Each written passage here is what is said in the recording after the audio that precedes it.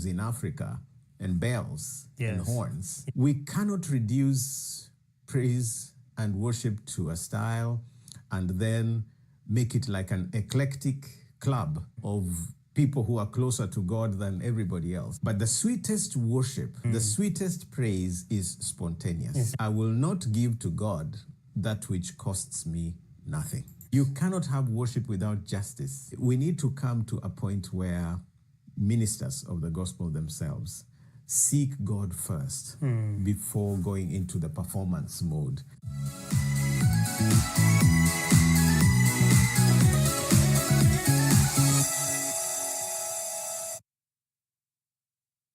Hi friends and family, welcome to Msafiri Podcast. Today we are joined with us by a special guest. Our special guest of today is a teacher, is a Bible scholar, a musician, a worship leader, but also he is a justice advocate, specifically from Kenya.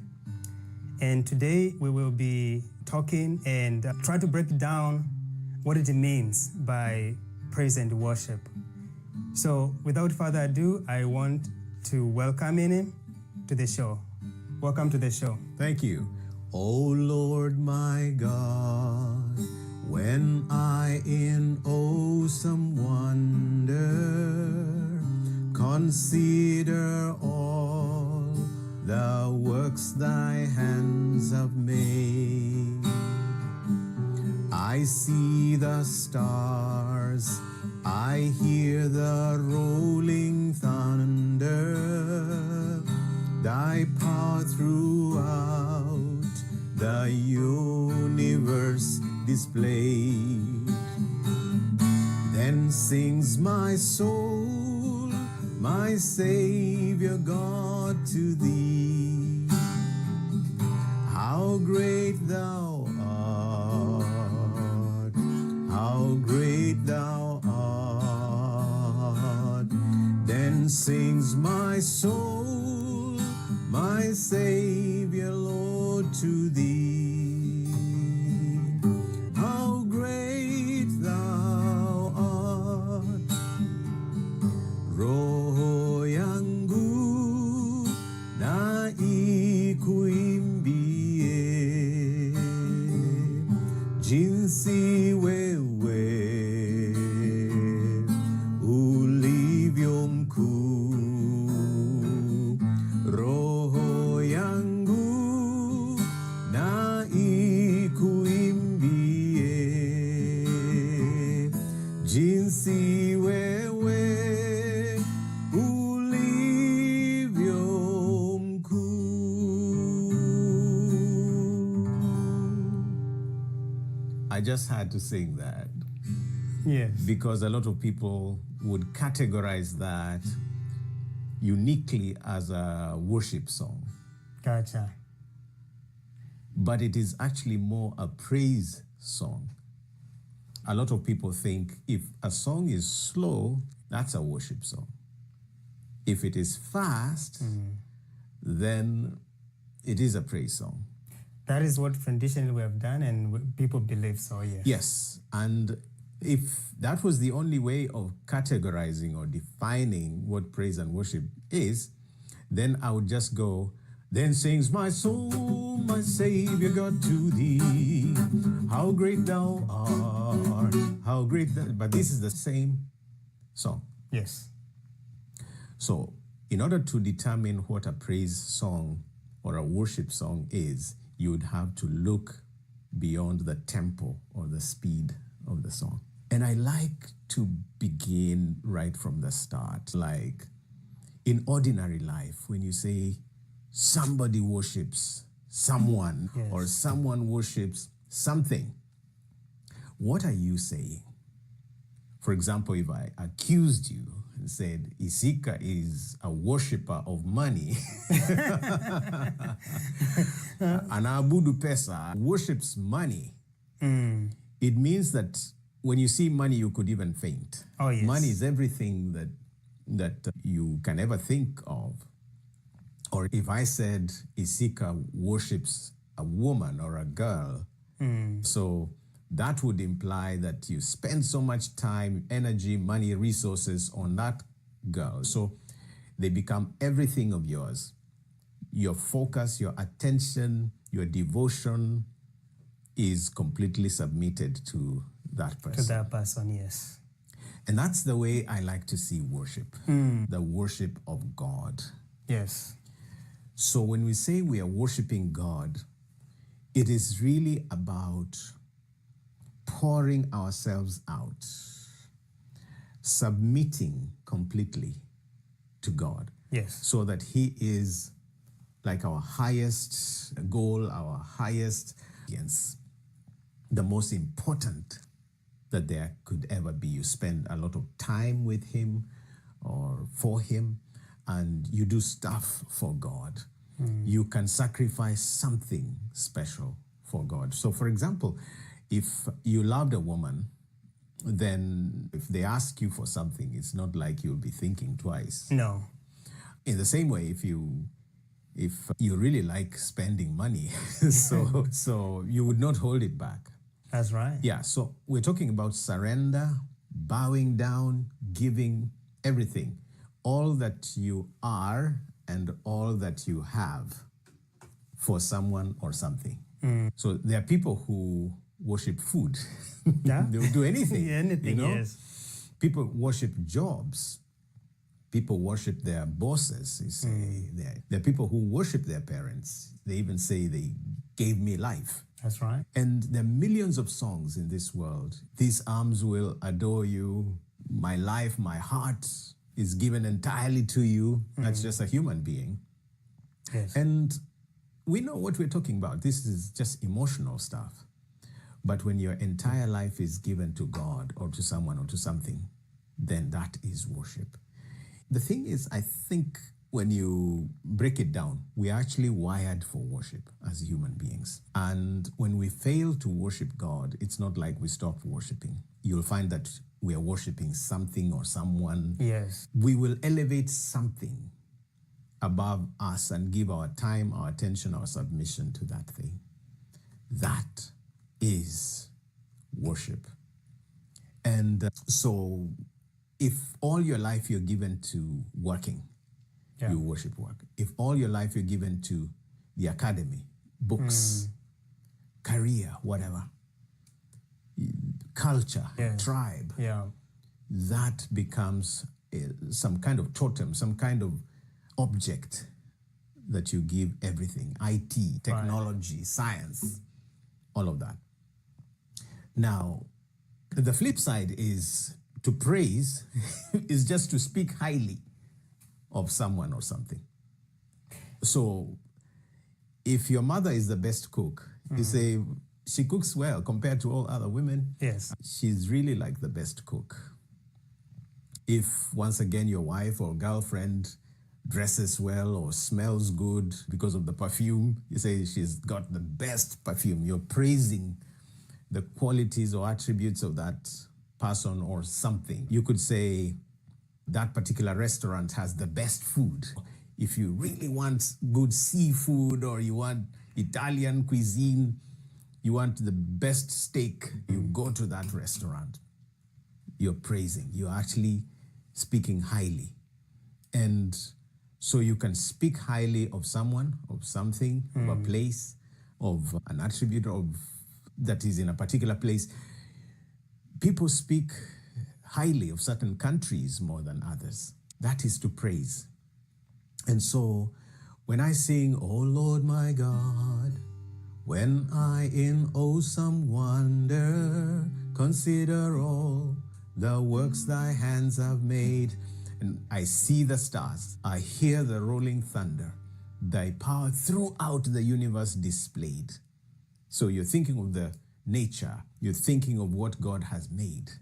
I'm sure America is such a powerful nation, but when it comes to thunderstorms and tornadoes and hurricanes and so on, America bows down. And if you read the Psalms, for example, I think it's Psalm 29, The voice of the Lord thunders, pulls down the cedars of Lebanon, big trees like migumo trees. Yes. So that's the voice of the Lord. Is over the waters. If you think of the grandeur of the universe, those huge waves, the things that bring down airplanes and ships in the high seas, the works of God in nature. And you can even look at things like bacteria. People fear bees. People fear things that cause decomposition. Yes. Yeah. So you look at the power of God and you begin to speak about his attributes. You say, he is so great. He is so wise. He is powerful. Oh, he is so loving. Oh, he is just. God is so just compared to human judges. God cannot miscarry justice. So you're speaking highly of the attributes of God. He alone is holy. He alone is worthy. You're saying the things that are unique to God. That is praising God. That's praising, yes. So it has nothing to do with the tempo or the speed of a song or how fast or slow you sing it. And by the way, you can have spoken worship and you can also have spoken praise.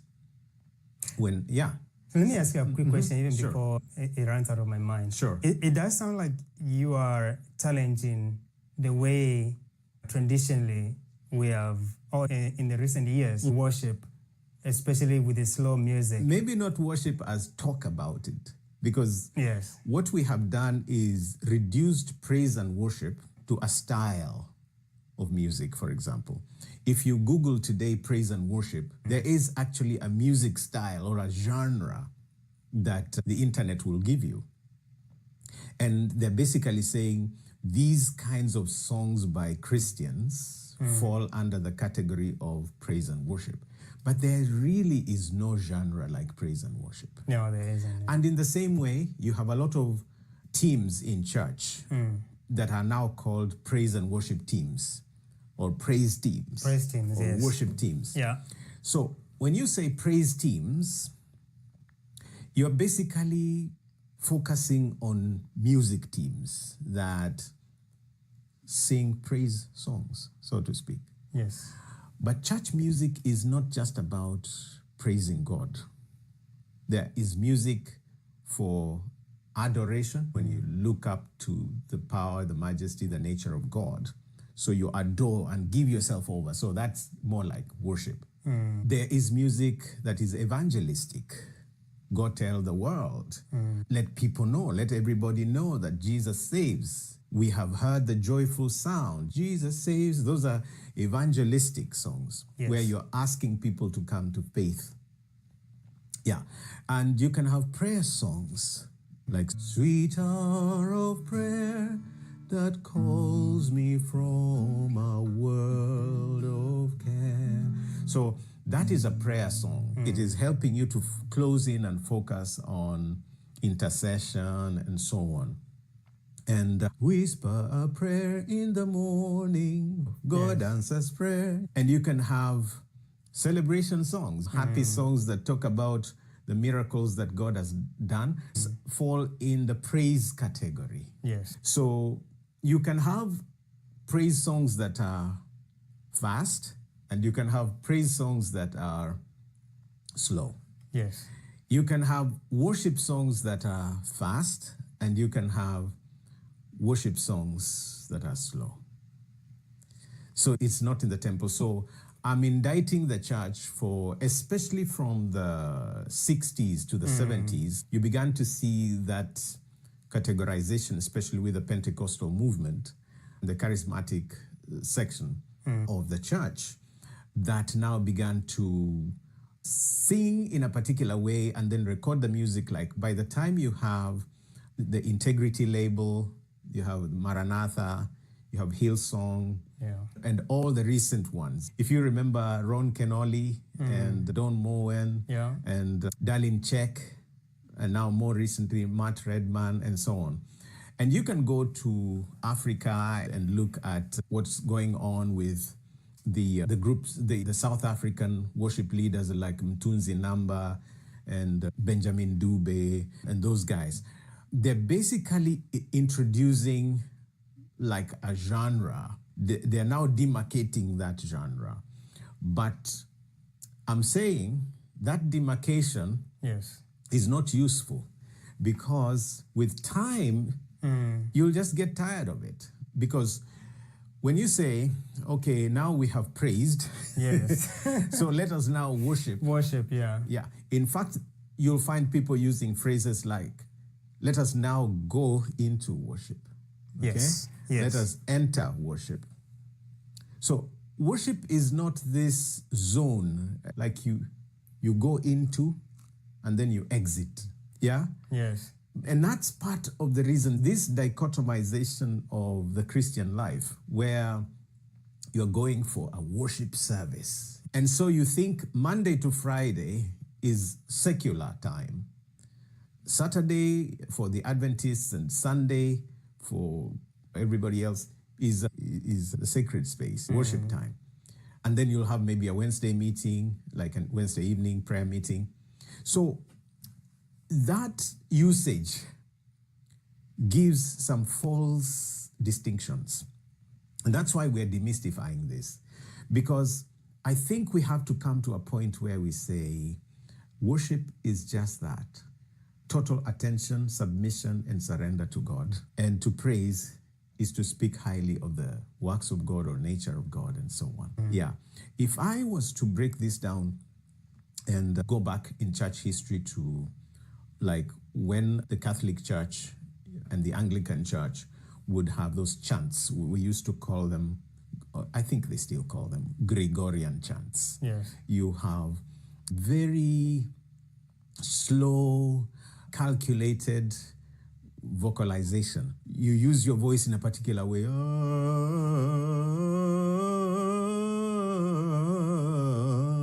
And if you listen to Muslims chanting their prayers and so on, it's pretty Gregorian, I think, in some sense, where you use your voice, not necessarily to sing the kind of songs we sing now, but you use it as a meditative tool to close in on God. And so there is really no specialization per se, although you'll find that the priest or the musician of the church will do that. And you will push all the way to the use of pipe organs and pianos and so on to give a particular ambience. In the West, they would even use those like harpsichords and so on. That would give a particular mood.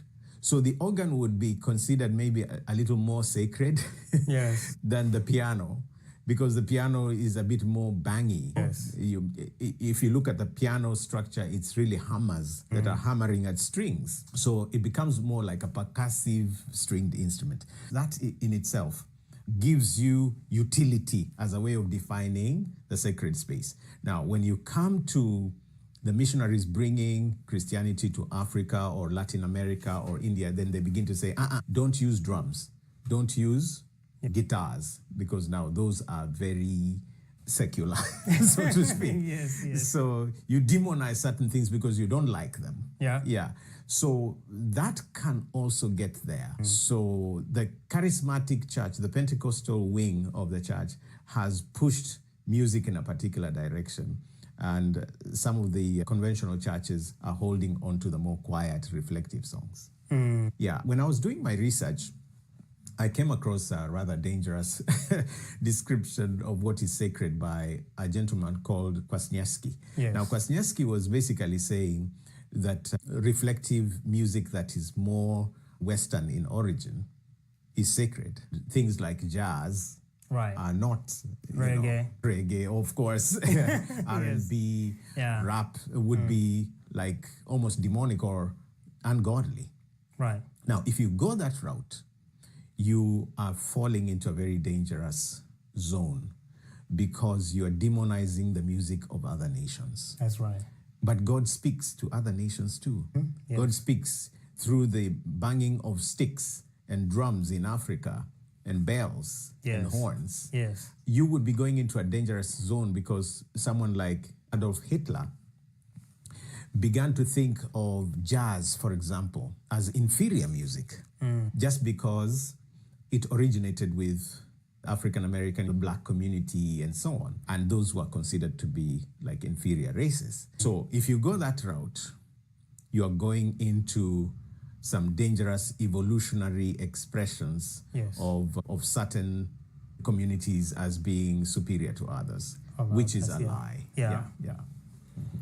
So just something I had thought about is even using the word praise and worship. And when in a lot of churches, you mentioned that they will even say, now we just praise, now we'll switch into worship. Yeah. And I was just wondering, is it like, even though people may not necessarily, maybe it's just like people have had to find like terms that will tell people, okay, you define what worship is and you define what praise is. So maybe people had to find like maybe simple terms that they can use just for the purpose of directing people on what to do. Yeah, I think the relationship is coincidental because a lot of the praise songs have got to do with feeling nice, feel good about God. So how do you express yourself when you're happy?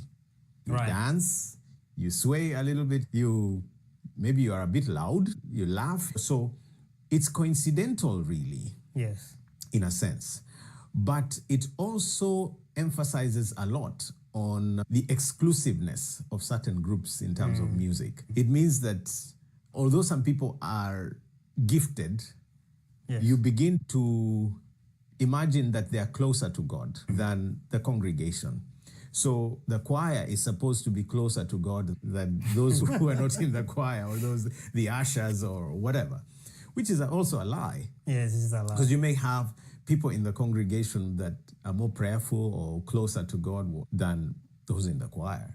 But I gotta have to tell you that a lot of times actually, at least since I also, majority of my life since high school, I've been in the praise and the worship team. Oh, okay. And a lot of times actually, people in the congregation, a lot of times they see the praise and the worship as, quote unquote, closer to God than actually a lot of times than the praise and worship team members themselves. In the late 90s, my brother-in-law called Steve Minor, now he's a bishop in New Zealand, called me to help him with a church planting in one of the suburbs of Nairobi called Embakasi. And we had this kind of discussion because I was helping with the music ministry. And I proposed that we should just call it a music team. Yes. Yeah. Because what they're doing is music, just like ushers are dealing with helping people get settled in church and so on. Then you have those who are doing administrative ministry. So when you say praise and worship team, you're basically saying they are the only ones that have the distinct relationship of engaging God. And so I see what you're saying. Yes, which is untrue. Yeah. Okay. Yeah. It is untrue. And never mind that they will recruit from the congregation people who are skilled or have certain talents to come and join the worship team. So what does that mean? It means that within the congregation that they are recruiting from, there are people who are good at music that are not in that music team. Yes. And there will be more and more. So you cannot say, therefore, that those who sing are closer to God than those who preach or That's right. or those who sweep the floors. Yes. So that you don't get sick in church. Yeah. Those who teach the children. Whether they sing with the children or play with the children is a different thing.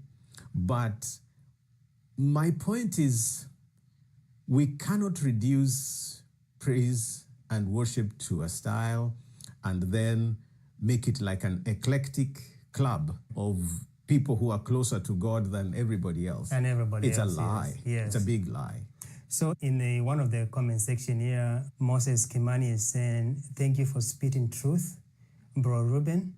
Let's ditch. You're welcome, Moses. Yeah, let's ditch the dichotomy. Yeah. And then he continued to say, since all we do at the gathering is worship, I prefer to speak of praise and adoration or simply music. Yeah. So this is a music team. And I think he's right. Just like you have a construction team, just like you have the food team. Yes. And the church youth team, youth outreach team, all those are critical. But let me escalate this to another level where in most cases, music ministry is treated like a performance. And a performance Yes. is really theater. You act. Yes. So let's go and act. Yeah. Yeah. Let's go and act happy. Let's go and act close to God. So how do we show everybody that we are really serious with God? We cry or bow or raise hands Yes. Yeah. or roll on the floor or run around or jump up and down. And sooner or later, you are insisting that if you don't do those things, then you are not worshiping. So people have reduced the experience of worship to emotions. And sometimes these emotions are whipped up. You produce them in people. But it's possible, though, to genuinely still be emotional, but you are really Absolutely. connected. So here's the difference. You can perform emotion. You can perform piety or perform reverence, or you can actually be reverent. Yeah. And this is very unique to teams that lead music in church. They force people to do things that the people actually don't want to do or are not thinking about. Yeah. So let's all stand. Kila mtu ruka, ruka, ruka, ruka, jump, jump. Yes. If you are this or that. But now, see the difference where you are not telling people to do that. Yes. And people do it spontaneously. It is so beautiful. It's beautiful, yes. So that you're not telling people, everybody kneel down. Right. Yeah. But the presence of God can so move in a song or in a sermon that people spontaneously respond. And it's anybody, it's not just the music team, it's also the congregation. And or you'll find that because the Lord is moving in a particular way, someone will cry, shed tears. But you cannot force people like, why are you sitting down? Everybody rise up or sing louder. Or, didn't you have breakfast? So once you begin to pump people to do certain things, you are forcing them into performance, theatrics. I agree, yeah. But the sweetest worship, the sweetest praise is spontaneous. It's spontaneous, yeah. Where someone does it by themselves. One time, we were singing, all my life you have been faithful. And I don't want to sing that so you don't run into copyright if you sing it long enough. Yeah. But when you connect the lyrics of a song to your personal experience, wow. Yes. Lord, this is what it was. So it grips you and you respond spontaneously. Totally is. Yeah. So that is part of the sweetest experience of worship. Wow. Because it's not whipped up. It's not, yes. Yeah, you're not manufacturing, you're not forcing people. Say a woman is not feeling well, maybe she's pregnant. Yes. And you want that woman to jump up and down. It's not possible. Yeah, yeah. And so if you arrive at the woman with comments like, why aren't you happy today? Are you sick? Yes. She may be sick. Yeah. Yeah. So it's not, it's nice to do corporate things. Yes. But I don't think it's wise to force people to worship. There are people who are naturally high energy people. And I know one of my friends, when he starts to worship, lead like praise. Yeah. He's very active and he has that, I don't know what to call it. If it's like charisma. Yeah. That he actually is able to make people feel free to move. There are people who are just charismatic, we call them. Yes. Because they're infectious. Just in music. Yes. Some people will walk into the room and all of you will just start smiling or laughing. I agree. That my friend is like that. All yes. right. So is that a sign that they're the greatest worshipers? No, they have a gift. And in a sense, maybe they're using that gift to make people happy, etc. But my friend, what's going on? If you measured worship or praise versus charisma or against charisma, what would happen is that people would then begin to manufacture it. And I have taught on this before, Yes. where you find young people especially trying to mimic their older counterparts who are very charismatic. And not just young people, by the way. I think I'm being unfair to the young people. There are even older people that mimic others. Yes. They copy. Oh, I want to really jump like that guy or that lady. So they go into substance abuse. Yeah. So you have some people injecting themselves with something in their veins before a performance or before a worship service. Or drinking something so that they are, especially if you go back to Africa in what we call keshas, overnight vigils or prayer meetings, you find someone steps out and goes and drinks something or injects themselves with something. People go to that extreme. Oh yeah, absolutely. They get a high. Wow. And so you think it's the Holy Spirit. No, it's drugs. It's drugs. And I have a counselor friend who is a worship team minister called Dr. Florence Ambayo. We do a lot of music and ministry together. She can testify of this. Wow. Because she's a counselor. She counsels these people. Yes, they can, Yeah. So you don't need to do that. Just be yourself. Be yourself, yeah. Be yourself. And meet God where you are. Don't manufacture feelings. Let the feelings that, come. Yeah, no need of forcing it. Absolutely. I didn't know people, and did not know the praise and worship team, or now what, probably going on from here, probably even should change our name of our praise and worship to like it's just a music team. Music team, yeah, yes. or choir. Yeah, or choir. Why are we so afraid to call it a choir? So talking about charisma, someone like David got so excited one time, he danced until his tunic fell off. It's not like he became naked. No. It's like that overall, kasok or something, ilimtoka. Because it's heavy. The king dresses heavy, of course, yeah? But that is charisma for you. Yes. But you cannot become a David. No. There's some people who are quiet. There are people who are reflective. There are people who are vibrant. But we can't use that to gauge how holy you are or how righteous you are. No.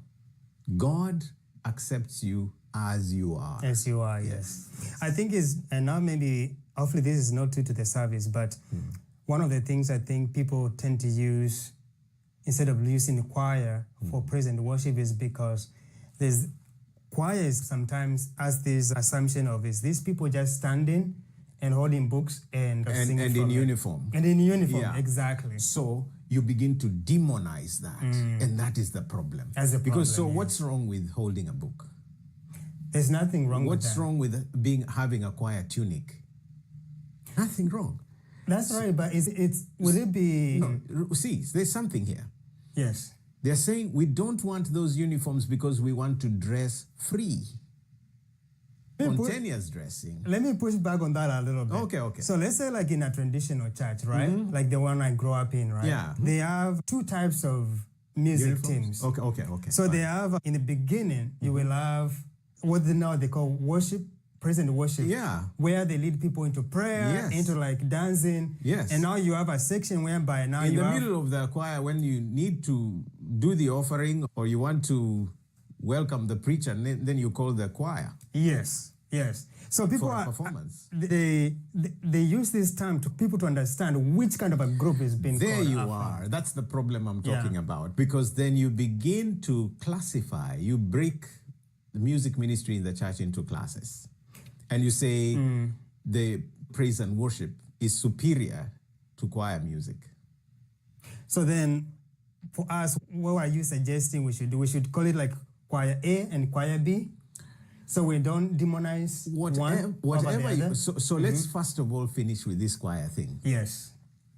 Because it's assumed that if it's a choir, it's old, antiquated, boring, useless for old people. Then you go to New York and you find what we call the Brooklyn Tabernacle Choir. Yes. Have you watched those guys? Yes. Are they all old and tired people? No. it's a mix. Some people have been singing for years there. Yes. Some are young, late teenage, in 20s, Gen Zs, just loving the Lord with their music. So do you say, why are you singing in the choir? That's for old people. So what do we do with those singing in the Brooklyn Tabernacle Choir and swaying a bit and dancing? What? It's a cultural thing we are dealing with there.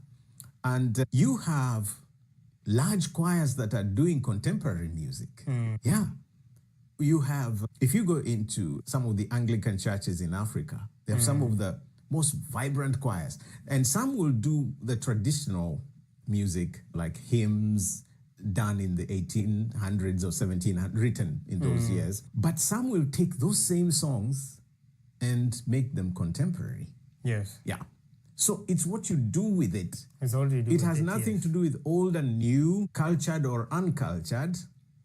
And if you have more young people, of course, they want a little more lively music. Yes. So give it to them. Yeah. Yeah.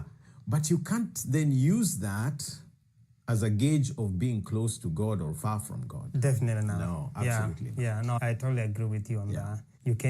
That cannot be used as a measurement for how close you are to God. No. No, yeah. And these are radical things. Yes.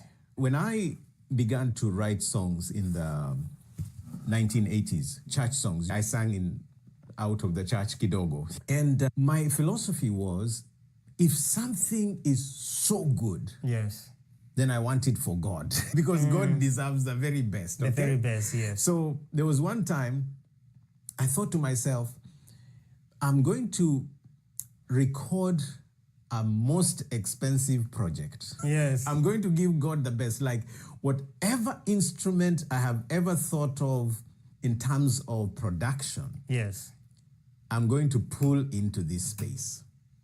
Because I want to give God the best. The very best. And that attitude has shaped the way I arrange my music and so on. It may be a simple song, but I want to give it my very best. Yes. So I go to the best studio. By God's grace, I ended up putting up a fairly expensive studio. Not because I want to compete with other people, but because my philosophy is, if it is for God, yes, then I want to use the best technology for Him.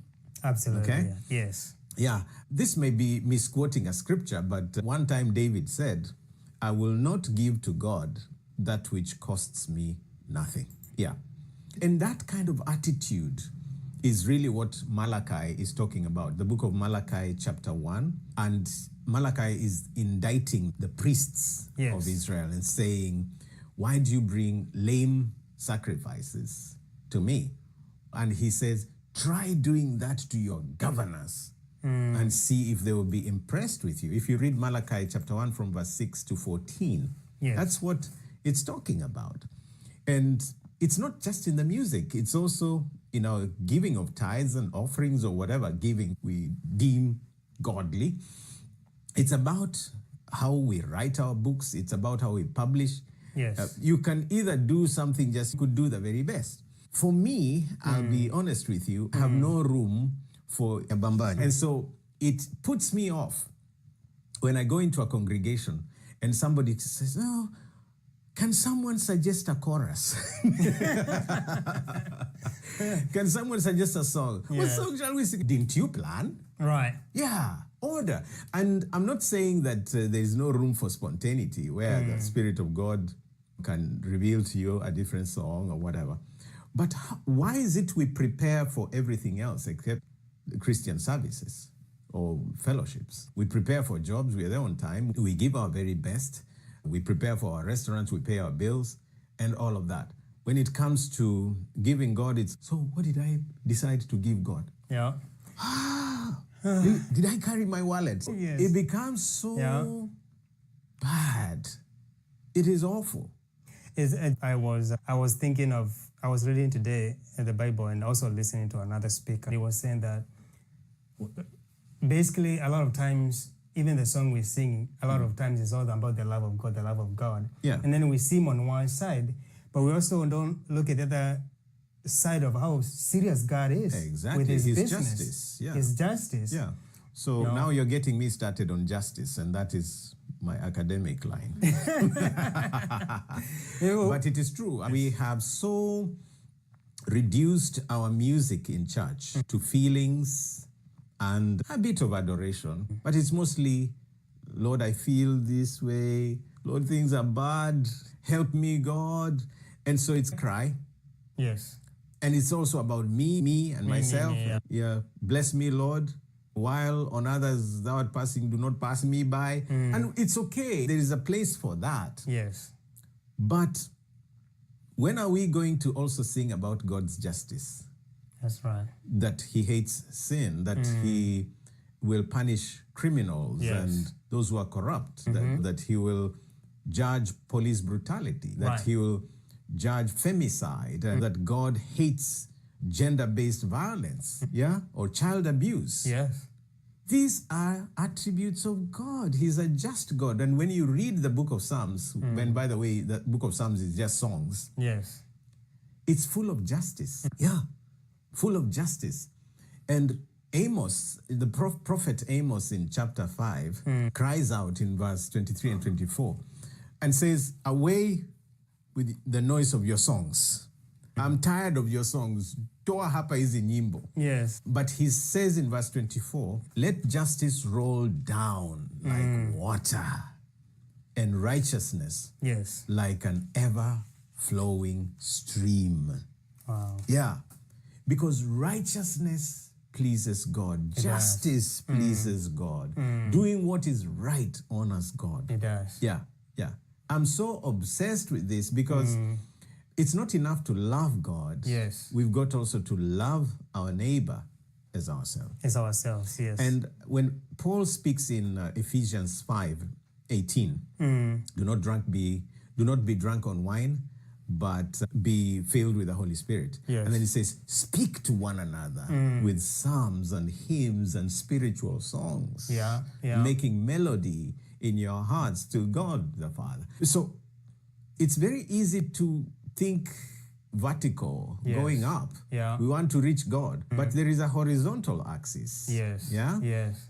Where I have to think of my neighbor. That is edification. To edify is to help someone be built, building up others. Yes. Yeah. No, I agree. We have to look at all attributes of God, and because it's important not just to lean on one side alone. It's not, Maybe we would be better worshipers, better maybe followers of Christ if we did that. Because things like maybe part of it is because maybe a lot of the ministers, they don't want to chase people away. If let's say there is something like in 2 Kings 21 and verse 12, there's a background story here because people went against God. In 12 it says, therefore, this is what the Lord, the God of Israel says. I am going to bring such disaster on Jerusalem and Judah that the ears of everyone who hears of it will tingle. Yeah. So now it's possible people don't want to feel condemned. And that's what the prophet Amos was talking about. Yes. But there's even a more serious passage. If you dare indulge me. Yes. If you could read from Isaiah chapter 1, the very first chapter of Isaiah, and maybe you can pick it from around verse 12, because God opens that chapter by even saying an ox knows its owner, but Israel, Isaiah 1 from verse 12 onwards. It says, when you come to appear before me, who has asked this of you, this trampling of my courts? Stop bringing meaningless offerings. Yeah. Your incense is detestable to me. New moons, Sabbath, and convocations, I cannot bear your worthless assemblies. Can you imagine God saying that? Worthless assemblies? Assemblies, yes. Useless gatherings? Yeah. My goodness. Keep going. Your new moon feasts and your appointed festivals, I hate with all my being. Can you just picture God saying that? Yeah. That these services, these fellowships, yes, I hate them. Yeah. You would think God loves every one of them. Right. No, keep going. They have become a burden to me. Oh my. I am weary of bearing them. When you spread out your hands in prayer, I hide my eyes from you. Can you picture that? Keep going. Even when you offer many prayer, I am not listening. Your hands are full of blood. Did you hear that? Yes. So that's the problem. Yeah. Your hands are full of blood. Blood and noise, shedding innocent blood. Keep going. Wash and make yourselves clean. Yes. Take your evil deeds out of my sight. Stop doing wrong. Learn to do right. Seek justice. Did you hear that? Yes. Yeah. Seek justice. Seek justice. Defend the oppressed. Take up the cause of the fatherless. Plead the case of the widow. Come now, let us settle the matter, says the Lord. Though your sins are like scarlet, they shall be as though they are red as crimson. Yeah, they shall be like They shall wool. be like wool. Did you ever think of that passage as being connected to worship? You see, everyone is connecting that to repentance of other sins, but this is in the context of worship. Of worship, yes. You cannot have worship without justice or without righteousness, without doing what's right. Yes. So you'd have to deal with your heart, yes. So this it has to be start from a very personal point. Yes, absolutely. Wow. Absolutely. Wow. Absolutely. This is really a challenge for all people. Yeah, it's a challenge for me. I don't share these things just because I'm a teacher and you guys get to know these things. No. Yes. This is for me as well. I have to examine myself. Yes. And the Bible has that constant reminder that don't tell other people to do what you yourself are not willing to do. Yes. And that's actually the problem of leadership, not just in Africa, but also all over the world. People want to dictate on others what to do and how to do stuff, but they're not willing to walk that road. That's right. Yeah. We've been going on for, I think we are close to an hour. I don't know if you want We to could go on another time, but thank you so much for having me on the discussion today. Is there any final words you would like to say before we close? Just two things. So first of all, this is not to indict anybody or to condemn people, but I think it's a learning opportunity for ministers of the church, whether you are in the worship ministry or you are in the teaching ministry. Let's examine this praise and worship thing and apply it appropriately. Redefine it for yourself. You may have even a different way of calling it. And let us stop imagining that the congregation is far from God and so disqualified from worshiping just because people are in the worship team. The second thing is, I would say, I think we need to come to a point where ministers of the gospel themselves seek God first before going into the performance mode. Yes. So if you're not worshiping at home, the only time you wait to worship is at church. So at home, you're busy quarreling your husband or quarreling your wife, fighting with your children, and then you step into church and all of a sudden you become righteous. Yeah. And you leave church again and you're back to that. So that dichotomization is something I think we need to deal with. Jesus put it, if you go to offer something to God and then you remember that there's something against your neighbor, go and deal with that first. Wow. Yeah, I think let's introspect more. Yes. So that we don't end up offering useless sacrifices. But there's something that is difficult to explain that I would like to close with. Yes. If you spent, let's say, 15 years doing the same thing. Yes. And until it bores you. Yeah? Yes. What would you do next?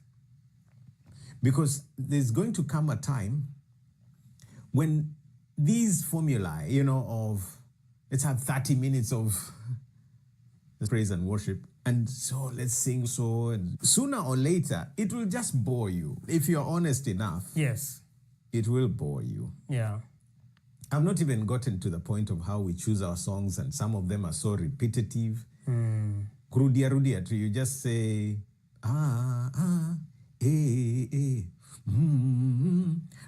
and you even go to things like makofia juu, makofia chini, makofia kando, all of that. And into simplistic presentations like, I hope I'm not misunderstood here. juu, chini, upande, upande. So the gestures take over. Yes. And you have the fun, the dancing, and all of that. But what have you actually just said? Yes, Romans 11 will come, or the depth of the love of God, and so on and so forth. But can't you quote the whole scripture? Yes. If you're going to sing the same thing for 15 minutes, why not just put more content into it? Yes. But you sing something over and mpaka unasikia kichwa kina ring. And then you're sweating, you're dancing over just one line. No, bwana. No, yeah. So over time, people will just get tired. Sick. Yes. And stop coming to church, or just another Christian song. Yeah. So let's also look into the content of what we sing. And let's stop being lazy. Let's write songs. Repetition is good, but it has a purpose. And we can talk about that in future. In the future, yeah. Maybe more fitted for children, where memory or remembering things quickly, short lines. And there is room even for adults doing repetition. But sometimes we overdo it. Yeah. So let's do what we can to honor God with what we have. And there's a lot to talk about, but that's about all I can say for today. Yeah, thank you so much. I think with even the short time that we have been able to quite, at least for me, I've learned a lot. And I'm hoping that, in the future, even we'll have more time, even if we do it online and talk about these things a little bit more and teach us more, because you carry a huge wealth of knowledge. And a lot of things that we do just because the tradition of we have learned from previous No, it's just people. a journey. Some of the things because I've experienced and I've done them. Yeah. So I'm able to explain as an insider. Yeah. So I'm not saying this because I want everybody to do and I'm not interested in doing. These are out of self-examination and reading, a bit of thinking through. Yeah, and it's important because we have to learn from each other and grow. Because the journey you're going to be going, we have to work together. Absolutely. Yes. Absolutely. Thank you so much, Brother Ruben Kigame, for joining us for this episode. It was nice being here. Yes, and teaching us more about the things to do with praise and worship, as we have called it. We have been calling it. And thank you so much. You're welcome. And the last thank you I wanted to give is for the people who actually this week subscribes to our channel. All right. We had more than 500 people subscribe really? in 1 week. Yes. Wow. So that is Msafiri?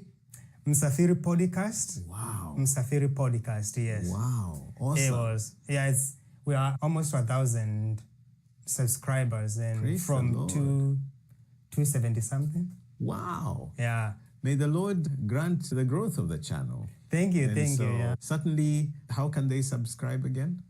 Yes, you can go to YouTube and search for Msafiri Podcast, and it comes up right away. It has a logo with Africa in the background. And also the same in TikTok is Msafiri Podcast. Wonderful. And so is in Instagram. Yep. And you tell people about this channel too, Ruben Kigame Official. We are glad that you could tune in. Thank you. Yes, thank you for people who joined online and for the comments. We appreciate it. So also subscribe to Mr. Ruben's YouTube channel, as he has mentioned. And let's continue to grow together. Thank you. Be blessed. Be blessed.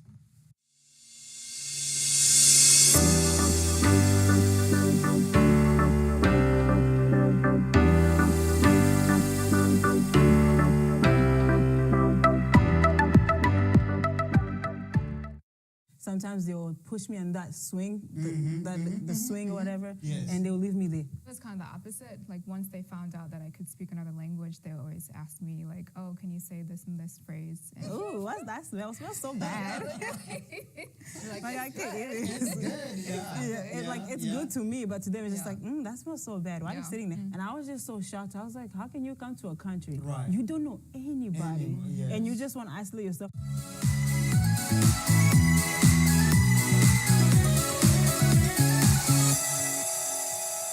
Right. You guys are ready? As early as we could be. Well, I want to appreciate you guys for coming, even last minute, and just coming and sharing your stories. So grateful. I'm just appreciating you being here. Feel comfortable, and let's let's educate our brothers and sisters from home, so that when they come here, and they can have at least an idea what America is or living here is like. Yeah. And so I will start off by giving you guys an opportunity to introduce yourself. You can say where your names, where you are from, and you can say also where you went to school, like for the area that we are mostly focusing on. Okay. Yeah. Okay. Let's start from Me? Salia, yes. Okay. My name is Salia. I'm from Congo, but I was born. It's okay. I'm from Congo. Yes. And right now I live in Grand Rapids, Michigan, and I go to GVSU my senior year at Grand Valley State University. Great. And then when you came to America, at what level did you start? Oh yeah, when I came to the U.S., I started in the 4th grade, so elementary school. Wow, Yeah. yes. Awesome. What about you? Introduce yourself and say. Yeah. My name is Michaela. I'm from Burkina Faso. I grew up in the U.S. most of my life. And in middle school and high school, part of it was done in Illinois because my parents used to live there. Yes. And so we moved to Michigan halfway through my middle school. So I finished middle school and high school in Jackson, Michigan. Nice. Yeah, for me, I came straight from Kenya to college. So it's a whole different experience for somebody coming in as a college student versus somebody maybe studying from a different, maybe a lower level. Yeah.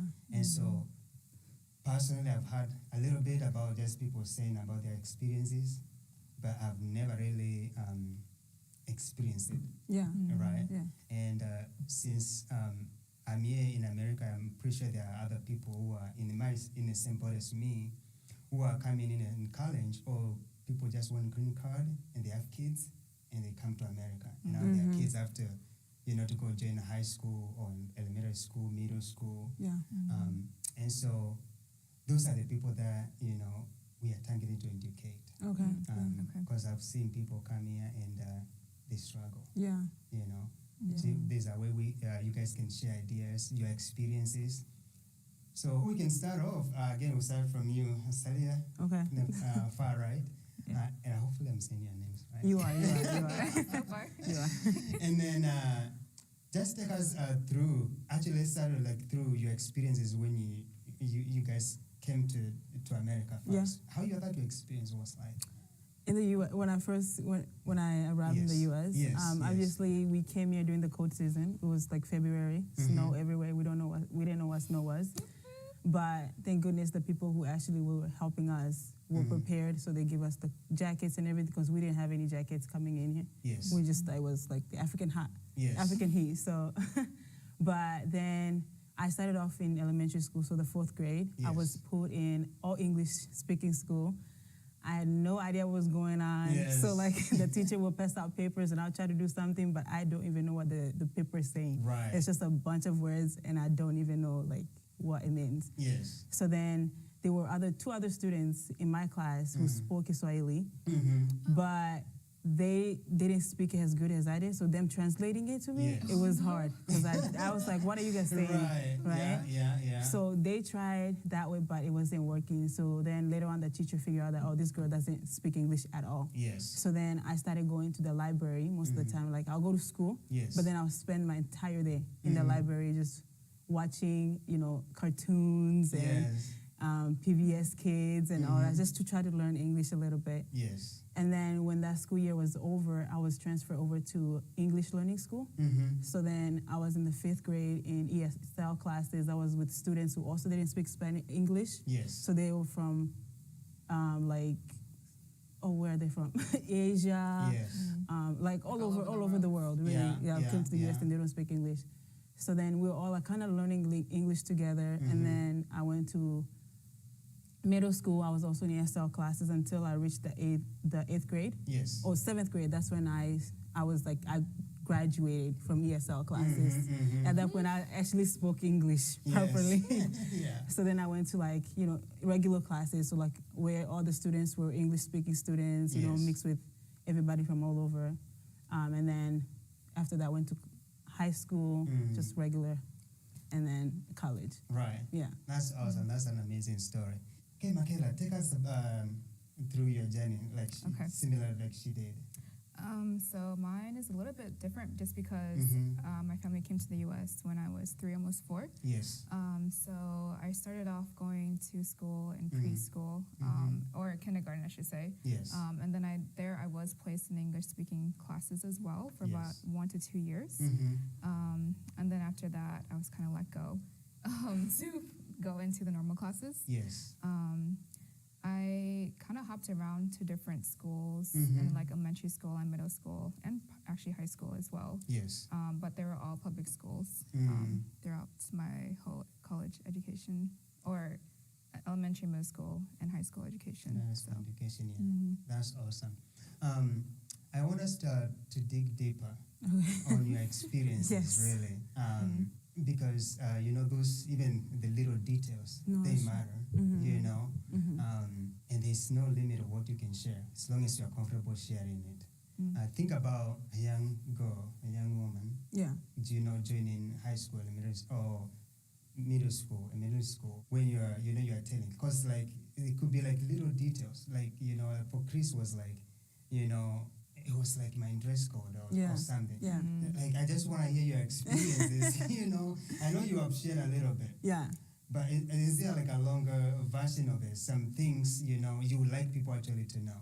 Yes. Okay. So this is a bit funny. Yes. I don't know. I think it's funny. Yeah. So when I was like in that school, English speaking school, they were friends. They were like African American friends. Yes. They knew I didn't speak English, and my African friends at the time were just. I think they got bored of me or something, so they were just doing their own thing, and then they would leave me alone. Because like I didn't speak English, and they didn't know how to talk to me. Because they didn't speak Swahili either. So during recess, like I'll go out. Like it's recess time, we'll go out, and these African American students will come to me and start telling me to say things. They'll start telling me to say certain things. No, not in my language, in English. They'll tell me certain things in English to say. And at the time, I didn't know what it was. So they'll tell me to say it, I'll say it, and they'll laugh. And I was like, oh, we're all friends. We're just laughing. Right. Then later on, I found out they would actually tell me to say bad words. So the entire time during recess, I thought they were my friends. So the only time they ever spoke to me was only to ask me to say something, and my accent was still so big back then. So the way I pronounced certain things was really, really funny to them. Yeah. But yeah, it just went on. With the accent, I came here with that thick accent. I'm still struggling with it. And, but it's true. Like an accent is a thing, and I can see kids, taking advantage of that, of even not speaking English and trying to make fun of it. Now, are these like just girls, or was girls a boy, or it was boys, or it was both? It was both. It was both, because they were like in a clique. There was like a little clique, like a group of friends would just go, oh, she doesn't speak English. Let's go talk to her. Let's go tell her to do certain things. And, even during recess too, sometimes they will push me on that swing, the swing or whatever, and they'll leave me there. And they'll go back. And I'm just like, there was one time I was on that, the wheel, like the swing with the two things, and there's a wheel, and then they'll spin me around. There was one time I almost threw up just because they left me there and then they just walked away. And I was like, oh, wow. At that time, I didn't even register. I was a kid. I thought we were all just having fun. Like, they're just doing this for fun. But now that I think back to it, I was like, this was actually kind of mean. But they were definitely taking advantage of it. Yeah, exactly. Right. It's amazing, like even at that age, like kids can still be like really mean. Yeah. Like you think like kids are innocent. Oh, yeah. But like, I think like especially now too, because I feel like when I first came to the US, this was a lot. Schools back then were a lot better than they are now. Yeah. So I feel like how so? Because okay, I'm just gonna say, how this gun thing is happening where kids are being shot at school. Back then it wasn't as big. Like in 2011, 2012, it wasn't that big. Like you didn't hear a lot of stories of kids, taking guns to school and shooting. Right. So over there we were a little safe, but now it's like you have to be careful how your students is dressed, how they speak to other students, because you never know what a child is going through at home. They might have something and then they come to school and do something outrageous, you know. That's true, yes. Yeah. And I feel like too, social media is making it a lot worse as Yes. well. Yeah. People are a lot more mean as a result of that. Yes. Because like back then I didn't have a phone. Yeah. I actually did not have a phone. phone, right? Yeah. No. No, literally from like elementary school, students will have phones in Yes. classrooms and Yeah. stuff like that. I'm like, why? Why? And I feel like that's why the retention levels are so low too for a lot of the students now, because they're growing up to this cell phone, social Right. media Yeah. ages, Yes. Exactly. where it's like, oh, I'm literally like you're in the 4th grade, you already know how to get it on YouTube. Right. There was a time where I had to beg my mom, my older like friends to be like, let me use your phone, Yes. and they would say no. And whenever I got on Facebook was when I went to the library pretending to study. Yes. Then I'll go on Facebook. Other than that, I didn't have a phone. I'll go home, do my studies, and then go to sleep or play outside.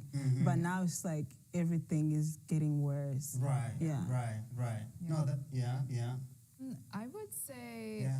when you were talking about how they didn't realize you spoke English and then they're like kind of making fun of you for Yeah. that. For me, it was kind of the opposite. Like once they found out that I could speak another language, they always asked me like, oh, can you say this and this phrase in French or Grima, which is languages I speak. Yes. So kind of drawing out, oh, you're different than us. Yes. Type of thing. And also, like, at lunchtime, I would bring, like, food from home that my mom made for us, and it was definitely not American food. Yes, So every yes, time I yeah. bring it, they'd be like, oh, what's this? And Yeah. they'd, like, make a remark about it. For the most part, they were nice, but every once in a while, I get, like, a weird look from my Right. peers Yeah. with that Yeah. sort of thing. I think it also depends on what school you went to. Yeah, So exactly. you said you went to a lot of public schools. Like, Like, all public schools. was it diverse? Ooh, not all of them. Okay. Like, my high school that I graduated from was. Yes. But for the most part, from elementary school through most of high school, it was dominantly white. Yeah.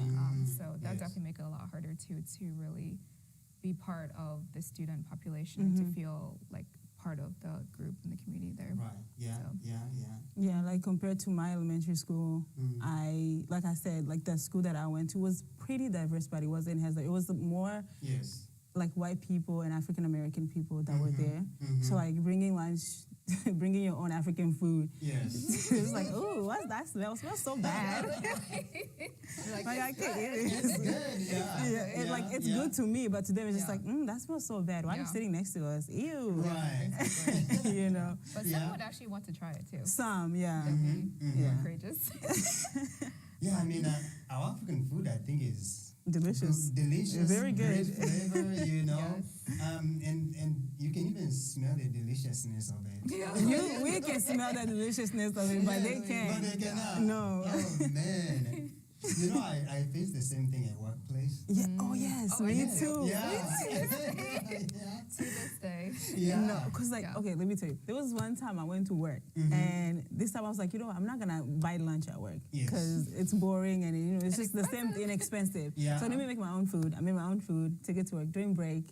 I'm warming up my food, and obviously it's African food. It Yes. has a lot of smell because we put a Yes. lot of flavor in our Yeah. food. And then these African American girls, by the way, I don't hate African American people because I keep referring to them. It's just that they're the ones who make the most comments about a lot of Yes, things. yes. They In have spoken. in my experience, at Yeah. least, yes. Yeah. So I'm warming up my food, and this girl comes into the break room, and she's like, "Oh, what's that smell? It smells so bad." And I was like, Oh no. to me, I was Yeah. like, it's whatever. Like, I'm so used to this. I don't Yeah. care. I'm hungry. I'm going to eat. I don't care what you say. If you have a Yeah. problem with it, go to another break room. That's not my problem. Yeah. So I ate, but like that really kind of, it hurt me a little bit. Because I Yes. was Yeah. like, food is food, you know? Yeah, You guys yeah. eat things that don't smell bad, but that smells bad, but I don't say anything. Exactly. Right. So Yeah. who are you to come and say, oh, my food smells bad? That's going to make me feel bad, you know? Exactly, And that's yes. going to make me not want to eat my food. Yeah. But yeah. when my man said, I still ate it. But yeah. That's true. Yeah. Yeah. Yeah, I've had in my experience working, it's like, I go to the microwave, you warm it, and somebody walks up and I'm like, what is that smelling? What is that you had? You know? And you can tell, Yeah. like, they are not necessarily impressed, Exactly. but it's like they are trying to make a point. It's like, I kind of don't like the smell. So subtle. It's the way they It's your say it face. too. Yeah, Yeah. exactly, yes. Yeah. Which is, it can be annoying, you know? But I love our African food. I love it. No, I'm not gonna lie. Like there are times where when I eat American food, my stomach is just, you probably shouldn't be eating this. Yes, Because I'm just like, I eat more African food than I do American. Yes. So like changing it every now and then just doesn't make me feel good. Exactly, yeah.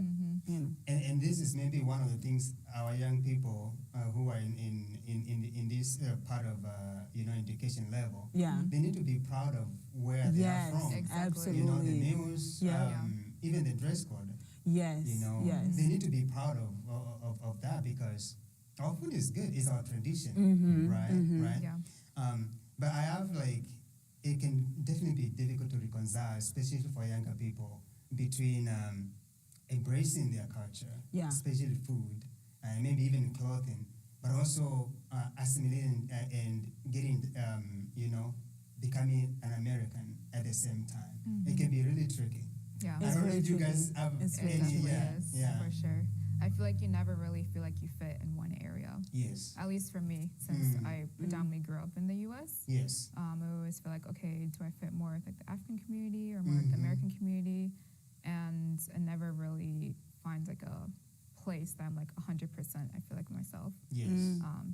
But yeah. And for me, it's like I just remember a story back in high school because like I love my African people. I'm not gonna lie. Like I love Africans. I love hanging out with Africans. I feel like when I'm with Africans, I'm 100% Salia. Yeah. You know. Yeah. Yeah. Whereas when I'm with American people, I'm just like, oh. Yeah. Okay. Oh my God, that's so cute. You assimilate. You know, I try to assimilate. Yeah.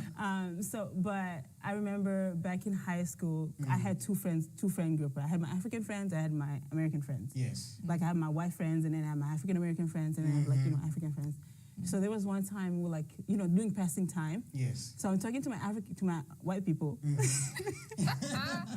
So I mean, I don't know what else to call them. Should I call them Wazungu? Yeah. I'm talking to Wazungu, right? And then my African friends are passing by. And when I was done talking to them, I was like, oh, guys, I'll see you guys later. Yes. So then I started working with my African friends, and they were like, oh, my God, Stella, you're an Oreo. And I was like, Oreo? What does that mean? He's like, oh, on the inside you're white, but on the outside you're black. Wow. And I was just like, like the entire year, my entire high school year, they were calling me an Oreo because whenever I had the chance, I would talk to different people. Yes. And I guess for them, it wasn't like that. And for me, I'm more like, I want to know everybody. Everybody, yes. You know, I don't care the color, I don't care the race, I don't care your background. I just want to know a little bit. I want to tap into everything. Exactly. But they're not like that. So I guess it just depends on who you are. And if you're like an open-minded person and you want to experience a lot of things, you're very, what's the word for it? You just want to know. You know, you're a curious person. Yes. Don't forget your culture, but at the same time, tap into different things because that's how you're gonna, acclimate and like really get to know this country a lot better than most people. Yeah, definitely don't stick with your little small circle. No. Like be adventurous and actually go out to talk to other people that are not necessarily like you. Yes. That's like something that I've always told my friends too. Like if, for example, if I really stayed, I love Africans because I know the next things that I say will make me seem like I don't like Africans, but I really do. Yes. The one thing that I've always told my sister, like my siblings and a lot of like the younger kids that are, just now realizing all the problems the crazy things in America, I'm just like, love your people, hang out with them, don't forget your culture and your background, but at the same time, learn how to step out of that so you can grow. In America, you really have to be with the Americans. Yes. I mean, they're not Americans, but like, They are the majority. But like, if you're really stuck in your little community, you're not gonna grow as much as you want to. Like, if you want these white-collar jobs, you want to have thousands of degrees and whatnot, you really need to step out a little bit. Go see what's happening there. Yes. See how you can come up, and then go back. Just back and forth. It's fine. And then bring other people with and then bring other people with you. Yes. Because I think in that sense, I really like that. Despite they call you Oreo. That's so funny. It's because like you are saying, like you go to this side, they can also this other side can see, these are actually these people are, because they could have their own stereotypes. Yes. And you move to this side, so you're bringing that balance and you're trying to make these connections. That start bringing people together. Yes. And the more I think people understand each other, the better it is for society. Exactly. Yes. Exactly. Yeah. So But so with your experiences, you know, when and I know for you, Michaela, maybe a little bit different because you started way When I was younger, pretty young. yeah, compared to Salia. But I still am curious. There is always that like period of transition, like when you begin and a place where you started getting, okay, now I'm comfortable. Like, how long did that take? Was it like 1 day, 3 years? Yikes. You go ahead. I feel like I talk too much already. You have a lot of good points though, which is good. I don't know. I felt it was harder for me because I switched schools a lot Yes. to really get used to the school environment. Yeah. I would say probably like the first few years, it's a lot easier the younger you are, that's for sure. And Yes. also if you're able to find your group, your community sooner as well, that make it a lot easier Yes. for you to really get adjusted with that environment. So I guess for me personally, probably 2-ish years, I would say, Okay. before I felt pretty comfortable. Yes. But I don't think I ever got to 100% like, oh, I'm very comfortable in Right. the school that I'm at. Right. Just because you're always meeting other people. Right. And there's always like obstacles that you're encountering as well too, that you're trying to navigate. Right. Right. But yeah, that's what I would say. Oh, so you mean like comfortable in school? Like the school setting or just in general? In general, like Okay. when now you feel like now you know what, I figured it out. I know how to navigate. You know, In a- either in friendships, it could be even like with your teachers. Yeah. You know, yeah. I don't think has people of Do you get to color that point? coming from another country, you try Yes. to like Yeah. merge into this one. I don't think you're ever comfortable. Yeah. That's true. Yeah. Because we're going back to the little kids who are coming from Africa, starting like elementary school for Yes. once, like me. It took me a while to learn English. Yeah. I mean, like I think it took me like 1 year just because I was young and I was hanging out with a lot of people that spoke English, so it was a lot easier. Whereas my mom, it took her a while Yes. because she was not hanging out with a lot of people, with a lot of Yes. Americans. She was always with her African friends. So, but then when you're in the school setting, you're moving from elementary school, you have your group of friends who you were, in school with the entire time. Yes. Then you go to high school, middle school. Yes. Now you're integrating with different people from different part of, the Elementary school. different Yes. elementary schools. Yeah. So then you have to become almost like a whole new person, you know. Yes, yes. And then you're in high school. You have different middle schools coming Right. into there. Yeah. And then when you go to college, then you're looking at like what college is best for me to go to get a Yes. certain degree, you know? Yes. So then you're like, oh, this is a PWI, where it's like mostly white people. Yes. Or you go to HBCU where there's a lot of like African Americans. Yeah. So as Africans, you're never You're comfortable. never comfortable. You're becoming a new person every step of the way, you know? And you just have to learn how to be like, okay, how can I integrate myself into this group to become Yes. the person that I really want to be? I feel like that's the thing for me, because I go to Grand Valley. Yes. It's mostly white people. Yes. You know, Yes. there are times in class where I'm the only black person, the only African, not African American, the only African from Africa. Yes. You know, so then I just have to know that I'm in this class for a reason. Yes. I'm here to get my degree. I'm going to ask this teacher is in this class to teach me things. And if Yes. I'm confused, I'll go to his office hours. And he is, by law, by policy, supposed to help me Yes. understand these Yes, things, yes. right? True. Yeah. And that's what I usually do, because I know that I'm there for a reason, to get my degree and leave. Yes. But then where you have other students who are there, they're like, oh my gosh, this teacher's not doing this. This school is mostly PWI. Like, I can do this, I can do this. I'm just like, you're here for a reason. Yeah. You know? Exactly. Yes. Focus on what you're here for, and then move on. Yes. And you make the connections that you need and move on. Yes. Because you're never gonna. It's not gonna. Yeah. Yes. No. Yeah. Even yeah. even in the workplace too, I you was are gonna say, never. You know. Workplace is like a whole nother beast. Exactly. After college and everything, because then you're trying to figure out like, okay, what do I do with my life? How do Yes. I navigate this in my everyday today life? And it gets So- worse and too. you can't like leave unless you decide to leave your job. Yes, This is yes. what it is going to be. Yeah. And it gets worse for Yes. like, for example, you came here to do your master's degree, right? To do actually undergrad. Undergrad. Oh, okay. Yes. So you come here doing your undergrad, and for those others that come here to do like their master's degree, Yes. you have a big accent.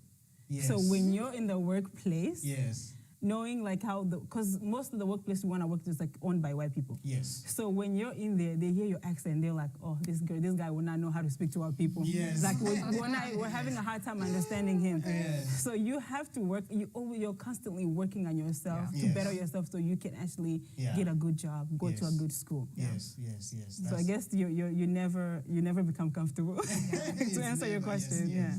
And also too, like the U.S. history with African American slavery, those type of things. That part too, yeah. Greatly You can speak on that. influences how they interact with Black people and other minorities here. Yes. And it's detrimental in a way to you as an African, because when they see you, they're already thinking of these stereotypes or viewpoints about you before you even say anything.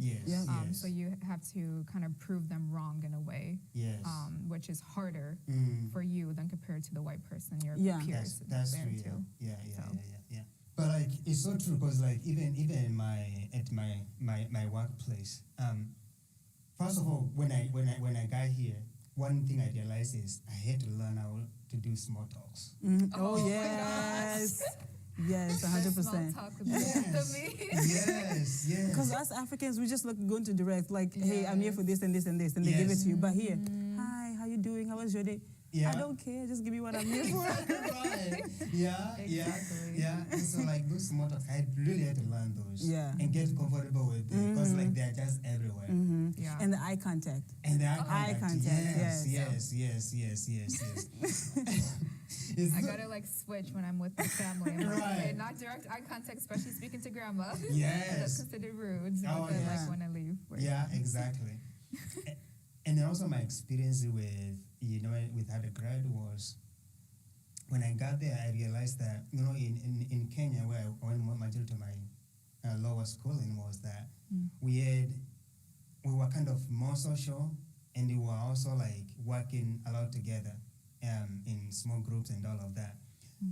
I think that still happens here, but what I realized is, especially my freshman year, either people came from the high school and they knew each other, and then a group of friends, and didn't want more friends. Yes. It felt that way. I don't know. It was just my experience, or you guys also have experienced similar things? Go ahead. For sure. I went to a college that I didn't know anyone. Yes. But I went to Calvin University, and a lot of people that go there come from different Christian schools in Grand Rapids. Yes. So as a result, especially from Grand Rapids Christian, I think it is, a lot of students come to her, and then they know a lot of people already when they go to college. Yeah. So I definitely felt that a lot. But I think it kind of depends. Yeah. I would say in general, though, people for sure stick with the people that they know. Yes. And then if you try to join them, they're not They're as just like, receptive. Right. Yeah, that's true. Especially when you don't look like them. Yes. It makes it a lot harder. Yes. For sure. Yes. For me, I mean, I don't.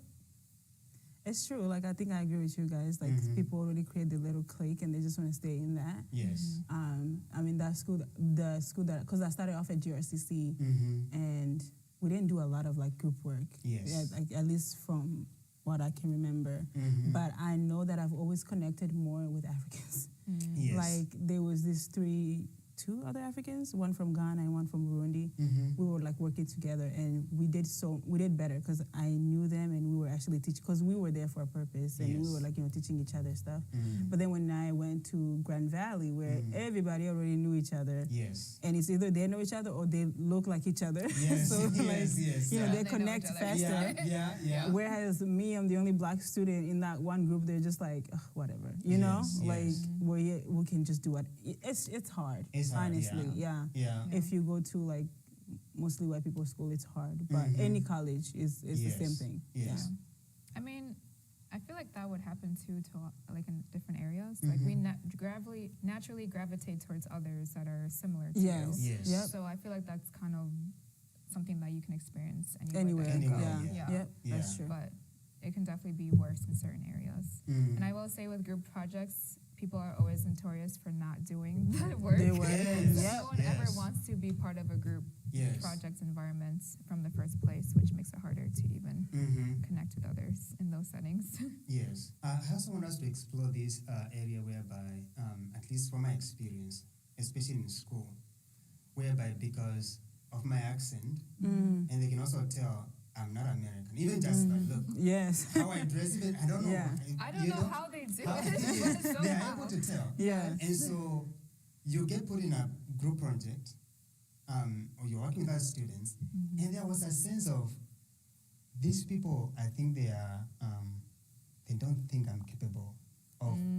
Oh my goodness. Yes. Yeah. So you guys take me through that, your experiences. It's like Go your ahead. contribution is kind Is of low, is not valued. Yes, yes. Yeah, they just think, oh, she's African. She doesn't know anything. Like, you know, because I think they have that stereotype where They Africa is do. poor. Yes. Africa is this, But- Africa is that. But also, I've also experienced people that think educated like Africans know a lot. Okay, so Same you've, time. okay, tell us. I feel like I've experienced both. Yes. Okay. Like at least in school, like when I'm in a group, people are like, oh my gosh, you know what you're doing, you should do that type of thing. I think once they, like with African Americans, there's that stereotype where they're not educated, they don't know what they're doing type of Yes. thing. So then they tend to look less towards them. But at least in my experience with Africans, they Yes. tend to view the opposite, where they're like, oh, they tend to be more educated, more studious as well. So Yes. then they will contribute more in that area. But I think Yeah. it depends on the school that you go to, too. Probably. might, Yeah, the school yeah. that you go to, then they'll Yeah. be like, I feel like for Calvin, a lot of like the African students that go to Calvin are like, you know, educated. And I think Calvin is just like very open-minded because they have like, they want to do exchange Oh yeah. programs with like Yes. schools in Nigeria and Ghana and all Yeah. other places. Yeah. Whereas the school that I go to, that's not very common, That's you true. know. Yeah. So like you have an African student that comes in, they're just like, oh, she doesn't know. She doesn't know what she's doing. Yes. Like, and a lot of the white students there, they're not very open-minded. And that's like my Yes. biggest problem. They're just like, oh, you're African, you don't know what you're doing. Yeah. Yeah. Don't even speak to us or something Yeah. like that. Yeah. I will say in the workplace setting, that's where I've gotten a lot more negative Yeah. Yes. remarks and viewpoints from other coworkers, like other white coworkers who that Yes. think I don't know what I'm doing Yes. or that I'm not capable of doing it. Yeah. And then I have to prove myself to them that I actually can. Yeah. So. You're constantly proving yourself. And it's tiring, right? It is tiring. It is It's very tiring. tiring. I just wish like everybody kind of accept people for who they are. But like I Yes. think it goes it goes to like the racism thing too. Yes, Like I feel yes. like that's the big thing. Yes. Like, you know, it's just hard being a black person in It is. America. It is. It is. I think my experiences actually was I connected more when it came like to group projects and people actually trusting my abilities. I connected more with African Americans. I think they trusted Really? me more. Yeah. Okay, that's my very white- interesting. Yeah, like Yeah. my Your the white colleagues. students. Yeah. And even like doing homeworks, I think I end up like doing more with like African Americans Wow. because I felt like they acknowledge that I'm capable of. Yeah. I didn't Yeah. feel judged. Yeah. Unlike, you know, my work colleagues, especially in one of my projects, I mean, it was like with a white student, and man, that I felt it. Wow. It was so bad. Yeah. It was so bad. Why? What do you think that is? Either is assumption, I'm from Africa, Mm-hmm. so I'm less knowledgeable, I'm less intelligent, Yeah. you know, that was all my assumption. And actually I ended up even like doing more to that project than The other ones. than they did. And part of it was because I'm trying To prove to yourself. prove myself, right? And as you said, it happened the same in a workplace. Like I'm working on, I did a lot of design work in engineering. And so I got like this area whereby majority of the colleagues knew if you want to ask a question, you go to a seeker on this section, right? Yeah. And they hired this white kid, and it was like, oh, he would never come to ask me anything. He always go to his white colleagues. And then they'll be like, I don't know, you're going to have to go talk to a workplace, they call me David. You're going to have to go talk to David. And this kid was having such a difficult time coming to me. And I said, you know, I'm not going to approach you. Right? Yeah. When you gotta come humble to me. yourself, You you'll come. come. I love and, that. Yes, I and, love and, that. and I'll help. Yeah. But as long as you can humble yourself, I'm not going to approach you. Yes. So, but it's annoying. It's very annoying. It's very annoying. So in high schools, these lower level schools, do they do projects or is just... They do Yes. projects. Okay. Yes. Yeah. Yeah. They do projects. I think like almost every class, every subject, we have some kind of project. Yeah. Projects. And it's like individual projects or some of them are individual, some of them are like, group projects. Yes. Yeah. And what would you advise kids to succeed in those groups they should do? Because I'm assuming to some extent maybe they experience the same thing.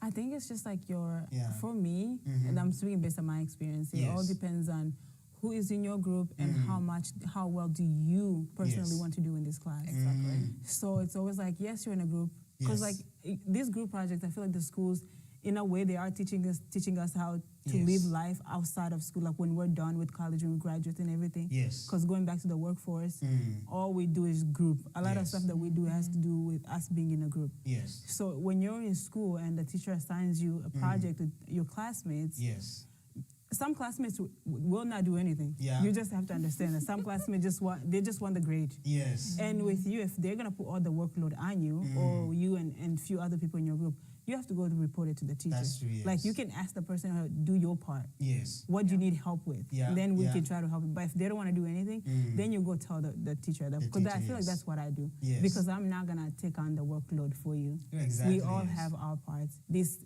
is going to impact all of us. Exactly. So who are you to be like, oh, I'm the queen or I'm the king, I'm not gonna do anything, everybody else have to do it. Right. No. So like it all depends on how well you want to do, and then from there on move forward. Yes. At the end of the day, if your other group member don't want to do anything, you might actually be able to do the project by yourself and present it by yourself. Yeah. And you do well that way. Yes. Yeah, I would just say do your own part, do your part. Yes. Don't be that person who's just sitting behind and not actually doing it or participating or contributing to that group effort. Because then you're just further, I don't know, going into that stereotype where, oh, you don't do that person, you don't do things well as an African. So it's not just for you to like prove it to yourself, but also prove it to others that you can do it. You can do it by yourself. And you truthfully can. Yes. So and in that way too, you show the teacher that, oh, I am smarter than these people. Because like some teachers, they think so low of African students. It's foreigners in general. Like they think so low of them. But if you put yourself in that place where it's like, hey, I really want to do my work. This is what I have done. And these other students are not doing anything. Is there any way that I can do the work by myself? So then the teacher will start looking at you in a different light. Exactly. So, And I think it'll help them to have other students feel like they can approach you better, like if you're also putting in the effort. But at the same time, they might look down on you because they'll be like, who does she think she is? Or who does he think he is? Yeah. It's never, but... You know, when it comes to professors and teachers, I think you guys are so right. I remember one of my math professors in college.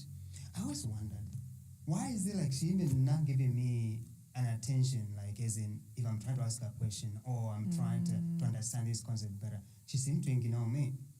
And what I did is, so the person who contributed me coming here is actually was a professor in Grand Valley State University. And he was also a math teacher. Okay.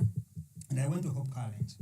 So I ended up talking to that host dad, who was a professor then. I said, like in my math class, I think I have a problem with the professor.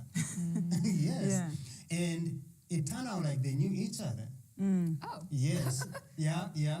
So I believe he ended up talking to her. Yeah. And from there, like my relationship with that changed completely. Wow, see? Connection. Yes. Connections, yes. So I think our students, our brothers and sisters, if they see something, they need also to take, maybe especially concerned with the teacher, they need to take also steps and say, hey, I'm having a problem with this professor. I'm having a problem with this particular teacher.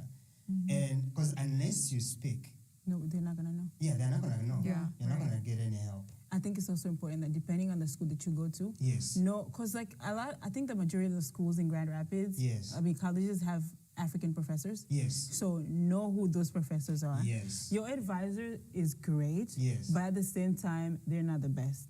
Because listen, there was a time where I was struggling in finance. I'm telling you, I don't know if I told you guys that I was struggling in finance. I was struggling big time. Big time, yeah. And the first chapter I learned, I was like, what is this? This is a different language. Yeah. Like I had to learn this all new again. But like after the class was over, everybody's being dismissed. I go up to the professor, I'm like, the professor saw me that I'm waiting for my turn, Yes. but he literally turned around and spoke to like the other person that was like, Yes. they're bazungus, you know. Yes, yeah. So he turned, and I don't want to make this a race thing, but that's how I felt. Yes. I felt like he was just ignoring me. Yeah. And at that point, I was like, I'm leaving. Yeah. So I left, and then I go to my advisor, and I'm like, hey, I'm struggling in this class. I don't know what to do. You know what the advisor told me? Just get a D, and you'll be passing. That's what I was like. What? In my head, I was like, is that how low they think of their students? Right. Like, you really think me getting they just care about me passing. And I felt so bad. But then eventually I went and I told the professor, I was like, listen, I am struggling in your class, and this is how you made me feel when you did X, Y, and Z. Yes. There was a point where he You told this announced. to your professor? Yeah, How like you felt? he announced, because there was a time where he literally announced my grades to the entire class. And mind you, I did bad on that test. Yes. But how are you going to tell everybody in the class what my grade is? And then everybody was looking. I left that class crying. Wow. Because it was so embarrassing. Like, why would I you do can something like that? imagine, yeah. So, I don't know, like, knowing who to talk to whenever you're struggling is very, very important. It is. It is. And like knowing that, different Black professors in your college, because they can do they can talk to that professor for you. Yes. Mention your name whenever something is happening. Yes. Yeah. Yes. I mean, it's a lot easier to do that in like smaller schools. Yeah. Because the professors are able to focus more on each student, the smaller the classroom sizes. But like on those big public schools, it's a lot harder. Yeah. And you feel like you're just a number in a sea of people. Yes. For sure. Yes. In those cases, you had to make more of an effort to reach out to Reach people. out, Yeah. Like there was one time, I think this was like last year, really.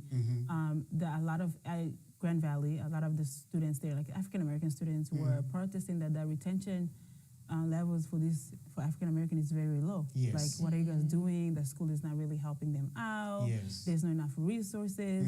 And this is, for me, I was like, the resources are there. Yes. You have to put in the work. Yeah. Yes. They're not going to come to you. Yeah. Maybe they have different experiences than I do, because I'm such a person, like if I want something, I will annoy you until you provide me with an answer. If I can't find it by myself, I'm going to annoy you until I get it. Yeah. But some students they don't do They're that. not. They Yes. just want the things to be given to them. And it's not going to be given It's to not, you. yeah. You I agree. have to put in the work. It's I like what agree. we were saying earlier. Like we, as Group African environments. people in the Yes. U.S., we Yes. have to put in a lot of work to get what we want and That's to get where true. we want. Yes. Yeah. Yes. Yes. Yeah. And with the whole thing about advisors, you mentioned that you reminded me actually of my migration advisor. That I realized that he almost misled me in a couple different times. Really? Yes. And what rescued me was people, other Africans who were like, no, this is not right. What he told you, this is not right. Yep. Like, no, don't do that. Like, you need to do A, B, C, and D. And so it becomes like, wow, like, not just like rely on that device, either in academics or in terms of immigrations. Because a lot of them, they're just doing their job. Yes. Yep. And that's it. Yep. They're just following the policy. Yes. And that's why it's important to, have multiple insight. Yes. In everything that you do. Yes. Like you get insight from this person, be like, okay, I'll take that into consideration. Then you talk to somebody else. Yes. And then from there, I'll make your own conclusion. Yes. And your own. Exactly. Yes. So guys, man, this has been awesome. It really You guys have been amazing. Like, it's been fun. Yes, it's been fun. I had so much fun talking about this. I feel like if this continues, we can even jump into other topics. Yes. Not just school so this is just for like Africans back home? This is Or like people that are here. even Right? people who are here. Yeah. Okay. I think it covers a lot of base. Because we really kind of touch in all areas. I know people will be maybe planning to come here. This is a knowledge they need to hear. People who are here, there's somebody who could already be here and maybe they're making a mistake, they don't realize it. And they hear this conversation like, oh man, I'm taking my life serious. Yeah, absolutely. Or it could be a parents like, oh man, I've not been listening to my child. Maybe I need to do more of that, you know. So, yeah. It's very important. Yeah, it is crazy. important. So definitely we have a lot of things to talk about. It's a lot, And yeah, definitely I'll would love to have you guys back, maybe on a different topic. Yeah. And just continue having these conversations. But mostly it will basically be majoring in our community, the African community. Which is good. Okay. I feel Yes. like a lot of the African community needs a lot of information. Yes. Like we're so not misled. It's just like a lot of things are out there, but we just have a hard time, Yes. Yeah. finding This goes those back resources. to what we talked about, like at the ARC. Yeah. Like how a lot of other minority groups have like resources and communities that are there for Yes. people that come from their Yeah. countries to the U.S. Yes. But it's lacking. Yeah. So among the like African we work. Well, Yes. I don't work there anymore, but she still volunteers there. Yeah. Like we work at African Resource Center. I don't know if you know of it. It's literally With right there on Pastor 40. Bernard with Pastor Bernard. I know. Oh, it's literally on 44th Street. Yeah. Down the 44th street. and Breton. It's not even that far Yeah, from here. 35 minutes Yeah. from here. What do they do? So, Yeah. you want to take it away? So it's a resource center. So we focus on helping African immigrants, students, like yes. from elementary school through end of high school, to really get acclimated within the Grand Rapids community Yes. and kind of get their foot in the Yeah, door. literally through education. Yes. Mostly, I think the main focus is on the younger kids, Yes. like from elementary school to end of high school, learn study habits, Yes. Yeah. social, just learning how the society is in the U.S. Yes. And I think Health, I like community. health, community, and everything, trauma as well. Yeah. And a lot of our clients are usually like refugee, mostly, yes, yeah. And they're just like, a lot of them are not as open-minded, I would say, or Yeah. like educate, like their mothers are like, they run from war from other countries and then they go to a Yes. Yeah. refugee camp in a safer country in Africa. Yes. So they don't have a lot of education on certain things. So we try to like, Yes. educate them Yes. in that And way provide resources and too. provide resources. So yeah. Wow. yeah. So every Saturday, well, not every Saturday, every one Saturday a month, we have like a tutoring session for the students. Yes. And then we focus a lot on like English, math, and then social and cultural activities Yeah. during Yes. that time. And throughout the month, there's different other stuff. activities going on throughout the year. Yes. Yeah. Oh wow. So Honestly, I didn't know it existed. yes. it exists. It Yes. exists. And I this know. Again, it's like people just don't know. People Yes. don't ask. Yeah. People don't really go out for the Exactly. resources. And a lot of Yes. the time, when I used to work there, like I used to be like the office manager, and when I was there, like I'll have a lot of phone calls from Wazungu Yes. instead of like my own people. So like it's Yes. Wazungu asking for other Africans, like, hey, are you guys doing this and this? And it's just like Yeah. it's great that they're out here reaching out to Yes. support other Africans, but I wish it was Africans. Do you think Yes. there's a disconnect, as in people don't know actually the program exists, and maybe Yeah. a better way of maybe marketing or advertising the program could help? I think marketing is one, but Yes. also I just feel like Africans don't want things to be brought to them. Instead of them going out there and seeing. Yes. There's some smart ones who really just go out and look for things for themselves, but Yes. others they want to sit back and just have things brought to them. So And I think too, like one issue we ran into as well is that a lot of Africans would think, oh, you're reaching out to me, where's the money? yes, They're not money, wanting to put in yeah, the effort to yeah. actually get a Yeah. lot out of that. Yes, because yes. They're expecting something. In They're always return. expecting something out of Yeah. it. Yeah. So, So we this come is- into that. In this program, you have kind of to pay some amount, or No, we it's don't have free. to pay. It's free. free. Yeah. You Like just have for to the put in the effort. for the students, Show for the up. students. Wow, yes. And Yeah. for the students, like a really great advantage for them when they come, there's Yes. computers provided for them.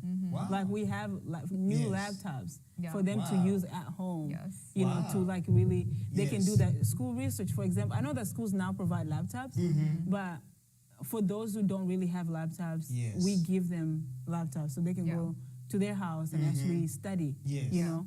And we have like different people going to those homes and making sure that they're actually studying, or Yeah. we'll do like the Zoom calls Yes. to make sure that they're actually doing their work. Yes. So we're actually putting the Mm-hmm. the resources out there, and we're telling people, but again, Yeah. it just Right. goes to I know a lot of the people that we talk to, it's more like, oh, my child needs to work, Yes. so my Yeah. child can do this and this.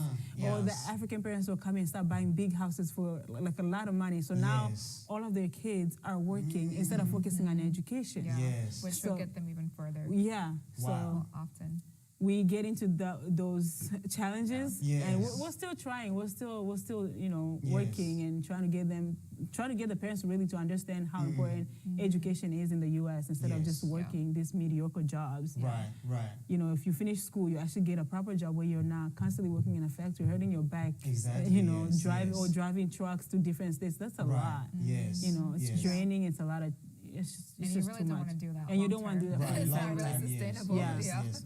So No, I agree. I mean, I've driven a truck myself, and it can be draining, and also like you're away from family all the time. Family, Yes. That's a lot of time. Yes. Away, And so a lot of times it's like if and some of these jobs are well paying, whereby you come home and you sleep really well. You just have to wake up in the morning and go to your job. Exactly. And then at 5 you go back home. And that's with proper education. Yes, with proper education, whereby now you don't need like to work 2 jobs, two and a half jobs Exactly. to make it, Yeah. because a lot of times that leads to health issues. Exactly. And those are the things that we have to learn. Yeah.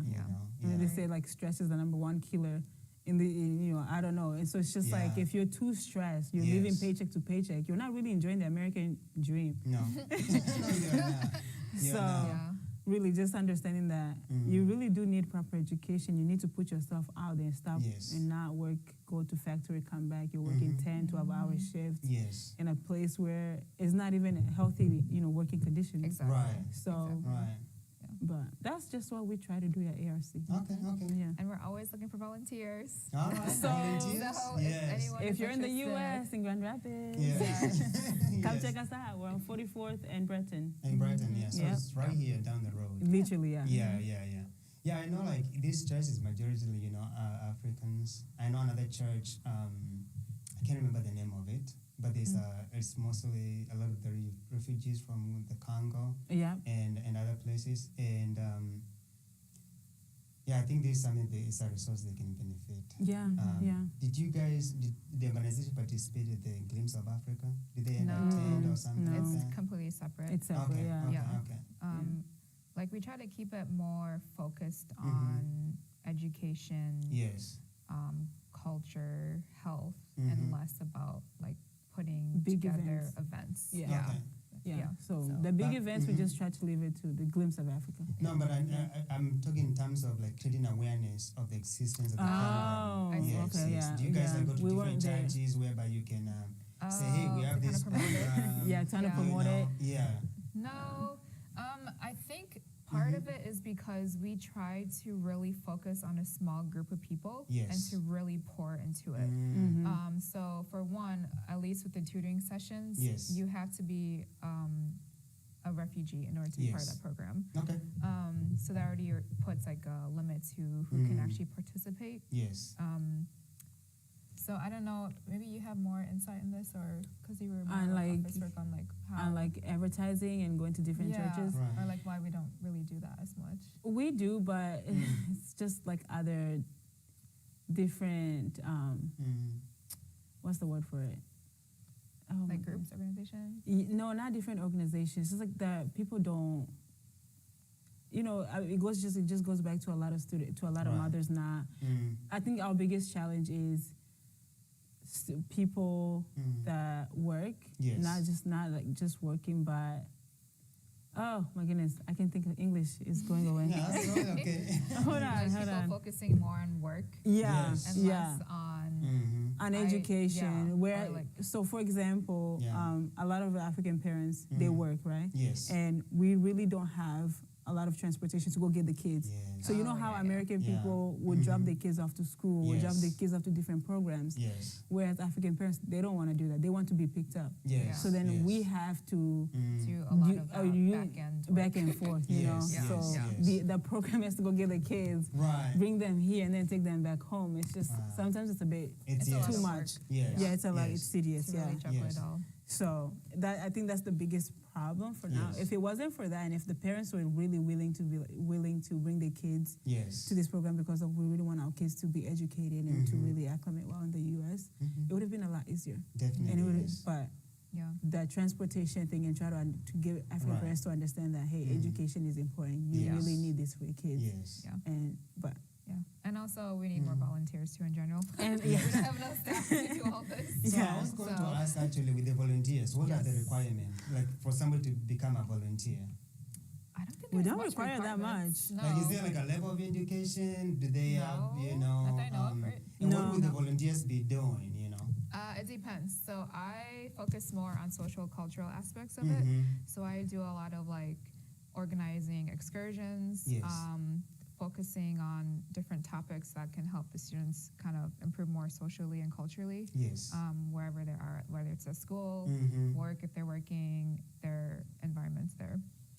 But the program director tries to kind of have each volunteer focus on a different thing. Yes. So we have one that focuses more on tutoring, like they're more like the head coach during Yes. that time when we're meeting together on Saturdays. Mm-hmm. Yours is more like office. Yeah, I was just like trying to manage Work. everything. You're right. Yes. You're like the person we talk to if we had any questions. Yes, I feel like. that's basically what I was doing. Yeah, but we also recently hired another volunteer to kind of focus more on reading Yes. aspects. Yeah.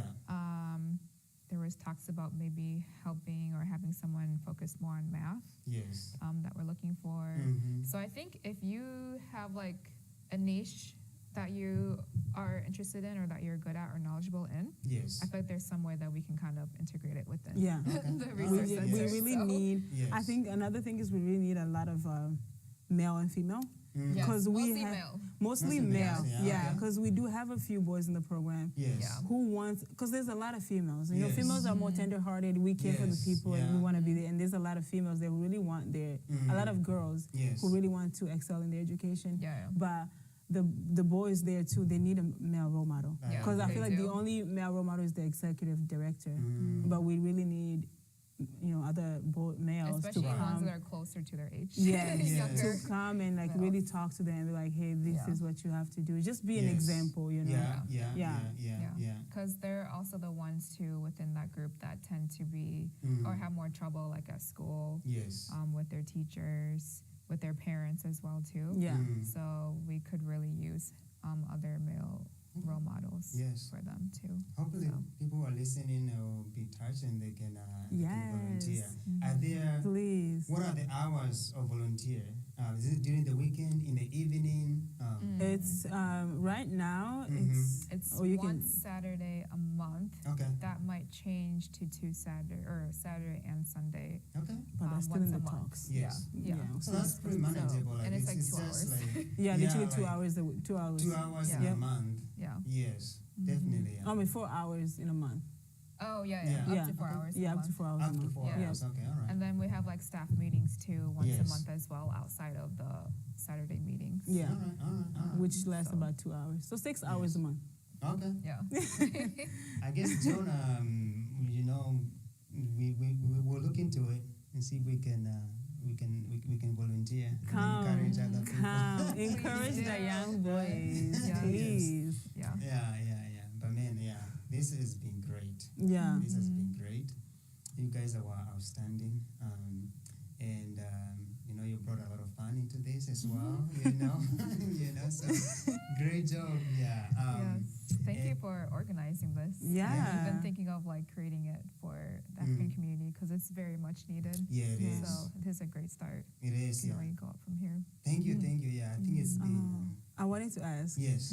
I want to promote my survey too. Please go ahead. No, Yes. so like I'm doing this survey for like young African women between the age of 18 and 35. Yes. And I'm just trying to see where they're really struggling with, because again, once you're 18, that's when you're like out of high school, entering college. Yes. And that's where I feel like a lot of women have a hard time. Yes. Just because now they're on their own, trying to figure out life. Mhm. Some are pregnant, some are not pregnant, Right. The international students, non-international students, everybody's struggling in Yes. some ways or the other. Yeah. So really the survey is just trying to understand where they need the most help with, Right. just Right. trying to, doing that. Mhm. Yeah. And where can they get the survey, or how can they get in touch with you for them to get a survey? Oh yeah, I'm on Instagram, Facebook, everywhere. Okay. Is there a way for you to link the survey? Can you link like, the survey in in the show the- notes? Because Yeah. you guys put it on Yes. YouTube, right? Yes, Yeah, yes, yes. yeah. yes. So I can send you the link. Yes, and I'll then already you can- mention it right now, Yeah. verbally, so they can hear it, and then you send me the details. Yes, and I then will. I'll put it. I'll put captions of those. Yeah, Yes. please. Yeah. So that's just my focus right now. And Yes. see. Do you have like a verbal link? Yeah, you I can have. say? Oh, the link? No, I don't, because it's on Google Forms. Yeah, okay, yeah. yeah. So I don't have the verbal link. I don't even have it's not on any website. So Yes, yes. it's literally like on my Instagram bio, so they can always press What's on your it. Instagram so they can check you out? It's salia.gg. So it's like SALIYA dot and then 2GG. Two Okay, G's. Great. Yeah. Yeah, I'll make sure like that is we have that into the. Yeah, into please. the- And I'll into send the it to you. video. You And, you have you texted me, right? Yes, yeah, I so I'll did. send you the link that yes. way too. Yeah. Send me give you the link, handles. and then I'll add it there. Yeah. Yeah. So like really like the focus is just really trying to help African women like really support them Yes. through whatever they're going through. Yeah. Hey, if you get this service, please do it. Yes. We really try to help each other. Yes. In whatever way possible. Yeah. So do the survey. Unless again, this is another way of us really learning from one another, and the more knowledge we have of each other, now, Yes. the better we can know Yeah. how to help one another. Yeah. Right. And like the ARC is called African Resource Center. So if you just go to africanresourcecenter.org, Yes. you go Yes. to the main page. Yes. And you can check us out. Our pictures are there too. Well, not yours anymore. Mine is still gone. there. Mine is gone. Yeah. Sorry, but hers is there. You'll be able to Yeah. find it that way. So you guys can also send me the information about Yes, that. the African yeah, Resource yeah. Center. Yeah. Yeah, so we'll then send I you can everything. also attach that as well. Okay. Absolutely, Yes, 100%. Yes. Yeah. So, and guys, also, this is our channel. Please go subscribe, listen to these videos because they have a ton of information. Share, let the majority of people also get to know about this knowledge, amazing knowledge, and like, and also leave comments. Let us know like what other topics we should talk about. I know I have a list of things to talk about, but I don't know everything. Yes, I'm also yes. learning. This is completely new to me. Yeah, But I just took a step of faith to do it. which is great. Yes. I think this is so needed. Yes. Yeah, and like and if you can bring different people, even I was gonna say even grandpas, but even grandpas, yes, even Wait, grandpas, Yes. pastors, Yes. all People of from them, different walks of people life. from all, yes. Yeah, exactly. Yeah. Have Yeah. much to contribute. Yes. So we can just get a little knowledge of everything helps Yes. from different people. So So guys, leave comments there what you guys would like to hear and how we are doing. If there are things that need to be corrected, we can Yeah. do better. Oh, yes. Hey, and if you want to do a podcast and you're wondering where you can start, in every YouTube I list a bunch of the equipments that we use here. okay, So okay. it will be easier for you. I've done a lot of research to get all of this. And it may save somebody a minute. okay, yeah. So you can go there. The links are there of every The equipment that you're using, yes, which is cables great. and Yeah. all of that. Nice. Okay. So it'll be easier for you to get started. And you don't have to take a whole year of collecting everything like I did. He did that research already, so Yes. you don't The have hard to work worry for about y'all. it. The hard work is Exactly. gone. He was the student who we all like just set out information and he did the project. Exactly. Oh man, you guys have been great. I'm so grateful for you guys coming out. Even that you guys have never met me before. I It's the know. first time. You see, this is the thing I love about Africans. We Yes. just connect. Yes. We, even without I knowing know. each other, we just connect. Yes. This is Somebody great. may think we knew each other For for years. years. I know. Yeah, Yeah, no. yeah. I've gotten that so many times with different people that I've interacted with. Yes. So Yes. Yes. we love our culture. We love Africa. It's the best. Yes. It's the best. Yes. And thank you, Brother John, for stepping in last minute notice and coming in to help out. Thank you. With the with the technical stuff. Really appreciate you. This has Yeah. been Guys, great. ask questions. Yeah. Ask questions. Yeah. I think that.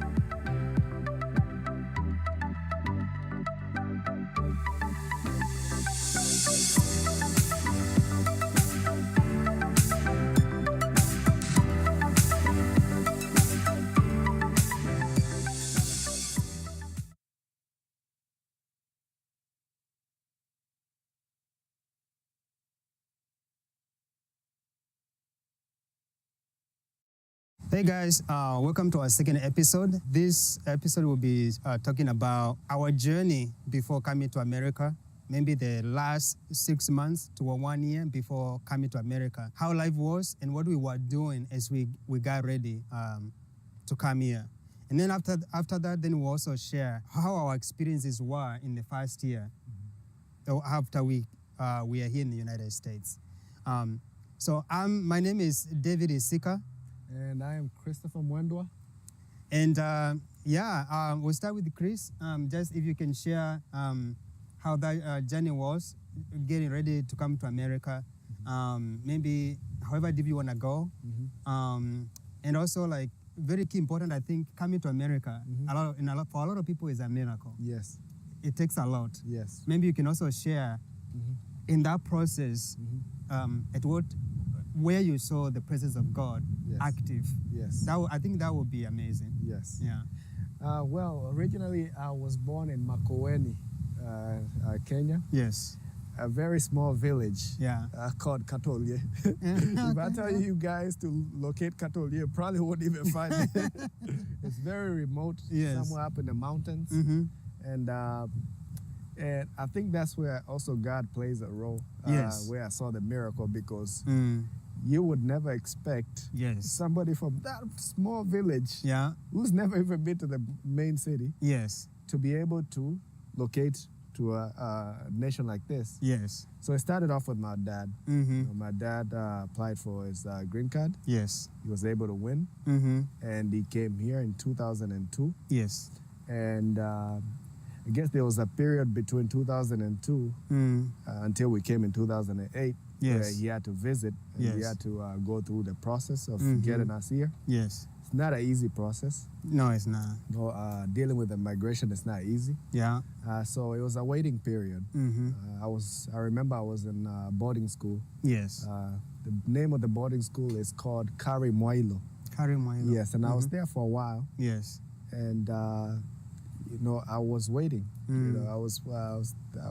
We had visitors who used to come to the school. Yes. From America. Yeah. And I remember I used to think to myself, should I raise my hand and say my dad is from Michigan?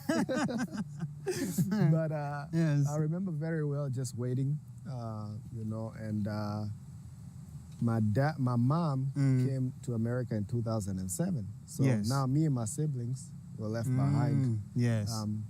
And eventually we came in 2008. Yes. But in that period of waiting, you are asking yourself, right. Are we going to go there? Are we going to get to where my parents are? Right. Just things running in your mind, and we all know in the period of waiting is the hardest. It's the hardest, especially when you're waiting on God. Yeah. Yeah, so just around 2008, my dad came back to Kenya. Yes. And I remember he asked me a question. Yeah. Do you want to remain and finish your KCPE? Yes. Or do you want to come with me right now? Yes. I was like, I'm going with you right now. Forget about KCPE. Forget about that. I don't care about that. Yeah. It doesn't matter anymore. Yeah. Yeah, but I was able to join my dad, me and my siblings, and my mom here in the United States. Located herself in Grand Rapids, Michigan. Yes. Specifically Kentwood. Yeah. And we've been here ever since. But I can say that the miracle that I saw through the hand of God is just selecting a family from a small remote village, Katolye, and bringing us here. Yes. And also the planes. I remember I was sitting in a waiting area. Yes. And they told us, okay, we can board the plane. Yeah. And I went in the plane, and I was sitting in the plane. Yes. I thought I thought we were waiting. Yes. I didn't know we was already in the plane.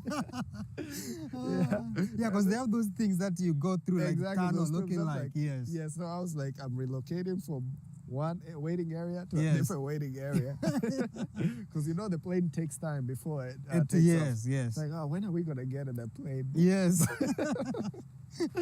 Yes, but it was quite an experience, and also even flying in itself, it's a miracle. It is. Because you just look at a plane and how God was able to gift a man with the wisdom to be able to come up with such a unique design to allow people to go from one area of the continent to another.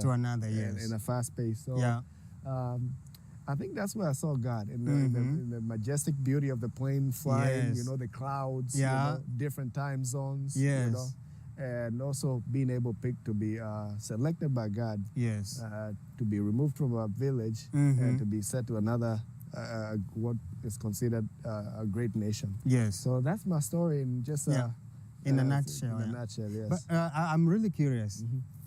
You mentioned that you went to a boarding school. Yes. But also your dad left for them to come to America. Yes. And then later on also mom followed. You guys were left behind. Yes. Like, I'm just curious, how was that, like, that time? Was it a struggle, or just the fact that, in Kenya, doing boarding school, you're anywhere away from family? Yes. Did that help at all? Or, like, it was like...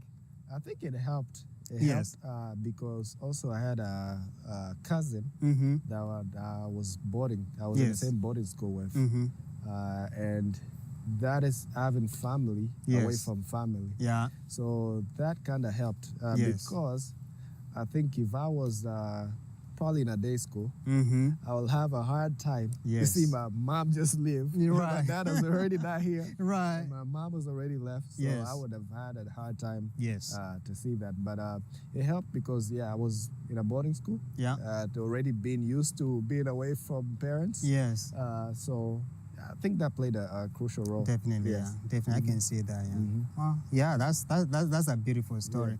And you mentioned something like, it may seem simple, but like, be on a plane and be in the sky. Yes. You get an opportunity to look down. Yes. And you see the vastness of the earth. Exactly. To a degree. Exactly. And how, like, far down it is. Exactly. And that's just lesson, man. There's a bigger, like, this is bigger than us. Yeah, it is. Right? It is. It is complex, Yes. The way the world is built, Yeah.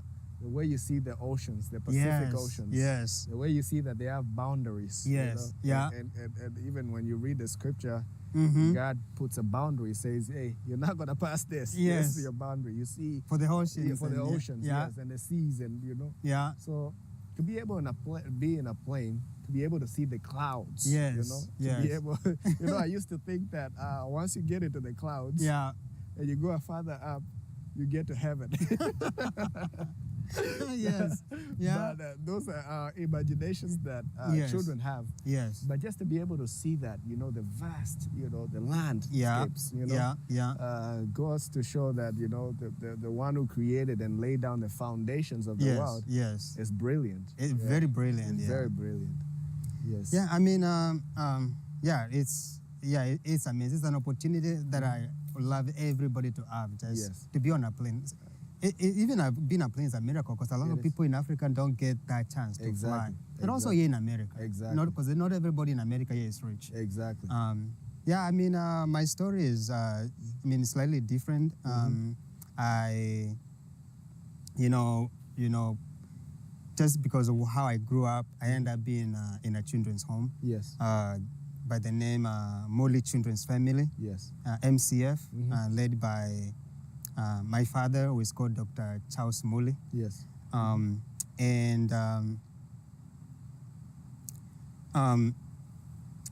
My story is wrong, but I'll try, I'll try to shorten it. Yes. But before even I get to Molly's, I also from a very small village, small town.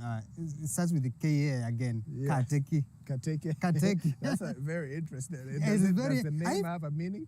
I honestly don't know what it means, Kateki. Like, is it like kama kuteka something? Yes. In Swahili? I have no idea. Yes. I don't know why sometimes we give like the cities like really weird names. Really strange names. Because now I have like my village is called Kaseve. Kaseve. Yes. So that means like the wind. The wind, like a small wind. Small wind. Yes. Wow. It was really interesting. Yes. But that's where I grew up in Kateki. That's in Yatta. Yes. Yatta Plateau. A lot of people who have learned about geography, they learn about Yatta Plateau. Yeah. Fairly flat, semi-arid. Yes. Grew up like raising cattle and goats. So you're a shepherd. I was a shepherd. That explains your name, David. David. Yes. With my single mom.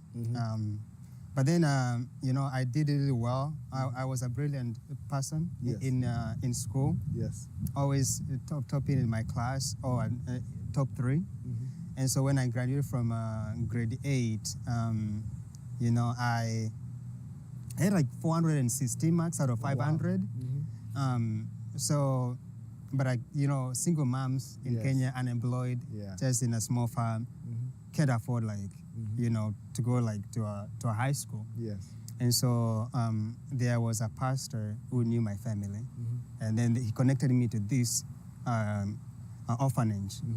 And he talked to my dad, which is Daddy Mole, and he said, "Yeah, come on in." And so this ministry, basically, the Mole Children's Family, they rescue young people from all backgrounds, and even kids. Yes. Could be either from a poverty-stricken family, it could be street children, like anybody. They often have a lot of moms, teenage moms that they are helping.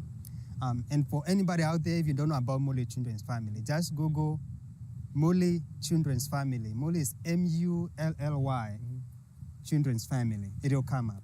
Now, can I ask you, how old were you when you went to the Mole's children? I believe I was around 13, around 13. Yes. 13, 14, yeah. And when you were that age, did you question why you were going there? Or did you have any... So I knew the situation in my family. I knew my mom cannot afford to take me to high school, right? But at the same time, I was go to a very good high school. Yes. That's a big deal in Kenya, right? Yes. And so I knew the situation. So when my mom told me, and when she delivered the message, she told me, hey, this place, they rescue street children. In Kenya, we know chokora. Chokora, Yes. So in my stereotypes, or my thought about chokora is violent kids. They beat you, they can do all kind of things. Now, so I got really scared. So what did that make you feel, like that your mom's telling you that you're going to this home where they rescue street children? Did you feel like you were a street children, or because you understood your situation, you knew that this is just a place to give you an opportunity? Yeah, I think it was. I knew the situation, and I knew that I only have this option, or most likely nothing else. Yes. But emotionally, I think it was really, it was hard on me. I remember I actually cried. Oh, my. I actually did. But before that, I had cried to God. Yes. I remember locking myself in a room and just crying and say, like, how is it that I can work so hard, like get to where I'm at, get these marks, and I see all these kids going to school who performed less than me. Yes. But I'm here stuck. And you know what is unique about that? Yes. You're 13. Yes. And you're locking the door behind yourself. Yes. And you're crying out to God. That is very unique for a young person. It is. Yes. Yeah, it was. I totally agree. I totally agree. And I think after that, actually, when I questioned God, that crying, in fact, a week didn't end. Yes. And then that's when that pastor came in and said, hey, I know your son did it really well. And he's still here. I have talked to this man of God who owns an orphanage. And I would like see if you can consider him going there so at least he can get education. How did that make you feel when this person approached your family, this pastor? So, you talked to my mom talked to me. So I think the aspect of living with street children, that scared me. Yes. Because I didn't know any better. Yes. I did not know any better. Because whenever I go to Matu, which is a bigger city, and the street children there, they always scared me. You are from Kenya too. You understand, yes. But the amazing thing is this. That pastor came with his car, and I had empty school bags. he had almost nothing. Yeah. Put in there, he took me there. But the profound thing was, when I got to the gate, I was like, dang, I've never seen a place like this. Like the building, so beautiful. I've never seen any building that beautiful, bro. Yes. The trees, the place was like, Inyata is dry, but that place was so many trees. And I was like, what? Is this a ukuniko wazungu ama ni nini? Right? Yes. It was, and then, my mind of the street children, I was thinking like Wamevalia Vibaya, like dressed like not so good. Mm-hmm. But when I looked and saw the kids, they were so nicely dressed. Wow. In addition to that, they came to the gate and they were telling me, welcome home, and shaking my hand. Wow. And they took my belongings, they held me. And it was totally the opposite. Yes. Now, in addition to that, when you step to that place, even before, I just felt some sort of love. It's just somewhere, like love in the air. Yes. I just felt it somewhere. Wow. I can't tell how, but I could feel love. I could feel like, in your spirit. yes. And then it gave me a lot of comfort. Yes. Yeah. Yes. So that's my journey, how I ended up to MCF. And then after that, I went through high school. Yes. So to say this, in the Molly's children place Yes. home, there's schools there? Yes. So they have they start all the way from kindergarten, or the lowest of the lowest. Yes. And they go all the way up. When I was there, it was all the way to like high school, and then they had a vocational training as well on the side. Wow. So it's a place that's loaded. Yes, it's loaded. It's really loaded. And maybe one time we'll do like just one episode specifically about that, and I can go to details. Absolutely. But it's an amazing place where I encourage anybody to visit, even us Kenyans. Yes. When I was there, I saw a lot of Wazungus coming in. Yes. But I think for us as Africans, who are here, and because the locals there, they know the place. But us Africans who are here, we need to go and visit. Yes. And see that an African has done amazing things for our community. Because they do a lot of farming, they do a lot of community projects and all of that. Farming, people can learn about like farming, like proper ways of farming and all that. So there's a lot, to be learned. Yeah. And even from Molly, a story, that he used to do something before he came to a realization that he needed to open those homes. Yes. But I think we'll save that. Yes. Maybe we'll invite him for him to come and share the story, right? Absolutely. That would be awesome. Yeah. That'd so be awesome. Yeah. that if he can come even share, like get it from the source. Yes, exactly. That would be amazing. Absolutely. So, Sika, tell us about now your process of coming here. I know you've shared with me, and I've told you how, that made me feel that brought our bond closer. Yes. Because I felt like your story needed to be out here and it needed to be heard. Yes. So that people who are in Kenya, who are losing hope, can know that there's a God in heaven. Yes. And that God hears your prayers. It doesn't matter if you're 13. Right. It doesn't matter if you're 90. Yes. Yeah, God hears your prayers. He does. Can you take us there? Absolutely. So I get there, and then I went through their mentorship program in high school, and when I finished high school, I did well again. I had a B plus. I wished I had a A, but I didn't have a A. I had a B plus, but it was still pretty good. Yes. I was still top 3 in my class, and for me that was actually very surprising because when I was in MCF for that period, I didn't think I was doing to my best level, but I knew I had the potential. Yes. And then I kind of like started projecting for the KCSE. Yes. I have to pass that exam. Yes. And so because of my... Before you go on, yes, you said you felt like you had the potential. Yes. But you're now performing to the highest self. yes. Was there something that was hindering you from getting to that full potential? Or is it something that maybe the situation at home, maybe now you're in a new environment? Right. What was holding you back from the full potential? I think that even myself, I still do not understand fully. It's probably maybe was something to humble me. Because I'll tell you, I was a proud person. Yeah. A lot of people see me quiet. Yes. But I'm telling you, I was a different seeker. Yes. I was a different seeker. Maybe it was something to humble me. Yes. And also, I think because of that, there were, in every mix of people, you always have like 1 or 2 kids that are, poking you. Yes. And so I do remember at one point kind of being mocked a little bit that, you came here, you're one of the people who had like highest scores in primary school, and, we expect you to be here and you are not. Yes. And so I think that was part of me being humbled, you know. And I take it as a blessing because it kept me in check. Yes. From a Sika that I knew, the Sika of then. But I also remember thinking in my head and saying, God, I know the potential you've given me. And so the only thing I want is, in that final exam, I want to emerge one of the best. Yes. And let it be proven that, you know, it's Sika, because I got saved when I was in MCF. Yes. So the God that I worship, let this place, all my classmates know that the God of Isika is alive. Amen. And that will be through performing outstandingly, contrary to what they were expecting. And that's exactly what happened. Wow. I always was like in number 10, number 12. But in that case, when the results came, I was number 3 with a B+. Wow. A strong one. Yes. Wow. And that had a ripple effect to everybody. They were like, what?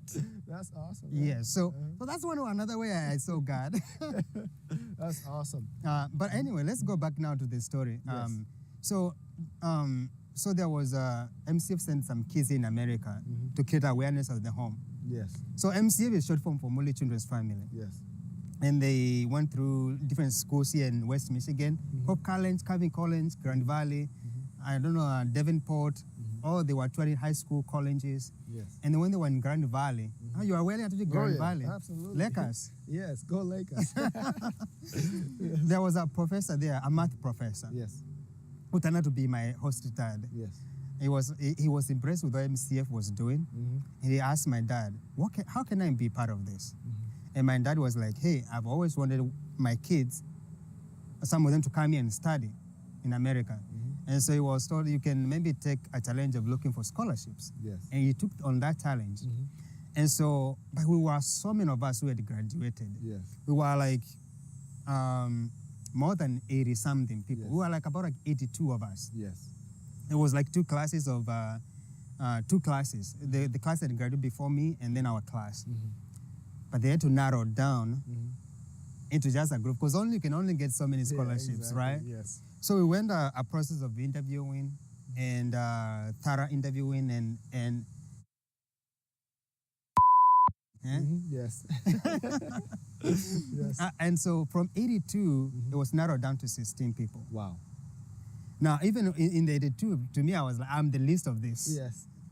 There's no way. There are people who had come to MCF like a lot more years. Or some people who I thought they were maybe in a better place to be able to be selected than I. I felt like I was the least of this. And I'm just sharing from my honest place.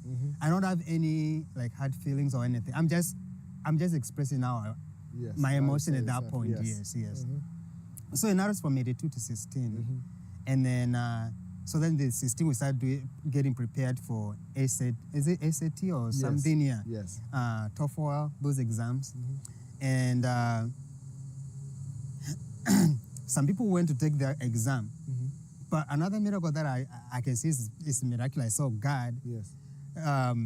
The schools that had given me a scholarship, they look at my scores and they say, we don't need him to take this exam. Wow. We he did well. And I feel like maybe I was the only person who didn't do that exam. Or maybe, I'm not sure. But for me, they said they didn't require it. Yes. But anyway, from 16, it got narrowed down to 4. Yes. To 4 people. Wow. So it was like me, another brother, and 2 sisters. Yes. I don't know if I should mention them. I will just not mention their names because I don't have permission from them. But we were not the people to go to the embassy. So now we guys started getting prepared to get ready for coming here to America. Yes. So we went through, we had to be immunized on different like yellow fever and tetanus and all of that. So we went through that process. But also, we went through that process. But shortly before that, before I come to that, when I graduated, I actually spent a whole year volunteering in MCF. It was kind of a way of me to say thank you. Give back, yes. I wanted to mention that, so so at least I can, So we went through you go through different immunizations. Yes. They are very costly actually. I'm grateful to Dad that he was willing to take in the cost. Awesome. at different stages, and you have to have those. And then you get given that yellow little book. Yes. You did have to do that, Chris? I don't recall. Yes. Because my process was different. It was different, dad, yeah. You know? Yes. Yes. Yes, yeah. But anyway, also like we were computer illiterate. Yes. So I think the two girls were sent to school. Unfortunately, me and my brother, we didn't go to computer classes. Yeah. I don't know what happened. I think there was some arrangement and something happened that we didn't manage to go. Yes. And when I got like opportunity to go, it was like 2 weeks before I'm supposed to fly. Yes. So, but yeah, there's that, like preparing, because we were coming to school, we needed to do a little bit of computer knowledge. Yes. But I thank one brother, I can't remember his name. Maybe I'll put maybe the name somewhere when I remember his name. Yes. While I was still in MCA, he told me how to type. Yes. Just to type. Yes. So I can type without looking at my whatever. Awesome. Credit to that brother. Yes. Awesome. God bless him wherever he is. If I remember his name, I'll maybe mention it. But anyway, so the four of us are now ready, and we are booked for appointment to go to the embassy. And you know. And that's for the interviews, right? For the interviews at Yes. the U.S. Embassy. Yes. And we had to wake up early, 5 in the morning. Yes. You know, we don't want to be late. Yes, exactly. And it was amazing just to get there and see the number of people Yes. who were there. Yeah. A long queue of people. We went there, go through the process, checkpoint, and all of that, making the documents are all good. Yeah. And it was time to go, you know, to line up. And we were there. So it was, I don't know how we lined up, but what I know is out of the four, I was the one in the back Yes. of the line. And we were very nervous. We had been coached kind of how, you know, how maybe to answer some questions, Yeah. just so we are aware. And we were so nervous. And I remember my brothers and sisters, one of them saying, "Man, I'm really nervous. I cannot be in the front." And and I said, "Okay, I'll go first." So I did. They allowed me. I went in front of whoever was in the front, and so I went. So I did my interview, and then it went well because I'm here. Yes. So after the interview was done, you know, they asked all those questions they asked. I can't remember exactly what question they asked. And then he gave me a card. It was like a piece of paper. It was green in color, and it said, "Welcome to United States." Wow. Yes. Wow. You must have got on your knees and said, "Thank you, Oh Lord." man, I was so excited. But How did you feel? What was your feeling at that moment? Oh man, it was a good feeling. Yes. But at the same time, I knew I had my brothers here who I still have to be in the line. So now I was like, I got this. Now I'm just gonna wait for my brothers and my sister to get it, and then we are good. Yes. So I went to the waiting area and then they came back. But when they came back, unfortunately, they had like a pinkish looking, Yes. red looking piece of paper, and it was on denial. Yeah. So all three of them got denied for wow. visas. And they went back a couple of times and still got denied. What I never understood is they asked similar questions, the same questions. Yes. We had probably the same answers because we are coming from the same dad, Yes. the same support system, Yes. and go to the same Midwest for school. So they never made sense to me. And actually, I was going to ask you. Yes. So, at the time of this interview, you said that you were in the back of the line, yes, and all of a sudden, the person who was the first, yes, said they were too nervous to go first. yes, And then you said, "Okay, I'll go first." yes. Do you think that was something divine or orchestrated by God Right. for you to be there Yes. at the right time, the right moment to be up in the front? Do you think that it was orchestrated by God? You know, I've wrestled with that question. Yes. Because God loves us all. Yes. He loves me, he loves my brothers as well. And I've wrestled with that question, actually, which is a really good question. And what I can say, honestly, I don't know. Yes. But what I know is God gave me the courage to say that, yeah, I can do it. I'll go first. Yes. You know? Everything that happens, for sure, it never happens by mistake. Yes. It's by God's divine purpose. I do believe, so with that I can say, yes, it was for divine purpose.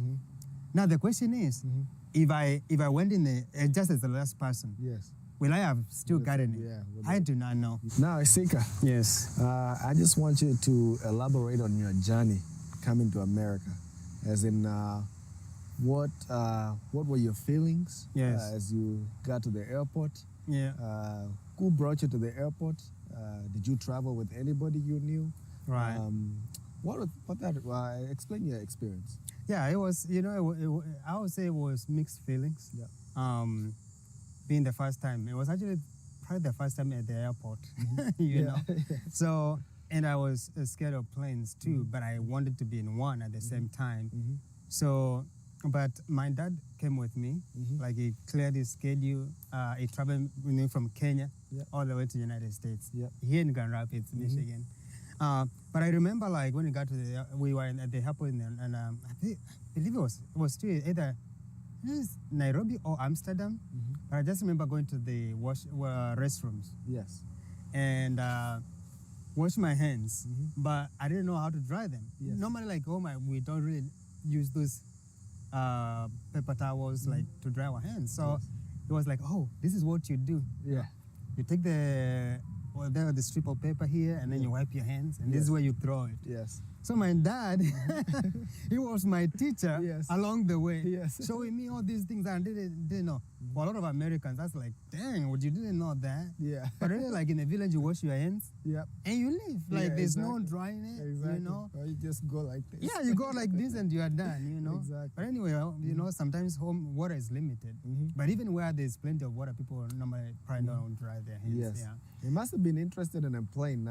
Could you share a little bit about that? You know, different time zones, people serving you food.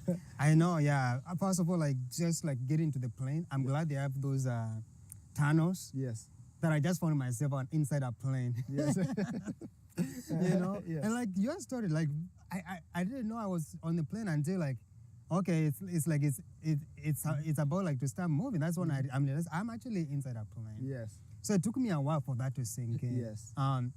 But just being out there in the sky, and just like in the same case, just looking down and see just how far high you are. Yes. There's that nervousness that comes in. Exactly. But also just being able to see as far as you can. Yeah. And the houses and all of that. And there's some level of beauty mixed with the scariness. Yes. You know, you are thinking the first time, oh, what if like something happens? Yes. Exactly. In this plane, you're gonna go all the way down there, but at the same time, you're amazed of what you are seeing. Exactly. Just seeing the land from above. Exactly. So now, let me ask you this: did it create an image in your mind that it's like you're living Egypt and going to the promised land? What was running through your mind as you left your home country? Yes. To come to America? Were you afraid of what lies ahead? Right. Are you excited because of stories you've heard about America? Right. What was running in your head? I think I knew I was a savior of my family. Yes. So me, I was going to Canaan. Yes. You know, I was go to the land of honey. Yes. And bread. Yeah. You know? Milk. And because of milk, yes. And because of that, I had made a lot of promises before leaving Kenya. I had told my music, the guy was teaching me guitar. I'll make sure I buy a whole set of equipment. I told him I'll make sure you have your own band. Yes. Fully equipped. There's like people I had promised I'll build houses for them. Yes. I'll take their kids to school. Yes. They'll never have to suffer again. You know? So did you feel like that was what America was about? You come here and all opportunities are here and you get a ton of money? Yes. And, can you say about that? Yeah. I was like thinking that like there's plenty of money. Yes. Money is not scarce. Yes. And I was also actually thinking that I'm going out to interact with Wazungus vizuri. Yes. You see? Yes. And you know, some Wazungus in Kenya, they seem generous. So in our mindset in Kenya, we think they are generous. Yes. So you come here, so I'm thinking that when I get there now, I'll be interacting with them, they'll be giving me money. Yes. So one of my source of incomes was the Americans. Yes. Especially the white ones, they're giving me money. Yes. Because they give. Yes. Little did I know, you know, you have to work for it. Yes. And there's nobody who's just going to hand you money. Exactly. You know? Exactly. So that's interesting. I was. At Mole, we interact with a lot of Wazungus. And they are very nice. Yes. Very nice people. Yes.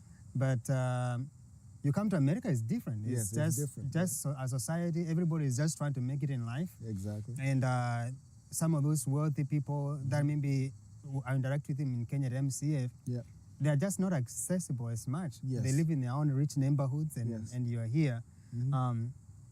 So it's different. Yes. It's different. I'm not saying that they're isolated. They still contribute a lot to the society. Yes. Yes.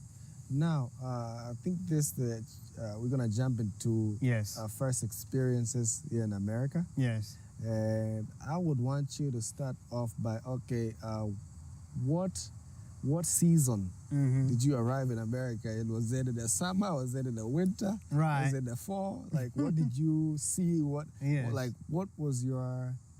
How did you feel when you took a step in the American soil? It was in the fall, yes, August, because I was coming to join college. Yes. So I was studying the fall semester. So it was still warm.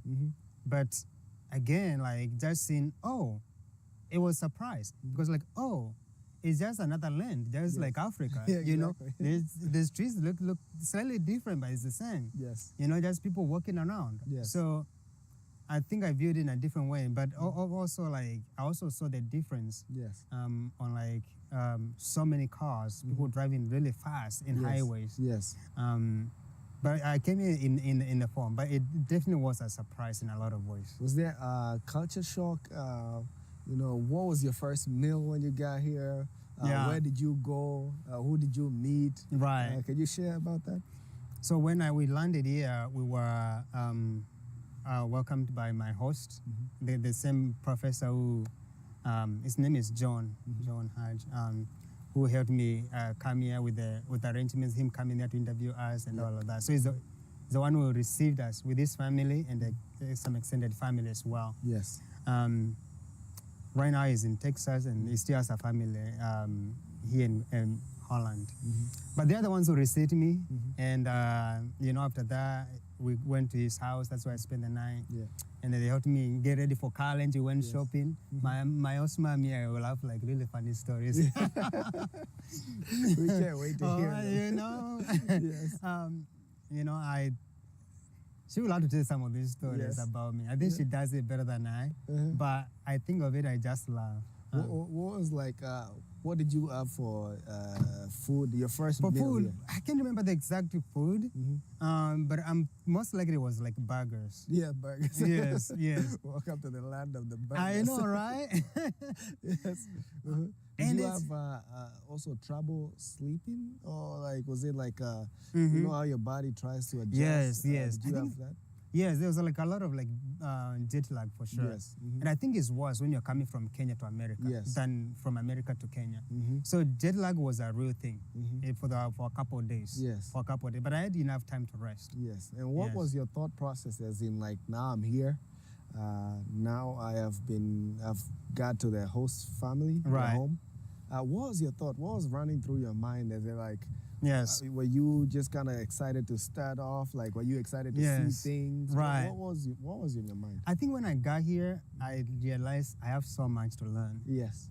And at the same time, I have to get ready for school. Yes. Right? And I only have a span of maybe 2 weeks before I start my school. And I didn't know how to use laundry machines. I didn't know how to use, even you go to the shower. Yes. It's just complicated. How do you turn the shower on, right? Yes. And how do you turn it off? And then every time you go to a different house, the process is different. Right? Yes. I struggled with that. Yes. There was so much to learn, so much to catch up on. Yeah. And it got me feeling a little bit nervous. Yes. And even now, the way of socializing is so different. Different, yes. Compared to Kenya, yes, the society seems more individualistic. In Kenya, it's more communal. Yeah. And so just starting to grasp on how do I build friendships, relationships. It was difficult. Yes. It was difficult. Now, I assume in Kenya, you learned English, yes, right? So it wasn't as bad as when it came to language barrier. You kind of understood. So was that helpful during when you went to school, during your college career? Honestly, even with my English, I'm a boy coming from the village. Mm-hmm. The accent was thick, Yes. and it still is. Yes. And so it was very difficult for people to understand what I was saying. Mm-hmm. And it was also, for me, it was so difficult to understand what they are saying. Now, was that frustrating? To a good degree, yes. And then I also realized, oh man, Americans speak actually loud. Yes. And when I was speaking, I was really quiet and really quiet. Yes. And then I'll be like, oh, speak up, Yeah. like we can't hear you, right? And so I had to make those adjustments. Some things I never even thought about. Yes. But the accent, hey, man, ilikuwa ngumu. And when we talk about accents, for me, if I was in direct in Kenya, it would just be another. Exactly. So I tried really to learn as quickly as possible, even to hear what my professors are saying. Yes. But also it got very difficult to ask a question in class because it was difficult for a lot of professors to understand what I'm saying. Yes. It was also difficult to interact with the students because also of sometimes the same thing, even asking a question. Different terms are being used to describe something that we used to call something different. Yeah. It's now comes to like English versus American English. Yes. And those would be like pants and versus trousers. Trousers, yeah. Things like that. Yeah. But before we get too far away, maybe we can switch it back to you. And also, like, at what season do you come in the winter? I came in the winter. Oh, man. I came in the winter. Yes. Back then, September, I don't know if it's considered winter. Yes. But it was really cold. Yeah. And I remember the first time I saw snow. Yes. I was young. Yeah. I was happy. I used to see snow on pictures that my dad used to bring us to show us. Yes. And I remember vividly telling my dad, when you come to Kenya, please don't forget to put snow in a bottle. Bring it to Kenya for me. Yes. And, when he used to come, I used to wonder, why did he not bring my snow? Right. Because I wanted to see it up close, Yes. And the only time I used to see snow when I was in Karimoila, the boarding school. Yes. We used to see it on Mount Kilimanjaro. And I used to be so fascinated by the snow. Yes. When I came here and I was able to touch it, I was able to feel it. It was cold. And I fell on the snow and I was doing, I think they call them snow angels. Yeah, snow angels. And I was really excited. But also I was signed up for classes. Yes. I went to local middle school, Crestwood Middle School. Yes. And I was welcomed by some, we call it English second language classes. Some teachers. I still remember the names of the teachers. Yes. And they were able to help me navigate through my middle school career.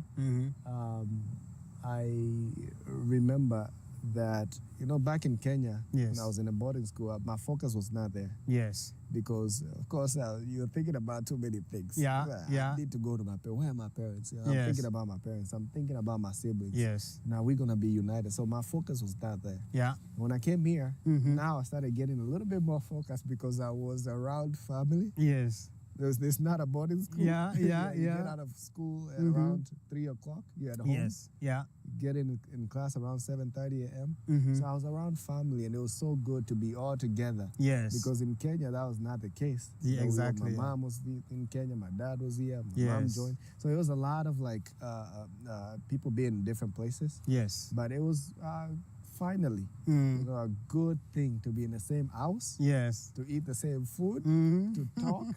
It was a very beautiful thing. Yeah. Just all of you being like... Just all of us being in one house. In one house, finally. Exactly. Yeah. And my middle school, education was... I was scared. Yes.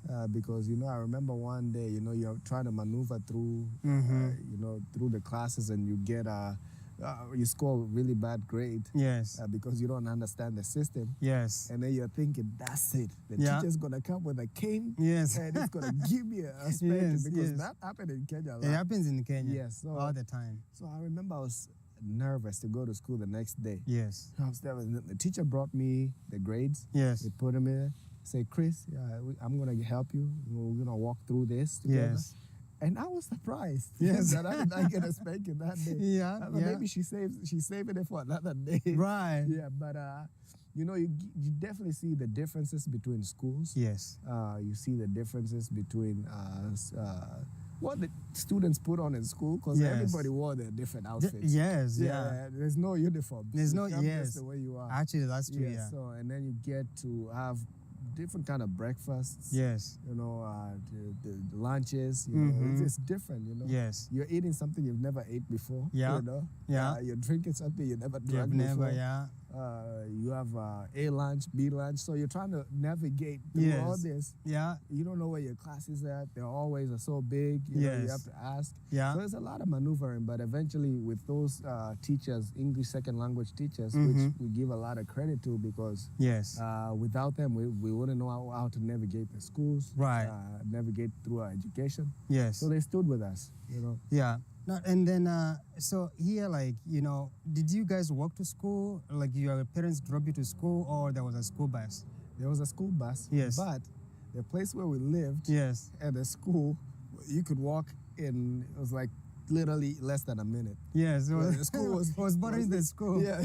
The schools were here, the apartments were here. Yes. So we didn't have to take the bus. We could have, but the bus would just go around and stop. Yes. Yeah, there was a shortcut. Yeah. We just go through there. Yeah. So I didn't have to go to a school bus. I didn't have to get dropped. It was easy like that. It was just easy, walk to school. Yes. That was really nice for your parents, actually, because they did have, because one of the main things for parents here is having to make those arrangements, how their kids will get to school every single morning. Exactly. Like for the majority of the year. Yes. And just being that close, like that took a lot out of your parents. Exactly. And they can focus on other things. Exactly. Yeah. It made it easier for them for sure. Yeah. And then take me through your experience in high school, your interaction with other students, especially you being new. And just how did it look like? My interaction is nice. So I went to a high school called East Kentwood High School. Yes. A very diverse school. Very diverse, people from all walks of life there. Yeah. And I remember the first time I got there and I was called a freshman. Yes. And I was like, how did these guys know I'm fresh from Africa? Yes. but I get the joke. But that was like, that's a term that it refers to a student there's a freshman campus. Yes. Where these are new students. Yeah. So they're there. But in my head, I didn't know. Yes. Yeah, so same story. I joined English second language classes. Yes. Met a very wonderful lady, my teacher. I don't know if I should mention her name, but she was she was really kind. She took us in. We had students from Rwanda, students from Tanzania, students from Kenya, students from Asia, students just from all different walks of life. Yes. And what I noticed about these teachers is that they're so patient. Yes. Because imagine having a class, trying to teach a class full of immigrants. Yes. And majority don't know the English here. And that was you have to be really patient. Yes, you have to be really patient. You have to be really it's patient. like it has to be a calling or something. Exactly. It's basically a calling. Yeah. So I went through that, and then they saw that my English was good, because in Kenya we learned English. Yes. And then so they promoted me to now regular classes. And when I joined the regular classes, that's when I started knowing a lot of things about America, about high school. Yeah. Because when you are in the ESL classes, you guys are only talking about your countries. Yes. But now I'm being exposed to American students. Yeah. So American conversations. Yes. So that's when I learned a lot of things that I never knew. Yes. Never knew. Yes. And there's ones, I think, the stories you have shared about you and your mom. Yes. Well, especially when it comes to dressing. Oh yeah. If you don't mind sharing. Yes. So I think a part of this podcast is to educate fellow youth. Yes. That our fellow immigrant youth, that high school is not just a walk in the park. Yes. You're gonna make it there, and you're gonna meet different people from all walks of life. Yes. They're gonna talk different. Yeah. They're gonna dress different. Different. Yeah. And now you're trying to come in, trying to fit in with a group. Yes. And it's really, really hard. Yes. So I remember when my mom used to buy me some outfits. Yes. You know, and my mom would tell me, I love my mom. I love my mom. She used to buy me outfits. Yes. And they looked so good. Yes. You know, they were South Pole outfit. Yes. You know, shirt, Uh-huh. pants to match. Uh-huh. And she'll buy me FUBU shoes. And I'll go to high school. And I think I'm the freshest kid Yes. And you in the high school. Yes. And I've walked with confidence. Yes. My chest up, you know. And then all of a sudden I see students pointing. Yes. Look at that guy. Look at that guy. Yes. And I see them giggling and Yes. laughing. And I see them pointing at my shoes. I'm Yes. like, what's wrong with my shoes? These are the best shoes in this high school. So came to find out that if you're not wearing Nike, Yes. if you're not wearing Adidas, you Yes. know, if you're not wearing the name brands, Yes. you're gonna be made fun of. Yeah. And you know, and that affects us as students. Yes. It affects us as immigrants, as a new person trying to fit in. Yeah. And I found myself going at home and telling my mom, you're not gonna buy me these shoes again. Yes. Sorry, Mom. Yes. Yeah. So I found me telling my mom that I don't want these shoes. Yes. I don't want to wear South Pole outfits. Yeah. I want Nike. Mm-hmm. I don't want to shop at Goodwill. Yes. I don't want to shop at Salvation Army. Yeah. I want the brand new stuff.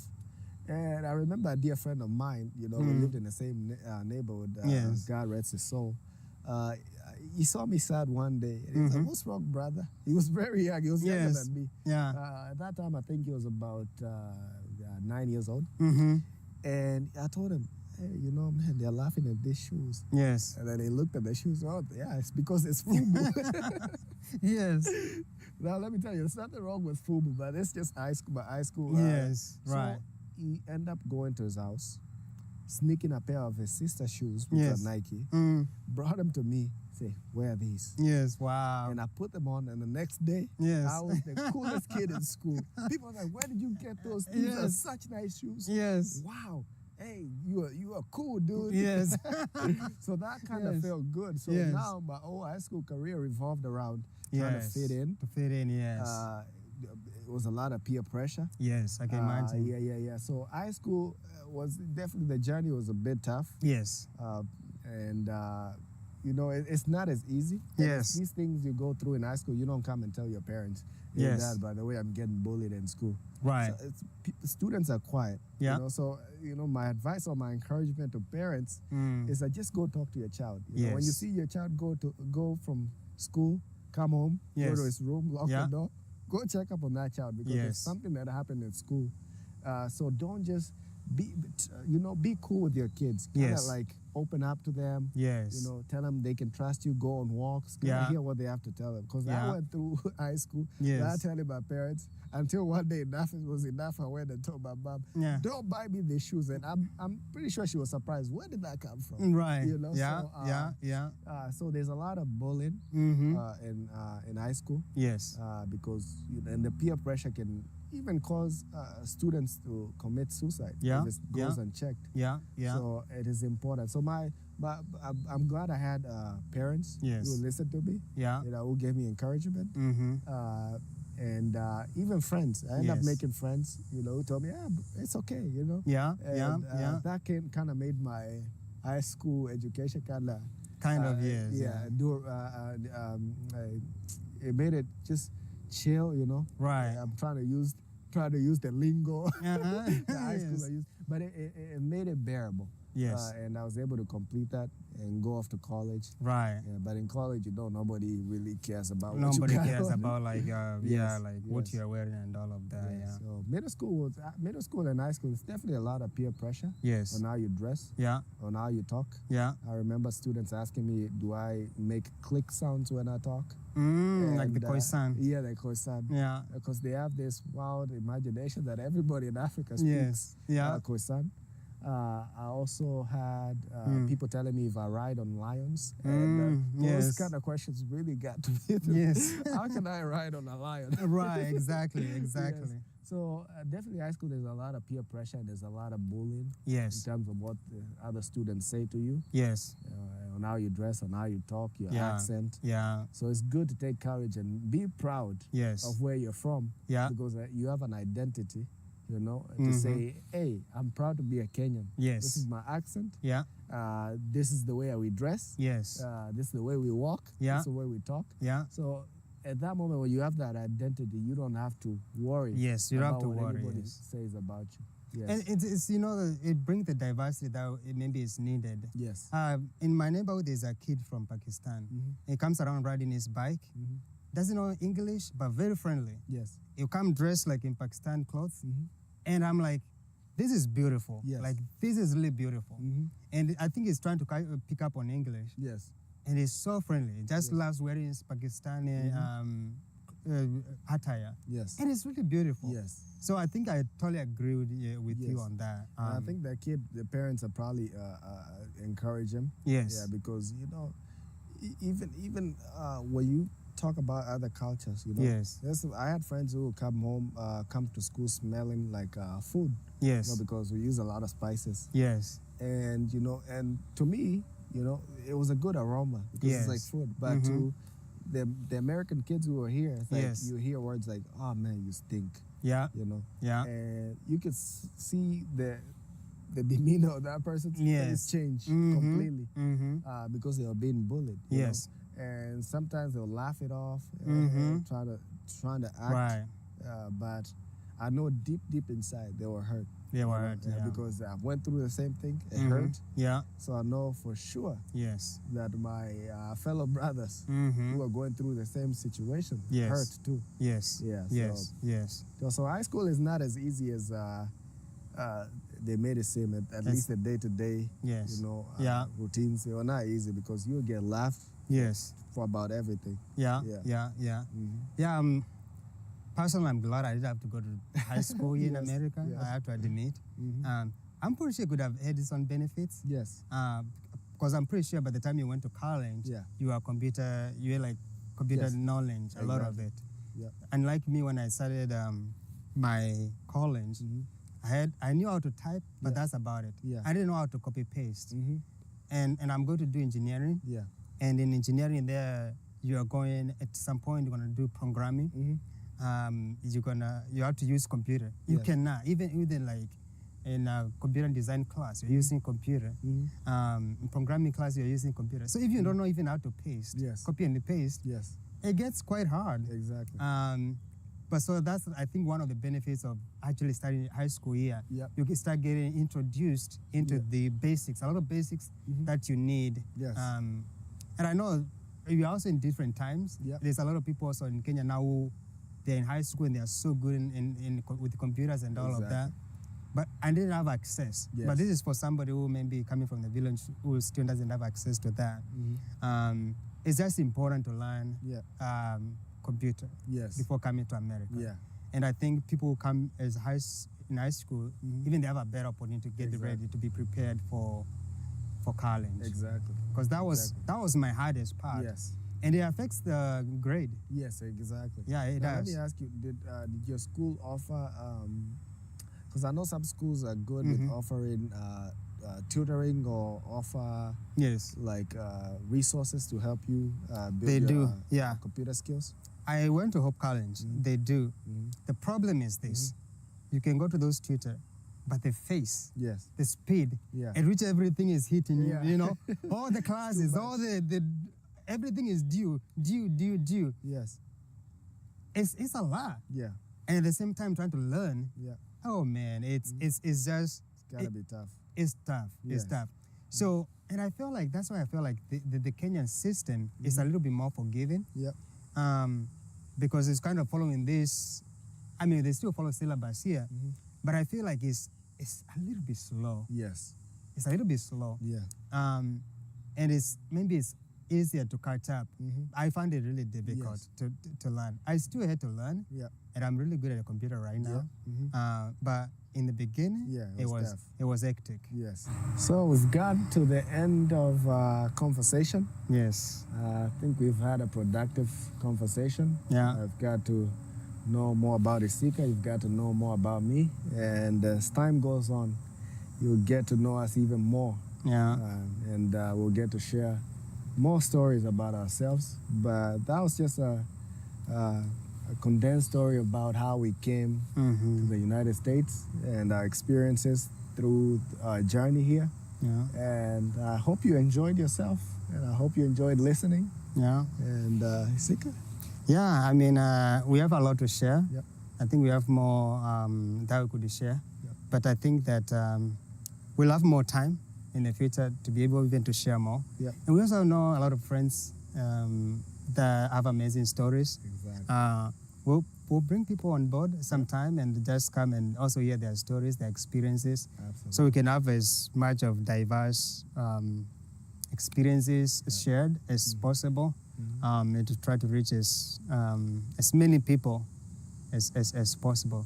But it was just amazing just hearing your story, Chris, and Likewise. and and just learning from it, and getting to know you more. You know. Absolutely, So, thanks for sharing. Yeah. Likewise. Thank you for sharing. Yeah. And we hope to see you guys soon. Yes, and please go like our videos. Share it. Share it. Subscribe. Subscribe, exactly. We are in most of the social media. We are on YouTube. We are on TikTok, Instagram. If you go there, Msafiri _DDP. DDP is for Diaspora Dialogues Podcast. You should be able to find us. So if you look for on TikTok, Instagram, and YouTube, Msafiri DDP _DDP, you should be able to find us. We are also on Facebook. We have our Facebook page, the same, Msafiri DDP. Guys, like and subscribe so this information can reach many people. Exactly. Right? Yep. Yeah. Absolutely. So thank you, guys. show us love. See you soon.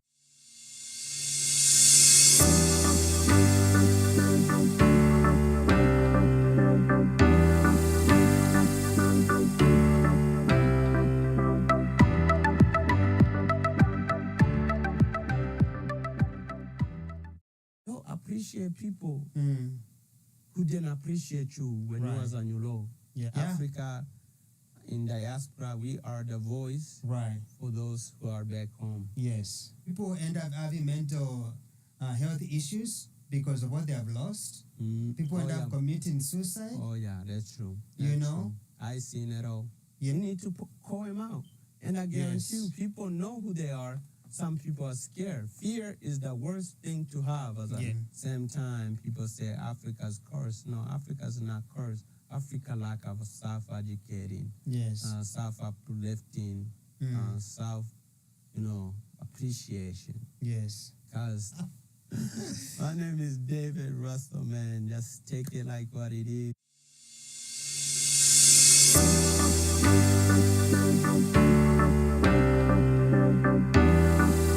Today, I actually wanted us to look at this, right? Okay. So if you do a research, a lot of times you see the reason why we have so many things that are happening in Africa. And let's take an example of an accident. Okay. Which in 2021 in Kenya, there were reported 4,579 deaths reported on road accidents. And then in 2022, there was 4,690 deaths reported. Which is more people than the year. Which is more people, right? And this is just depending on the Kenya report.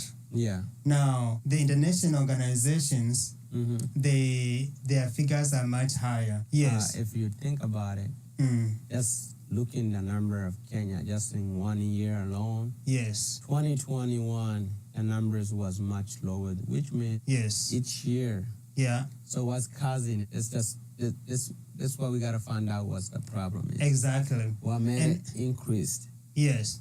So it's really, according, if you ask the government, it will say, or like if you ask the police, right? They will say it's like drug driving. They blame it on drug driving. carelessness, speeding, recklessness, driving, tire burst, my motorcycles losing control, overtaking improperly, and then failing to keep proper lane. Right? So that is what is assumed is. That's what's causing the deaths. Yes. So they are reporting for road incident. And we are not saying these things are wrong. No. But if you look at this, it seems like the government or the police are shifting the blame to the citizen. Yeah, and the citizen. On the people. Yeah, on the people. Right. But I want us to watch a couple of clips here so we can just see how all this become to be, like how it evolved. So I really want to understand the whole concept about Kenya. Right. And how a police officer will say, or the government will say, all these people are dying because of this thing. Yes. Okay. But let's figure it out. Let's watch these 3 clips here and see if the message is a little bit different. Okay. And could that be actually the cause of these deaths? Inundation. That's a big question right there when it comes to Africa. Yes. Come on now. We all know. Let's watch this one. So what you notice here is those potholes. That car, the driver can really not go on one straight line. Yeah, he's swaying. Yes. Yeah, he's in both lanes. He's going side. But why is he doing that? It's because of the potholes. Yes. Yeah, okay. I see your point. Yes.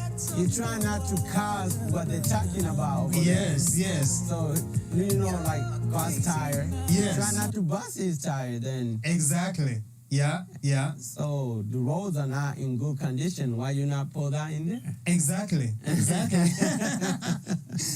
of say like tire burst, say that the roads are not in good condition. Yes. So drivers are driving to avoid having bust tires. Yes. It only take one pothole to pop one tire to kill multiple people. Exactly. An example, that was a bus. Yes. It carry how many people? Multiple people. Yes. Numbers and numbers of people. So imagine if you hear one pothole. Right. That's a lot of death. That make more sense why the number goes up. Exactly.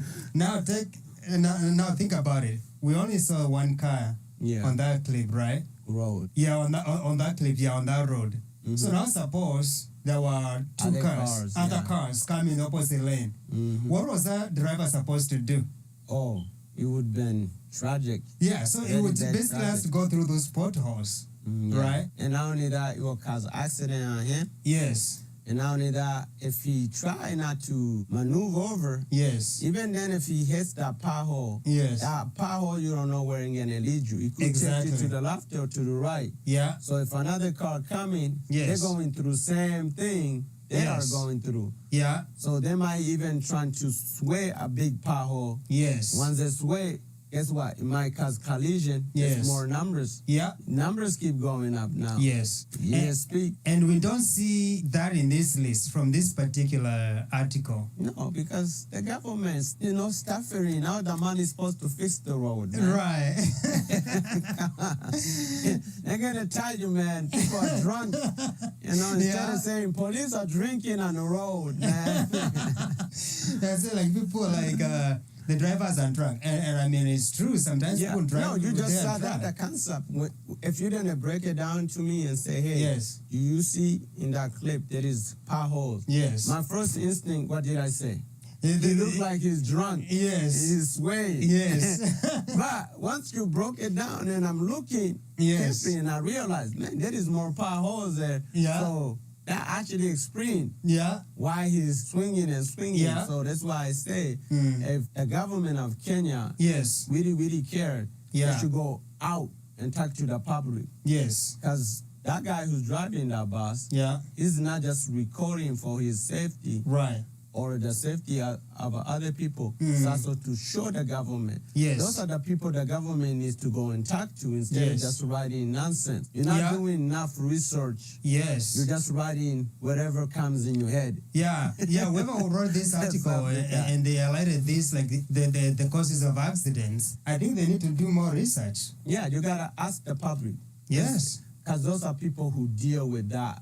things every day. Every day, yeah. All right, let's watch another one here. Let's look at this one. Hapa tu ni anguka nayo. Tuko Machakos County, tuko Kalama Ward. Na mnajua Machakos County inapata 14 billion from S-Checker, inapata 14 billion. Na leo tumekuja Kalama Ward tupate kujua tufanye mahesabu pamoja kwamba zile pesa zimewekwa ndani ya hii ward kazi inafanya kazi. So if you check here, if you are keen, waonyeshe is a proposed renovation work of Makakoi dispensary. Makakoi Kalama Ward. Hii hospitali ilikuwa imejengwa wakati wa Mutua. Kwa hivyo imekuwa tu, ilikuwa ni idea ya kurenovate. Kwa hiyo nataka kuwapeleka hapa ndani muone hiyo renovation ambao wanaongelelea. Ndio nyinyi wenyewe mtusaidie kufanya hesabu. Now this is Makakoi dispensary. Vile wavinyemete amekuja kurenovate, alikuja akasema anataka kurenovate hii hospitali. More than now 1 year imepita na waliekelea 4.3. Ile mahesabu nimepata ni kwamba walirenovate na 4.3 million. Wakapaka hii rangi, wakaandika Makakoi dispensary.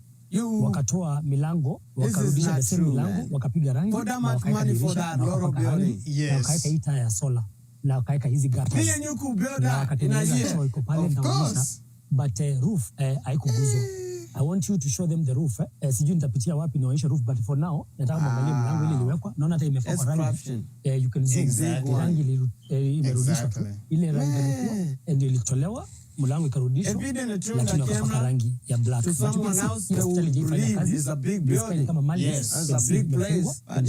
Show them it's a closed dispensary, but wao wanasema wanaekelea pesa mahali kuna value. That's why nasema ni vizuri wa Kenya, let's encourage our leaders waekelee pesa mahali ambapo viongozi wetu, wananchi wetu wanasaidika. So katika hiyo arrangement ya kurenovate, the only thing waliongeza ni waambie ni mlango na so kuongeza even build it 10,000. This is renovation, yes. 1,500 liters. Nataka uonyeshe hicho 4.3 million shillings. Hicho ni part of your 4.3 million. It's a lot. Na where that money going? The contractor na uonyesha pale contractor ndio uonyesha ile kitu ya ajabu ya hii project. Nataka kuonyesha kitu ya ajabu ambao they only pay for the painting. Tangu mjipate Kenya. Nataka kuonyesha kitu ya ajabu sana ambayo mjaiona. Kwa hivyo just show them that and come. Ni kuwakumbusha tu the contractor anaitwa Calamen Company Limited. Yeye ndio amerenovate hii hospitali. Now follow me. Nataka kuonyesha tangu wajipate kwa hii nchi inaitwa Kenya. Kwa hivyo kama wewe unaishi Kenya na pressure yako ijapanda sana, nataka kupandisha pressure vile inafaa. Now I want you, my cameraman will show you zoom for them. Nataka kuonyesha how this dispensary was renovated. I want you to count from that side there. 1, 2, 3, 4. Hizi ndio mabati mpya zimewekwa kwa hii project ambayo imecost 4.3 million. Ni kupaka ile mlango, ile mlango rangi na kupaka hiyo dirisha rangi kwa sababu zilikuwa na hospitali haifanya kazi. Kwa hivyo hiyo ndio nataka kuencourage wa Kenya. Let's do the math. Tufanye hesabu. Hii mradi imewekelewa pesa na haitaifanya kazi na haijaifanya kazi na wananchi wanasema hawaoni fununu yote ya kufanya. You know what? Yes. I appreciate this guy. Yeah. That's a true journalist. Exactly, yeah. Because he's showing the people what they don't see. Yes. They only hear. Yes. Because if you look in the beginning, yes, when you see him explaining what that woman promised everybody what they're doing with the money, yes, you in your mind you think it's a big picture, yes, a big accomplishment, yeah. Until you see her, you're disappointed. Yeah, it's a big disappointment. That's corruption, my friend. That's a big, like, that's crazy, man. So you may wonder like the motivation of that governor using 4.3 million to renovate that. It's not a motivation. There is no motivation in that. Exactly. There is no motivation. The only motivation is in there. Yeah. It's for my pocket. Yeah. Only for me. Yeah. Only me and my friends and my family. That's it. And even that thing is not functional. It looks like it was closed. Just look the roof, man. For $4.some million.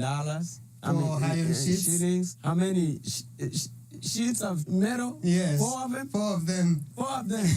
and painting and some painting. Bro, I wish we could see inside. At least I really want to see inside. Me too, man. At least, I want to see inside. That's, man, it's crazy. It's sad.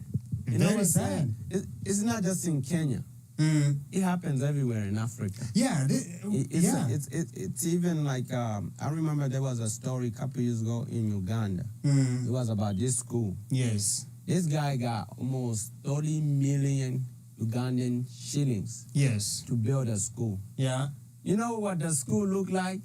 Made out of mud bricks, and he just had a blackboard. Yes. His promise was to bring in the whiteboard like the ones they have here in America for the people. Yes. That never came true. Yeah. You're supposed to pour a library in there for kids to have books. Yes. And buy books to pour in there. He never done that. Never done it. And then they asked him where the money go. Yes. He said, "Oh, you not see a school here?" Man. Africa, man. That's one thing I wish African leaders. Yes. People start waking up. Yes. We vote for better leaders. Yes. People who represent us as people. Yeah. Not voting for people who come with promises, broken promises, over and over. And I guarantee you that community needed that resource. But that lady kept promising them. Yeah. And they, she eventually is like, okay, since you want this, the way it looks like, even the name outside, it looks like they just they pick a building and they just wrote the name outside. Honestly, it does look like that. But apparently, like, it was built by a former governor called Alfred Mutua. And now the current governor, I believe it's Wavinya something. Now she secured the 4.3 million now to renovate, So now, that's crazy. Now that tells me first governor, how much the first governor used to build that building. I'll be curious. We actually know the number. Yes. Because this is what I want to know. I know. I guarantee you it's corruption within corruption. I agree. So I agree. It's crazy, man. Africa, bro. Africa's beautiful. Yes. It's a wonderful country. But the problem is lack of having empathy towards ourselves. Yes, like you mean Africa is a beautiful continent. Yeah, in a way, like we lack of empathy towards ourselves as people, and not only that, we lack of the will to, uplift each other. Yes. Instead, we tear each other down. And the way we do it is things like that. Yeah. Because next time, a person can be like, why should I go vote? Exactly. Why should I give my money? Or, if someone, that's an example in their life, they say, I made it. Yes. I want to give back to my community. Yeah. Where should I give to? Right. I cannot go to that woman and say, hey, I want to give you 1 million towards my community after I know what you have done a couple of years ago or a year before. Yeah. So it's crazy. So the best solution is people got to wake up and start doing it for themselves. Yeah, and I think that a lot of Kenyans are taking the lead. The initiative with the Gen Z protest that just, was happening. The big one, Yes. And if you look, the majority of it, that's why I say Africa in 2030, I have faith a new generation of kids are going to change Africa. Yes. Going to change Africa because what we just witnessed in Kenya, majority of people who were protesting were young people. Yes. There was not that many old people there. Yeah. There were younger people because younger people are the ones who, they seen their future being ruined. Yes. They have no job. Yeah. So guess what? No job leads to what? Yes. Poverty. Yeah. Poverty leads to what? Crime. So all these young people are realizing our parents went through this. Yes. We should not go through this. Yeah. We have enough. Kenya is rich. Africa's rich. A lot of resources. Yeah, a lot of resources, but the lack of knowledge and wisdom is what killed Africa for the first half of it. Yes.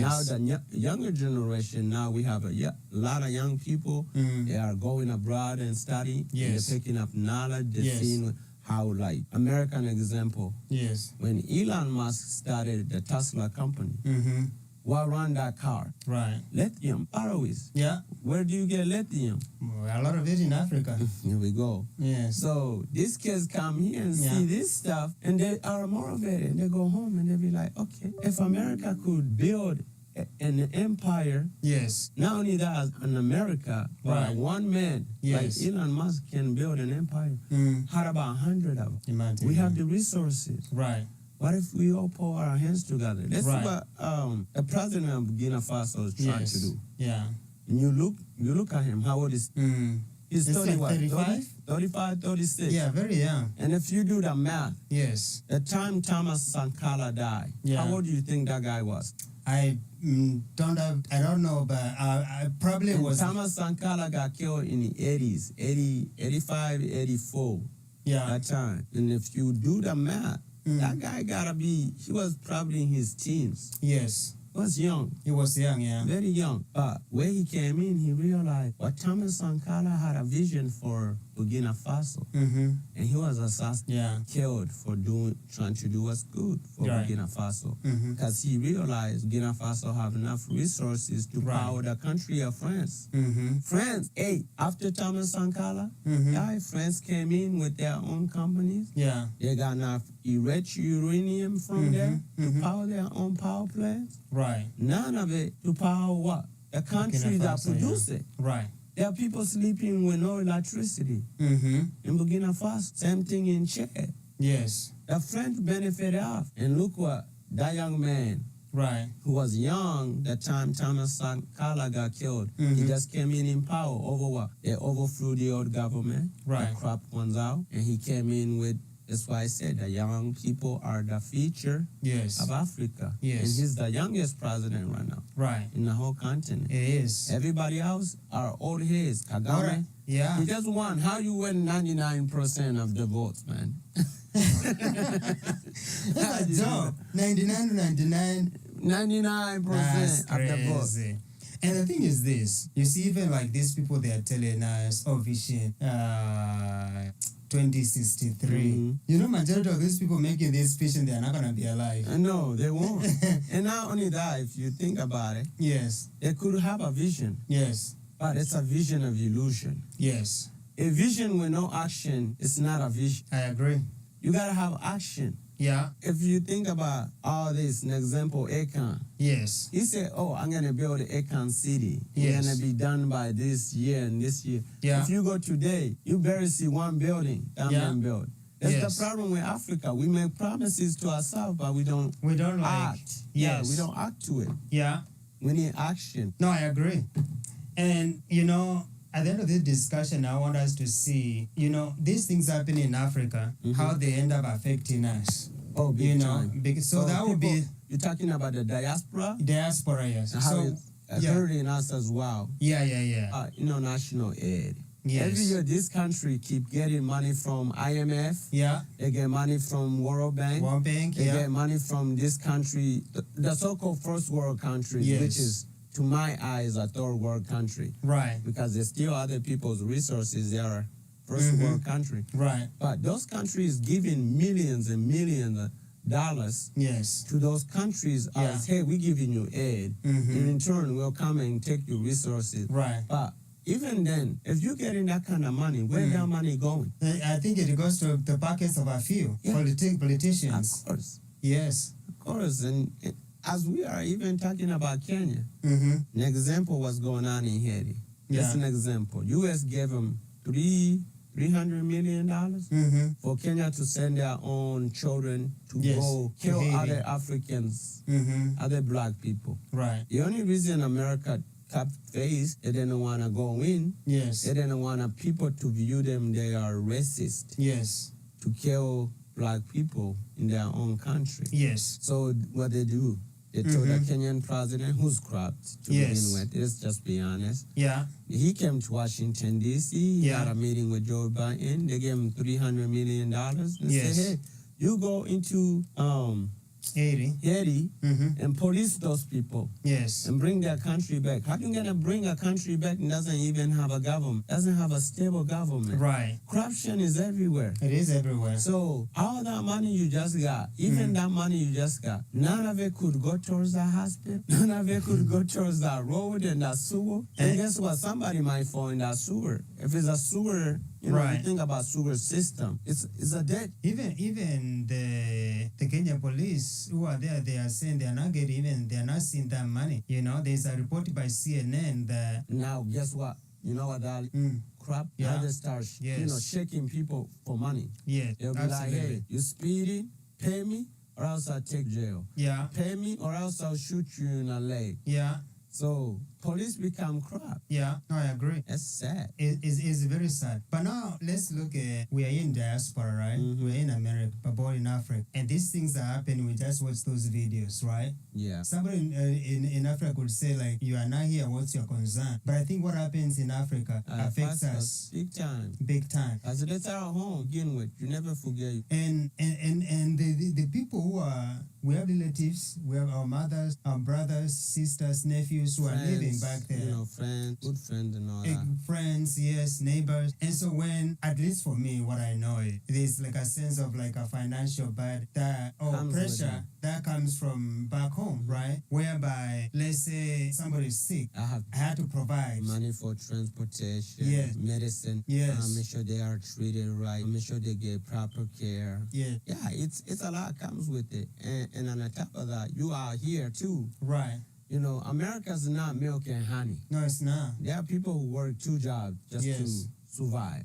People don't even realize the economy of America right now is not a better place. Right. So if you are here, rent is up or mortgage is up. Yes. You got a car. That car, you got to do payments. Yeah. You got, you know, things like Marco bills here. Even here in America, we get hit hard by the Marco field.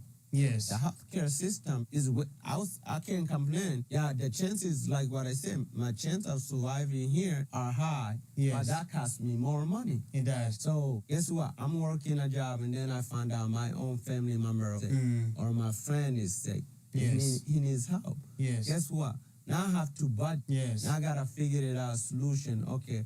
How much can I provide them, save their life, or to provide enough care for them to obtain their health back to where it's supposed to? And also for me, not to feel overpressured. Yes. Because now I'm putting my in a vulnerable position because I got bills coming. Right. I got food, the price is going. Gas. Yeah. You know, here in America, transportation is a must. Yes. It's not like Africa. Yeah. So, yeah, it affects us in a lot of ways. And also, like, let's say that I have let's say a sister, right? And they are trying to get medical help. And let's say I even send money and they go to the local hospital and then they have to go through the hard to get to the hospital. And they get to the hospital, they are told, like, they even know doctor. And so a lot of times that's always communicated to us. We are getting those updates. And so now we feel like we failed. We failed? Yes. Yeah, because our help with that wasn't going to happen beyond that measure. Yes. But now they are facing a hurdle. Yes. You know? Yeah. And other thing is, what if, like what you just said, police are not getting paid enough? Yes. What if they are driving or somebody, we pay for a taxi and that taxi get pulled over? Right. Now they have to shake our own family members. Hey, I need some money to pay the police officer so I could get you to the hospital. To the hospital, Now you become my hostage. You know? Right. So now you got to save me as a driver and save you. Yes. Now you are, my own family now is short for their medicine money, for their treatment money. All because why? The government is not paying the police officers. It's crazy. So it's just like so interconnected. No, it's just we are entwined. No matter how far we go, no matter what we're doing. Us here in the Western world, and them in the Eastern world, we are entwined because our future is over there. Yes. We are hoping Africa becomes better. Yes. I'm not planning to be in America forever. Right. I'm not planning to be in you know, you'll go home and visit. Yeah. You want to go to a better home. Yes, exactly. You know? Exactly, You don't want to go back as the way you left it. Yes. You want to go there and see great Nairobi or great, you know, Mombasa. Right. You know, wonderful skyscrapers, wonderful hospitals, schools, kids are happy. People are, you know, but we're not going to see that. If we have leaders who are stuck in the office. Yes. And not only that, I'm not trying to pick on old people. Yes. They always say, old people, they get old. Some of them, they lose their wisdom. Yes. And some of them come in, but they They think they were as wise, but they ended up realizing they were much more a fool than a young person, because a young person understands the pain. Yes. An older person needs a young person to take care of them. Right. So if you think what's in him, the president of Uganda, right. Msafiri, yes. How many years he been in power? So many years. Okay. Probably longer than I have lived. Yeah. A young man in Uganda. Yes. A young man in Uganda want to become president. His name is Bobby Wine. Yes. And if you know his story, he's a musician. He came from the ghetto of Kamocha, which is like the slum of Nairobi, an example. Yes. This guy is running for president. Why the people of Uganda not going for this young man? Because he understands their struggle. He lived their struggle. Yes. Museveni didn't have that. Museveni came from a farm where they have cows. He came from red family. So that guy been in power for that many years, but he have no will to say, you're almost 90. Right. And you're still in power. Every year you win every election, 99% of the votes. Where you getting those votes from? I don't think the Ugandans are now willing to vote for him, for Bobby Wine. I think they do. But who controls the electoral commission? I understand that system is always set up that the administration in the office right now is the one controls everything. Yeah. But my thing is, people should be able to stand up and say enough is enough. There will be times and places to do that. Did you see when there was protest in Kenya, the Gen Z protest? You know, it's inspired protest in Nigeria and also in Uganda. Oh, no. That's not the first time. Remember 2011? Yeah, no, it's not the first time. The Arab Spring? The inspiration it brought to the Arab Spring. But the only thing the Arab Spring brought was really bad is the fall of Libya. Yes. Libya should never fall. Yeah.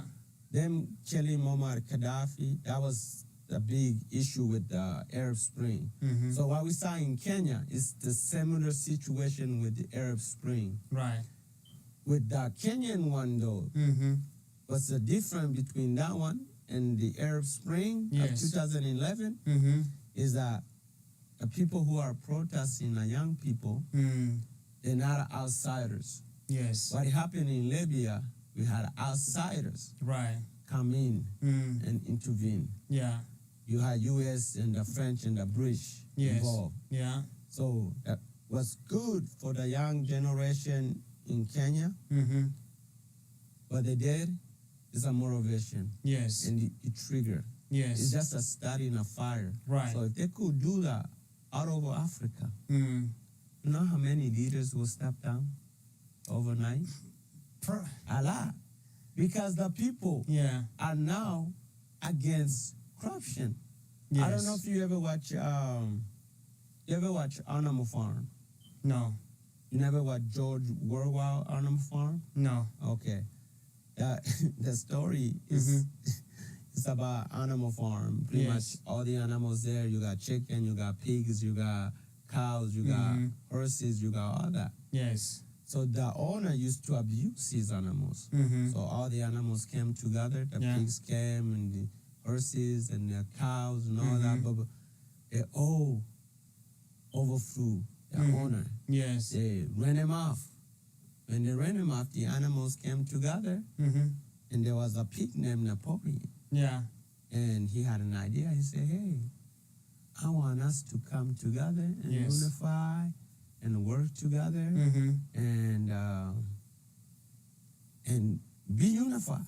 Yes. That was his vision. Yeah. And Napoleon eventually died. Yeah. When other men came back to try to take over the farm, they shot and they killed Napoleon. Yes. The next pig next to Napoleon took over power. And he told every animal there the same message Napoleon said, but he made a twist to it. Instead, he'll have his own separate meeting with a pig, not with the other animals. And he'll tell the pigs, hey, Napoleon told us not to sleep in humans' bed. And Napoleon said we should not drink alcohol. In mind, that was the message they passed to every other animal. That was Napoleon's vision. And guess what? The pigs will get together. They will go sleep in the human bed. They will drink the alcohol. Okay? And they should not trade with humans, but they ended up trading behind doors with humans. And other animals found out. They start questioning it. They start seeing. One animal starts seeing this, and the other one see this, and the other one see this. And what starts spreading around? Eventually, those animals uprise against that pig. Yes. Because they say, hey, how is it fair? You starve us. Right.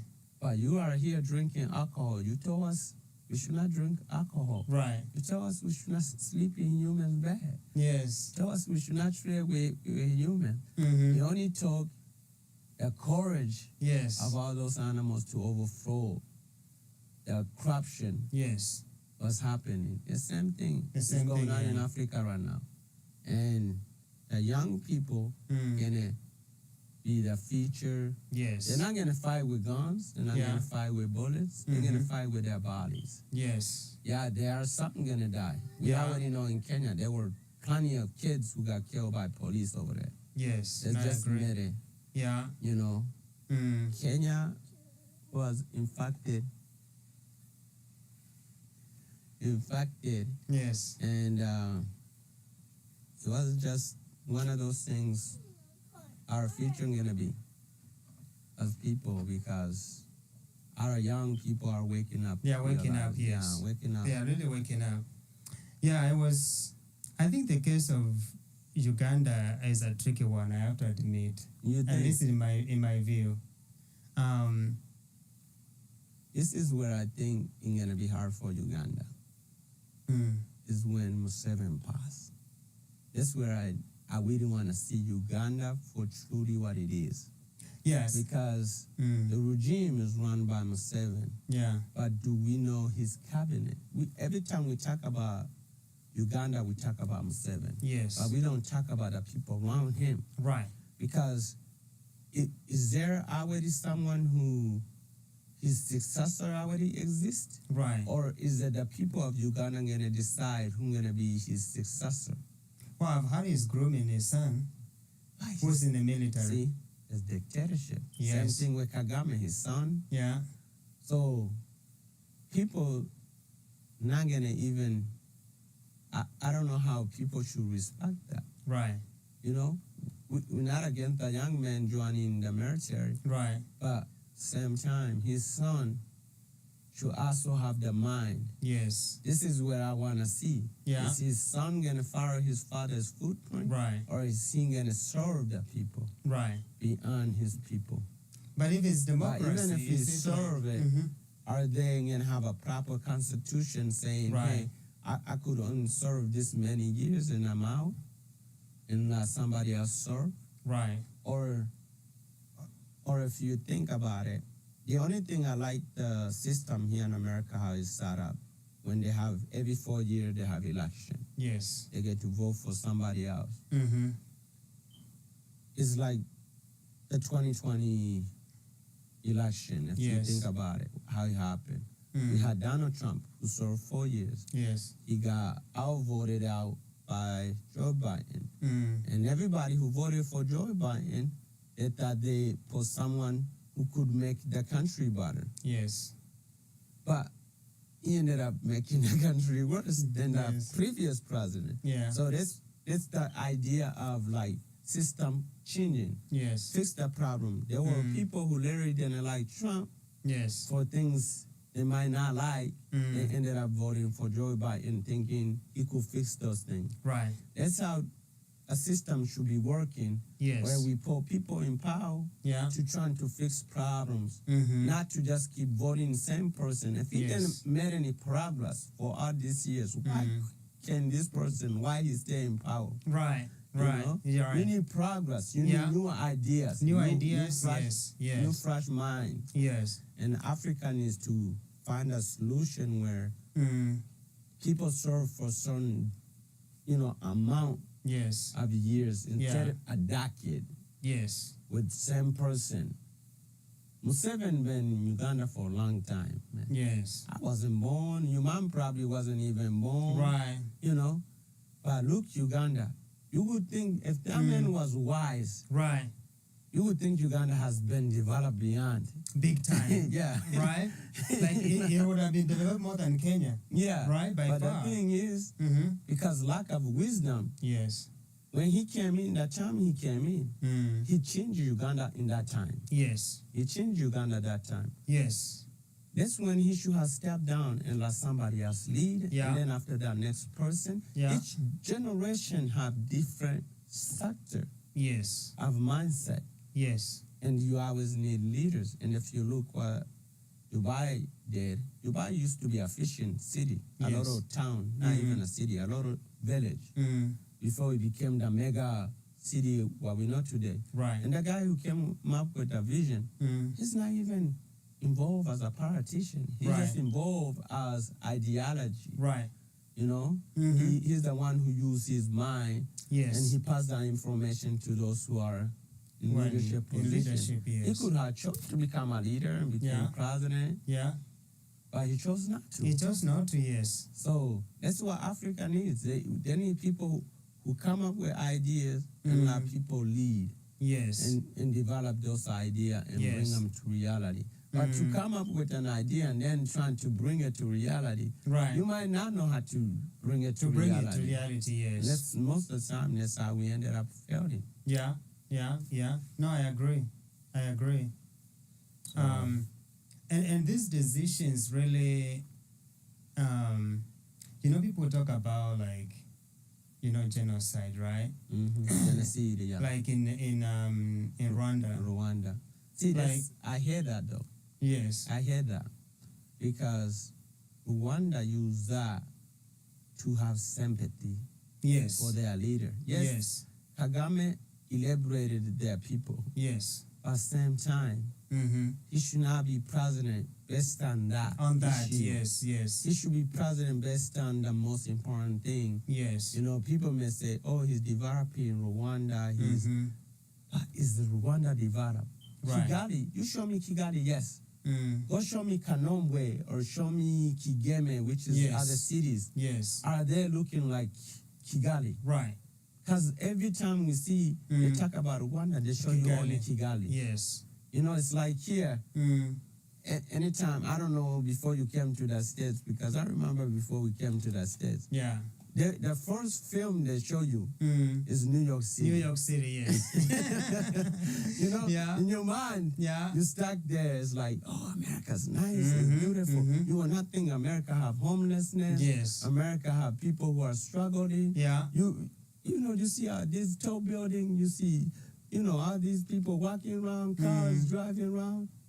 But you get here, you look places like San Francisco, homelessness, Los Angeles, you got homelessness. Right. Even if they will show you, New York City itself have homeless problem. Right. But they're not going to take you there. They show you the good side. Yes. That's how I see Rwanda is. Yeah. Rwanda is their own destruction. Yes. Instead of speaking the honest truth, they are hiding based on what's good. They're showing the good side instead of showing, the whole system.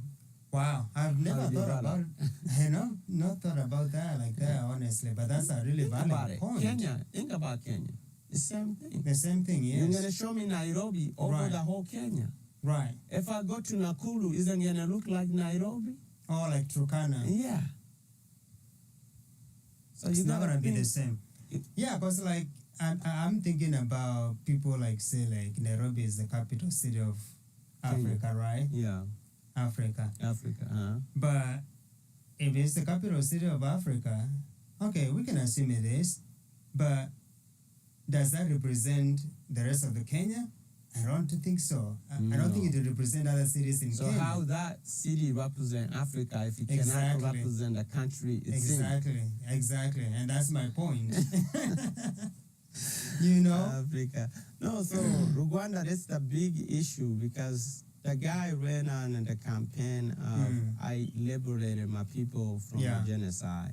Okay, I respect that. You did that. Right. But same time, for you to be in power for so long, and not only that, you the only president. I'm not going to say the only president, but you the only one in my understanding who changed the Constitution to have a long term. Right. You will not get out of the office till 2045. Come on. Dang. You changed it just so you could stay in the office. So you're telling me in Rwanda there are no other potential leaders who can take that country to the next level? No. It's only Kagame. Only Kagame. In every election, every time, he wins 99%. 99%. Even for like somebody with a sense. There's always like, if you tell me it was like 60-40, I would say yes. You're telling me this man doesn't have a position? Yeah. Unless he... No, let me just tell you. It's the people around him. Yeah. Kagame is a very smart guy. I'm not saying he's a dummy. He's a very smart guy. And if you look, every person who become a dictator or anybody who become in position of a long time in power, they're very clever. Yes. You cannot undersay they're stupid. Because to stay in office that long, you got to be very smart. Yes. Because which means you work 10 times harder than a guy who's actually want to get out of the office early. Right. You know, think about Obama. When he went in the office 2009, he was young. Yes. You look that guy other day speak, he looked like he's already hit. That's Obama's true. not that old. But then it seems to happen like that. That's true. It's stress. Yes. So to me, for those people to stay in power that long, they have to be smart and aware to have the brain power to be able to say, man, any moment somebody could kill me. Any moment. You constantly have to work. You're working 10 times. But your work is not benefiting the country. You're working to stay survival. Right. Oh, because you are your own enemy. You created your own problem. Yeah. There are people who are going to dislike you. There are people who want to take your head out. Yes. Wow. To win every election. And not only that, in Rwanda, we all know there was a lady who went to Rwanda. Yes. She came from here in the States. Her name is Victoria Ngabire. When she went to run over there, she got locked up. Now tell me, how great is Rwanda if you're locking up the people who are coming to run for a position of presidency? Wow. You lock them up? There was another guy in South Africa. He actually was next to Kagame. Yeah. He was his, if you think about generals, he was a general to him. Yes. They were this close. That guy left because he knows what Kagame's future was. And once he fled to South Africa, Kagame had him executed, assassinated. In Rwanda or outside Rwanda? Outside Rwanda and South Africa. Wow. Yeah. So you can operate abroad. The man got him. We better be careful there what we say. Mr. Kagame will come after. At the end of the day, that's the thing. Fear. Yes. You hear what you just said? Fear. Yes. Yeah. That keeps people not talking. I agree. You see? No, I agree. Fear. Yes. He's using fear tactics. Because the thing is, at the end of the day, we all die. We all will. Yeah, we will die. So I are can you die. Gonna die for a cause, or are you gonna die as a cow? Right. I would rather die for Yes. So we are the voice of the voiceless. Yes. An example in Rwanda, you cannot criticize the government. Right. You get locked up. Yeah. If you're a journalist, there are plenty of journalists go missing every year. Not just in Rwanda, even in Uganda, maybe even in Kenya. Yes. There might be journalists who go missing because of what they say about the government. Yes. So we, the people, this is how we are, again, connected with them. Yes. We are the voice to them. Yes. The outsiders, the diasporas. We are the ones who need to spread the word. Yes. How did people... We looked at protests for Palestine. How's that came to be? Right. All that started at college campuses. Yeah. All because the diaspora are speaking up for those people. Yeah. That's what we need for Africa. I agree. People got to speak up. Yes. We should not live in fear. We should not be intimidated. Yes. We should be able to voice our voice, especially us young people. Right. because we are the ones who have families, friends, people over there who need our help. Yes. Us staying in silence is not going to help. No, it's not that going to help. country or even us when we go back there. Because Victoria Ingabire, you think about it, she was in the States. She was in diaspora. Yeah. But she was born in Rwanda. Yes. She only went back over there to run for president. Right. She ended up serving 7-8 years in prison. That's crazy. And you know, I have a friend whose dad spent months and months in prison. And, you know, according to the story, like, the people involved, you know, it was, I guess, the president somehow was involved. And man, but this man suffered. That's what they do. They gotta make sure they punish you. Yes. To the degree you say, I give up. Yes. They want you to quit. Yeah. You know how many times Bobby Wine went to jail, prison? I know many that times. That man, even his own bodyguards got shot. Yeah. Just because they're trying to get that man. Yes. But I'm telling you, as we're talking about people getting locked up, remember we all watch Hotel Rwanda. Who hasn't seen that movie? I've seen it. Okay, Rusasa Bagini. He lived in Belgium, and he also, I know, he lived here in the States. Yeah. You know they kidnapped that guy. Rwanda ruled that guy in and kidnapped that guy. Wow. Kagame organizer. They kidnapped him and locked him in Rwanda. Wow. And he spent years in prison. All because he spoke on the genocide, the honest truth about the genocide, what really truly happened. Yeah. And how Rwanda needs to move forward. Yes. And guess what? That was a threat to the government of Rwanda. It was. It was. Their mission is to keep people quiet. Yeah. Keep people not to be able to speak up. Yeah. Keep people the idea of what we call freedom. Freedom of speech is a must. Yes. And freedom of speech is a dangerous thing. Yeah. And we all know in history, anybody who speaks truthfully ended up killed. Yeah. Patrice Lumumba is one of them. Thomas Sankara, Muammar Gaddafi, he said, hey, I want to build Africa. Mind, he's the only president in Africa ever sent a satellite into space. Muammar Gaddafi. Muammar Gaddafi, yeah. If that man could do that, imagine. Right. If we had used his mind to develop our own money, our own banks. Yes. But the problem is, you have leaders who are associated to the West. And the West say, hey, as long as you're working for us, you are good. And we saw that in Iraq. Saddam was a good friend of America. Yeah. So the moment he said, I'm going to sell my oil in euros, guess what? They said, man, this man got weapons of mass destruction. Right. They went in, they didn't find no weapon of mass destruction. Right. They still find them and kill them. Yeah. America create problems. Same time, there are leaders who are like in Africa who could stood up for the righteousness for Africa. Right. When Muammar Gaddafi said, hey, I have a vision. Yes. How about we start creating our own money in gold? We have enough gold deposits. We got diamonds, we got gold chain, we got all this stuff. We could do it on our own. And the rest of the world will come to us instead of us going to them. Right. We could make our own shoes, our own TVs, our own satellites, our own anything we want, we could do it here. Right. But guess what? That was a threat to who? Not to Africa. Yes. To the West. Yeah. Yeah. The moment the West is say, hey, hey, you and you and you, stay out of this. Yeah. Just give these people training. We'll provide you weapon. Boom, boom. Go take care of that man. Right. Remove him. So, you know, like the Gen Z in Kenya, they were saying like the slogan was Ruto must go. Do you think Ruto must go? Oh, you have to go, man. Yeah. Come on.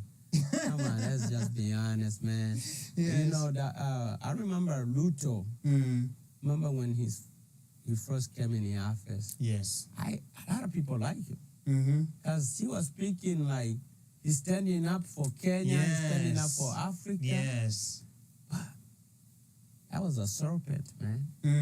That was the devil talking. Yes. No, and we all fall for it. He played, Yeah, he played his cards. Yeah. He played them right for his own good, not for the people of Kenya. No. He lied, not just to Kenya, also Africa. Yeah. Because there are a lot of people, African people, who are supporting Kenya. Yes. For that man to be removed. Yes. Because not only that, what he just did it to Haiti. Right. Haiti's problem had nothing to do with Kenya. No, it has nothing. But like the Kenyan court saying no to that move. But he still vetoed it. Yeah. And chose to go round about it and did it at his own way. You know why? Because he was getting $300 million from Joe Biden administration, man. And this man, is so greedy for money. He just sold our airport. Yeah, now he just sold our airport. You gotta start paying for every little thing. You need to use the bathroom, you gotta pay. This man came to the office saying, right, he will be the president for the border. He'll be president for the Mama Mboga.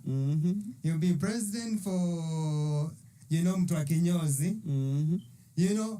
And that's why people voted him. Even in his campaign, it was using a wheelbarrow. It was like Matatu, those are people. I understand their struggle, Yes. The bus boys, that stuff. I watched that whole election and I was happy. I was like, okay, Kenya finally is in a move. Kenya's going, but no, it turned out to be deceitful. And even when he talk about Africa, it's always crazy.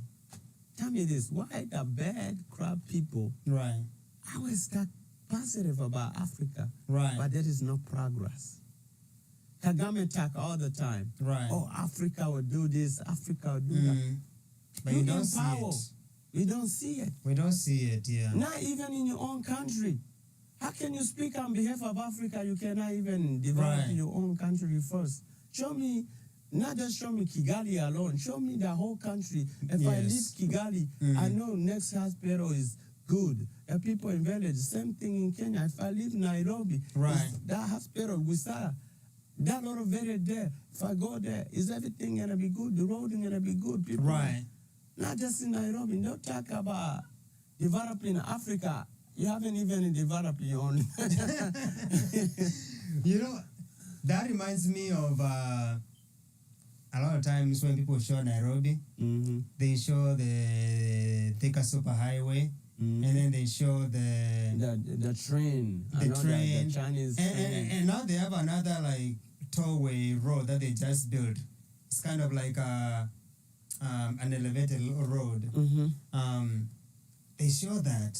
But is that road? You're showing me one road. You're showing me two roads. But Kenya have more roads than that one. Let me. I don't know if I can find that. I don't know if I can find that. No, man. YouTube, video, but man, the Kenyans. There's so many roads in Kenya that are really bad. I think it's this one here.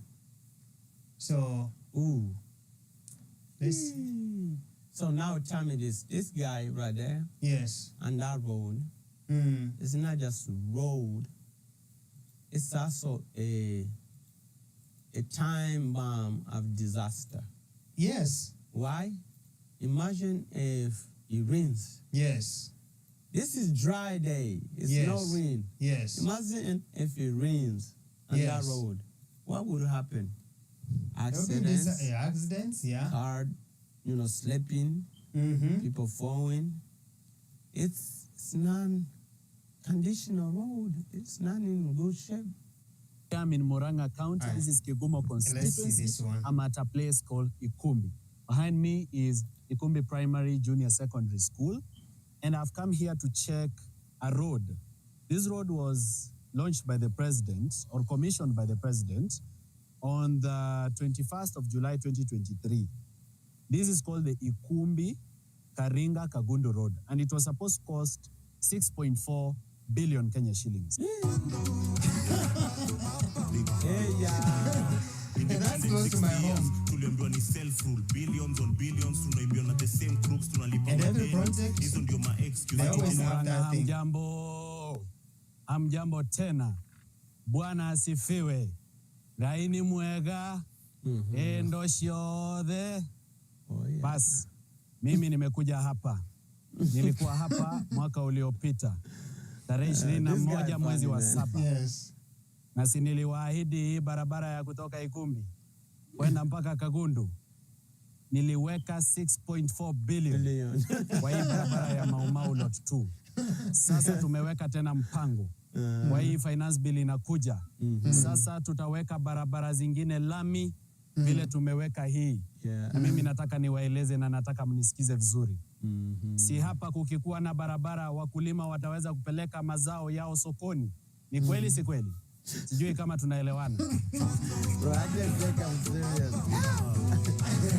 Independent 60 years. Going to the supermarket, you ended up in a jet somewhere. Hizo ndio ma-excuse. Generation Z. Doesn't make the same moves. Occupy park. This is the status of the road. There's something else very painful I'm going to tell you about this road. Acha niwaangalilie hapa. Now, on the day this road was launched by the president, Kenha made a procurement. It made a procurement to a company called Mosound Group Limited, and it paid them 2,217,751. And it was for putting up a holding or briefing room for the president, again. a holding area, a display, logistics and labor.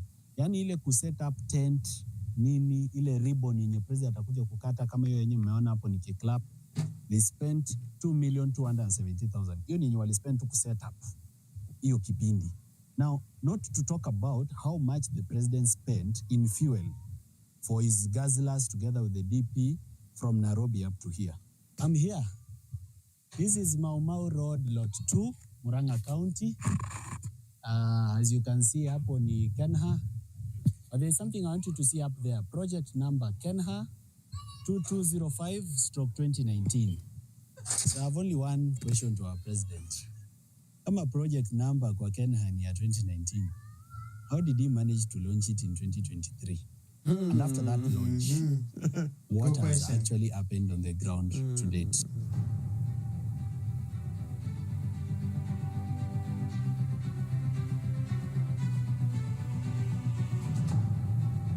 That's the time they were launching it.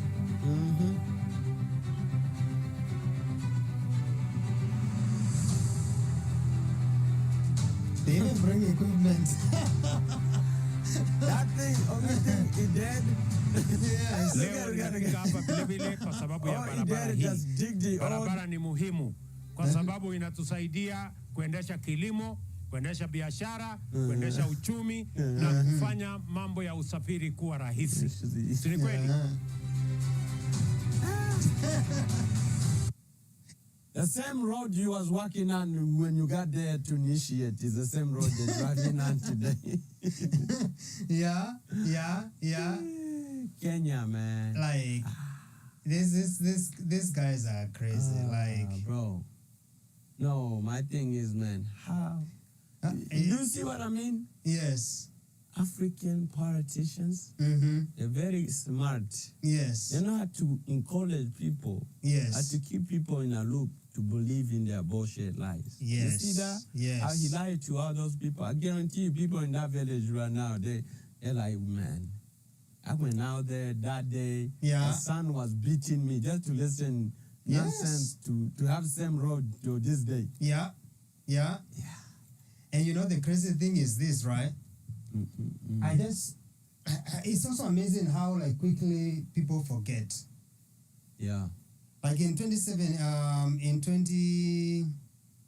when is the next election for Kenya? 2027? I think. 2020. I think 2027. They just had one recently, yeah? Yeah, I think it's 2027. Yeah, 27. Yeah. You know, these politicians, they come in and then give these other people $1,000, $150. They buy them Lexus and be like, oh, I'll vote for this one, just for that. But you know how I compare that? You know, in the story of the Bible, they talk about Jacob and Esau. Yeah. And how Jacob sold his inheritance by a bowl of soap. Yeah. I mean, a soup. A soup, yeah.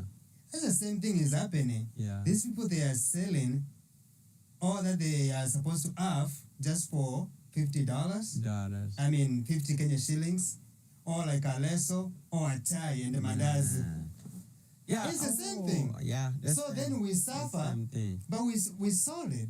Yeah. Because we sold our vote. See, you sold you for a meal. Yeah, for a meal, and that meal then failed you. Yes. You could. It's just like that parable they say, teach a man how to fish. Yes. He will never ask you for food again. Yes. For fish. Yes. Because if you teach him how to fish, he will constantly get fish. Right. But if you give him a fish, right, guess what? That man gonna constantly come back for the same thing. Yes. And with the issue with that is that, like what you say, to someone you give fish to, they're gonna think that it's a lot. Yes. Compared to someone to say, hey, I'm gonna wait. Yes. And I'm gonna ask him, yes, hey, how can I learn how to get all those fish? Instead of me getting one and my neighbor getting one, how can I get those fish myself? You see the difference? The knowledge, the wisdom. Yes. I want. So I could go get many fish instead of taking one. Right. But people in Kenya, you give them a bean of rice, they'll be like, hey, here, take my vote. Yes. Instead of waiting on and say, hey, you only could get my vote if you show me. Yes. You actually gonna mean it and do this and do that and do this and do that. Not just a bag of rice and beans. Yes. You know, a place I can give Kenyans a credit a little bit is the way Ruto campaigned. He campaigned in a way that he made promises and people trusted him. Yeah. And President Uhuru told people, look, you guys don't know this guy. He won them. He won us. Yeah. But this is where I respect Kenyans. They said, well and good, but he's selling us good ideas. So we want to give him a chance. And I think that's why Kenyans now are not forgiving to him. Because he promised, they trusted him. Even they went against Uhuru. Yeah, he broke everything. And he broke their trust. And the thing is, though, too, that people of Kenya, yes, I think they gave him all they have to him because they seen a change. They believe in that change. They seen this man as a savior to them. And compared to Uhuru, Uhuru was there. Uhuru was there. Yes. Think about it. Uhuru was there already. He already been in a politics, like, you know, where this guy just came and like, hey, man. No, actually, Uhuru has been in politics for a long time. No, what I'm saying, Uhuru, President, was it Uhuru? President Uhuru, yeah. Yeah, but I'm saying, he was a president already.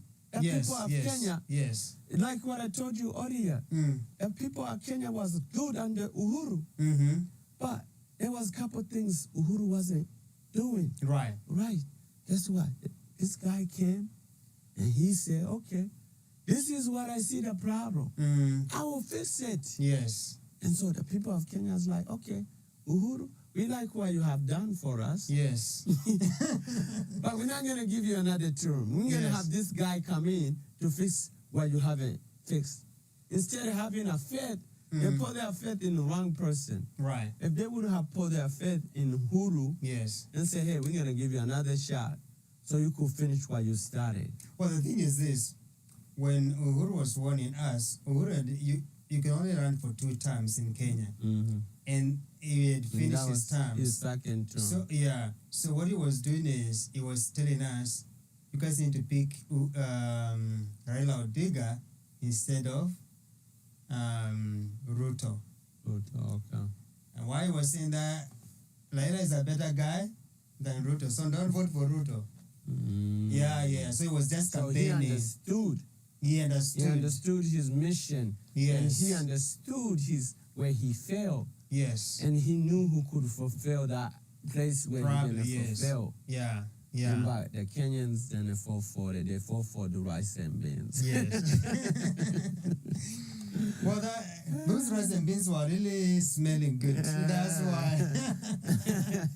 And so bring the rice and beans. And he said, look, I'll give you cuckoo and a tap too. Yes. No. But, hey, I love Africa. Yeah. I know we just talk about Kenya and a little bit there and there, a bit around in Africa. Yes. A question for you. Recently, there was a big news came out of Botswana.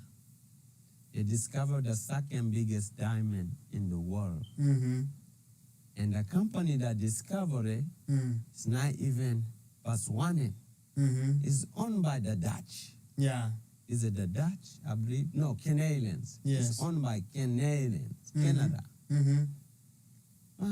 My question to you, what do you think about that? When you hear those things are being discovered by people not even part of that nation there. Right. While their people there are struggling to find jobs. I think economically they're in bad shape. Even the president was shocked, man, when they handed it to him. I think the problem is in education. That's what I think. Education is not going to come if it's not being invested into. Exactly. And guess what? When you have a bad leader, it's not going to invest in education. And that's why the education system that is there is meant to be there. It's not by mistake. Yeah. It's to keep people forced. Yeah. Right? So, why is it when they start learning, with the amount of resources we have in Africa, you would think in Africa from primary school all the way to secondary, even to the university, there'll be mandatory classes about mining and minerals. Yeah. Where people will start learning about the minerals that we have, and now the ways of mining them. Learn how to what kind of machinery equipment you need to use. Exactly. What kind of engineering needs to be done. Those are things. Those are jobs. Exactly. But they don't want to mention those things. Those are things could uplift people. Okay, instead of the government investing in useless things, invest into mining machine. Yes. Start a government company. Right. Hire your own people to mine. Guess what? When these companies, this is why I don't like World Bank. Yes. World Bank give you money. And then in turn they say, hey, since you're gonna use that money to buy equipment, to mine your resources in your country, guess what? We tell you who to buy the machinery from. Yeah. Or you could go and get a company from our side, right, to mine those resources. They come in with their own machines. They come in with their own employees. Yes. And guess what? Who suffer at the end? The people there. People. Yeah. And now what's the worst is all the money they gave you as a debt. Yes. Are going back to where it started. Country. Yeah. And who wins? We lose and they win. They win big time. Yeah. Not small time. Yeah. And so where I look at it with the whole Botswana diamond thing, it's gonna be action off. Yes. Where the action gonna take place? Not inside Botswana. No. Gonna be outside Botswana. Unfortunately. And guess who's gonna make money off that event? The person who's actioning it off, a ticket. You gotta buy a ticket. You gotta buy a membership. Yes. You gotta buy. All that is money coming in for where? Right. Where that action is being held. Yeah. They're making money. They're making money. And not only that, there are people working. Yes. It's providing jobs for those people. Yes. Those are things we gotta think about. We have to. Instead of taking it to Hong Kong, oh, we're gonna action it off in Hong Kong, or we gotta action it off in London, England, or New York City, US. Do it in Botswana. It's a product of Botswana. Yeah. Let the people of Botswana work. Let the people of Botswana sell tickets. Let people of Botswana, guess what? It brings people from outside Botswana. Right. And those people who come in, guess what? The mom and pop shop over there selling the rice and beans, that day they're going to have a customer. Yes. They're going to bring in the dollars. They're going to bring in the euro. They're going to bring in the pound. That money stays there. Yes. No, I agree. It's the life. I we don't talk about those things. I think what it is, we have leaders who don't believe in themselves, and they don't think that because they don't believe on themselves, they just don't believe in the people. Because believe me, it's not that. They don't believe in the people. I understand what you're saying. They don't believe in the whole nation. Yes, that's the people. It's not just the people, including everything, the resources, everything. They don't believe in the whole ideology. The people, we gotta say the whole nation, because all the resources, all the stuff we need, they don't believe they could achieve to be able to uplift their people out of the shadows. Yeah. So those kind of leaders are dangerous. They are dangerous. And the reason why I say this is because I dare, like that's one country, and say, you know what, we establish a mining department, a branch of mining, let's say in Kenya or Rwanda, and we will have people who are interested in this and are brilliant enough to take over this project. The first generation of those group of people, who start the project, may not do as good as the Western country are doing, right? Yeah. But they will be learning.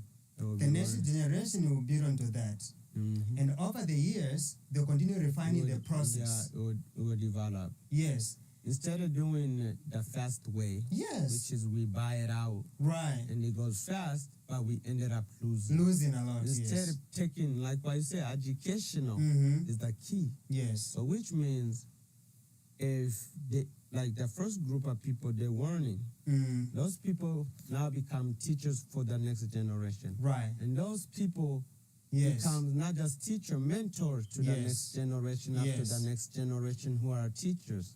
And then it keep going. Yes. And if we look at it throughout history, even here in America, a person who started building a car here in America was who? Henry Ford. Yes. He built Ford the car. Yes. Look today, how many cars are being built in U.S.? How so many companies? Nobody will ever think about that. But because the education he picked up for the first generation, and then GM came, and then Chrysler, and then one after another. And another, yes. Guess what? Today, you have people who are designing cars. Yeah. Doesn't take gas. Yeah. People are trying to design car could fly. And it took generations, right? It's educational. And the information I got from this person and this person, it ended up becoming what it is. Tesla, it is what it is today. Because there was somebody else who had the idea of having an electric car than a Starway, Elon Musk. No. He had been there. Yes. Somebody wrote a blueprint. Elon Musk said, I would take it and turn it into something. And he also himself, when he first made his first car, he said, you know what, I'm not going to patent my idea. Yes. I'm going to allow other people to build on it. Yeah. Guess what? Today, how many electric cars out there? Every other car, even the ones that make gas, they make electric cars. Yeah. You could go buy a Mercedes that is electric. Yes. Yeah. Yes. Oh, because he didn't prevent anybody from, because he knew that wasn't his idea. That was somebody else's idea back in the day before he was born. Right.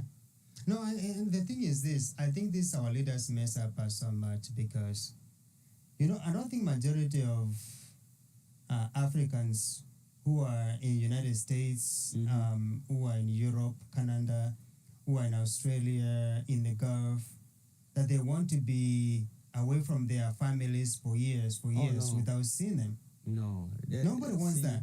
But people want to blame that issue The only reason a lot of people come here is because our leaders.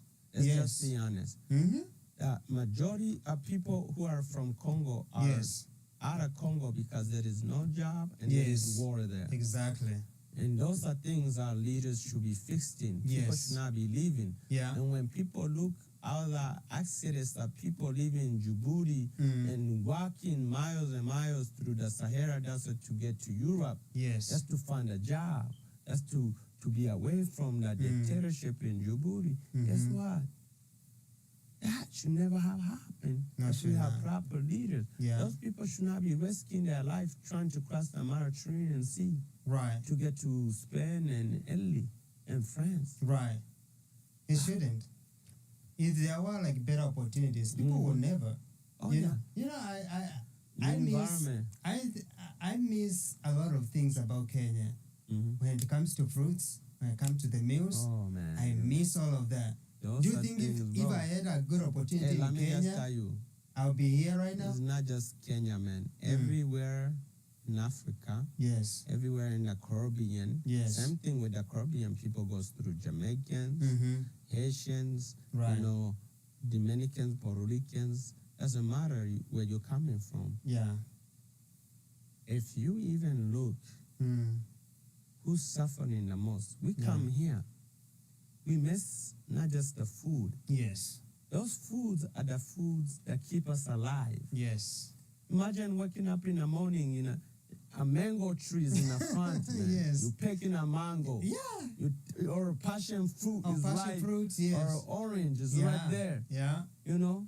A banana tree is right there. Africa's enriched. But why? I can't have that here in America. I have to go to a supermarket. And I don't know what they pour in those mangoes. You don't know. Avocado here, they don't even last a week. Without going spoil. Before I even open them. Guess what? I'm more dying out here because the food. Back home, food there, natural. You know how many, if you look, how many dentist offices are here in America?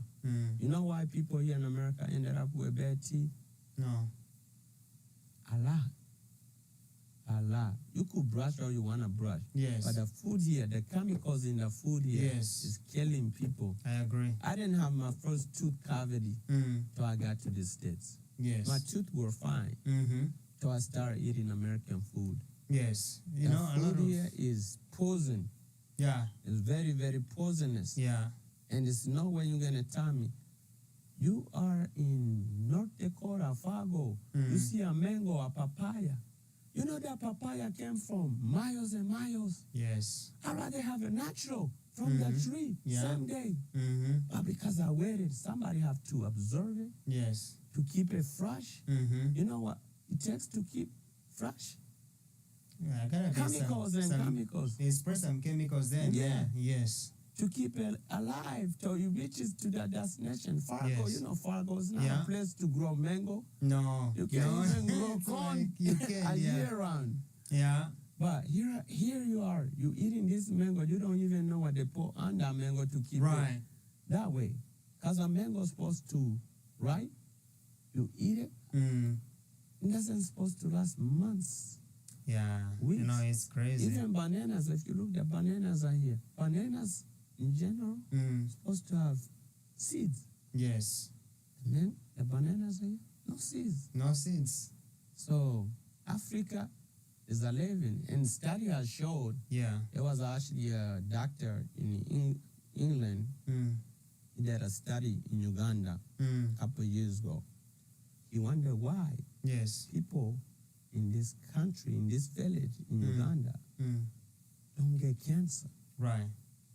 He did the research and realized. So he flew from England, went into that village. He spent at least, I believe, 2 or 3 years living there. He studied their diet. He studied how they eat. He studied how they live. He realized what keeping those people from what's so-called cancer is the food they're eating. Those people there only eat meat once in a while. during holidays. Yes. Celebration. That's the only time you'll see them eat meat. Right. Most of the food they're eating is what? Greens. Yes. Things we need to eat. Right. You know? Mm-hmm. But here in America, you go eat potato greens. If you're not from Africa, a person here will look at you crazy. Yeah, I know. You go eat, I don't know if you ever have beans leaves. I know. Beans leaves, you could eat them. Yeah. But people forget it's fiber. Right. You know, pepper leaves, you could eat them. Yes. Tomato leaves, some people eat them. But they're not going to tell you that. No, they're gonna. And then if you're trying delicious. to bring anything from there, guess what happened? They say, oh no, FDA doesn't approve that. Yes. But you sell it every day in a store here. If I go bring mangoes from Kenya, FDA will take it. The moment I reach at the airport, they will take it and destroy it. Yeah. Even though they sell it here. Yeah. So what's the difference between this mango and that mango? That mango there is to kill me. This one is to save me. Yeah. Therefore, you don't want me to live. Yes. So that's why we miss at home. So you are speaking truth. We are missing a lot of things, man. We are. No, we are. Missing a lot of things because I have friends who actually live in Kenya. They live in Kenya and they show me how much $10 could get them a fruit. Yes. It was at this fruit stand, $10 US. I said, man, you know how much $10 will get me here in America? Right. Right, 2 mangoes. Yeah. If you're lucky. If you are lucky. If you're lucky. Yeah. And the other thing is people don't realize over there how much life we receive when it comes to health here in America with food. Yes. Is the labeling. Organic. You see it on every little thing they say organic. It's more expensive. There is organic carrot. Okay, hold on now. So you tell me there is 2 types of foods. Where did you ever see that? This carrot here is organic. This one is not. It's not. So what is this? This one costs $1. This one costs $3. Yes. That's so-called organic. Okay, now tell me this. So you tell me it will cost me more money to eat healthy. And so if I'm a person who go to that store, mine gonna be manipulated. Yeah. I'm gonna be like, oh, so for me to be healthy, I have to pay $3 more. Right. Just for imagine. me to just want to have a carrot, I'll pay $1. Save my money. Save $2. Yes, yes. You know, there are people literally gonna buy this at the same time. How can I believe that label you put on that carrot is not the same carrot here? You know, you take this carrot here and put that same label and say organic. Yes. I didn't see you grow that carrot. I didn't see you, you know, watch it, do all this. Right. I just walk in a store. One say organic and it's $3. The other one say non-organic and it's $1. Yeah. What if it's one non-organic, just have that label say organic on it? I mean, it's very possible. How would I know? I don't see you grow it. Yeah. Where did you get it? Which farm? Right. But in Africa, no, I'm safe. Yes. Wherever I go, because I see it grow. Yeah, I mean, people pick.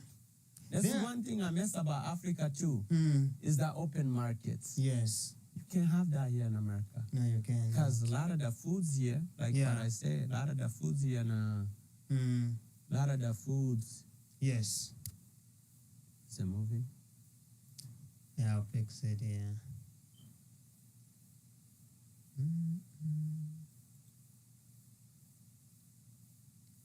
I think it's out of track in which I turned it off. There we go. There you go.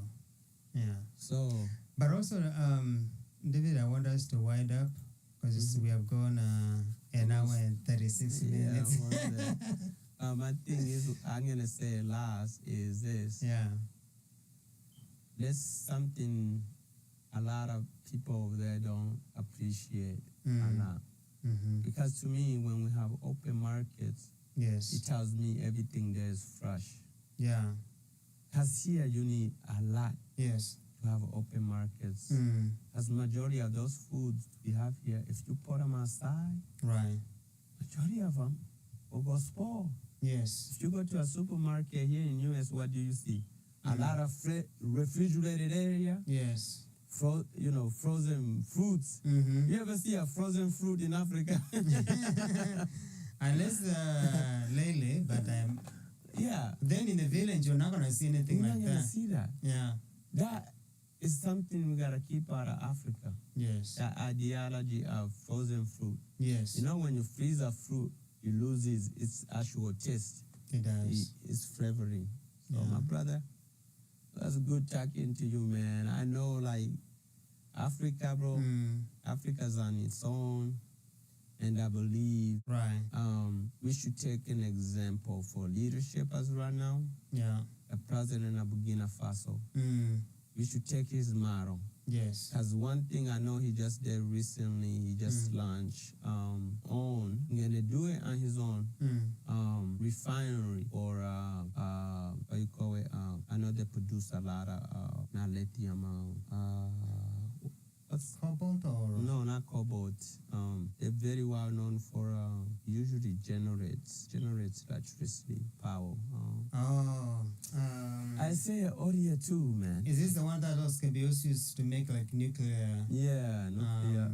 Enriched uranium. Uranium. Yeah, uranium. Yeah. He's trying to get his own refinery. Wow. He's building that. Yes. With his own money. Wow. Instead of taking it out and refine it in France or refine it in England or US, you're gonna refine it at home. Right. And guess what? Like what we just say, you're gonna take people there. Yeah. And those people gotta be willing to learn, willing to invest their time and educate themselves to be able to become teachers to educate the next generation. Yes. And guess what? That guy, I believe any African home and abroad, they need to wake up and appreciate that guy, what he's doing, and follow that lead. Because he's one of those people I see he's not going to be in power for long because his goal is to say, I'm going to open my people's eyes. What Thomas Sankara wasn't able to do and accomplish because they cut his life short, I will lift that torch and put it on my shoulder and finish. Yes. And I believe Africa needs that. And we all know Burkina Faso, how they got there with him. Yes. They have to let people uprise. Yeah. He uprised. They took out the president there. Yeah. And then somebody else took over. And that somebody else became corrupt. Yes. They had to pull him out. And now we have a young guy who's 35 years old. Right. Probably one of the top youngest presidents in the world. Yeah. Few of them. But my thing is, he is an example we should be looking up to. Not Kagame, not Museveni, not Ruto, not Sakavi, wherever the South Sudanese president. See, that's another sad story. Yeah. That's another thing if we talk about Africa. South Sudan, it's another country. It's the youngest country in the world. Yeah.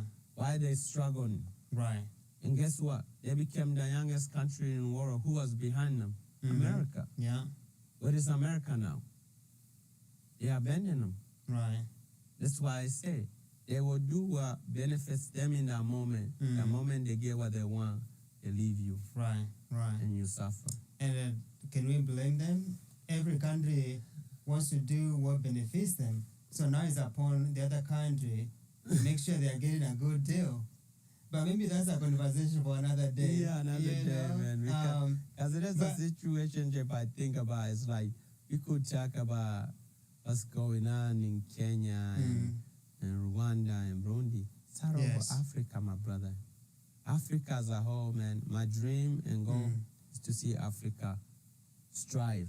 Yes. To the point where the world comes to us for everything. As we wind up, just like for maybe 2 minutes, tell me what you think about Julius Malema of South Africa. Man, I love that guy. Yes. I love his energy. He's gonna go down in history as a revolutionary. Yes. Because he's not speaking on a lie. He's not speaking on something he can accomplish. Yes. It's just the lack of people of South Africa. Yes. The problem with South Africa has become over-westernized.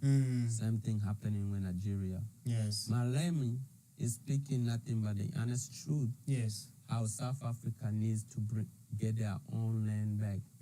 South Africa never was meant for the Dutch. No. South Africa wasn't for the Indians, people from India. Right. South Africa wasn't for English people. Yeah. South Africa was originally run by the people of King Shaka Zulu. Yes. And those are the regional people of South Africa. That land belonged to those people. Yeah. And if you look today, majority of that land is owned by colonizers.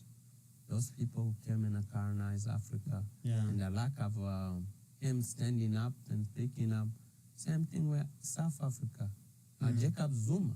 Yes. The president of South Africa, the ex-president of South Africa, that guy is corrupt. Yes. That man was very corrupted. Can you believe he was spending money on prostitutes?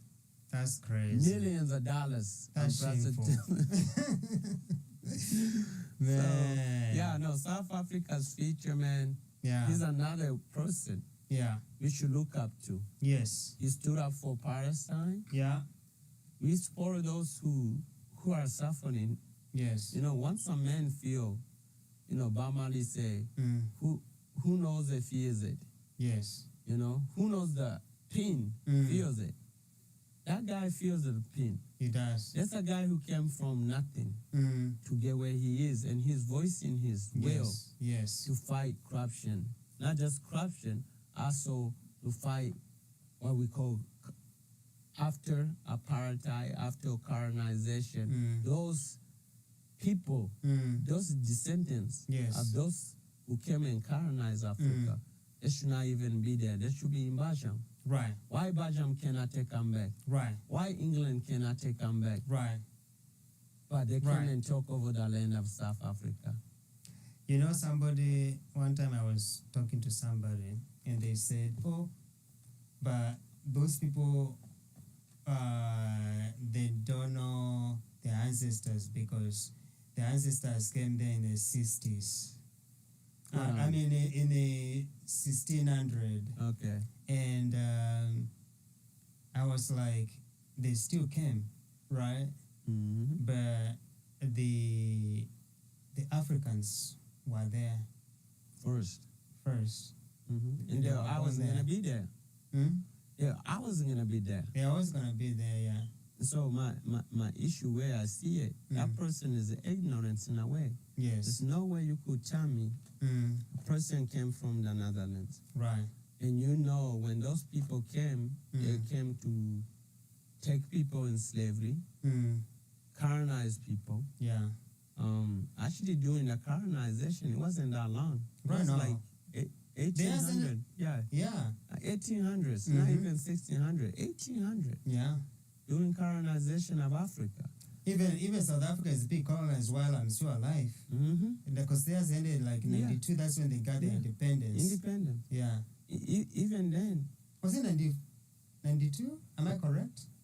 Or it was a much later? It started in 91. Yeah. In 94. Yeah. That's when Nelson Mandela became president. Okay. The very first black. That's pretty recent. Very recent. That's when they gained their independence. You so consider independence. Right. But what's really sad about that is someone who's like that is ignorant to me, because if they say those people doesn't know where their ancestors, guess what? Those days they kept records. You could tell where someone came from. Yeah.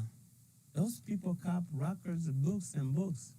And you can't tell me till this day they do what you call it? There's also DNA. The DNA, family DNA. Yeah. 23andMe, all that type of thing. Why you cannot do that and locate these people's blood family? Right. And send them back. Right. We know they're from the Netherlands. Why the Netherlands government don't want them and just say, hey, these are the people. Right. This South Africa alone. Come, we'll give you your land. We got enough land here. You could take ours. Right. But you have to take somebody else's land. Yeah. But, man, it's a journey, man. And And what's really crazy about South Africa, we could, Malema could keep speaking, and he could stand up, but the youth of South Africa are very westernized. Yes, yeah. They are more westernized than any other majority of African countries. The next one is Nigeria. Same thing, if we could talk about that. Yeah. Except the Nigerians, they kick out the British. You don't see English people there. Right. But same time, the younger generation of Nigerians are acting like Western.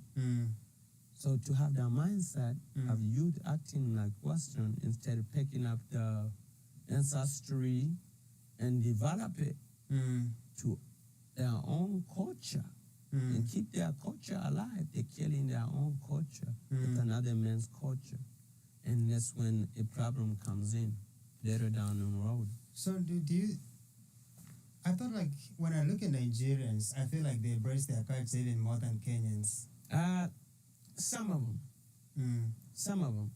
Because let's just be realistic.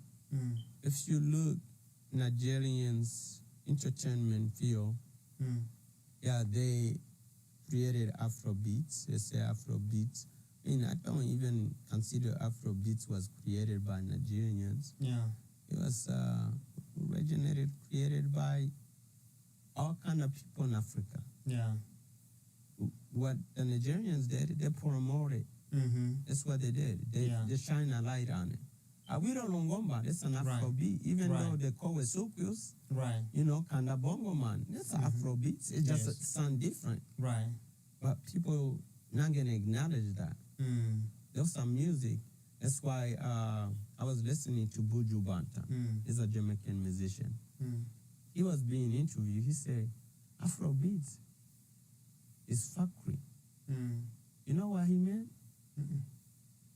Afrobeat is non-educational. Right. It's a music make you dance to nonsense and doesn't educate you. Yeah.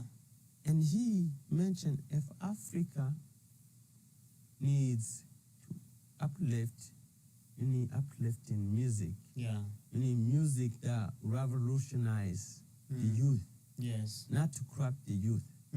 Where the Afrobeats we have today, it corrupt the youth. Yes. It's not uplifting the youth. It's not giving them a motive. Right. You know, you think about Lucky Dube's legacy, his music. Yes. If you listen to any song, he talk about the struggle of South Africa. Yes. The struggle of apartheid, the police brutality. Yeah, you know, Brenda Fassie. Yeah, all those people. Yeah. They came in, bring in one. And what Nigeria is going through is something Congo is going through. Yeah. The 90s and early 80s, Congo was having the same fever as Nigeria. The music came out, it was not uplifting the people, educating the people what's going on in Congo. They were more busy celebrating and dancing. Yes. We listen to Awilo, we listen to Kofi Olomide. Are you dancing, you partying? While your country is burning. While other people are suffering. Wow. There was no place of saying, hey, our people are suffering. Right. That's the message on through the music. Right. Music is educational. Music is supposed to teach. Yes. You know, you listen to, even here in America, the music today, it's not the same way. No, it's not. You listen to Tupac, you listen to Biggie, they talk about their struggle. They talk about how they overcame. Yes. It's hip-hop. That's what rap is all about. Yes. But now today we have females rapping, male rapping about using drugs, using guns. Right. Look where America is today. Right. People are killing each other left and right. People are overdosing on drugs. Right. Girls are dressing up like they got no clothes, but there is clothes. Right. So man, we can keep going on. Yeah, music, bro. It's a lot. It's a lot. To think about it, man. Yeah. And Africa, man, what's winning in the mass of Africa is things like what's happening in Nigeria. Yes, I love Afrobeat. Yeah. But what's said is there is no educational into it. Yes. It's more about let me have fun. Yes. That fun eventually dies off. Yes. We should have people you should encourage artists to tell stories. You know, if you listen to Burna Boy. Yes. Burna Boy, he started out great. His music was wonderful. Now, he went mainstream, Western. Right. And now, there is another artist I'm going to introduce to you. Is Stone Boy. You listen to his music compared to Burna Boy. Yeah. They both do Afrobeats. Stone Boy music is educational. He talk about his struggle. Yes. He talk about overcoming. Yes. He talk about people who betray him. You know, don't say my name. You don't know where I came from and all that. It's way of him expressing his struggle. He's saying, you know what? Don't appreciate people who didn't appreciate you when you was on your low. Yeah. We don't get that stories. We don't. In music. No, I agree. Okay, my brother, man. Hopefully next time we do another one.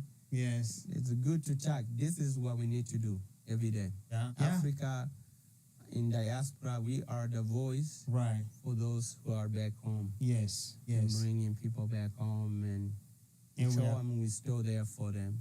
And we're not just here, you know, we brothers and sisters. And our goal, the vision you're dreaming, we gotta also help them fulfill it. Yes. By using our voices. Yes. That's the only way we're gonna overcome it, and that's how we're gonna fight it. And to fight corruption, you gotta fight it with the truth. Yes. And honest. And you gotta fight it with fear. It's the biggest one.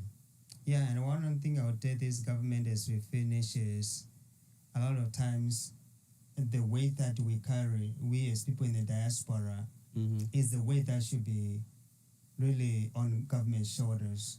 Oh yeah, 100%. You know, in a lot of ways. 100%. When they fail to create an environment where the young people can be employed, where they can create even job opportunities for other people, that balance then it lands on us, whereby now our families have to depend on us 100%. Yeah. Other thing I'm gonna add on that is not just jobs. Yes. Hospitals. Yes. A person might need a major surgery. Where they're gonna go? Right. Their family gonna have to either fly them out to US. We hear that every day, where people are flown out just to go have a surgery abroad. Right.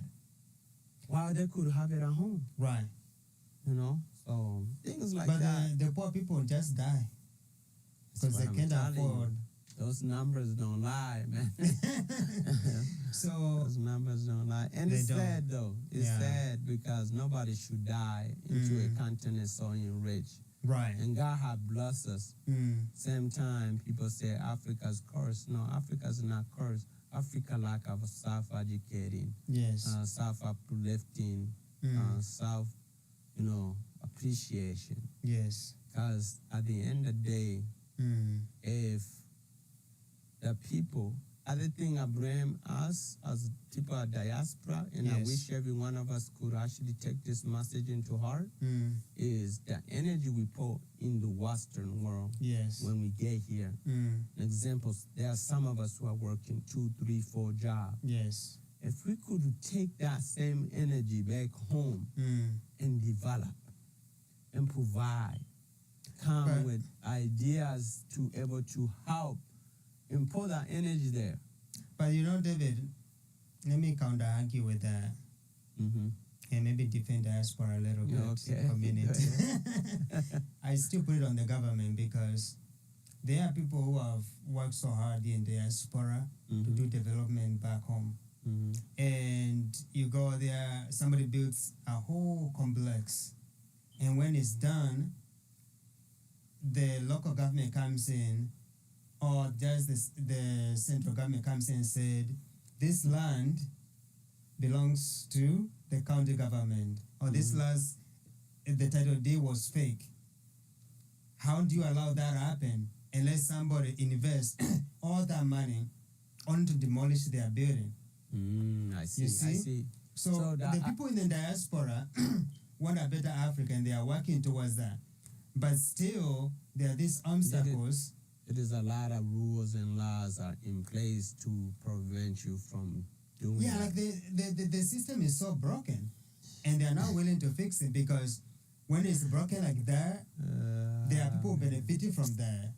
So then it's a discouragement for her, and people end up having mental health issues because of what they have lost. People end up committing suicide. Oh yeah, that's true. You know, true. I seen it all. Yes, I seen it all. So that's not a lie. That's not a lie. Yeah. And the problem is, we as people need to take out those people. Weave them out. Yes. Take them out. Those who are corrupt, those who are stealing, those who are doing wrong to the community, we need to call them out. And I guarantee you, people know who they are. Some people are scared. Fear is the worst thing to have as a human being. Yes. And to me, I feel like a lot of people knows what's going on, but they're scared to stand up to do what's right. And this is the time where social media is open. Like every corruption needs to be recorded. Even if it's the police, record them, right? If it's like expose everybody. Expose everybody. Come forward. That's record, post them on Facebook, YouTube, whatever. The more we expose them. And my dream is, I always know every government, good or corrupt. Yes. I was gonna have one guy inside who wanna do the right thing, but they're scared.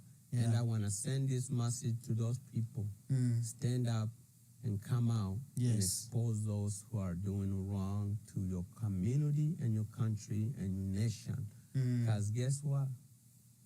That's what man like you or a woman like you, you will be remembered forever in history. Yes. You see Eden Snowden, what he did to the U.S. to expose the government here for recording people, sending information of people without their consent, people not knowing. He was inside. Yes. He stepped out. He said, boom. That's right. But where he is today? In Russia. In Russia, yeah. And U.S. don't like Russia. Guess what? But at least people now today know. Yeah. You know the honest truth. And those are the sacrifices, Yeah, you will sacrifice, you will lose a lot. Yes. Jesus Christ sacrificed a lot. That's an example. Yes. What a great man can do. But in turn, he provides salvation to everyone. Yes. Amen to that. Amen.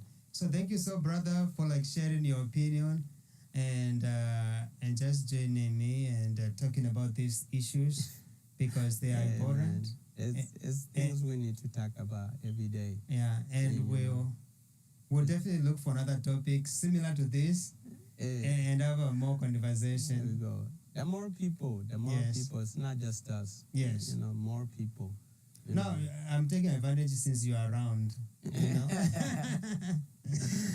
So, but it was a good conversation. It's a good conversation to have, and I'm actually, I appreciate you. Yes. Because I actually learned a lot of stuff too about Kenya. Every time I think about Kenya, you think about Nairobi. Yes. You don't think about Kenya as a whole. Yeah. Those videos are shine light, and whoever that young man, whatever the journalist is, I give him credit for exposing. Kebaso, yes. Yeah, I give him credit for that, for exposing the honest truth. Show the people of Kenya. Nowadays, we have enough platform. You don't need TV. Right. You could literally have your own YouTube channel or Instagram or Facebook to expose the truth. All you need is just a camera. Yes, a phone. Yeah, or a phone. Just expose the honest truth and let the people decide. And I hope that people stand up and face the corruption, Yes. face what's wrong. And I appreciate that young man for doing what he's doing. And I hope he keep pushing. And I hope that people of Kenya are behind him and they could continue to expose those who are lying to the people of Kenya, not honoring their words or respecting what's happening in Kenya. And I hope there is more of him out of Africa. Yeah. We need more of him. Every country in Africa. Yeah. Show those people who are corrupt, expose their lies and their corruption.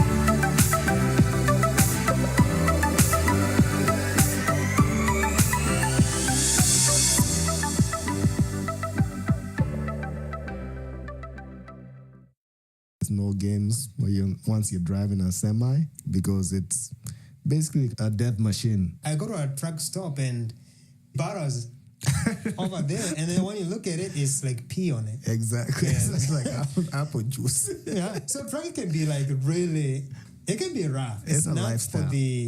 for the week. God was pulling me from trucking back to where I thrive the best. Follow your dreams, guys. Don't follow the money. When your back is against the wall and you have nobody to turn to, I'm telling you, fast and pray. You feel like somebody is telling you you're not more than enough. Just know you're enough in Christ. Because at the same time, a woman can tell you like, I want you to be vulnerable. I want you to open up. I want you to cry. Yep.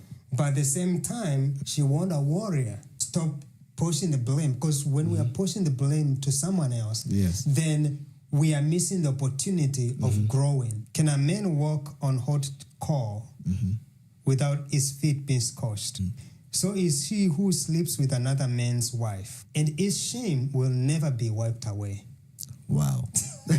Never is a big word. This is the third time you have made a fool of me, and Avide told me the secret of your great strength. Yes. With such nagging, she prodded him day after day until he was sick to death of it. You're in trouble. You started something. Oh my God. Yeah. Even Samson was a victim. Samson was a victim.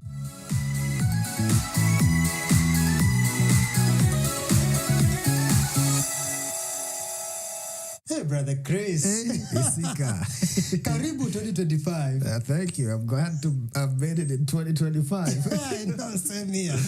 Man, I cannot believe that we haven't done an episode. It's been a minute. We did the first episode, me and you, but since then we haven't done another episode. So I guess we need to do better. We are back. We're back, yes. Yeah, last weekend I did one with Ishigi. Yep. It really went well, and so this will be the second episode for this season. Shigi is such a great guy. Yes. Yeah, I've known him for a long time. Such a good guy. Yes, very involved in the community. Yep. He has written 2 books. Yes. Where's that copy? Where did I put it? He gave me one copy. I had it here. I don't know. Oh, yeah, it's right here. Yeah, he gave me this copy here. The leak, yes. Professor Shigi. Yes, Professor Shigi, yeah. Check out the book. Check it out. It's in Amazon. Na akona ingine called Peshina, I believe. Peshina, yeah. Peshina. Or is it Peshina or is it Peshana? One of those. Peshana, I think. Yeah, check it out. So, yeah, this is the second book. The first book is also in Amazon. So, good work. Yeah. So, congratulations, Shigi, for 2 books, man. That's no joke. Congrats. Yeah. Takes a lot of work. Yeah, I've already started reading it. Yes. And so far? Yes, I love it. Good. It reminds me, it mentioned like this kid. He goes, believe it was a city, and then... Gonna spoil it for others? Ooh, maybe I shouldn't. But all I can say, it reminded me of my childhood to some good extent. That's a good point. So if you want to read this book, go get it. Go get it. It may bring some memories back from home. Awesome. So Chris, what are we going to talk about today? Man, today we have a lot of things we're going to talk about. Yes. 3 subjects: fasting, trucking, and relationships. Hot topic. Yeah, it is. And surprisingly, we share the same experiences for the most part. Yeah. When it comes to tracking, also relationships, and also fasting. Fasting, yeah.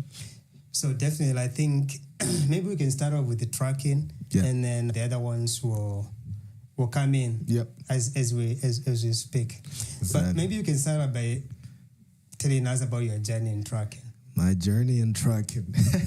My journey in tracking started in 2019. I remember it very well because it was a day before my birthday. Yes. I went to work for a company called Sunset Logistics from Grand Rapids. I went there, I think, on a Thursday, and my birthday was on a Friday. Yes. I did the orientation that Thursday, and Friday I was off to the road, off to Colorado, and I was driving a semi at that time, new to the game, very nervous. You going long distances. I had a trainer, shout out to Andrew, and he taught me well. And we had a rocky relationship at first. At first, yeah. Yeah, because, of course, I'm a new guy, and he's got to yell at me sometimes. And on the highways, I used to be nervous to overtake. Yes. And it was good that I had him as a mentor because he encouraged me. He taught me well. Yes. He told me that there's no games once you're driving a semi because it's basically a death machine. You're driving a truck that's fully loaded, 40,000 pounds? Yeah. Yeah, 2019, November 7th. That's when I started my tracking journey. And then you moved from that company. Yes. And then you transitioned to something else. Yes.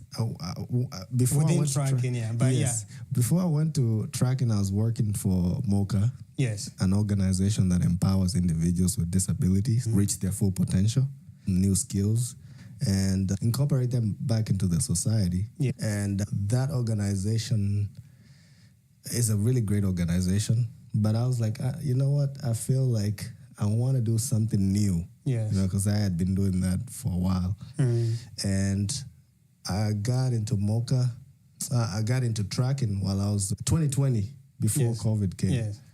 And I went on the road and I was like, I drove for about 5 months. Yeah. And I was like, I'm done. Yes. Came back to MOCA and I started doing Amazon, contracting Amazon. Yeah.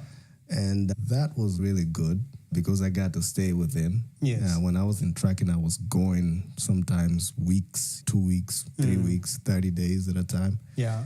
And it took a toll on me. Yeah, because yes. Even before we go further, I'm curious.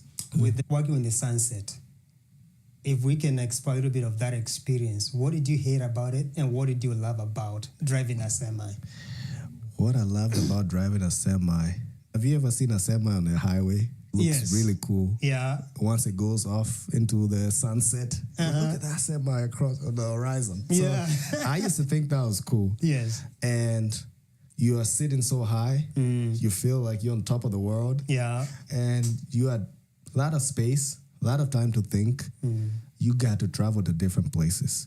Yep. And I traveled. Even within the span of 5 months, I was gone to a lot of states. A lot of states. Yeah, about 28 states. I was just moving around. And you get to see a lot of cities along the way. And you get paid for it. You get paid for it. Yes. That was one of the coolest things because I was in... The farthest I had gone before tracking was Chicago. Like just Chicago, closer states, Ohio. But I got to go to Oregon, Arkansas, Salt Lake City, many places. One of the worst things, experiences with tracking is that you're driving a 72-feet truck. So you better know what you're doing. Yeah. Yeah. And sometimes you know how the GPS malfunctions and you come to a city and you take the exit and your GPS turns off. You scrabble it to turn it on. And you're like, okay, do I turn left? Do I turn right? What do I do? People are honking at you. You're nervous. You don't want to turn the wrong way. Yeah. And I've gone and backed up to docks that are too small. And I've seen bridges without markings. Yeah. So I'm like, will this truck fit under that bridge? So it was like a lot of things were nerve-wracking. When you travel through the night and you come to a truck stop, there's no parking. Yes. So you have to circle and circle, go to the next truck stop, circle and circle, and then you're just wasting time. And it was a lot. It was a lot. Yeah. It was a lot. Oh, man. So we can say literally like this portion of, I guess, job experience in trucking specific. Exactly. You were talking about Mocha. Yes. But I also wanted us also to tell us how you transitioned from semis to box trucks. Semis to box trucks. But so I don't know if you want to give a snapshot of Mocha a little bit more, or you want to jump straight to... Let me say this about Mocha. Yeah. When you compare trucking and you compare Mocha, yes, I was earning more in trucking. Yes. But I had more peace working with Mocha because you get to work with people. And I think that's my thing. I like to work with individuals, it doesn't matter where it is. Yes. It could be children, it could be adults, anywhere. Yeah. You put me with individuals, I thrive. But with trucking is you are isolated. The only way you talk to people is through the phone. And once I left trucking, driving a semi, and I went back to Mocha, yes, I felt like there was a rock lifted off my shoulders. Yes.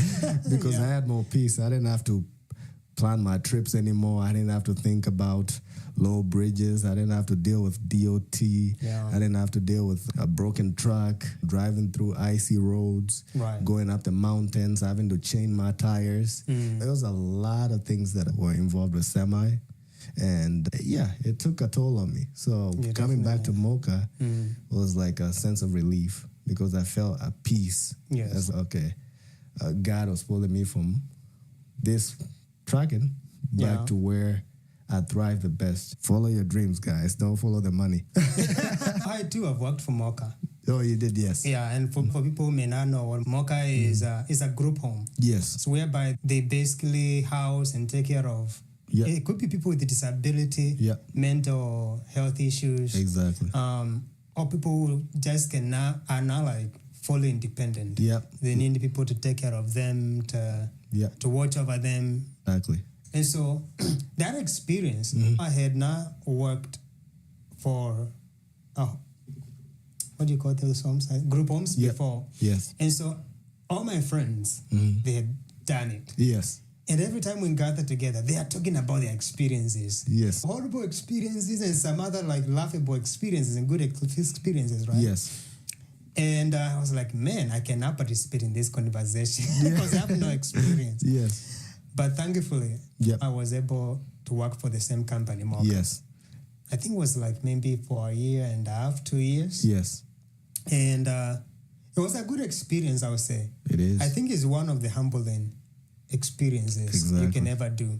Yes, the work may not be the best because sometimes people make a mess, you have to clean it up. Yeah. Sometimes they may do something that you think is intentional, but you really cannot do anything about it. Maybe you can tell them like, hey, next time. Yeah. But that's about it. They'll probably do it again. Exactly. So it's a place whereby a person with ego can work. No, you can't work. It's a humbling experience. Yes. But it brings satisfaction to your life. Yes. You're changing lives. You're empowering people. And you're making a difference, in somebody's life. Complete strangers. Yeah. Yeah, so it's definitely a humbling situation. Enough about me. Now back to you. How did you get into trucking? Mine was, I have a mentor. Yes. I had a mentor. You probably know him. I'll mention the name. I'll just say one name. Yeah. His name is Jackson. Yes. And at the moment I was working for a furniture company, Steelcase. So I was a designer there. I had moved to Grand Rapids. I started going to the African church, African Community Fellowship Church. With the Shigi, I got that name wrong. Yeah. When I was doing a podcast with the Shigi. Yeah. And in our conversation, sometimes he'll take me out, we go to a restaurant, and then he'll tell me what he's doing. Yeah. So you tell me about like trucking and all that. And I was like, man, trucking. Yes. That sounds, when I think of trucking, I think about Kenya, lorries. Exactly. And so I really could not picture what it is and what it entails. But anyway, he encouraged me to, hey, you're working, save some money, buy a truck. Yep. Get into the business. Yes. Extra income never hurts. Exactly. And you know what I say? Why not? So I did. Yes. So I purchased my first box truck. Yes. So a box truck, for people who may not know, is a little bit smaller than semi truck. It is. It's half size or less than half size. Exactly. 26 feet. 26 feet, yes. So I got that one. Yep. So I can say that Jackson is the one who introduced me to trucking. Yes. And I never regretted. Yes. It was, in fact, I went into when the trucking had money. So I could see the paychecks coming in. Yeah. And one time he told me, hey, when people start getting into this business, they start getting a lot of money. They forget things change. They forget to save because there are times when breakdowns come. And you need to have money to fix the trucks. Exactly. I don't think I paid attention as much. I don't think I did. Yes. And I learned the hard way. Yes. But when I got in 2019, about the same time you were doing the training, and that time, I had somebody driving for me. I was partnering with another brother. So he was driving, and I just hit the truck. Yes. So that's how I get started with the trucking. Yes, and could you tell us more about your experiences on the road? How? Yeah. I know you've had a couple drivers. Yes. But you've done it yourself. You've gone over the road. How was that like? So I went with my partner who we were at the moment running the company together. So he was to train me to be on the road. Yeah. So we are there in the box truck. And my partner, when it comes to driving, oh my goodness. How is this driving? When I go back to bed, I could not sleep. Brakes. Gas, brakes. So you get pushed back and forth. Back and forth, I was like this. So that week, I hated it. Yeah. Because I barely got a gas sleep. Yeah. But it gave me all the basics. And the following week, I went out on my own. Yeah. And now that was a better experience because I was driving during the day. Yep. And then when I go to sleep, the vehicle is not moving. Yeah, exactly. Because one of the things, I think the dangers of being a box truck, it's not a semi-truck with a nice bed. Yes. Box trucks, beds, it's custom made, but it's not the most comfortable. Nope. You don't have a safety belt that you wrap, exactly. like you can fasten yourself while you're sleeping. Exactly. And now that I'm on my own, on the truck, when I go, I know at night, I'm sleeping. The truck is standing. Yeah. So now I started getting good sleep. Yes. And that felt really good. Good. Yeah. Good. So, could you share about did you learn ways to save money while you're on the road? Like bringing your own food? Or were you eating at the truck stops? So one of I think that's a good point. And that's a good question. So going on the road, you go to truck stops. And truck stop is where all truckers park there and they fuel and they park overnight. Yep. It's a bigger gas station than a regular consumer gas station. This is a commercial gas station. And in a lot of those gas stations, the only food that is available is fast food. It's either McDonald's, Wendy's, maybe Taco Bells. Yeah. So they're not the healthiest food. Yeah. And so spending money on those foods, first of all, is not good for your health. Yeah. Second thing, you're spending a lot of money. Exactly. So what I used to do is I purchase a small fridge, put it in the truck, and then I'll just buy groceries, make food, package it, put it in that small fridge. Yeah. And so it was saving me money because I was spending less on groceries. Exactly. And second thing, I was eating healthier food. Yes. And the good thing with these gas stations, they have microwaves. Yeah. So I just put my food in whatever. Yeah. I go to the gas station, warm it, and I'm all good to go. Yeah. And what about the shower experiences? The shower experiences, oh man. You know, for the most, when it comes to pilot and loves, these were really clean. Yes. Clean bathrooms. Yes. And as long as I have the points, because you have to pump gas into their gas stations and you get points. Exactly. So you have like points, you have enough you get a free shower with those points. So I would say it was good, but I have to say there are times when it didn't work out. Yes. And I had to go for a day or two without a shower. And I think we all share the same experiences. Yeah. But sometimes you don't have enough points, and the shower is like, what, $17? $17, yes, a lot of per money. shower, which is a lot of money. Yeah, that's a lot of money to shower every day. So you have to shower every other day. Yeah. And sometimes you may have the points. Yes. But the schedule doesn't allow you to take a shower. It doesn't allow you. Yeah. Especially during COVID time. It was so busy. Yes. Yeah. You Yeah. could just run 2 days, no shower. Yeah. Yeah. Yeah. So, it was tricky in the summer because in the summer, yeah. you'll be sweating. I'll be sweating. Oh my goodness. Even if you put like air conditioning, Yeah. you still, sometimes, some days in the summer can be so brutal. Exactly. And what I don't like about summer is you have to change clothes more frequently. Exactly. Somebody may be saying, oh, you should change clothes every day. But as far as if you did not take a shower in a day, you can have to take a shower the next day.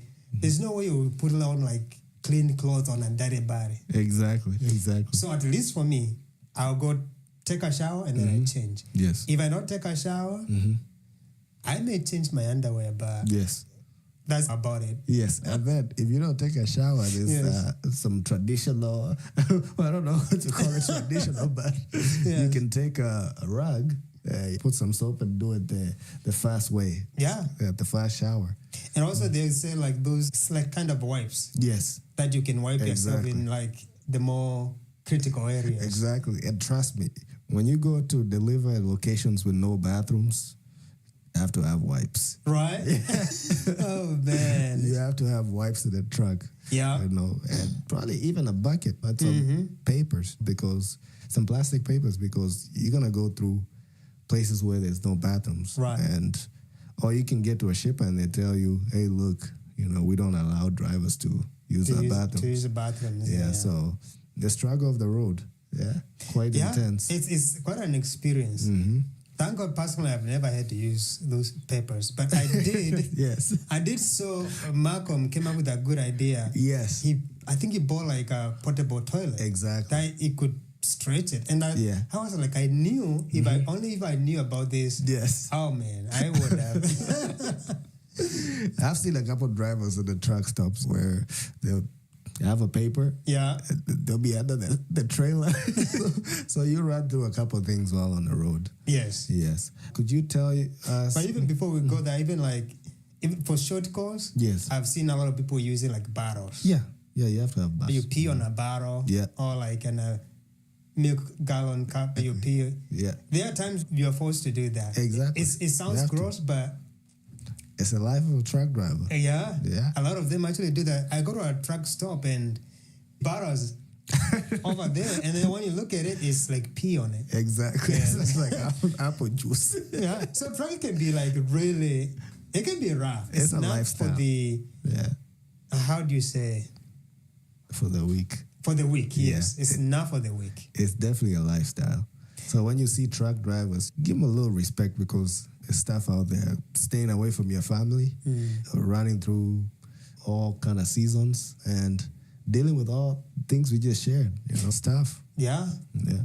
You especially, as you shared, sometimes you may be carrying like 40,000 pounds in a semi. In a box truck, you may be carrying maybe 10,000 pounds. Yeah. But in total, like it would be more weight in addition to truck weight. Yes. And so one of the experiences that actually I talk to people who drive smaller cars is sometimes you'll be driving your truck and you are fully loaded, and then you see somebody just cut in front of you, and then they don't speed. Yes. And you have your truck here, you are trying to avoid. And I saw a lot of those instances. Yes. Whereby we as truck drivers, we were forced to make difficult situations that even will put us in danger. Exactly. Just trying to make sure we don't hit the car. And with the amount of the weight, if the brakes malfunction, it could be a disaster. Exactly. So I've seen a lot of careless drivers driving like a four-wheeler who don't seem like, and they make like really careless decisions. Exactly. Yeah, I've seen trucks go in areas where you have to make a wide turn. Yes. But you have to use 2 lanes. Yes. Yeah, so the semi driver pulls to the outer lane to try to make a turn, and then you see a car try to go on its right. Drivers gotta be careful when they are around semi-drivers and give them a little respect, because driving those trucks, the stopping distance, all the things that the drivers are going through stresses them out. Yes, it stresses them out. You are dealing with state cops, which they are very mean a lot of the times. Exactly. You are dealing with brokers, with dispatch. Exactly. You are dealing with a customer. Yes. So sometimes it can be really stressful. And so it would be nice, because a lot of times we are delivering goods. Yes. That will be either in grocery stores. Yes. Maybe a TV going somewhere. Yeah. So a lot of times we are carrying stuff, or truck drivers are carrying stuff that will be consumed by the citizen or by the communities. Exactly. So one of ways to support drivers is, if they give you a signal they want to merge, give them. Please. Let them merge. Please. If you're merging to a lane and you're in front of a truck, speed. Don't slow down, speed. Make those wise decisions, knowing that driver could have been on that truck driving for the last 6 hours non-stop. Exactly. So the last thing you want is to add another level of stress. So that would be my plea for people, other motorists on the road. Yes. Yeah. Now, question. Tracking then and tracking now. What do you think? Oh my goodness, it's day and night. Yes. When we started, tracking was good. It was. Man, I was getting a check and be like, man, vacation. This is good vacation, Yes. Man, don't joke if getting, sometimes even it's possible to get 3K, 3,500, 4K in a week. Yes. That's pretty good money. Yeah. That's really good money. It was, yeah. So in a month, you could be speaking of 9,000, 10,000, 11,000. It was so good. It was. It was so good. And so things have changed since 2022. And we have to admit that COVID contributed. It did. Yeah. Maybe you can explain a little bit how COVID contributed to... Yes. When I started as... in 2019, Dispatch used to give me loads. We used to do short runs. Yes. Because stick around the Midwest. And you can get a load in the morning for $500. Get another one midday for another $500. Yeah. You can get another short run for $300. So Dispatch used to send me these loads. And one day I got upset with Dispatch. I said, you're sending me too many loads. I'm tired. I want to rest. I want to rest. Nowadays, you're begging Dispatch. You're like, please send me a load. Yeah. I don't care what kind of load, please. And also, it was a big change, because during COVID time, a lot of people were not going out. They were scared. Yeah. And so there was a lot of online purchases, and that gave us an edge, because we moved a lot of products, especially cleaning products, tissue papers. I remember when tissue paper was tissue paper, sanitizers, masks. We were doing a lot of transportation, and business was booming. And there were a few drivers on the road back then, as compared to now. And I think when everybody heard that tracking was good, everybody and their mothers jumped into tracking. Everybody wanted to have a piece of cake. Exactly. Everybody wanted a piece of cake, and people prospered. Yes. People did good. Big companies came about, new companies, newer trucks, and we enjoyed the fruits for a while. And it was my first time in tracking, so I thought tracking was like this the whole time. Yes. And then something started shifting. Something shifted. And then you'll make a little bit this week, and then the next week you'll make basically nothing. Yeah, it's like a huge drop. Yeah, it's a huge drop. And he's like, maybe it's January, maybe it's February, it's the slow months. Right. But then it kept going, April. Yeah. And I remember we used to talk, and then we used to say, next month will be good. So, next month will be good. Yeah. I remember we used to, January, say next month will be good. Yeah. February came. I said, Sika, what do you think about this month? I think this is the month. And then we kept going, June, July, August, and nothing changed. Yes. And then it went for a whole year. And then it went for another 2 years. And we started seeing a lot of businesses going down. Yeah. And the company I started with, Sunset, that really, I was shocked. Yes. Because it was like a big company. It went down, right? Yeah. I think it had 90 power units. Yeah. And it was bad. And some people decided to close because operating, it just doesn't make sense in such conditions. It doesn't make sense in such conditions.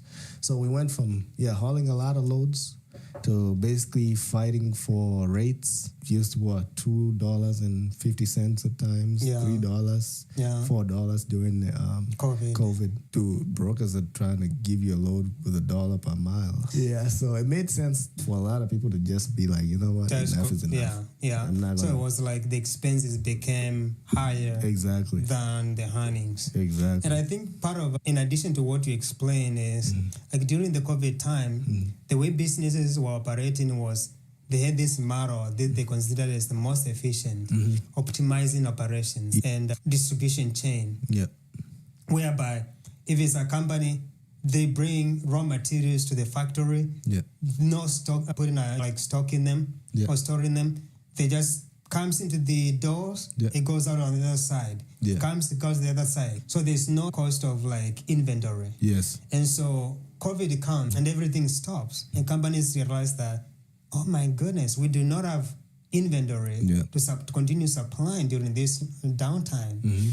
And as a result, it was like an awakening call. I'm not saying it's the only reason why, but it's one of the reasons. So now, when things open up, all the companies are ordering stuff, and they're saying, now we got to put a stock. Like we could have an inventory of some sort. Exactly. Because the future was not certain. Yes. And that's when the business was really booming. Because we, people who are own companies, trucking companies, were getting so much business. We do. And we were getting paid big bucks. Oh, yeah.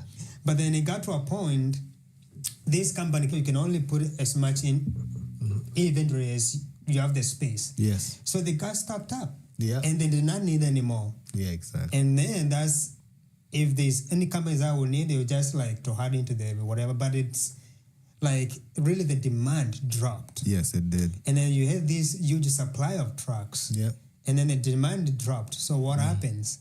Yeah. Rates, as you are saying, went from $3, $4 to like $1.80, $1.50.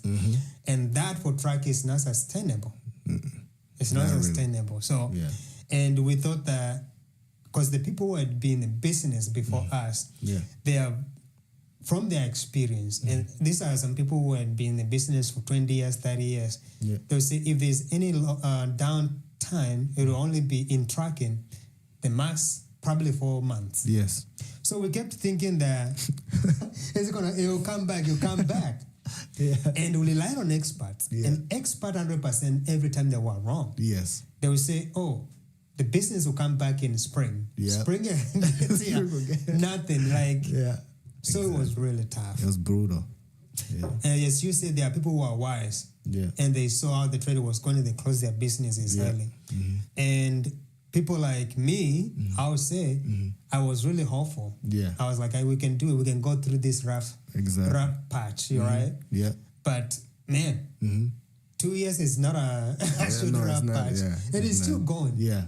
Since 2022 summer until now we are 2025, and trucking business is still so bad. Struggling, yes. That's a really long It is. Yeah. Kudos to those who saw it, because like I'm telling you, we were hopeful. We were taking the experts' advice. And just kept going. Yes. Yeah. It's like we were talking to me and my brother were saying that it's good to have investments in multiple places.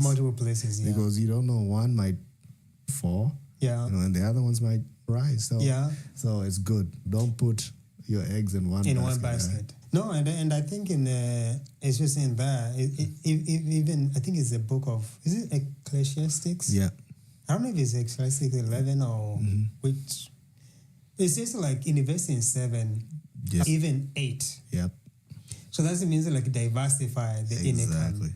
And that was one of my lessons I think I learned. Yes. Is the importance of diversifying, because you never know the times. Exactly. And what business or what venture will pay the bills. Exactly. Yeah. Exactly. Yeah. And I think that's how we got into fasting.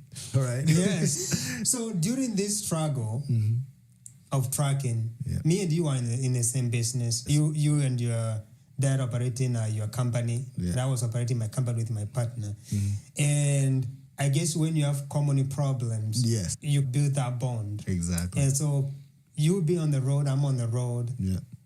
We had a lot of fun conversations. Yes.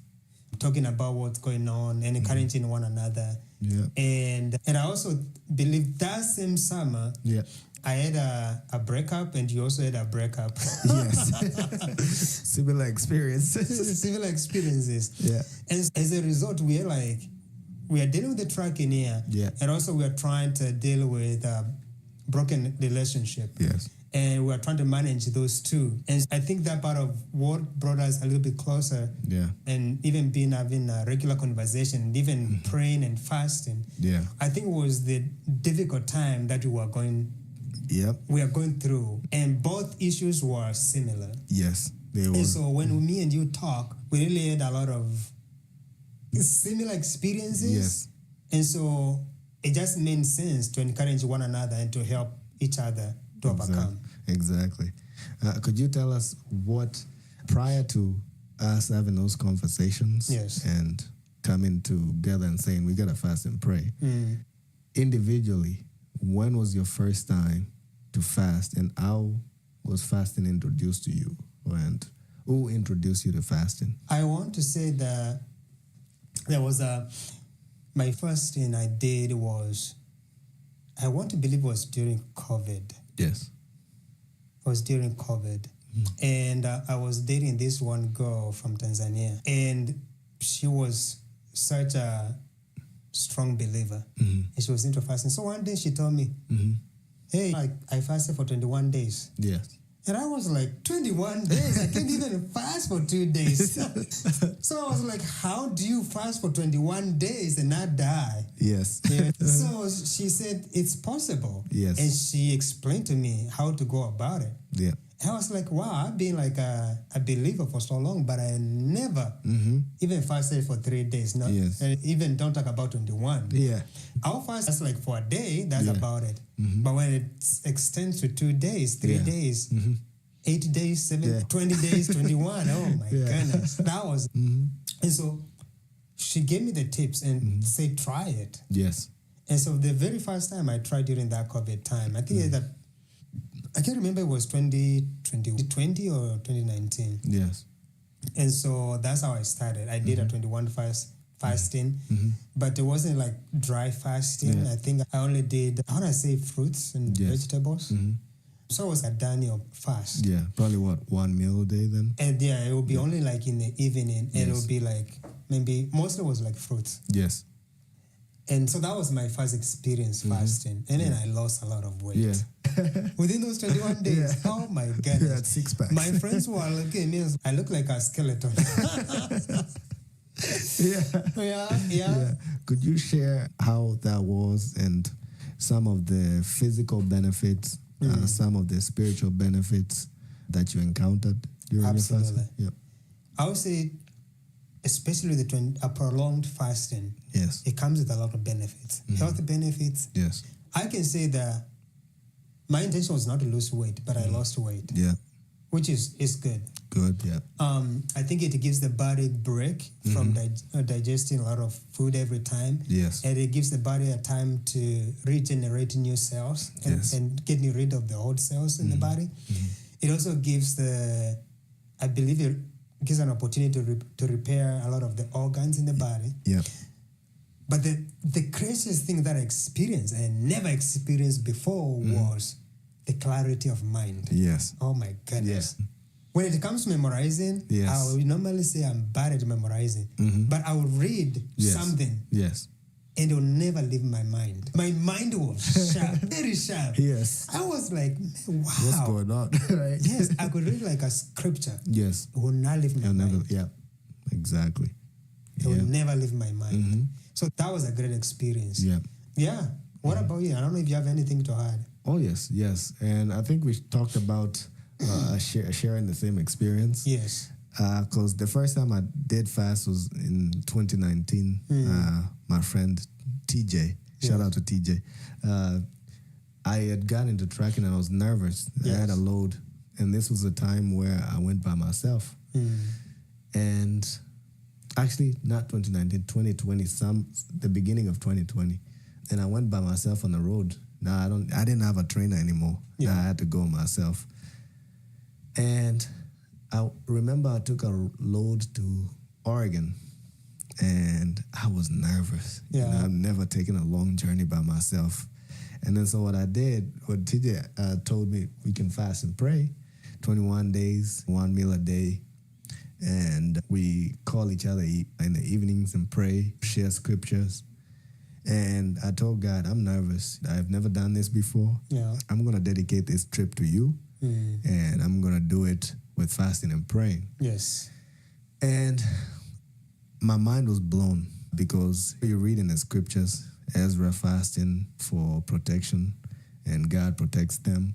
You read about Esther and Mordecai and God rescues the Jews. Yeah. You read about Moses and getting the 10 Commandments. Yes. You read about so many people in the Bible, Jesus, people fasting and getting results. Yes.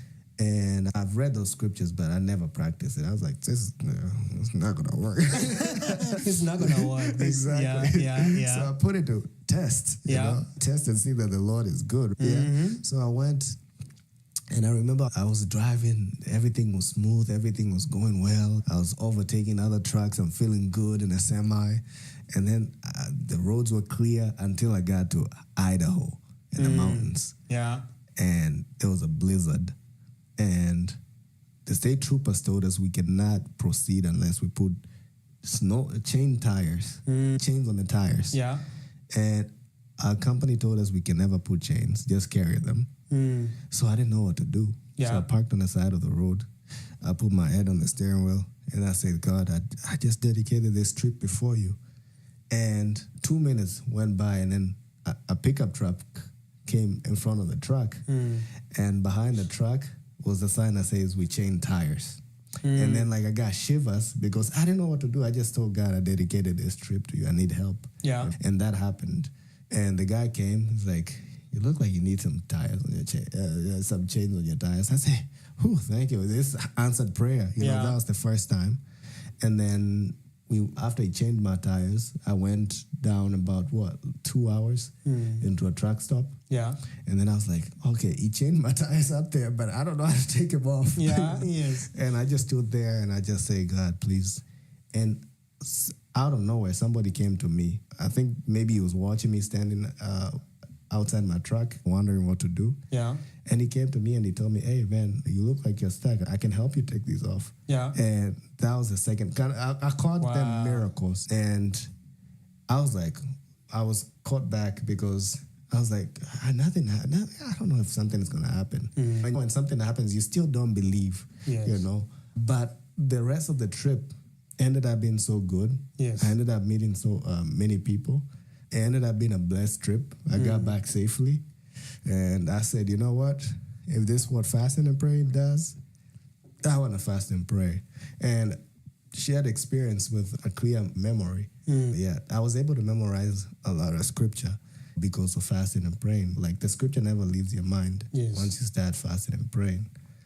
And it's such a unique experience because you're literally denying yourself that which you love, which is food. The society, everything revolves around eating. Funerals, eating. Yeah. In America, there's a lot of food. Birthday parties, eating. Yeah. Funerals, you think people will be mourning, but they're eating. Any kind of celebration, graduation parties, get-togethers, it's all about eating. So the fact that you deny yourself and said, you know what, I'm not going to eat. I'm not going to consume nothing. The only thing I'm going to consume is the word of God. That's my bread. A man should not live by bread alone, but by every single word that comes from the mouth of God. So that should be your food. And that taught me something. That taught me a lesson like that when you fast, God sees. And that was my first experience with fasting. It was tracking. Tracking brought me to fasting because I felt so desperate. I felt like I needed help. And my mom wasn't there. My dad wasn't there. You weren't there. I was on the road by myself, and I was like, man, what do I do like in this situation? So when your back is against the wall When you have nobody to turn to, I'm telling you, fast and pray. Yeah. Yes. It does the trick. Mm-hmm. And something else I also want to add on the benefits of fasting is it breaks a lot of cravings. It does. Like a lot of cravings. Yep. It could be food craving. Yep. It could be lust. It could be lust. Yeah. Yeah. It could be even the spirit of gossip. It breaks any Everything. sort of spirit. Exactly. Literally. Exactly. But also but the biggest one I would say is the spirit of eating. Yes. Oh man, the spirit of eating is heavy. Yes, it's so heavy. I say this when I started. What maybe there's a time I switched my fasting. Yes. Because I used to do the 6 p.m. 1 meal a day, and then right at 4 p.m. I've already started preparing the food. Yes. I set it right there. Yeah. And I'm looking at the time. Is it 5 already? Is it 6? You know? Yeah. And then 5:59, I just jump in. Yeah. And then so it's like I was building my appetite to go eat. And funny enough, you talked about breaking that spirit of gluttony, spirit of overeating.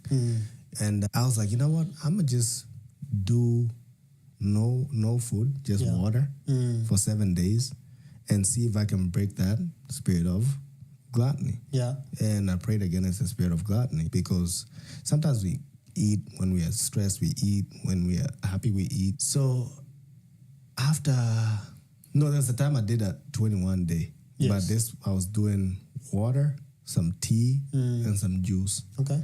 And the first 3 days, you're excited. They're pretty easy. Yeah. You know? The 4th day, you're feeling like, okay, hungry.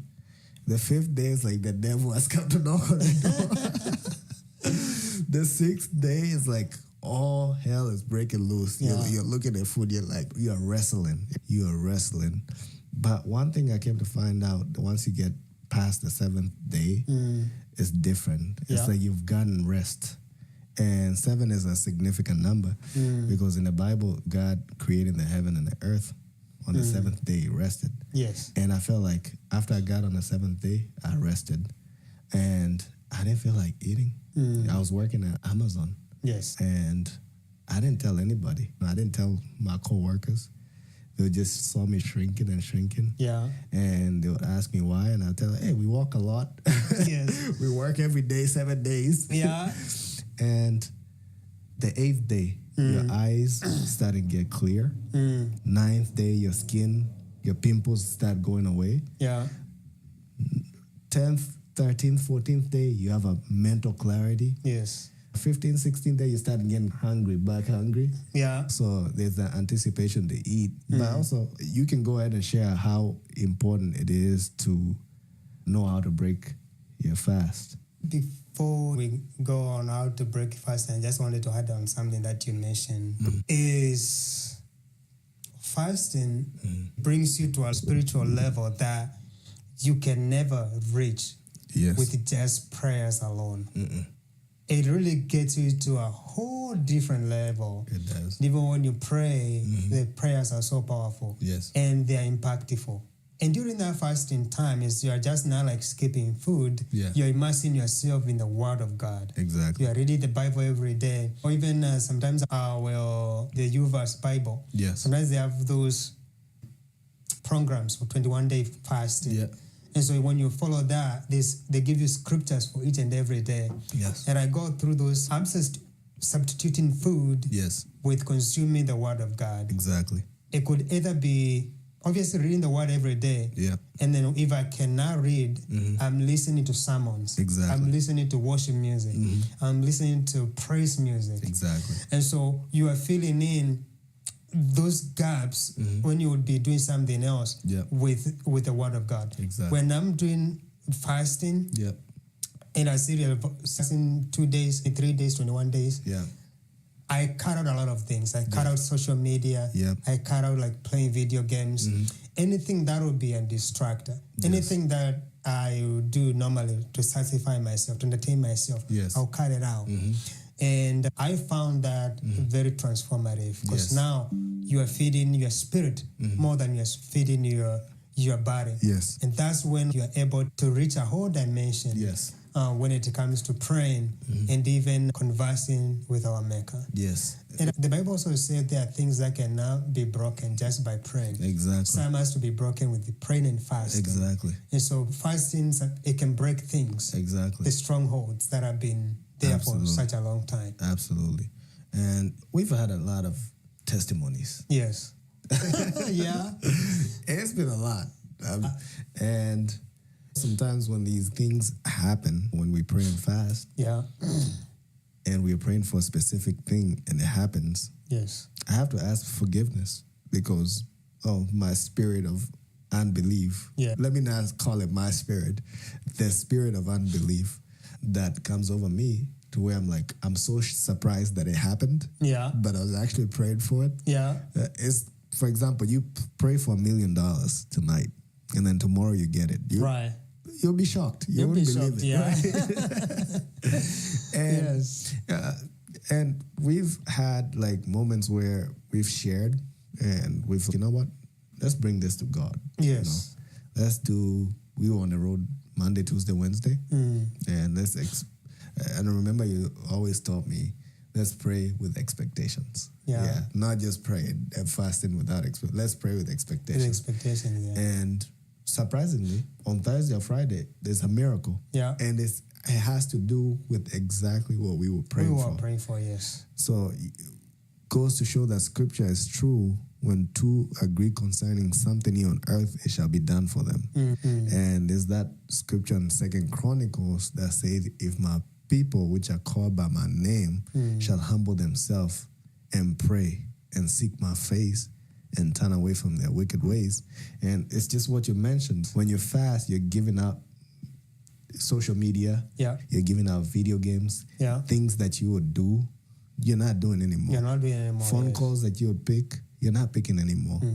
And that's a part of humbling yourself to seek his face, to turn away from anything that is going to distract you, any wicked thing, and to seek the face of God. Then the Bible says, he shall hear us and he shall answer our prayers. He shall heal our land and his eyes shall be turned to us and his ears shall be attentive unto our prayers. So there's that scripture in 2 Chronicles 7:13-16. Take a look at it, read it. There's also a scripture, I forget where it comes from. If a nation is in trouble and people, I forget how the scripture goes, but if a nation is in trouble and if they humble themselves and pray to God and they give up their wicked ways, God responds. So there's a lot of scripture that have to do with fasting and praying. People in the Old used to do it. Prophets back then. Yeah. Jesus, before he went on his ministry, most powerful ministry, he fasted 40 days, 40 nights, and he did great work. Even if you look at other religions, Islam, prophet, he fasted in the caves of Mecca, and he went to transform lives now. And if you look at other religions, Hindu, people are fasting. They're fasting now. Whether they are fasting to the right God, right? that's a whole different discussion. Yeah. But there's the place where your body goes when you fast. Yeah. And it's that place of rest where you feel like, your stomach is not digesting. And your mind is clear. Now you have easy access to God. Yeah. There's a channel where God can use. And he's looking down. He's searching for people who are going to stand in the gap because it's not a lot of people who are fasting. And fasting is not easy. If it was easy, everybody would be doing it. It's not really easy. Yeah. And another benefit of fasting just came to my mind, so let me mention it. And that is you save a lot of money. You do. During fasting, you save a lot of money. I saved a lot of money. You do. No kidding, a lot of money. Exactly. And a lot of time too, because a lot of times you'll be surprised how much we waste time. Exactly. But the part of money, you save a lot. You do. You are not buying groceries as much. And then even, especially 21 days of fasting, even after you break the fasting, a lot of times you can go for weeks. Exactly. Feeling like you just don't have the appetite for food. No. And then the crazy thing is, you have a lot of strength. Exactly. Yeah, you have a lot of strength. Exactly. And even before the body returns to normal, it can take a couple of weeks. Yes. Which is a great experience. Exactly. Especially when you break that 70th day mark. Exactly. And after that, you realize actually how much our body doesn't need a lot of food. Absolutely. Doesn't need breakfast, doesn't need lunch, doesn't need dinner. You can even survive with one meal a day. Exactly. And you'll be completely healthy. Exactly. And I know one time I get to day 3 and I'm like, oh my goodness, I'll die. And in fact, there are times like in those first days, when I woke up on the 6th day or the 50th day, I'll be like, oh my goodness, I'm alive. Exactly. You know? Like that might come, man. The way I'm feeling like I need food tomorrow, I don't think I'll wake up tomorrow. Exactly. And you wake up with a lot of energy. You wake up with a lot of energy. Yes. Oh my goodness, it's a miracle. Exactly. Yeah. And you know what I noticed is that the devil fights you during a fast. Oh my goodness. Because I'm telling you the truth. Yeah. People you never thought will hit you up. Yeah. They'll call you. Yeah. And they'll tell you, hey, what about dinner? Or be somebody you haven't spoken like 3 weeks or 4 weeks. Hey, how about we go get your chicken? Yeah. You know? So the devil comes in hardcore. He comes to distract you. He comes to throw you off course. Yeah. Because he understands the power of fasting. He understands the power of praying. And like you said, prayer in itself is good. But once you throw that fasting in there, it's, man, you've created a nuclear bomb. And you cause a disturbance in the kingdom of darkness. Exactly. And then you are so right. Somebody out of nowhere calls you. Yeah. Or it could be like a girl you used to date and say, hey, what are you doing tonight? Can I come over? No, all hell breaks loose. It breaks loose. Because at this point, Satan is, no, I'm going to throw everything that I know. Because, Satan studies habits. And you'll throw a seed. You'll try to throw a seed of thought. And people, girls you never dated, people you haven't spoken to, everybody will hit you up to try to throw you off course. And sometimes we struggle with, do we tell them we're fasting? How do you respond to somebody invited you for dinner? Because the scripture says you don't tell anybody. Just wash your face, comb your hair, apply some Vaseline, look good. Nobody knows except your father. So how would you maneuver around that? If somebody messages you, maybe an old girl, let's say you're fasting and you're hoping God is gonna rescue you from the spirit of lust, and an old flame messages you and is like, hey, tonight is the night, I need us to meet up. What do you do? How do you approach that? Oh, that's really good. You just say Shindra. Like a bear. You say, devil, you are defeated. Devil, you are a liar. In this situation, your mind has to be focused, especially if somebody hits you up. Some of those, you don't need to answer. Exactly. Because you owe them nothing. Exactly. The tricky ones is like if somebody's birthday and you have to go and it's your close friend. And there will be food, there will be a cake. Like, how do you say no? Like, you have to be so creative. Exactly. Not to hit. Exactly. And also stay happy and like joyful. Exactly. So I would say that personally, that's one of the things I find easy. If I'm not there, like if somebody is calling me or they want me to meet up, I can avoid that one very easily. Exactly. But when it comes to somebody I have to go, it's an open house. It only happens once. I know, so it's like you have to show up. Those ones are really tricky ones. And I think me and my brother here, during tracking, it was easier to fast and pray. We started off, me and my brother Isika, and we were doing 3 days every month. The beginning of the month, we said, you know what? Every 3 days of the month, we are going to fast and pray. And we're going to do this continuously. And I think there's a day where we fasted for 7 days. And we talked and we said, you know what? It is time to introduce this. We can't hide it anymore because we were experiencing some breakthroughs. And we shared among our brothers. And we came with a group of 10 men and introduced fasting and praying. And Those days were good. Life in America is busy. So we haven't been really meeting like we used to when it started. We even used to meet at the parks. I think we remember. Yeah, but, Riverside. I remember us meeting at Riverside. Exactly. Yeah. So I think everybody's life gets busy and the schedules get in the way. But those first 3 days of the month, we said, you know what? It doesn't matter how busy our schedule gets. We're going to try to find a way to get into, we don't have to meet. We can meet over the phone, over Zoom. Yeah. But we're going to engage the heavens because we need it right now. We need it today. And our nation, look what's going on around. Look at the Congo, look at Middle East, look at home country, Kenya. Mm-hmm. We need fasting. We need men who can fast and pray. Because I feel like women are already there. Yeah. I think women tend to do better than us in most of the times. Exactly. Yeah. Women tend to do better than us. I feel like they're more in tune with their spiritual side. Mm-hmm. And us men, we are fighting power. We want power, we want money, and we want sex, right? Yeah. I had to say that. Forgive me, Daddy, Mom. That's a reality. So when we came, we said, how can we break the spirit of poverty, spirit of lust, a spirit of being so connected to this world that we forget that we have a home. So we were trying to find ways to just involve others, and while at the same time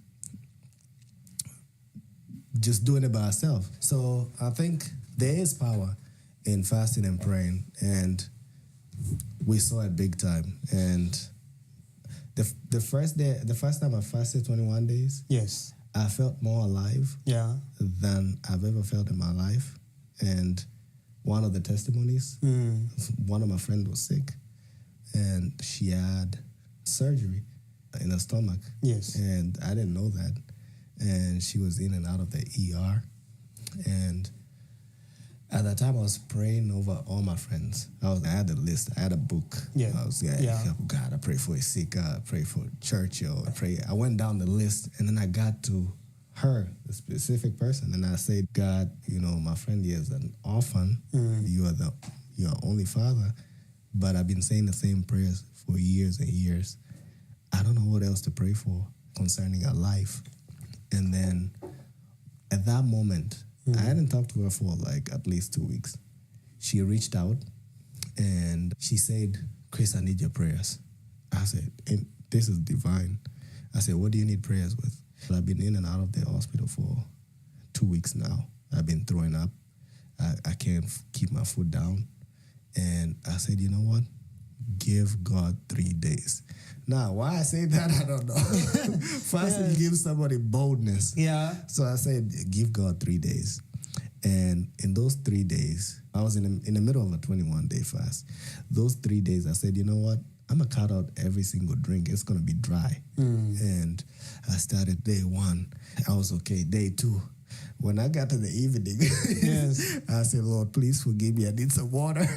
So I took some water, and then I continued the fast. But God understood how bad I wanted my friend to get better. Yes. On the 5th day, I reached out to her, and I asked her, how are you doing? She said, surprisingly, today I've had my first meal, and I haven't thrown up. And my stomach is not hurting anymore. Hallelujah. And then I reminded her, and we were over there like celebrating, and she said she's going to share with her friends. She's going to put it on social media. This is a miracle. And I was shocked myself, and that's where the spirit of unbelief comes. Did that really happen? Did the prayers heal this person? So that was one of the miracles, the healing miracles that I've experienced when I was on a fast. And there's many miracles we have experienced, financial miracles. When we had our backs against the wall and we just didn't see a way out, God stepped in and did some miracles. Yeah. I remember. I also remember one of the times we were fasting, praying, and I had a need. Yeah. And I needed, I think it was a little bit over 4,000. Yes. And I did not have it. Yeah. And we shared about the Freight recession and how bad things were. And then I the previous weeks, I was making almost nothing. Yes. And it was that time we prayed. Yeah. We were fasting and praying. It was the beginning of there was a time we were praying twice a month. Yes. Twice a month, I think, every other week. Yes. And then we started doing in the beginning of every month. Yeah. That time we were praying, I think, twice a month. That is 2 sessions each month. Yeah. I think it was like 3 days. Sometimes we do 7 days. And this time I needed that money so bad because it was for a particular need that had to be met that week. Yes. And when we prayed, crazy thing. Yep. Like that particular week I made, was it like a little bit of a $5,000? Yes, it was. I remember when you called me. Yes. Yeah, I was in. All of a sudden I'm getting Mizigo. I'm getting loads. Yeah, And I'm going. Exactly. Boom. I reached that amount. Yep. And then in addition to that, I also remember at the same time, that money that I needed, they gave me a deal whereby now I even had to pay a little bit lower amount. Yes. And so now I put the deposit down and paid off the next month payment. Yes. And so to me it was like, we pray was answered double portion. Exactly. It was a double portion. I remember that. Yes. I remember where I was. I remember when you called me. I was getting coffee. Yeah. And you called me and you said, I got some news to share. And I remember that time too, when we were on the phone, it's like, wait, somebody messaged me. And then I saw a transaction and I was like, wait a minute. I didn't pay $700. Where is this money coming from? Yes. And then it was refund. Yes. It was a refund from taxes that was, I don't know, it was like almost 5 months. And it came through. Yeah. And it came through that day. So it was like we shared testimonies on the same day. And it's happened so many times. So many times. That is crazy. It's crazy because like the things that I all call them supernatural. It's supernatural. Yes. Yeah, they got to be, they are supernatural. They are. Because in the ways how they happen, it's just, you cannot explain. You can't. You cannot fully explain. You know you prayed about it and you put the faith in there. Yep. And it seemed always to happen when we least expect it. Exactly. When you are there anxious, I wanted to come. Yes. When you least expect it, boom. Exactly.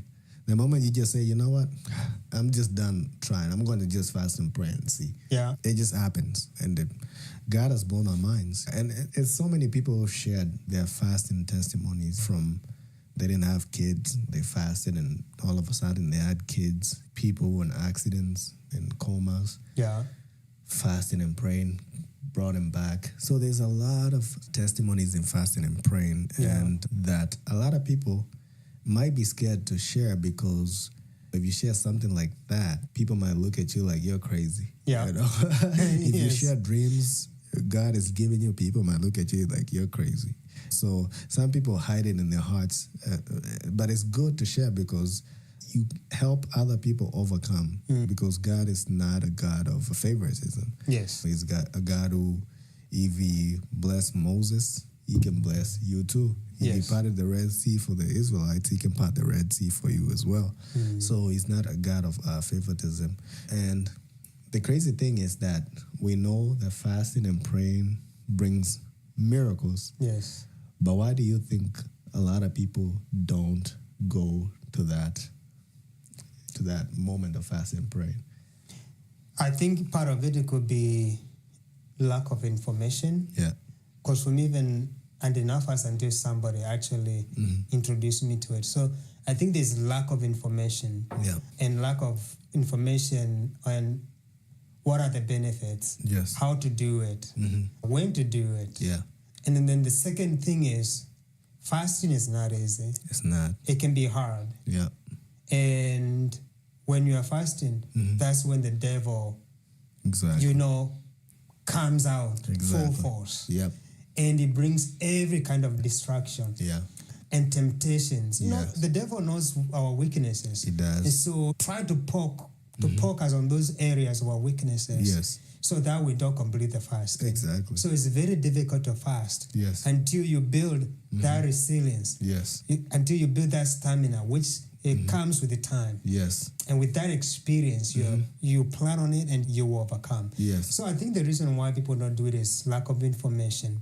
But even sometimes when they have information, they just can't do it. Yes. Other people could be, people are maybe sick. Yeah. And fasting may not be something that would be recommended. Exactly. But I also think even if people are sick, I think that you can still fast from social media. You can fast maybe by skipping just maybe one meal or eat smaller portions. Yes. So they are all, fasting is not limited to no eating. Exactly. You can eat, but it's the discipline that matters. It's the intent that matters. Exactly. So whichever, even in our fasting that we are doing with the group of men that we are doing, because of our different schedules, our different environment, we tell people, choose the kind of fast you want to do. But at least skip one meal. Exactly. But we leave it up to you. We don't ask people what kind of fasting you did. We don't ask you what kind of fasting you're planning to do. We do not ask that because of that. So people get to choose. Yes. We are fasting together, but everybody, depending on their schedule and how the environment looks like, they get to choose the kind of fasting that is sustainable. Yes. And I think that has proved to be effective. Effective. Yes. And I think also another thing that brought us to fasting and praying is relationships. Yes. I think, man, we were going through a lot, you know. It happened like we had we could call them bad breakups. Yes. About the same time. Yes. And so going through those emotions. Yes. And in addition to other struggles, I think we found a common ground that we were sharing. We'll be able to, Chris, I'm struggling. Yes. This is what I'm going through. And I am able to vent to you. Yes. And then you're able to vent when you need to vent to me, and I'm there to listen. Yes. And because of all those things happening at the same time, I think we looked and say, where does my help come from? Exactly. Does it come from the mountains? They say my help comes from the Lord, the maker of heaven and earth. Yep. And that was another pillar. Yes. That led us into fasting. Exactly. Yeah, so it goes to show that sometimes when you are not praying and you're not fasting, because Jesus said, I've heard a lot of preachers say, when you fast. So it's like he's expecting us He's expected, yes. And problems will make you fast. And you don't want problems to make you fast. You might as well fast by yourself, right? Yeah. You don't want calamities or disasters to humble you, to bring you to your knees. Look at King Nebuchadnezzar. He was praising himself. He was saying, I built all this, everything I built by my own strength. And look how bad he got humbled. And look, somebody like David, big difference there. Yeah. David was a king and he was a mighty warrior. And the interesting thing about David, he used to fast and pray so that God can rescue his enemies.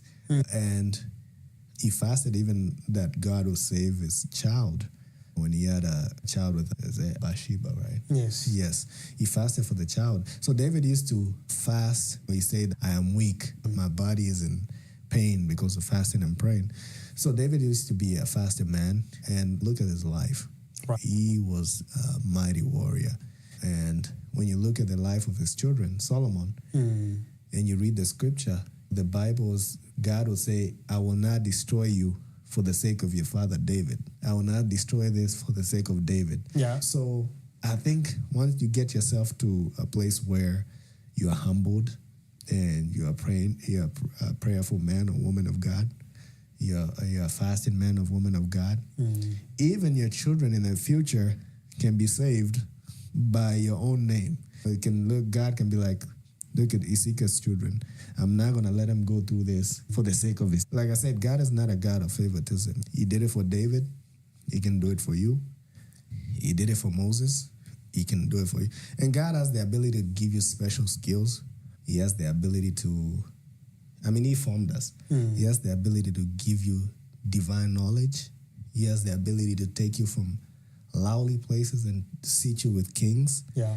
He has the ability to make anybody he wants great, but there's a price to be paid with everything. Yes. It's something to be paid. You just don't get someone without paying a price. And if you want, and glad Jesus paid the price on the cross, but we got to put in the work. We got to put in the work, yes. And you make a good point that with the example of David, when God will say, for the sake of your father David, I'm not going to do this, or I'll do this. It means David being a prayerful man, a man who was after God's own heart. Yeah. That some prayers that we pray, we may not be answered immediately, but they are stored somewhere. Yes. And when we pray, we can experience a response immediately. Exactly. But I believe some of those prayers, they go into, there's a storage for prayers. Yes. And sometimes there are moments when people have passed on, but their prayers are affecting generations. Exactly. It's God remembers those. Exactly. There are moments when you are in a position whereby you cannot pray. Maybe it's in the moment of an accident, a car accident, and you cannot pray. Yeah.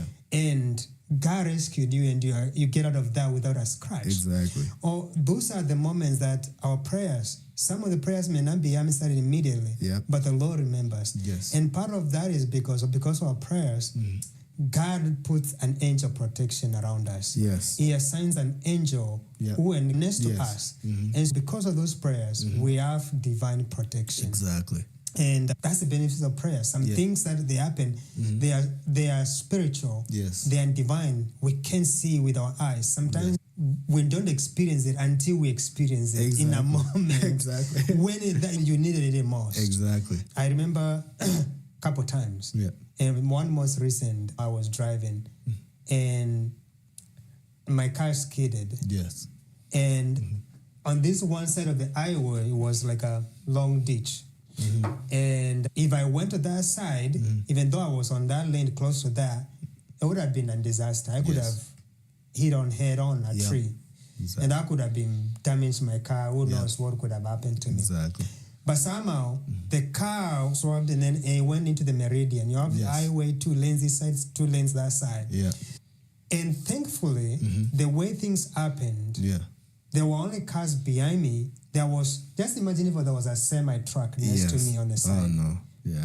Going underneath the semi, that was most likely to happen. Yes. And that could have been a disaster. Exactly. So I went through the meridian, and then I thought my car would go to the other side with the traffic going the opposite direction. Yep. And literally when it approached close to that end, it turned and faced the other direction. That's God. So in that moment, I had no control. Exactly. Who knows all the prayers I prayed? Yeah. I'm pretty sure and my angel was very active. Exactly. So I left that scene with no injury, and my car was intact. No injury on my car as well. Amen. That's a testimony. Yes, that's a testimony. So these prayers we pray, even when there's no need, pray. Yes. Fast. Exactly. Because you could be storing those prayers for something that you will need those prayers when you cannot pray. Because there are moments that we cannot pray. Exactly. There's moments we can't pray. And one of the things me and Isika do is we like to quote scriptures when we are praying. One of the scriptures was, I think it's Psalm 34. Yeah. Those who look up to the Lord. If you look up to the Lord, you'll be radiant with joy and no shadows of shame will darken your face. And then David says, I cried out to the Lord and he answered me and he rescued me from all my troubles. All, not just some of them, all of them. Because if you look at the life of David, that guy was hunted by, someone wanted to kill David so bad and God protected them. David, when he was a shepherd, when he was tending the flocks, the guy said he had to fight off bears. So he was protected from childhood all the way to adulthood. And when he sinned against God, I think he was also destined to die, but God forgave him. And he spared his life. When David said, I cried out to the Lord and he answered me and he rescued me from all my troubles. He meant it. He meant it for sure. And then you go a psalm over, Psalm 35, where it says, content with those who content with me, fight against those who fight against me. And there's many battles that we don't see. We don't see in the unseen realms. When there's battles we see, but God is content with things that, demons that you can't see. We cannot see, yeah. And he's contending and he's fighting, he's overthrowing, because I think the enemy has a camp, and every territory has a principality. Yes. Even Grand Rapids, there's one somewhere in Kentwood. Yeah. Every territory has a principality. Yeah. And when you say prayers like that, Lord, contend for those who contend against me, fight against those who fight against me. Yes. Pick up your weapon from your divine arsenal, because we're not wrestling with like guns and knives. We're wrestling against. We're not wrestling against flesh and blood. Yeah. You know? So we're not using carnal weapons. We're not using guns, even though people use guns. So we are fighting against principalities and powers and rulers of this dark world and spiritual beings in the heavenly realms. We can't see them. Yeah. So when you incorporate these verses and you skip to Psalm 91, I will not be afraid of the terrors of the night. So much things happen during when you're sleeping. Right? Yeah, yeah. I will not be terrified of the arrows that fly by day. There's spiritual arrows you can't see. You know, I will not be afraid of the disease that stalks in darkness, or the plague that destroys at noon. You know, 1,000 may fall on my side and 10,000 on my right hand, but these evils will not come near me. When you start incorporating prayers like those, oh man, something changes. Something shifts. And these verses, it's not like we sit and we read and we're like, oh, I got it. It takes repetition. It takes repetition, yes. It takes repetition to where if you look at that psalm over and over, and I think me and Isika will pray that Psalm 34, Psalm 35 over and over and over and over, until sometimes we're like, we don't need the Bible. Right. Yeah. We would just close our eyes and the psalm is already there. So you just got to keep repeating it over and over. Psalm 23, Psalm 145. So there's so many, I call it the Psalms of definitely prayers. Yes. And there's also Psalms of expressions. Exactly. There are times when we're going through stuff and you don't know how to express how you're feeling. You don't have the vocabulary. Yes. You don't have the words, the terms to use. And especially if you're going through a moment of sickness, maybe a sickness that chronic that has just been there and it's not leaving. Maybe a breakup, a bad breakup, maybe a divorce. Yeah. And I think for me, especially during that breakup, I'll tell you Psalm 69 was my friend. Because the things that it says, I'm like, this is exactly how I'm feeling. Let me read it just a little bit. Please. Oh man, Psalm 69 says, this is NIV, I believe. Save me, O God, for the waters have come up to my neck. I sink in a mirror depths where there's no foothold. Yeah. I have come into the deep waters. The flood engulfs me. I am worn out, calling for help. My throat is parched. Yeah. My eyes fell, looking for my God. Those who hate me without reason outnumber the hairs of my head. Many are my enemies without cause. Those who seek to destroy me, I am forced to restore what I did not steal. But those first verses there, they read this, at least in my case, it described exactly how I felt. Yeah. I felt like I was sinking in water. And if I have swimmed either in a pool or in a river or in a dam, and it gets to a point whereby you're going too deep and you don't know how to swim. And the water is here and it's trying to get to here.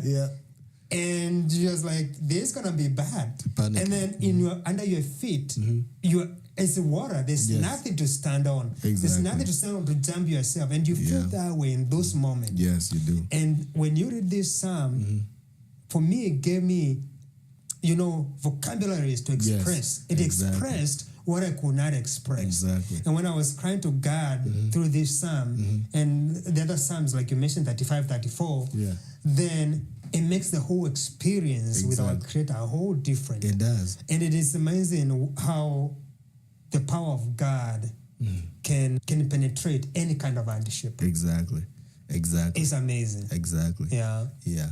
And those psalms, like the ones you express yourself. Yes. sometimes you can tweak them and put your name in there. Yes. You know? Yeah. You know, I used to pray when I wanted forgiveness. The Psalm 51. Have mercy on me, O God. You know, for when I was born in my mother's womb, but instead of saying my mother's womb, I say my mom's name. Yes. So you can tweak it, or you can say your name. You can add your name on there, and they become personal. They become personal. Yes. Yeah. But I've came to find out even if you don't feel like you know how to pray, yes, you don't have to feel like the pressure to use big words, to use break down diabolical altars. You don't need to do that because God already knows. There's some people who've had experiences in prayer. I've been doing it for a long time, but God says He already knows what you need.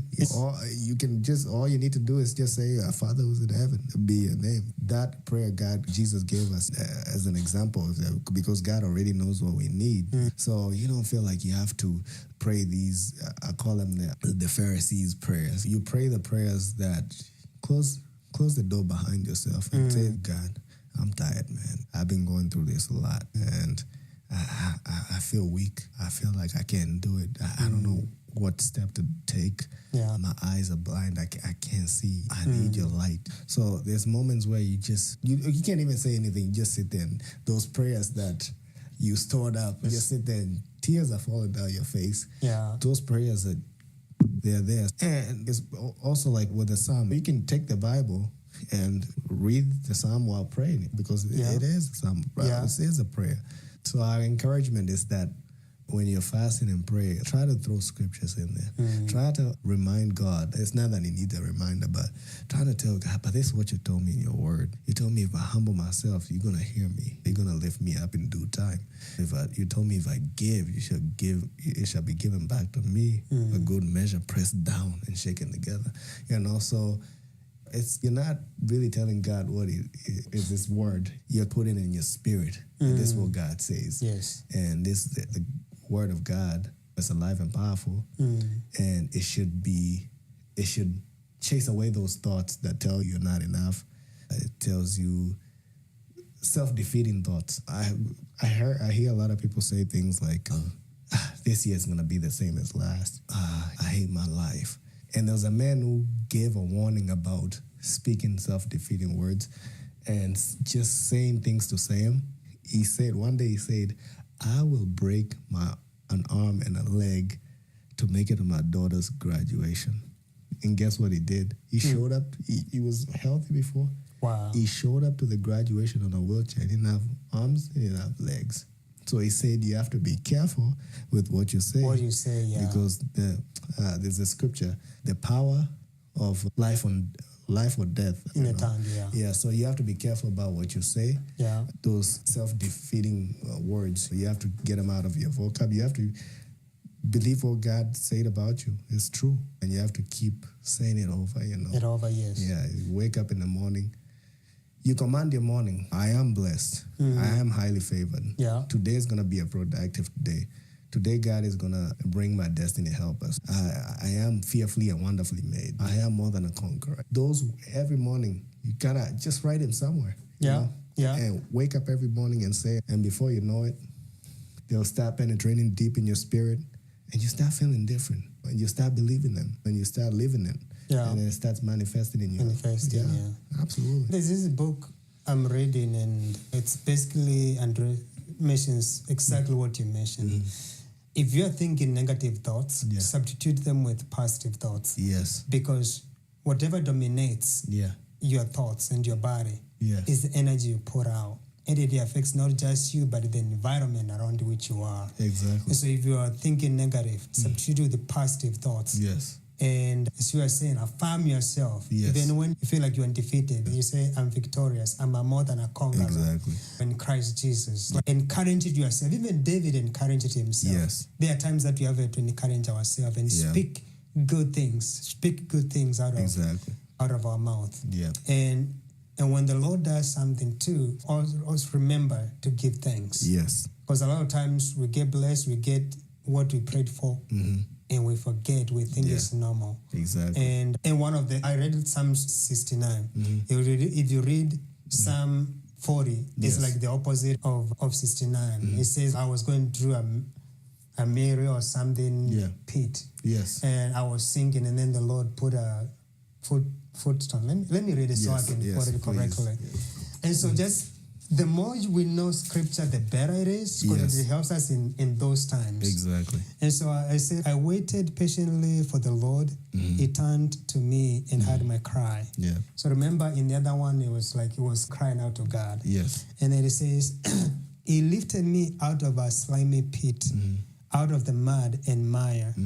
He set my feet on a rock and gave me a firm place to stand. Yes. So remember in Psalm 69 was saying, I'm sinking. Exactly. And there's nothing to hold my feet. Exactly. And now he puts that's beautiful. a rock, a firm place to stand. Yes. So when God lifts us from those situations, when we are sinking in those muddy waters, and he puts something and he lifts us up, we also have to remember to give thanks. Exactly. And also, as you mentioned, the importance of scripture. Yes.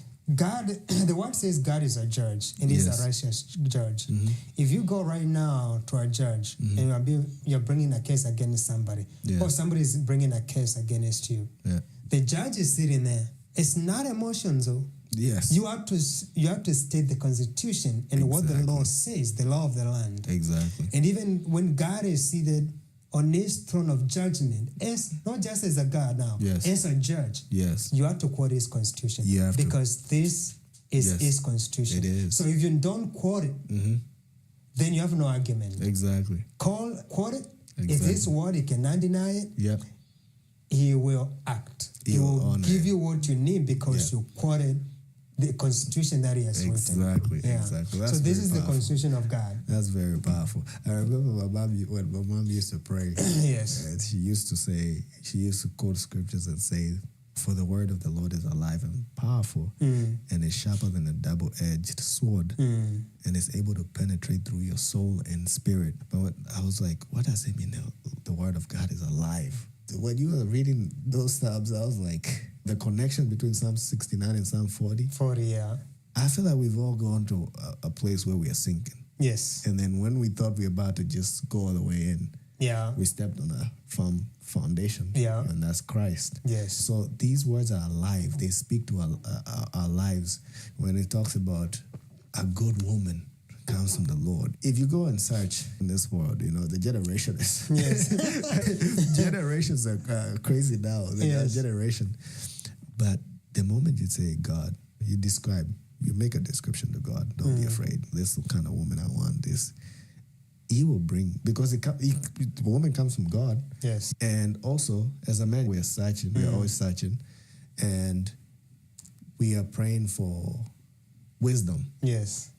And the Bible talks about wisdom and how it keeps you away from promiscuous women whose tongues are sweet as honey. Yeah. They're going to, hey, honey. Look, you with seducing eyes. So once you get that wisdom, and the fear of the Lord is the beginning of wisdom. Yes.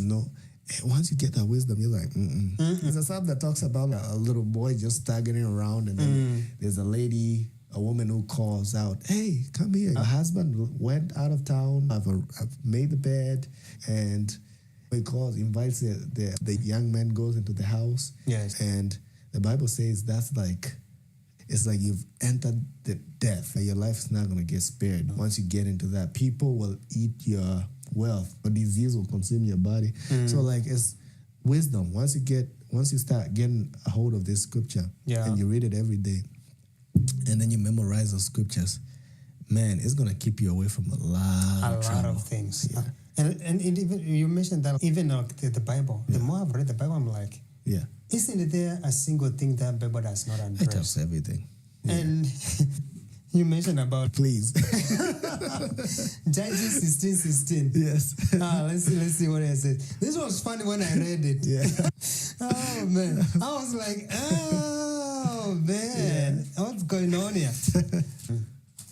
Judges 16:16. So this is the story about Samson and Delilah. Yes. Everybody knows that story. Yep. And there comes to a time that Delilah needed to know where the power of Samson comes from. Yep. because she was gonna get paid by the community that needed to get rid of them, the Palestine. Yep. And Samson lied to this woman. Yes. Lied to the woman. Oh, they rob me with these robes, newly made. And then he breaks them like, it's just like a string, right? Exactly. And she got frustrated. 16:16 of Judges says, okay, let me start from 15. Yes. And then make sense. Be ready, guys. Then she said to him, how can you say I love you? Yes. When you won't confine in me. Yes. This is the third time you have made a fool of me. Yes. And Abed told me the secret of your great strength. Yes. Then 16.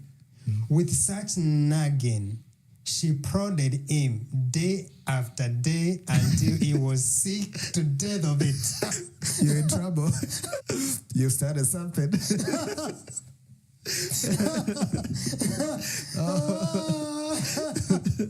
was like, so nagging did not start yesterday. In my relationship. Nagging has always been. Oh my God. Yeah. Even Samson was a victim.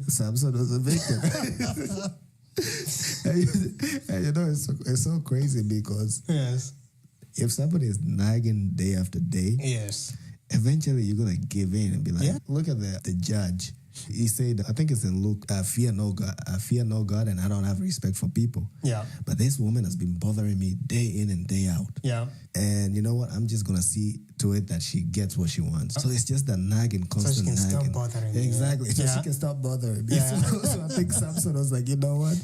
I've lied all these times. I'm just like, you know what? I'm going to tell you. It costed him a lot. Yeah, it costed him a lot. Because after that, his eyes got gouged out. Exactly.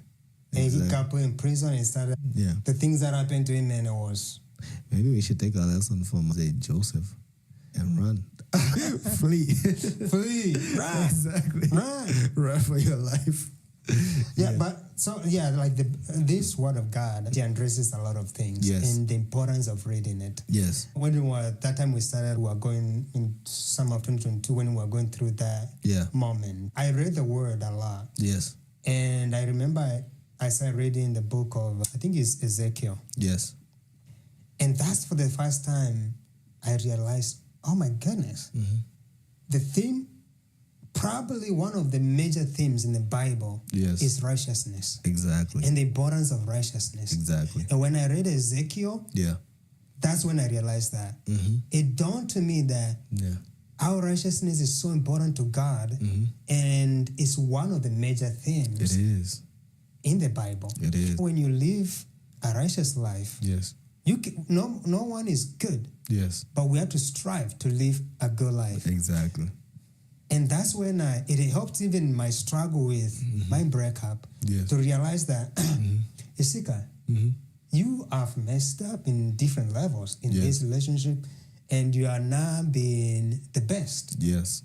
So what happened, what changed that moment, and actually that was the beginning of my healing process. Yes. Because before that was me complaining about my former partner and how bad they are. Yes. And then I realized, I need to stop that and I need to start looking inward. Exactly. And I started examining myself. Yeah. And that was the beginning of letting go of any grudge that I may have against that person. Exactly. It was the first time I started now seeing the things that I did wrong or I might have gone wrong. And so now the focus was, it's me now and how I can grow out of this to be stronger and better. Yes. Stop pushing the blame, because when we are pushing the blame to someone else, then we are missing the opportunity of growing. Yes. And of basically growing and learning from the experience. Exactly.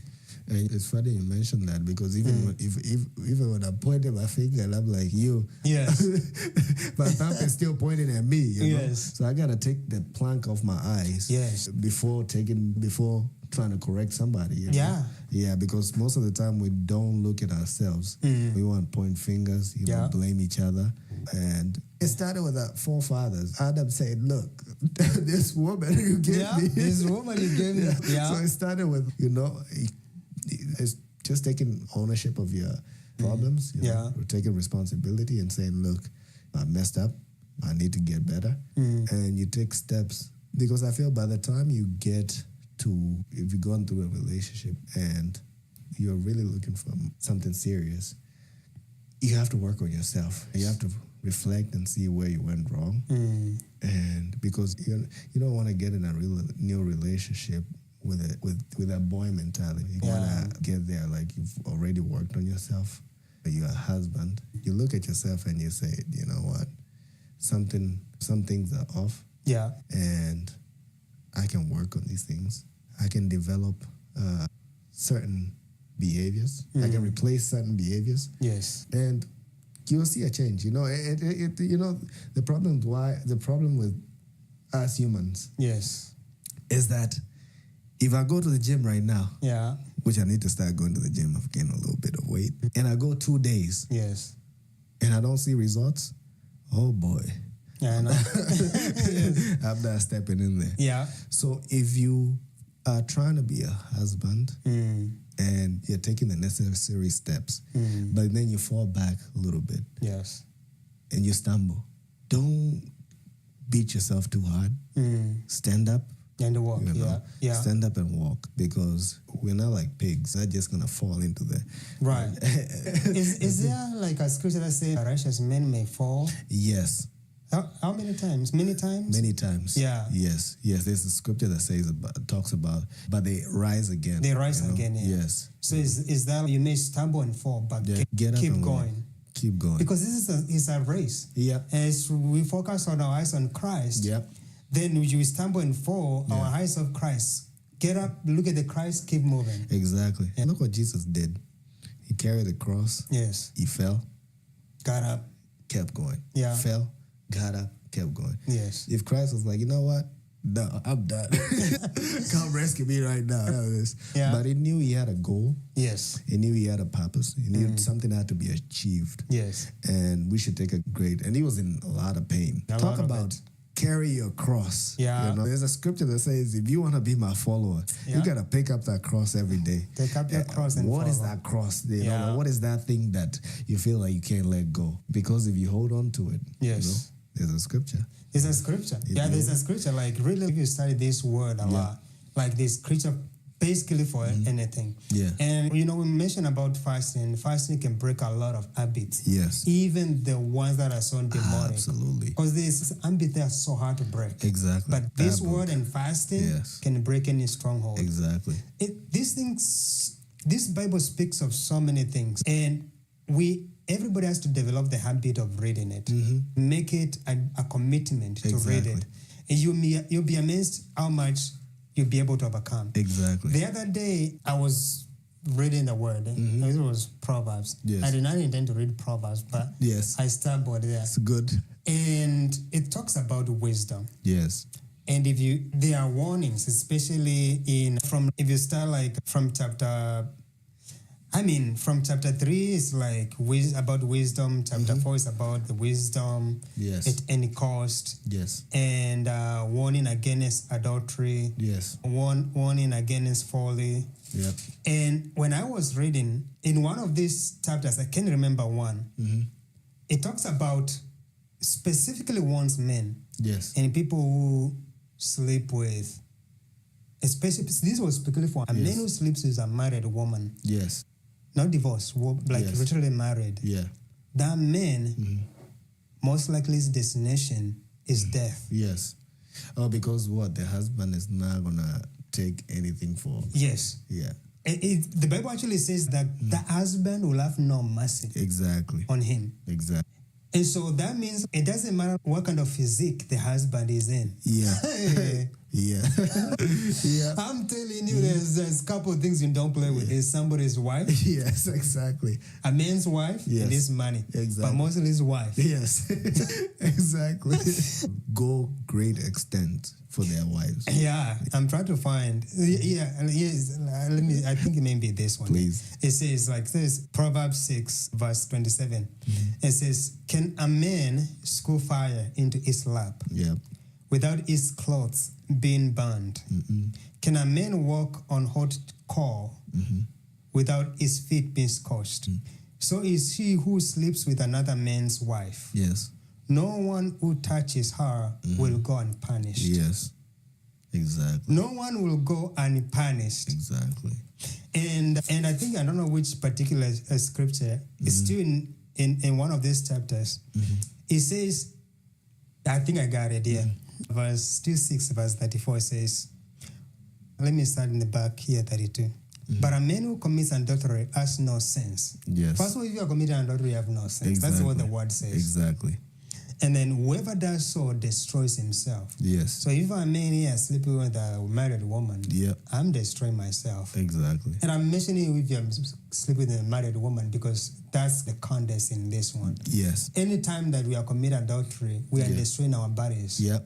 We are it's a sin against our body. Exactly. But then it says, continue to say, blows and his grace are his lot. Yes. This is for specific who sleep with that. Yes. With a married woman.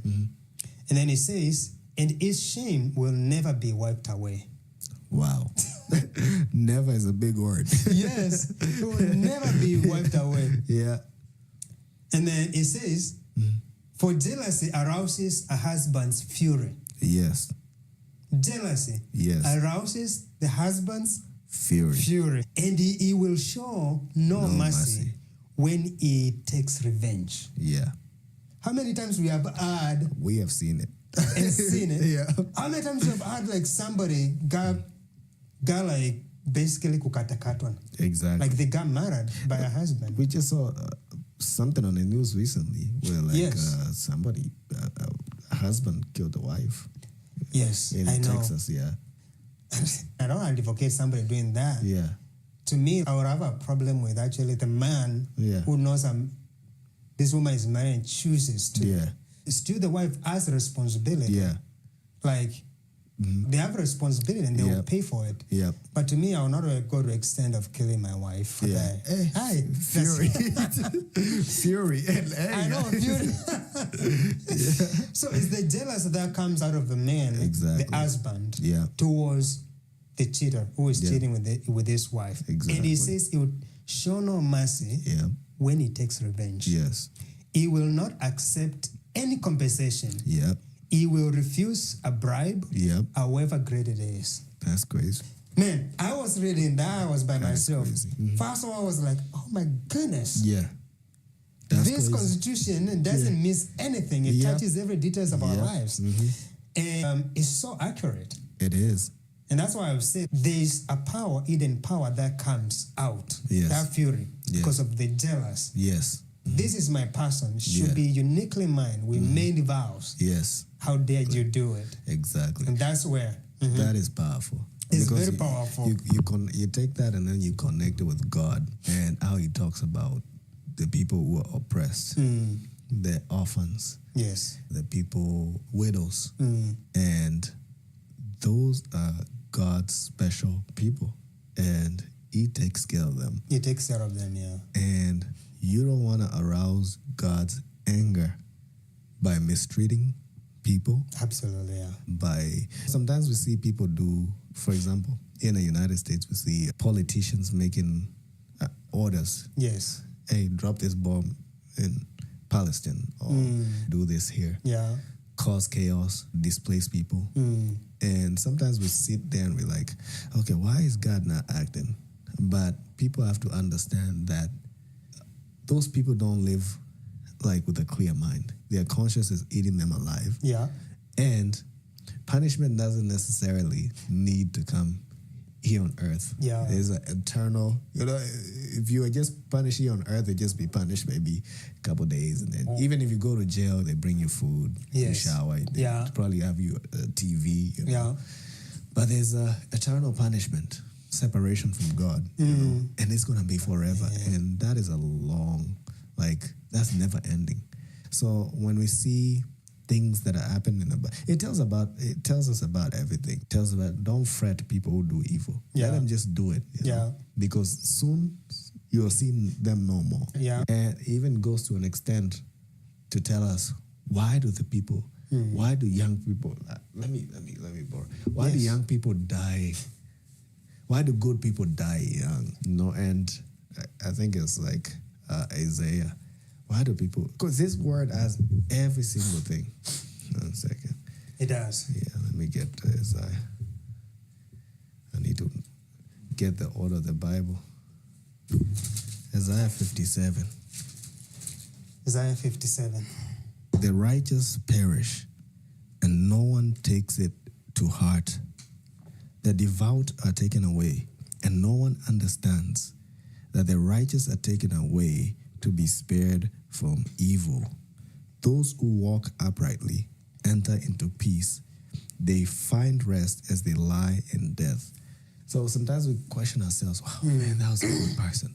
Why did they die young? Yeah. But the evil that is coming will be so unbearable that people will wish to die, but they will not be able to die. Yeah, it's going to be a tribulation like never seen. Never. We think we are suffering right now with everything that's going on. When that tribulation comes, it's going to be like you're going to try everything. You beg God, please take me. And it's going to be a tough time. It'll be a tough time, So the godly people are taken young. You Yeah. know. Jesus didn't say till he was 90 years old, right? 33. 33, yeah. He completed everything. And this life here is not everything. We have an eternal life too that is far more sweeter than the life here on earth. Yes. So the Bible touches on every single thing, from dying young, from the evil people, why they live long, from why evil people prosper, from orphans, widows, from work.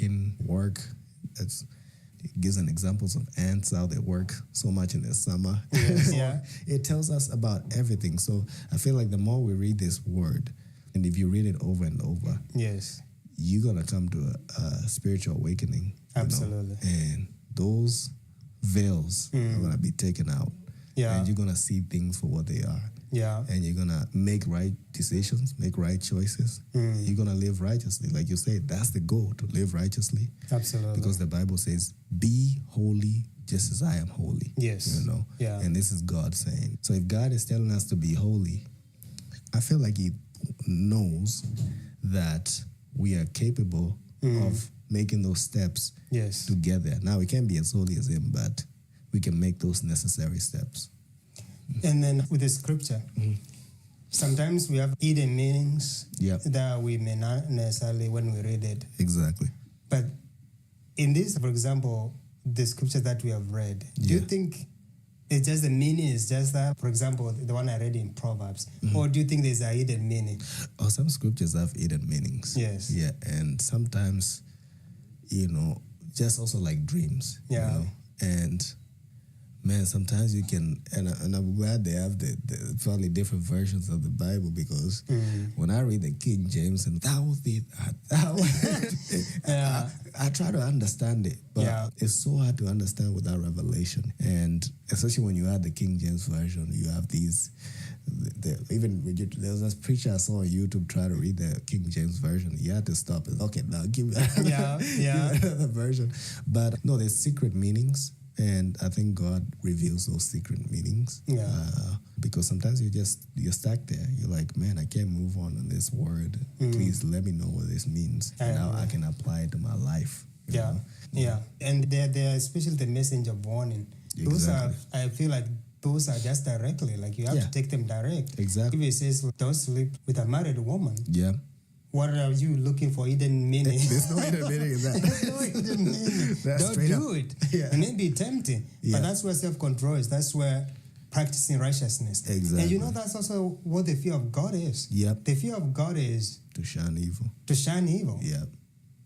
But anyway, I think this is starting to be a Bible study. We preached. We got your Sunday sermon. I think we probably preached enough. Yes. Let's maybe talk a little bit about dating experience in America. Yes. As we wind up. Yes. Have you heard about the passport bros? I have. Do you want to be a passport bro?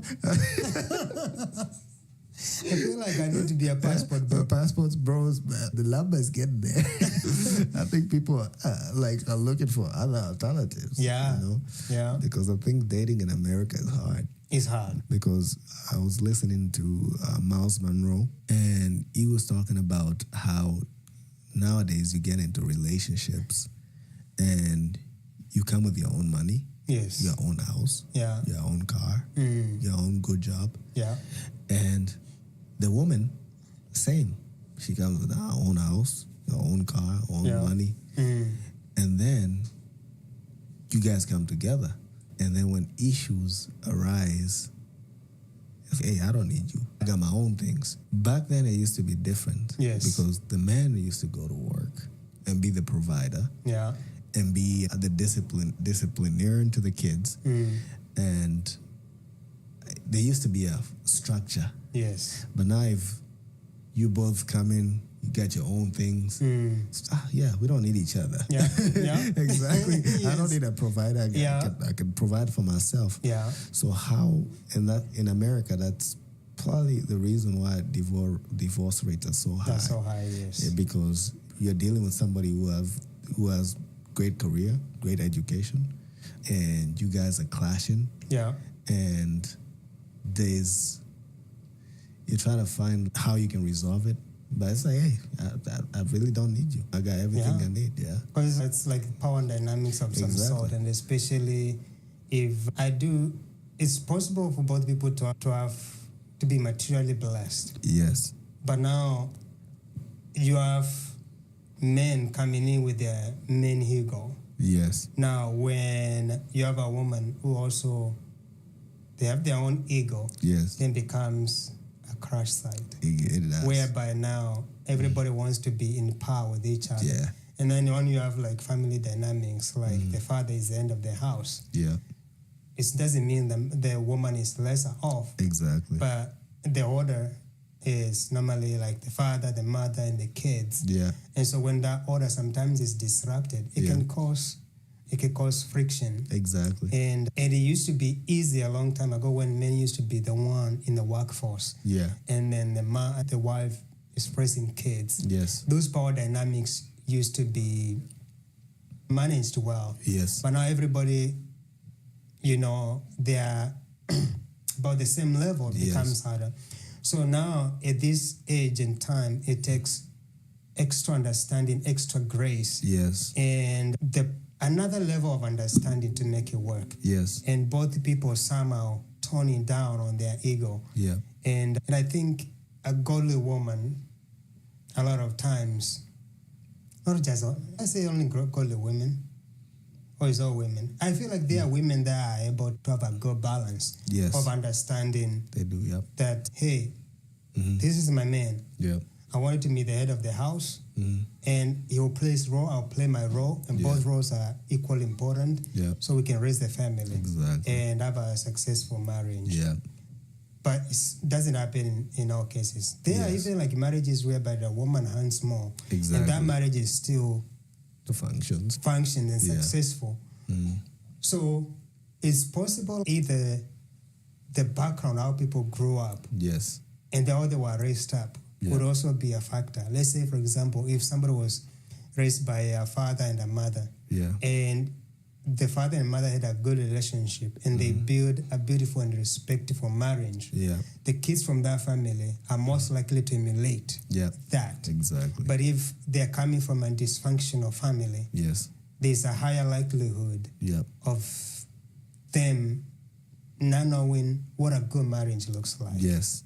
I think that modeling behavior from parents is important. Yes. Because if you don't have a person who can model behaviors, it can break down a family. Yes. I was reading a book that's called Black Man's Plight. And they were talking about how the welfare system has broken down families, inner city families, and where the government is playing the role of the man. Depending on how many kids a woman has, the government provides some sort of income. Yes. It's taking the role of the man. When the man is coming back, the only thing that is needed for is to make a child. Yeah. Get out of here. Get out of here. Yeah, and then there's arguments in the house. I don't need you. You know? I got my husband. The government is my husband. And the government takes care of me. Yeah. He's a good husband. He's always giving me money. He's always giving me those food stamps. He's always giving me the Section 8 money. Yeah. He's always giving me some sort of income. but you ain't doing nothing. Right. So the kids grow without fathers who can model behaviors. And I don't know if I looked it up on YouTube.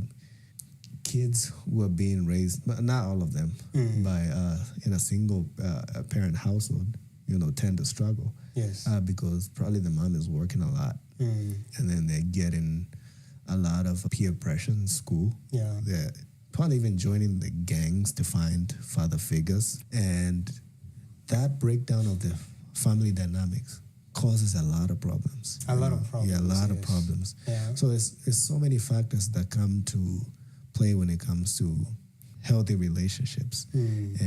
But the most important one is having both a mom and a dad who have a strong foundation, and I want to say Christ being that foundation, because man, it is tough to find a good woman. It is. That's why I said it. She comes from God. Yeah. She doesn't come from the world. She doesn't come from the clubs. Yeah. She doesn't even come from the church. No, She comes from God. I've heard of men complain women go to the clubbing, and now when they feel like they want to settle down, they come to church. Exactly. And they get saved. Yeah. So your brother would be in the church all the time, and I was like, oh, the sister came to church. Oh my goodness. Yeah. Little did you know that she was probably in a working umbrella. So, yeah. And we only speak it because we are men. Yes. Women have their own perspective on these things, because also men can be a problem.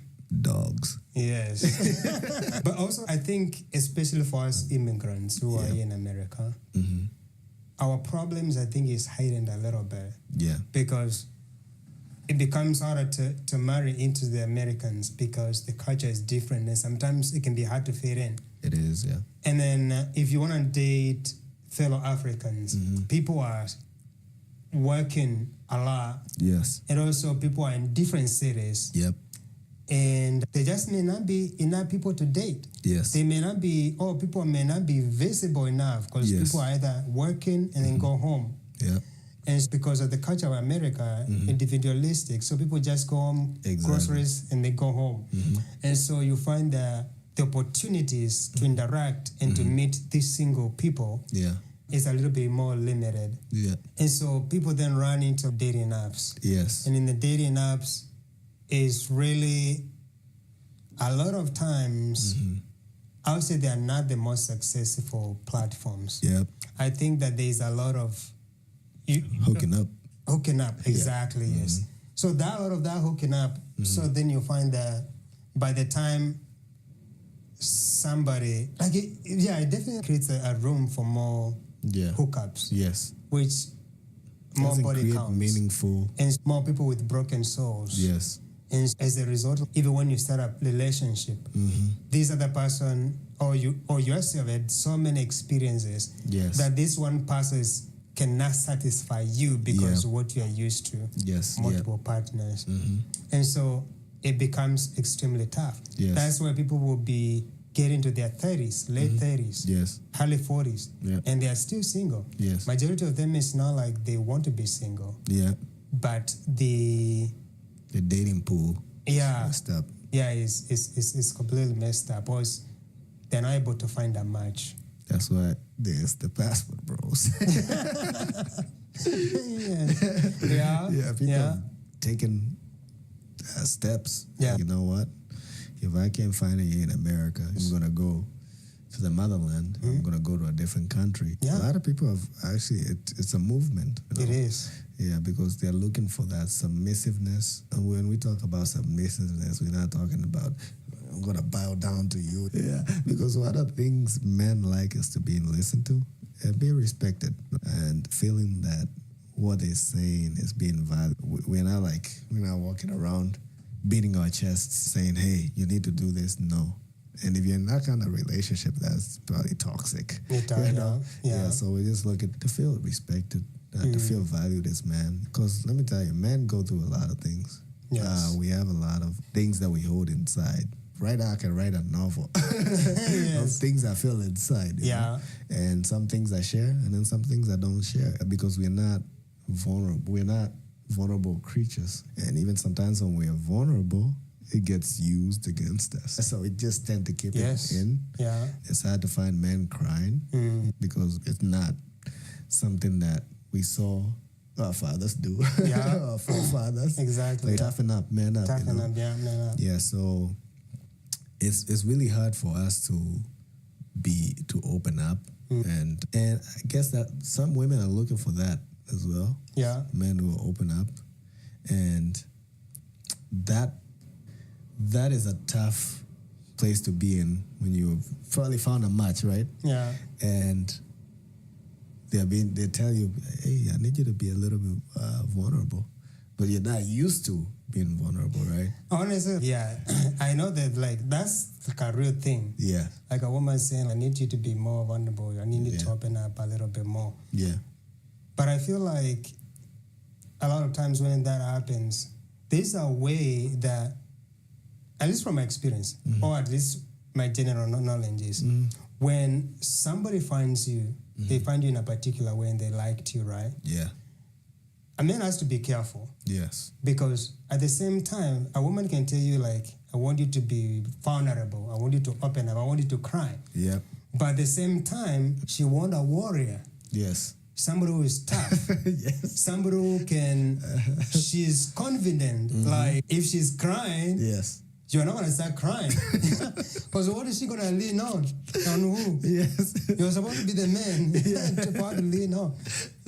They have to be very careful that to what extent a man becomes vulnerable. Exactly. It's very possible. Women also, I do believe women can, is it emasculate? Yes. Emasculate is, I don't even definition of it, but it's like to lessen the power of men, or the core values of a man. Yes. And when you are emasculated, if you lose the core values of a man, most of the time that woman doesn't see you as a man anymore. You are just another female. Exactly. And she wants a man. Exactly. So in that case, when it gets to that point, even though she helped you open up and all that, then she leaves you. Yep. She leaves you. Yep. Because now she needs to go find a man. Yeah, exactly. Because you can go to a level of vulnerability, you open up your weakness, and she realizes, I'm not safe in this relationship. Exactly. Because women are looking for protection. Exactly. Part of it. Exactly. So a man has to be very wise. Yes. Very wise. Exactly. And otherwise, you may think you are doing the right thing. It backfires. It backfires. Yeah. And that's what I tell people, like, you got to go based off what this is saying. You know? If you feel like somebody is telling you you're not more than enough, just know you're enough in Christ. Yeah. You know? If somebody tells you you can't do it, you can never be great, just know you are great in Christ. And it doesn't even have to be in relationships. It can be in school. In school, yeah. You know, teachers can come and tell you, we have English second language learners, you know, who come with no English at all. And they have to start high schools here. And the teachers are like, man, this one will never learn. And down the road, these people end up being like some of the best English speakers you've ever met. And it's because they have a foundation. They know that it's this word. When the teacher tells you you can't do it, I have the mind of Christ. I can do anything. I can do all things.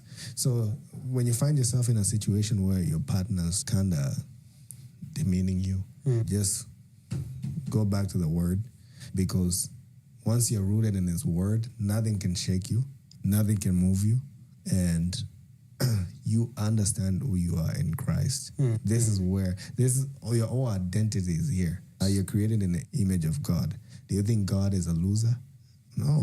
Do you think God is like somebody just like wobbling? Or you know, God is powerful, so you're powerful. You're powerful. God is creative, so you're creative. God is smart, has witty ideas, so you are created in the image and likeness of God. So I remember one of our pastors told us, you have to see the image of God in every single person. Yes. It doesn't matter if I walk past a homeless person, I have to see the image of God in that person. And if the whole world saw that, we'll live in peace, with harmony with each other. Yeah. If that was in relationships, if I saw the face of the image of God in my significant other, and she did the same with me, that relationship will be great. So we have to see the image of God in every single being. There's no one who's above the other. God in us give us dominion over each other. Yeah. So that's true. We are all equal. We are all equal. In a sense. So he gave us dominion over his creation. But never did I ever read anywhere in the Bible where God says, I've given black people dominion over white people, or white people dominion over black people. No. There's nothing like that. Yeah. We're all equal, and that's what we need to follow. I agree. And also, the hierarchy in relationships. Christ comes first. Yeah. The husband, the wife, and the kids. And the kids. But below kids, trees, and animals, and squirrels. Exactly, right? So there's a hierarchy. There's a hierarchy. And we have to respect. God. God, Christ, husband, and kids. Yeah. So there's a hierarchy. And the moment we start messing up with the hierarchy, the moment we start messing up with what God's original plans and purposes were, we basically disrupt his plans. Yes. But the thing about God, it doesn't matter how much you disrupt his plans, it will always prevail, because we cannot fight against God. We cannot. He will always prevail. I think we need to go back into the hierarchy. We need to go back into seeing the image of God in every single person. In relationships, yes, we need to stay away from fornication. We need to stay away from adultery. We need to stay away from lust. We need to stay away from things that pull us back and things that the enemy is using as ropes. Because you make progress, you look back like Lot's wife. Yeah. and then you get stuck right there. So you have to just keep moving. Yes. If you fall, stand up again, walk. Fall again, stand up again. And eventually what comes out is, it's at the end of the tunnel, you come out a different person. I agree. Yeah. Yes. Yeah, I think the other thing maybe that at least I've learned, maybe it can also benefit someone. As a man, a lot of times I have something going on. Yeah. And the moment that I'm in a relationship, I basically forfeit anything that I was doing. Yes. And I start concentrating on this woman alone. Yes. And so what happens is my personal growth stops completely. And so a lot of times what I observed in my previous relationships, I'm engulfed into pleasing this woman. Yes. That I lose focus on my purpose. Yes. For some of the relations that I noticed, the moment there's a breakup, there's this, surely after this, there's this massive exponential growth in my life. Yes. And so I'm trying to catch up with everything that I've been leaving behind. Exactly. And so I just want to remind people, and men in this case, that when you're in a relationship, you cannot forfeit your dreams. Exactly. You have to continue working to add value on yourself. Yes. You have to continue being innovative and creative. Yep. You have to continue finding ways of generating income, impacting the community. Exactly. Because those are the things that make you attractive, even to the person you are dating. Exactly. So the moment you leave those, you lose value. Exactly. If you are losing value, they are able to see and they'll leave you. Yep. And if there are people who are merciless into leaving a man as a woman, then do not care. Once they decide to go, oh my God. They're gone. Na wanaweza kuonyesha madhara yote. Kabisa.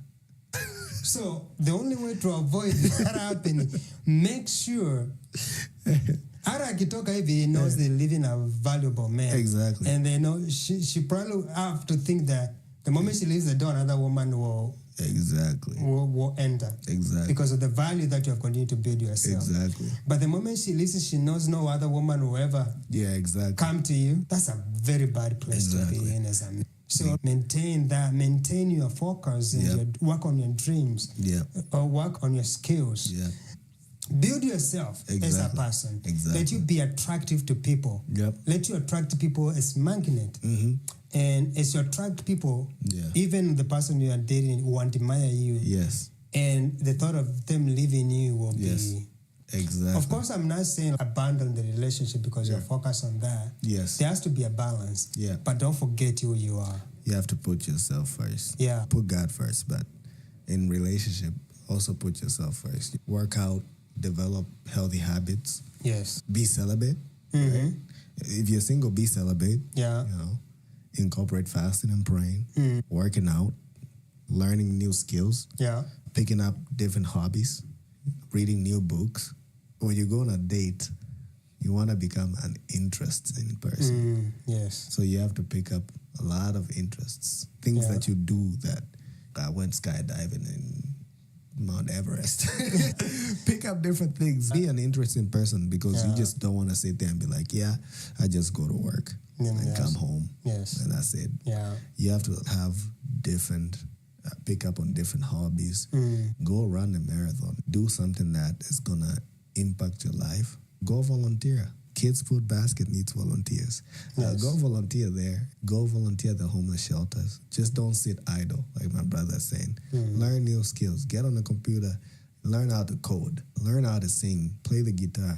Just pick up on different habits instead of just sitting there and becoming miserable. And I'm telling you, that's going to leave you like, it's going to make you a very interesting person. Yes, you know? And it's going to make you even more attractive to people. Yeah. Something else I also going to add is this, is that if you have dated multiple people and now you are single, there are two things you need to do. Yeah. First of all, you need to define the kind of a person that you want. Yeah. And the person that you do not want. Like, you have to define those. So when you go back to dating scene, you know what you're looking for. If it doesn't fit those, probably leave it. Yes. If you have, one of your things is you don't want to marry a woman with kids, and you're dating somebody, you go on a date and they have kids, it doesn't fit. So walk away. It's not the person. Exactly. So that's one thing. Define the kind of person you are, because what you start looking for, you'll be able to tell what you do not want. Exactly. But if you don't have any standards, then you're probably going to pick up anything. Exactly. The other thing, the second thing is this. You have to learn from history. Yes. The people that you have dated. Sometimes we tend to date to attract the same people. Yes. So you have to understand, look at your history of dating the people that you have dated. Yes. What is common with them?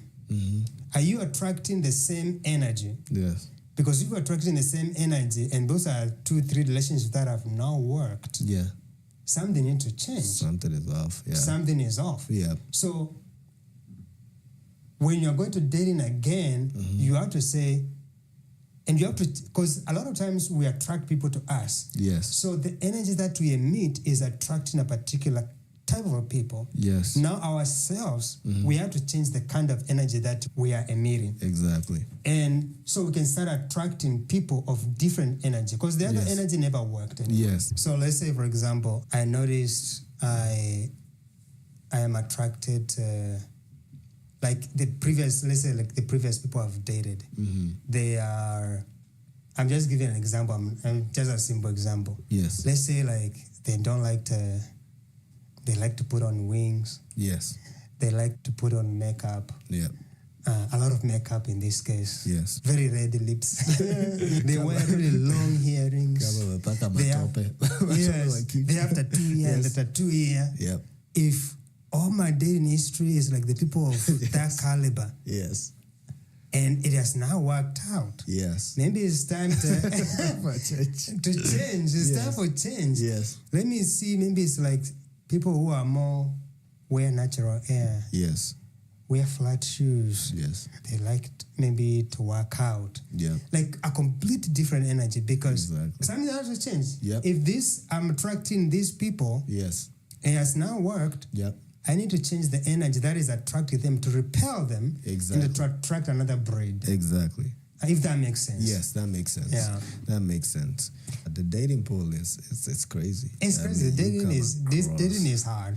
You come across people and young people. If God has given you the grace to feel like you're single, the grace of being single, don't rush. Paul says it better, because there's some people who are blessed by God with the ability to remain single for the rest of their lives. And Paul says it's better to be single, because then you can focus on Christ and you can have undivided attention. Yes. But if you're single and you're melancholy, right, then I think you're using your energy for the wrong purpose. And the Bible says, do not waste your energy on women. Yeah. I think that's from Proverbs. Mm-hmm. You know, do you think there's a hidden message in that? I don't think there's. Yeah. There's no. It's clear. It's just clear, straight up, Straight like up. that. Yeah, it's straight up. Like my brother saying, it's like you're constantly in the morning. You're constantly like, you wake up. The first thing you do is, hey, honey, you take the phone. Where is time for God? Where is time for? And even it's like that. Even if it's like that, you know, put your spouse or your girlfriend in a space where you both can grow. So it's now you guys don't wake up and no. Let's get to the word. Yeah. Let's open with the word. Let's start there with the scripture. Let's pray together. Because that agreement between a husband and a wife brings about power that is unmatched. And in Malachi, God loves marriage and he hates divorce. There's that unity. And God has said himself, he will not listen to the husbands if they're mistreating their wives. Yeah. The husband is praying, you'll be over there, did everything. Yeah. But if you're disrespecting your wife, it's not going to listen. Those ceiling-bound prayers. Yeah. They're just hitting the ceiling. They're coming back. Yeah. But the moment you're respecting your wife, man, and you guys are coming together, you guys are overthrowing demons. Demons are confused. They don't know what to do.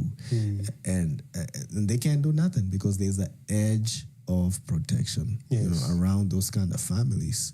There was a YouTuber I saw, she was a witch, and she said she would astral project when you get out of your body and you travel through the night and you try to throw weapons at specific families, at specific houses. And she came upon a house and she'll throw arrows. People in that family will get sick. They'll get poor. But she came to another house and she was trying to throw arrows of poverty or arrows of diseases, and nothing worked. Because every time she threw the arrow, it was like a shield. Yes. And then she was like, what's going on? You mean to tell me there's a power greater than the power of the enemy? I want that power. It reminded me of somebody in the Bible. He used to practice witchcraft or divination or whatever, and then he tried to buy. Was it like Simeon or Simon? Yeah, something like Simeon, that. Yeah, trying to buy the power of God. Yeah. Yes. Yeah. She came to a realization that these are Christian homes. You know, these houses are rooted in the Word of God, in prayer. Yeah. And that's where everything should be in relationships. Have a strong foundation. Yes. So no matter what comes, you will be like a man who built his house on a bedrock. And then when the flood waters of life beat up against that house, it did not fall. Don't be like the man who built it on sand. Yeah. Now that when the waters came, it fell. And only did it fall, it fell with a mighty crash. Yeah. So that's where you have to insert God in your relationship. And you have to be intentional. Yes. When you say you're going to wait till marriage, I'm talking about you're not sleeping over. Yeah. No cuddling. Yes. no Netflix and chill. If you guys want to meet, you meet in a public space. And you have to be intentional, because if you think you're Macho Man, right? If you think you're King Kong, and say, you know what? I'm going to go to the house. Yeah. You know, and nothing is going to happen. Yes. Something is going to happen. Something is going to happen, yeah.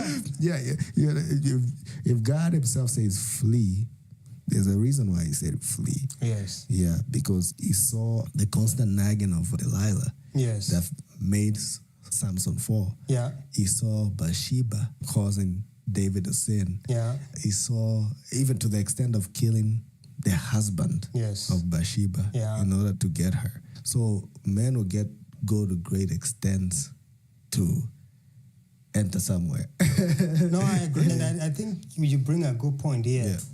And this is something I personally have practiced. Yeah. You have to put sometimes physical barriers. Yes. Literally. Yep. put physical barriers. And like you were saying, don't go to their house alone. Yeah. Because if a woman strips in front of you and you're in a house, as a man, like to resist that is hard. Yes. So don't create the opportunity. Yeah. If you have an apartment is becoming a problem, desert that apartment, go live with a friend. Exactly. Let that lease go. Exactly. Once the lease is finished, don't renew it. Go live with a friend. Exactly. That is in an environment where there's no opportunity to breed something to happen. Exactly. Yeah. So I really believe it's just like Joseph. Yeah. He ran. That's a physical action. Exactly. You have to run. You have to run away from it. You know, because we don't know Joseph and how great he is. Yeah. And how great he was destined to be. But when it came to that, he was like, it doesn't matter how great I'm destined to be. If I stay over here, it's going to go down. It's going to go down, yeah. So I gotta run. And of course, she lied on him, but look at the outcome. Look at Joseph. Look at how his life turned out to be. So I feel like when you practice that, you get the anointing of Joseph, you know, where your life transforms. When you avoid sin, in particular, especially that sexual sin, because the sin against our body, once you avoid any sort of sin, the heavens open. Yeah. Prayers that were held up 5 years ago get released. Yeah. Business ideas that were held up get released. Opportunities. And you feel pure. Yes. And that's why in the Old Testament, when women had their monthly periods, I think they got sent away from the camp for 7 days, purified themselves, and came back. You know, so there's a purification now, even practiced back in the day. As same with us. Once you stay, I've seen a lot of people on YouTube talk about semen retention, and once you stay pure without engaging in things like masturbation, fornication, when you're keeping your seed, pornography, when you're keeping your seed within you, there's a level of purity that comes. But when you sin, oh man, you don't even want to. You don't even want to pray. Yeah, you don't even want to read it's the emptiness. Yeah, it's the emptiness. Yeah, it's not a good feeling. It is not. Yeah. So it keeps you away from God, and you are vulnerable to demonic attacks. Exactly. Because they are controlling your. Exactly. Because a lot of people who do such things have not been redeemed from them. Yeah. You find they cannot function until they feed that addiction. Exactly. It could all form of education, addiction. Yes. It is an addiction, And for those who are right now going through an addiction of anything, man, try fasting. We'll break that. Fast. Fast. If you want to break something fast, like in a couple days, fast. Put God first. Put God first. And if it's like a stronghold, fast weekly basis. Exactly. Fast and pray. Yeah. There's no stronghold strong enough to defeat fasting and praying. Exactly. And reading the word. Exactly. You're in a dire situation. You don't know where to turn. You don't know where to go. And we know this. And sometimes you said we know that fasting and praying has power, because you're not just dealing with a human judge who's able to forgive that lady. Yes. You know, you're dealing with God. We're dealing with God. The creator of the heaven and earth. He never slumbers nor sleeps. Gold and silver are his. 1,000 cattle on a hill belong to him. So you're dealing with not just anybody. Yeah. You're dealing with somebody who, if he wants you to be the richest man in the world tonight, all he has to do is say the word. Yeah. And it echoes through the universe. And nothing can stop the word of God. Once it comes, demons, okay, let's get out of the way. Yeah. It's the word of God. It's come. It's come with power and force. And it's come to destroy anything that is holding you back. Any debts that are holding you back. It's coming to destroy every calamity, every disaster that is assigned in your life. It's coming to remove every barrier that is in your life. It's coming to bring restoration, restored marriages. It's coming to restore your finances. It's coming to restore your health. Look at Hezekiah. He was given a couple of days to live. He said, but Lord, please, God sent his word. Yes. And he lived longer. Now, I'm not saying the rest of his life was messed up, but that was the power of the word of God. Yeah. When Ahab, he was so evil that he would sacrifice his kids to foreign gods. And he was so evil. The Bible described him as one of the most evil kings. Yes. But when was it Elijah? When those prophetic words were said against him, that he was going to die, that the dogs are going to feed on him, he got so crushed in spirit, and he humbled himself, and he cried to God out of the recesses of his heart. Yes. And the Bible says God changed his mind. So God can change his mind concerning you. He can change his mind concerning the situation. Absolutely. He can change your life instantly. And that's why me and my brother Isika wanted to share about fasting and praying. It's going to make things shake in the heavens. Yeah. The devil is going to come and try to distract you, but it's going to move mountains. It's going to restore those. It's going to mend broken relationships. It's going to heal the nation. It's going to set your finances right. Like you said, you save a lot of money in fasting. Yes. But there's also divine money, supernatural money. There's unexpected favor. There's divine intervention in every area of your life. That's absolutely and true. It comes with the power of fasting and praying. So when we say we've seen miracles, we've seen miracles.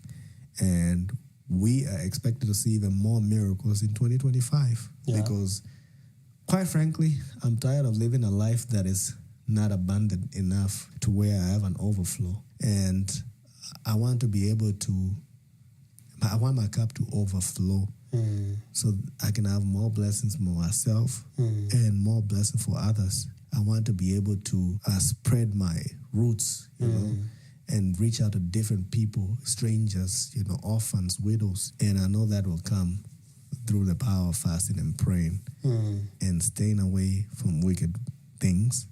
And it is powerful. It is. And it can be done by anybody, even a child. Because when the disaster on the city of Nineveh was declared by God, he sent Jonah. Jonah ran away, but in the belly of a well, 3 days, 3 nights, the well spit him out. He went back to Nineveh and told them exactly what God was going to do in 40 days. Yes. Guess what the king did? He did not just panic. He called everybody and he told them, hey, we all need to fast and pray, including our animals, including the women, the children. We all got to fast and pray. And the Bible says God changed his mind concerning that distraction. So if there's any distraction that has been decreed in your life, whether by the enemy, whether by people, whether by secret meetings at work, people can have secret meetings to overthrow their boss or to overthrow you, and you don't know. People can envy you, say things about you. When you fast and pray, you are destroying every single thing that is being plotted. And the enemy that is digging their pit for you will fall in the very pit. The enemy that's lit the fire for you will get burned by the same fire. And the enemy, just Esther, in the story of Esther, Haman set up the big noose to impale Mordecai. And through the power of fasting, the king could not sleep at night. He said, I need you guys to read me the book of remembrance. And when they read to him, they read the part of Mordecai because he discovered there was a plot against him. And he was like, what did you guys do for this man, Mordecai? And people said, oh, we didn't do anything. So Haman came in next day happy that he was going to get Mordecai. His son was not bound down to him, went to the king. The king said, what should be done for a man who saved the king's life? Mordecai said, you should wear the king's ring and the king's, and he should ride on the king's best horse. He thought it was himself. Take him around the city. Take him around the city. He was shocked when he was told, do this for Mordecai. And he panicked. And the same noose that he hanged up, the pole he hanged up to kill Mordecai, he was impaled in a very pole. Yeah. So whatever the enemy is setting up for you, whatever pit, whatever beast the enemies are setting up for you, whatever fire, they're going to be consumed and fall in the very pit and be caught up in the very nets. Yes. Read Psalm 35. Read the whole Psalm 35. Yeah. That is a prayer. The enemy will literally fall in a very pit. Yes. He died for you. And for those who have experienced, I've mentioned about in a relationship, you have to look at your history and the pattern of the people that you have dated and how they are the similarities, and you have to change. And that will apply to relationships alone. Also, look at your family. Yeah. Is your family always people dying in road accidents? Exactly. And it is like a history of people dying in road accidents. Yep. It's not normal. It's not. There's an evil spirit behind that. It is. And with the fasting and praying, you can break those strongholds. Yeah. You can tell Christ, look, some of this may be because there were sacrifices and agreements and covenants that were made by our great-grandparents. Yes. And that's why we have to go through this. People dying in road accidents or incurable diseases or some types of diseases, cancer and all of these things. Yeah. Or somebody just falls down, breaks a bone and dies. Yes. Those things, they are not normal. Sio kawaida. You need to be able to say, I'm seeing a pattern in our family, a pattern of illness, a pattern of causes of death, and stand in the gap and be the end of that pattern. Yes. Bring that pattern to an end through fasting and praying and using the constitution of God to bring your case before God and tell him, yes, the devil may be claiming these lives because there were covenants that were made. Yeah. But I was not part of that covenant, even though I'm in the lineage. Yes. And you, Christ, died for me. You separated me from this covenant. So by your mercy, terminate this. Amen. You plead, you talk to God like you will talk to your mother or like you will talk to your dad. Amen. Because God wants to have a conversation with you. You don't need to use like complicated words, as my brother said. But be observant because the devil is cunning. Yep. These little patterns bothering your family, you need to identify them and bring them to an end. Yeah. Because Christ gave you the power to drive out demons, to heal the sick. Yep. Use that power. Yes. Some of this power is within us. We can use it to make a difference in the lives of those who we love. Yes. So be encouraged. If you just review your life, review the life of your family, extended family. If you see patterns that are not pleasing, bring them before God. Amen. Yeah. That's our challenge. It's March, the Islam calendar for Ramadan started. I think it started today. Yes. On March 5th is Lent. So I find it amazing how these different religions, there are seasons of fasting and letting go of something that, you know, they have come together in March. And this should be a time where we also take advantage of that. We give up things that take time from Christ and we reflect. We look at the patterns in our lives. We look at the patterns in our family lives. And don't be scared to even ask your parents. And we break them. It's 30 days, right? Yeah. Break them. Pray every day. Fast. And I absolutely believe by the time April is here, by the time you enter the summertime, you'll be refreshed because we are coming from a cold season. Amen. A season of everything is dried out. Yeah. But spring is coming. Spring is coming. New life. Season of new life. Yeah.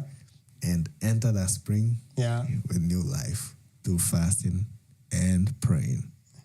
And we have talked a lot about so many things, from tracking and business, the struggles and the benefits.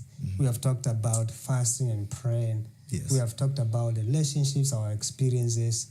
Now, we will not say that we got everything correct. No. There are times, just because our experiences may be biased. Yes. But we would like to hear from our audience. Write in the comment. Exactly. What is your experience? Have you done tracking? How has your experience been? Are you still in tracking or you have closed it down? What is your experiences? What would you tell somebody who wants to get into the track industry this moment? Yeah. Do you have experience in God doing great things through prayer and fasting? Yeah. Have you fasted?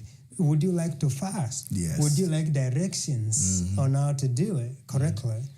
Please put it in the comment. Please. Yes. And share this video. And share the video. Subscribe. Yes. Because we are trying to reach a lot of people. Yes. And the days are dark. The seasons are dark. The enemy is trying their hardest to take souls. Yes. To bring confusion, to bring fear, to bring uncertainty. Yeah. But why should we fear? We shouldn't. Yeah, why should we fear when we have our Lord and Savior? We shouldn't. Yes. So comment please, and share, subscribe. And for you, man, we have to stand up. Remember, we are supposed to be the head of the family. Yes. We are, actually, the Bible says we are. Is it the Bible says that? We are the priest of our household? Yes, it does. I don't know where it says that, but... It does. Yeah. I've read it somewhere. Yes. So, how can you be a priest if you don't pray and you don't fast? You have to be able to guide your family. If you have a family, or you're planning to have one, to be the priest, you need to understand the word. Yes. You need to fast and to pray. If you go to a church, to a pastor who never, or a priest who never prays, never fast, never read the word. Where are you going? Why are you going? And let's not live like praying and fasting and reading the word to our women. We need to take the leading role and be the priest of our families. Amen. If you have been fasting, write in the comments, how has your experience been? What kind of experiences that have come out of fasting? Yes. In what ways have you seen God moving? Share so that other people can be encouraged. Amen. And also, if you would like to join our movement of men fasting, yes, this our group is only for men. Yes. Because we want to encourage more men. We do. To pray and fast. We so do. If you're out there and you want a group of a tribe of men who do fasting and praying, DM us or write in the comments and we'll connect. And when you walk alone, you can only walk so much. But if you walk in a group, in a tribes of men, you'll walk farther. Amen. You'll get encouraged when you feel discouraged. Yep. You'll get energized. You'll get challenged, and you will grow. Amen. This has been good. It has. I've loved every conversation we have. Yes. We could have maybe missed a couple things we could talk about a little bit more. Yes. But I think we have tried to be vulnerable. Yeah. And to share as much as we possibly could. We have. I have enjoyed the conversation. Yeah. And look out for more, because we have a lot of things to discuss. Yes. We have a lot of experiences.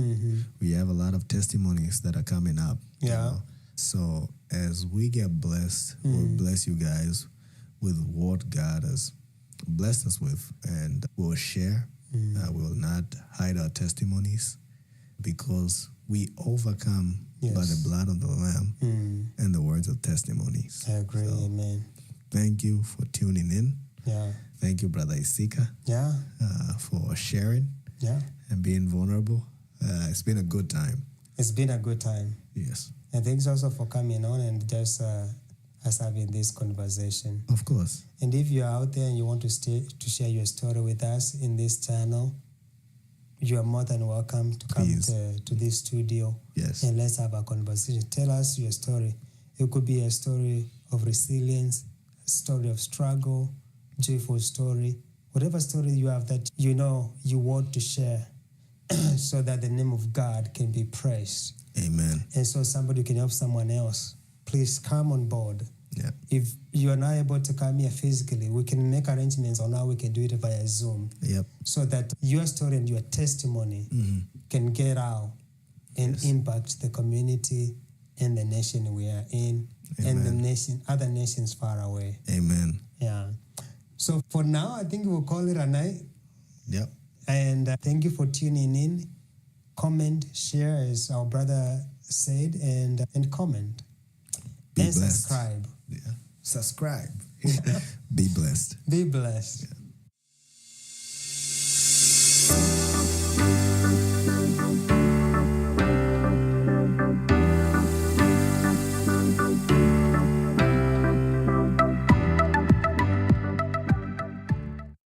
We have also to build up into actually what got you to that point whereby now you had to be involved in this project. So could you give our audience an in-depth scope of actually what transpired, especially with your health, into like leading you.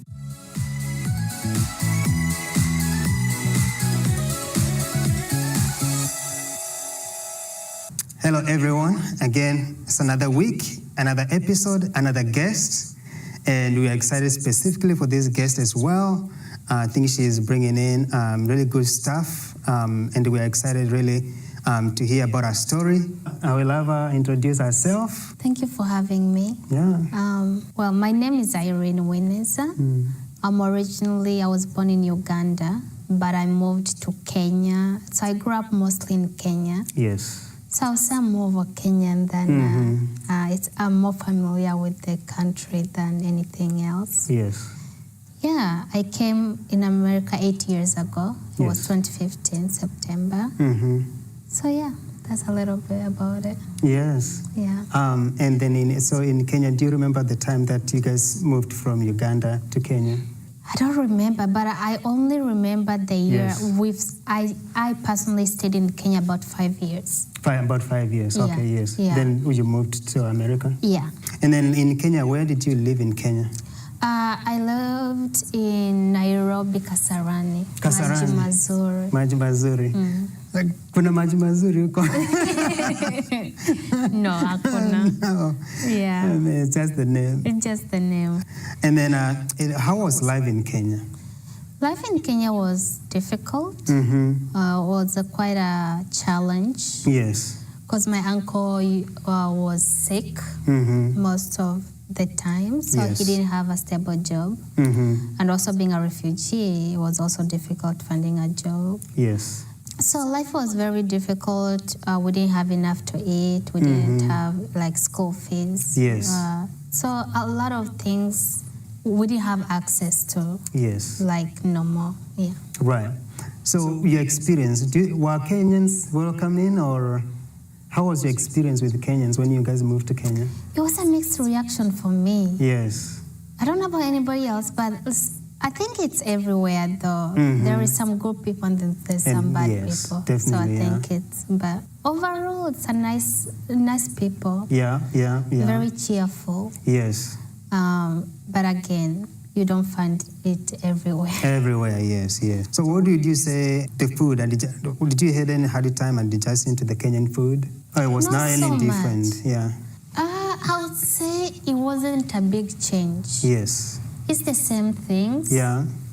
But also different. But in terms of like, if I compare it to here, here is a very huge change. Huge change, yes. Yeah, it's a huge jump. Yeah. So it wasn't really difficult in terms of food. Right. Yeah. When you since you moved from Uganda, I don't know, I have these assumptions whereby it's like all Ugandans either speak local language or English. And maybe rarely, maybe Swahili. I don't know if that's the case. We do speak English, yes, definitely, but like also local language most of the time, yes. So because I went to school in Uganda, so I knew English. Yes. That was partly because of that, but it's mostly local language. Local language, yes. Uganda. Yeah. So then, do you say like you picked a lot of the Swahili in Kenya? Oh yeah, from zero. From zero. Yeah. Wow. Yeah, it was quite a challenge. Yes. Yeah, but it's such an easy, I've never... Yes. It's such an easy language to pick up. For me, it took me less than a few months to get it. And also I think it's because I was involved in school. So I think it was much easier for me to catch up. Yeah. But it was such an easy, like over time, I just felt like it became a part of me. Right, really quick. And also the thing is, the Swahili that at least I learned, it was mixed with English. So it made it much easier. Yes. So it wasn't such a huge problem for me. And the fact that I was at school and people knew English, also like communicating was easy. It was easier, yes. But I was like definitely a blessing because now me and you can speak some Swahili, right? You know, and also with other Swahili community around here. Yeah. Taking me a little bit about now that you guys transitions to Kenya, right? You mentioned about there was a little bit of struggle, especially with meals, and your uncle finding it difficult to find a job. Could you kind of take us more? Why was it difficult to find a job? Was it because of his health issues, most of it? Yes. He used to like take a lot of medication, like surgery, hospitals. So the health part was the most problem. Yes. So it became hard for him to get a stable job. Yes, yes. Also because we were new there, I think, like again, I was young, so it's not like I was gonna go ask him like, hey, why don't you have a job? Yes, right. All I knew is that we didn't have enough. Yes. So yeah. And the fact that you guys were also new to Kenya, it also takes somebody some time to find where to get the jobs, what the channels to follow, and those kind of things. And then in addition to like health challenges, then it's like an added layer of complications. Yeah. Would you say so? Yeah. Yeah. And then you also mentioned that your uncle, you guys kind of did have quite a good relationship. Yeah, we didn't have I would say a normal kind of household relationship or like family relationship or the family bond. Yes. If like what I used the most is it felt like more like we lived with like strangers or roommates that you don't get along with. Yeah. You know, you try best to avoid them. Yes. It's like they're home this time, so you try to do your things before they come home. Get home, yes. That's the best way I can describe. You can describe the kind of thing we had now. Yes. When I say we, it's not only me and my uncle. I grew up with my cousin, so 3 of us. And so even 3 of us, even with my cousin, since I moved to Kenya because they came before me to Kenya, we barely had more than a 1-minute conversation with him until I came here. Wow. It's such a weird thing. Yes. At school, nobody knew we were siblings. Like nothing. Like it literally was worse than a stranger. Wow. Yeah. Why do you think that was the case? Was it like just that like African dynamics? I think that was part of it. Yes. But I think the big part of it is like when you don't have that connection with someone, you just don't, or like when you don't have that bond with family, it makes it difficult to even like have conversation with them, or like both of you are overthinking, or like the bond is not there. The foundation is not there. So it's like, okay, whatever. So nobody, it felt like nobody, even though we knew the problem that, okay, this is family, but it doesn't feel like family, even though I was young. None of us were making the effort to, everyone just was, okay, whatever. And so I think that was the kind of thing that was going on. Yeah, literally, I would never had a conversation with my cousin. And we are the same age, by the way. And when I came here and then foster care, all of a sudden we became close. We had conversation that we've never had before. Yes. We went back to how life was, and now we laugh about it. I'm like, wow. Yes. We can actually get along. Not that we didn't get along, we just didn't even have opportunity to fight or do anything. Exactly, yes. So yeah.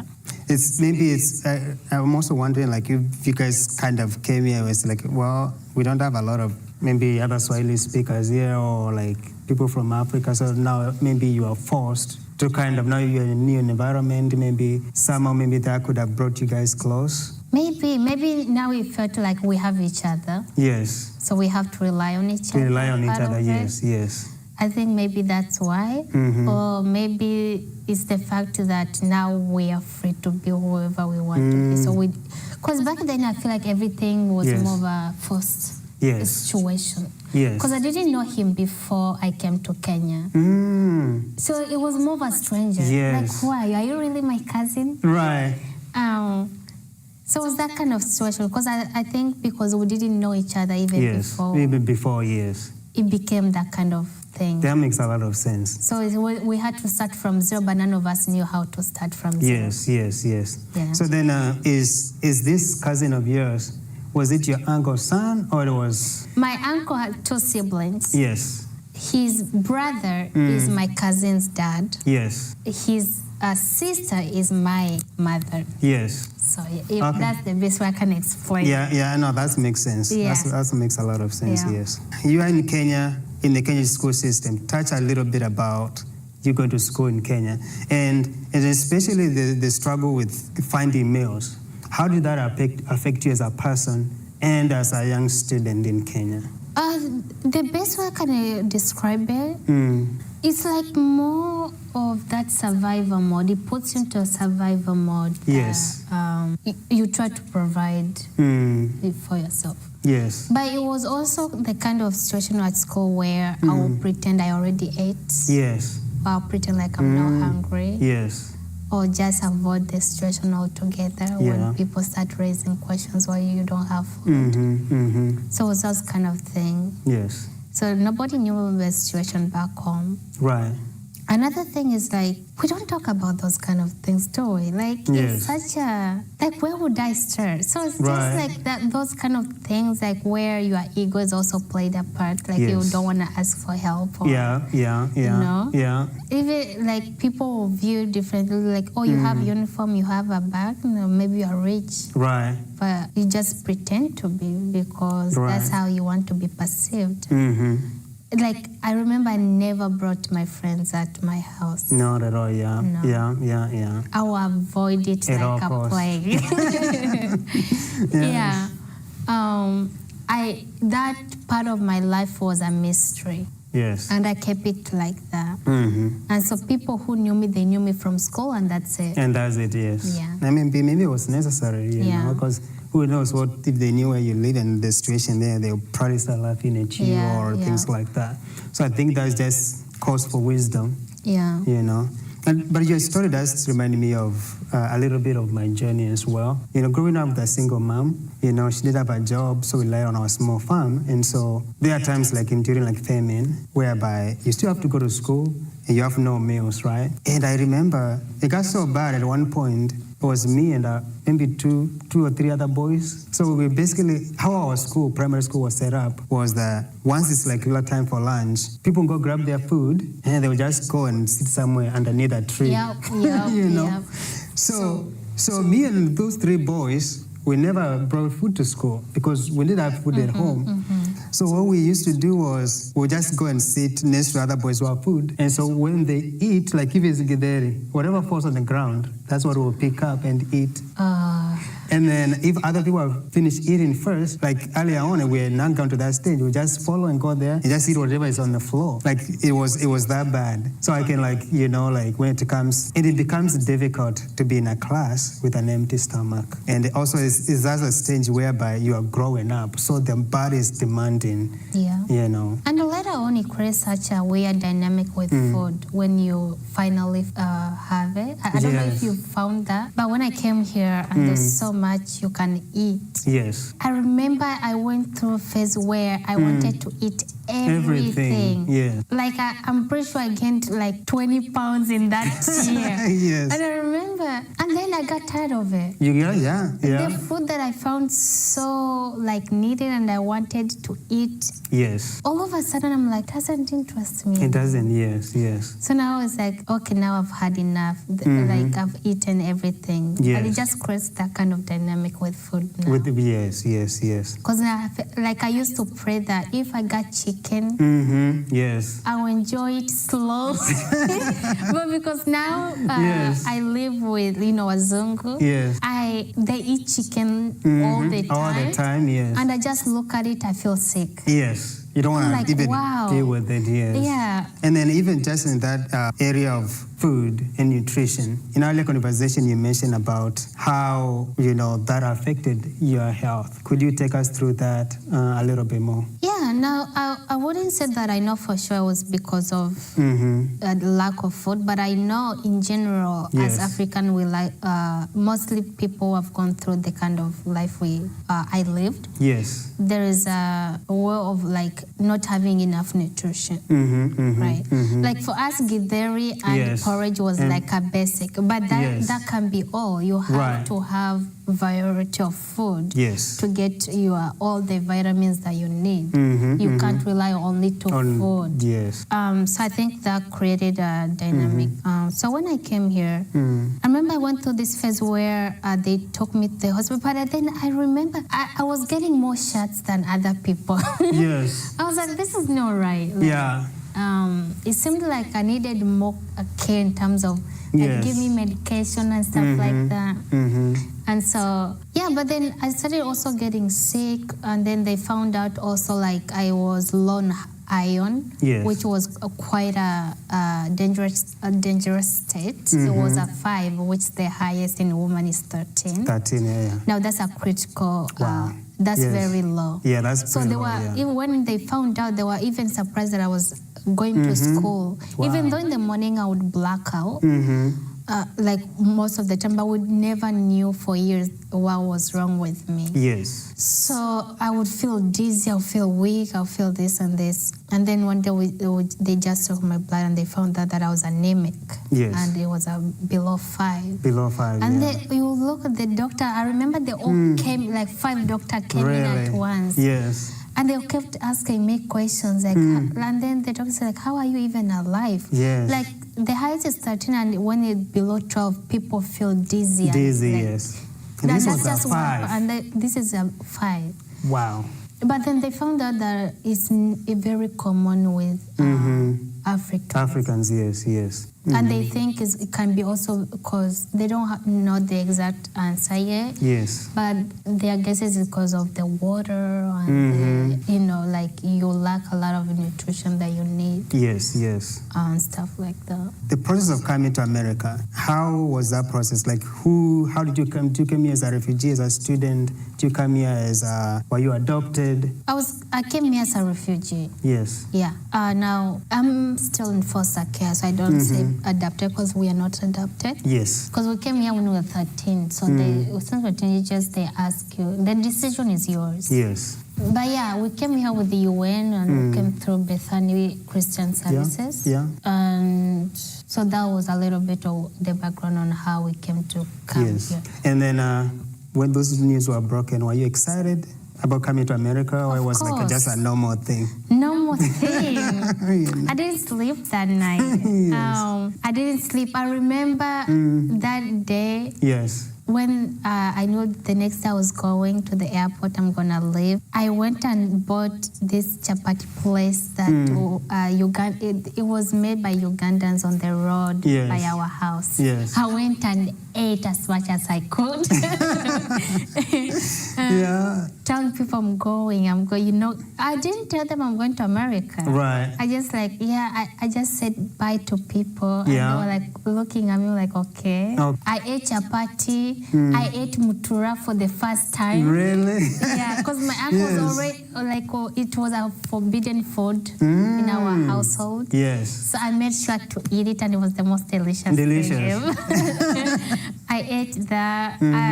I went and ate. I remember a grilled chicken that they sell. I ate a lot of stuff. It was an exciting event. Yes. But I couldn't sleep. It was very exciting. That excitement. Your experience on the plane, getting to the plane, and it wasn't bad at all. Yes. I mean, we got sick. All of us got sick from the food. Because I remember, I think it was mac and cheese. Yes. And we all got sick from it. Wow. Yeah, because that was cheese and something we never experienced before, so we all got sick. But other than that, it wasn't bad at all. It was a good experience. For me, I didn't know I was in the plane until we started moving.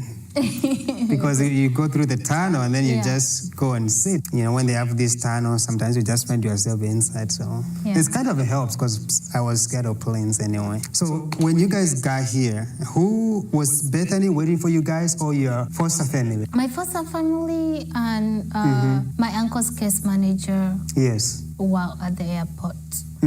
So all of my foster family was there. Yes. They have 2 kids, that's why I say 4. Yes. And my uncle's case manager was there to welcome us. Okay, so it was you, your cousin, and your uncle both came. Yeah.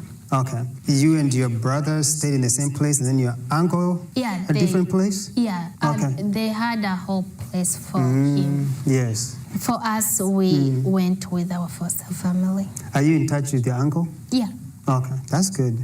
Has the relationship improved a little bit? Quite a lot. Yes. I don't want to go deep into it, but again, as I said, we never really had that kind of relationship. But over the time, I've learned that sometimes you have to let go of the anger and understand that you're in a different place. Because if you hold on to the anger and the resentment, you will never move on. You will never grow as a person. So even though I tried to talk it out and it didn't work out, I forgave. Like, I was like, okay. Because for my own good, I had to move on. So I was like, okay, it is what it is. And I think that mentality, it took me a while to realize that, but that mentality just helped me heal. Yeah. So like now, we are good. I call him, I go visit him, he comes visit. You don't have to say this, but I have to ask. If you're not comfortable, you can just say no. I'm just curious, what were you forgiving your uncle for? Extreme way of handling problems at home. It can be very traumatizing. Yeah, and so back home, I felt like I wasn't allowed to speak up for myself. Either I get beaten up on, I don't know what's my, like what I did wrong.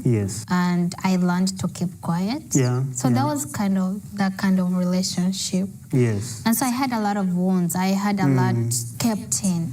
So when I came here and I started going to therapy, my therapist was like, hey, if it can help you heal, talk about it. And I remember I put all this courage thing in me and I went to him, I'm like, I'm not gonna cry. And I remember when the car and I talked to him about it. And I remember he laughed. And he said in Swahili, he said, yeah, you kids were problems. So instead of, I didn't expect him to admit it. I expected him to listen. Understand where I was coming from. But I didn't get that response. And I remember I stormed out of the car and I was like, and I went and I cried for like hours. But then after that, I didn't talk to him for a while, for actually a few years. And then the more I went to therapy, I just realized I did my part. I can't do anything else. But at the end of the day, he's my family. Right. Mistakes happens. Even parents make mistakes. Oh yes, all the time, And as kids, we are not perfect either. So for my own good, for my own peace, I had to let go. Now, I'm not saying I let go that I forgot about it. It's more of I accepted. I said this happened. It hurt me. But I talked about it and I'm ready to say, okay, it happened. Let's move on. And you came here, you were young, around like 13. And obviously it's an age whereby you had to be in school. And you just left Kenya. Definitely, I'm pretty sure you were already going to school there. Now you came to America. How much time did you had before when you landed and now you have to go to school? How much time did you had? Did you had like 2 weeks? Next day. Yeah, it was quite a sudden change. I had to adapt very quickly. I bet. Yeah. So the next day we had to go register for school. Wow. And I remember what 8th grade. We had to take some tests to see where our English is and where they will place us. Yeah, but it was the next day. It was the next day. Wow. So it was quite a sudden change. That was a lot to bite. Coming to a new place, meeting your family, which were new to you, and then now having to go to school. So really you didn't have much time, time, like even to walk around, really? No.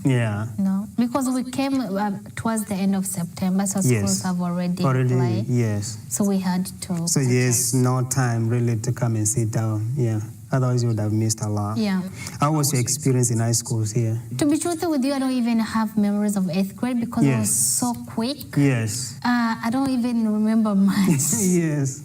It went by so fast. It was like in a blink of eye, I was in high school. Because 8th grade is the end of middle school. And then you are transitioned to high school. I've had like high schools here, I'm very interested. I never had an opportunity to go to high school here. But I hear there's a lot can be going on. Because I think that's also a stage whereby people are in a stage of discovering. There are also a lot of changes in their bodies and all of that. How was high school? How was peer pressure like? I don't think for me it was about peer pressure or the environment it was overwhelming. Right? I went to East Kentwood, so it's quite a large school. But it's like very diverse. Yes, it is diverse, But For me, the struggle wasn't there. For me, it's those high school days was where I struggled most with my health, either mentally and physically. So that was the big part of it. I missed a lot of school. Yes, I was able to graduate, but I missed a lot of school. I missed a lot of experience that I could have experienced in high school because of my health issues. Because of your health issues. And I know you mentioned earlier when we were having a conversation that you actually participated in a project with Hope College, and was it Tree Traps? Yes. And then you actually were able to develop, was it like some sort of a journal? Yeah, fundraise. Yes. Yeah. I think that's a really important aspect that I would like you to be able to tell people how your experience was. But we have also to build up into actually what got you to that point whereby now you had to be involved in this project. So could you just give our audience an in-depth scope of actually what transpired, especially with your health, into leading you to be involved in that project, and how you actually were able to handle your mental health situation, please? Yeah, so now we are going into health. Yes. I don't want to get, I don't want to cry, but it's such a hard topic for me because I went through quite a change. Yes. Let's start with physical. As I said, that's about the time where they found out that I was anemic. Yes. Now, how that looked like, I would go to the hospital, I think it was for a month. Yes. For blood transfusions and taking tests and stuff like that, finding out what was wrong, but my body wasn't observing the iron. So I got put on iron pills, stuff like that. But after that, after the hospital, a few weeks of hospital, I had to go back every month to get blood transfusion. And then it went on every 3 months. So you can imagine how much school I'm missing at this point. Yes, it's a lot. And then it went on 4 months, 5 months, 6 months, once a year, stuff like that. And now I was good. So that alone took a lot of time of the experience that I would have gotten into high school. Yes. So that was the most, because I would black out in the morning. I would feel dizzy. I would get sick quite a lot. Yes. Mentally was the most challenging. Yes. And I think was also this where I got very depressed, anxiety build up and everything. And also it's was proven that with anemic it can create of the depression because your body, everything it just changes. Yes. So this is where I was going through a hard time mentally, I would start overdosing. Yes. Found myself at Pine Rest, which is a mental health institute. Yes. So it was this time where I really struggled a lot. Yes. And I remember one day I would isolate myself. Yes. I wouldn't want to get out of my room. And then there was also a transition where I wasn't allowed to have medication in my room. Or even they started locking away knives and everything. Yes. I went quite of a phase. Yeah. Because I was a danger to myself. Yes. And then I remember one day, so this is where I'm explaining how I got into treatment. Yes. My case manager, because I was isolating myself way too much and it wasn't healthy. Yes. And my case manager, I remember she asked, hey, give it a chance, but I want you to be involved. Because whoever doesn't know about Treetap Collective, it's a non-profit organization. They bring together immigrants and refugee women and youth and to welcome them to America, resources and stuff like that. Yes. Classes, giving them opportunity to be part of the community and stuff and help them transition. So I remember she told me, she's like, just give it a chance. Yes. And I remember she's like, if you give it a chance, you will have less therapy session. And I was like, I have to go. Because at this point, I was going through therapy like it was food and water. Yes. You know. Yes. And so it was quite a intense therapy. So I was like, whatever opportunity I have to get out of this, I'll do it. Yeah. So I went and they did a small interview. And I remember the first workshop, I didn't want to go. Yes. But then my case was like, you have to go. You promised you go going. Yes. And I went to the workshop and I loved it. And then I went to second day, third day, and it just became something that it was a therapy for me. Yes. To have these girls who are coming from the same country or would speak the same language, they have their own struggles. And it was quite a nice way to talk about stuff and have people support you in a lot of ways and having these resources. Yes. And so, so I was with the group for quite a while. And then at the end, there was an opportunity where I don't remember what they called it, something capsule, where you get opportunity to create something. It can be anything. It can be anything, and you get the resources. Okay. And I remember I got chosen. And I was like, what should I create? Yes. But then I thought about, I like writing. Yes. I like journaling. Like, I've been buying journals. Like, I have stash of journals. Yes. I was like, why don't I make my own? Yes. And so I couldn't find my voice. It's just a small journal. At the back, it tells a little bit about me, and then it also have a section of coping skills that worked for me. So you can go back and see, you can try them and see if it works for you too. Yes. And then there's like prompts. If you don't know what you want to write, there's prompts to help you. Yes. And also there's like drawing sections. There is blank sections. You can do whatever you want. So that's the kind of general purpose of it. But why I created it the most was I wanted people to know that therapy is not the only answer. Because there's such a stigma around therapy. Yes. Mostly as Africans. Even me, at first I was like against it. I was like, no way I'm going there and telling people my problems. Exactly, I just wanted people to understand that it's not the only way. There's millions way we can cope with our situation, our problems. So, And I know like some of our audience could be wondering, you mentioned something, I'll just take you back a little bit about like you overdosing.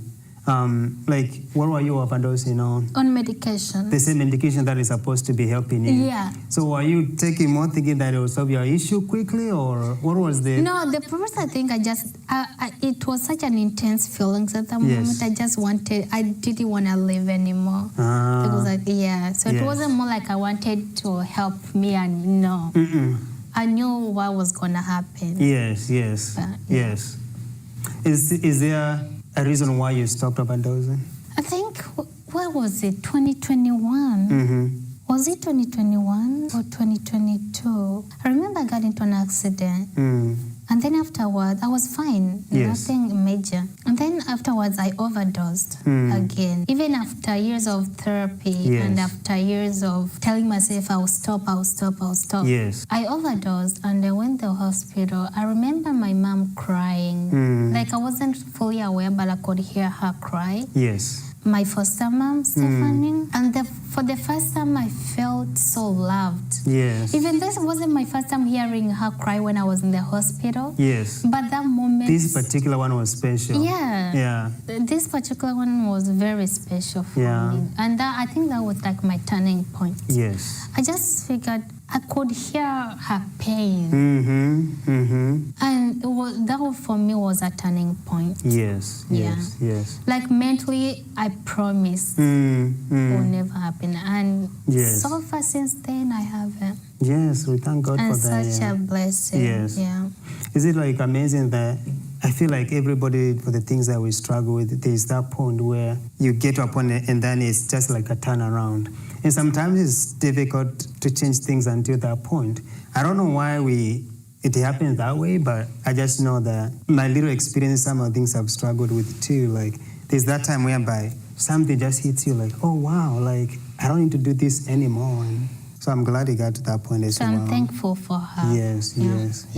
With what is the importance of journaling and writing down how you're feeling sometimes, and maybe I'm assuming you also write down maybe the steps that you need to take. Yeah, for me, the process looks like this. For me, if I decide to write, I write how my day been since morning. Yes. Or how I'm feeling, or either it's the negative feelings I'm feeling. Let's say I'm feeling bad and I write down the negative. Yes. I don't stop there. I go a step further and say, okay, well, what do I think was the triggers? Yes. You go back and you walk identify through it. those, You yes. identify that, but don't also stop there because you are still in that negative space in your head. Yes. So you have to find a solution. Now, when I say solution, don't expect it to work right away. It's something you just need to practice and figure out what works, what doesn't work. But once you go through those steps, then emotion, the triggers, and this, maybe the solution that you think might work, or what could you do differently next time, or what could you do now to help you go through that time. I want you to guys to focus on the moment first. Don't look now. I write it down. Next time when it happens, I'll do it. But are you okay now? Right. Like before, I will focus on the now, and then the later will come. Will come, yes.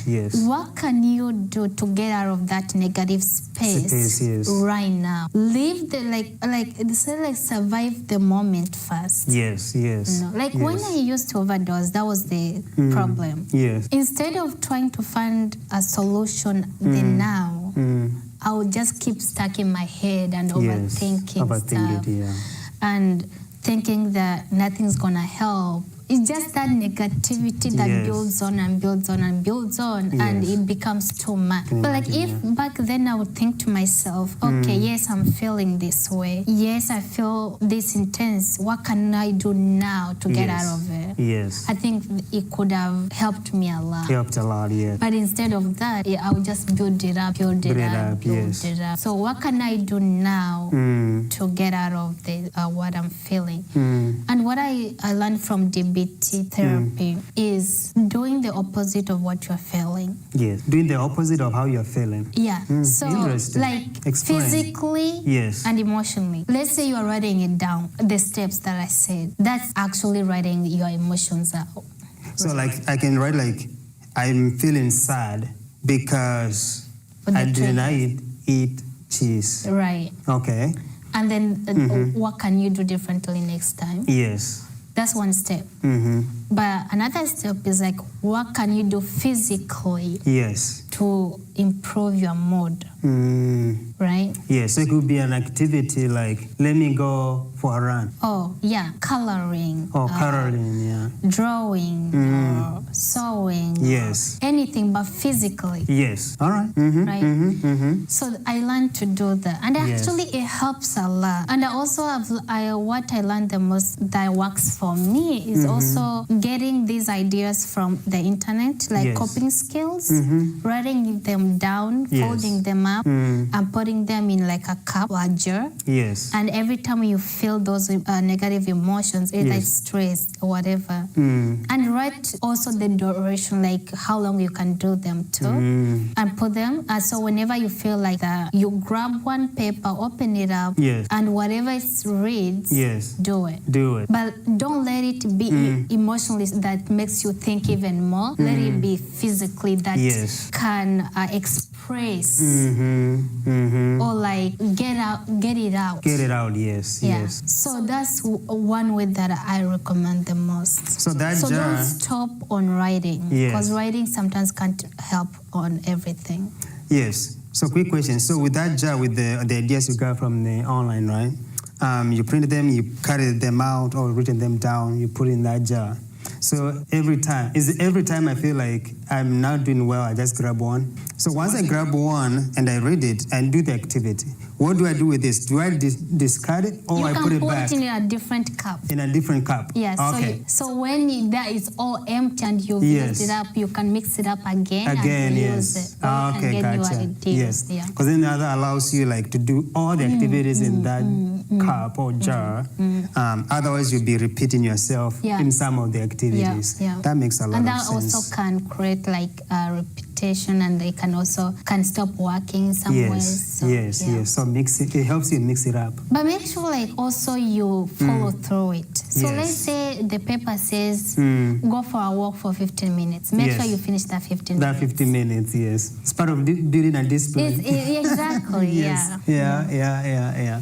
So we have a problem, at least in our community, whereby we really don't like to hear about mental health, or even seeing a counselor or a psychologist. How do you think we can overcome? Because I ask that because when we are in Africa, we do things like Africans. And sometimes because of the nature of the community in Africa, sometimes you can get away with some of the things. But now you come to America, it's a different culture, it's a different environment. And the same outlet that we used to have may not exist anymore. Do you have an idea how we can overcome the idea of like, no, I can never have mental health issues? Because we probably all have. Everyone have gone through mental health issues. Everyone. Yeah. Because I think the word mental is what pushes people to overthink stuff. Think, crazy on the street, running around naked or something. Yes. But no, get out of that space. Okay, if you don't like the mental part, let's say emotional health. Yes. Maybe part of it, what you're saying is giving it another name that it doesn't put people off. Yeah, but again, that could help. Or just people have to realize that it's something real. Yes. It's something that happens. Yes. A lot of people die of suicide, and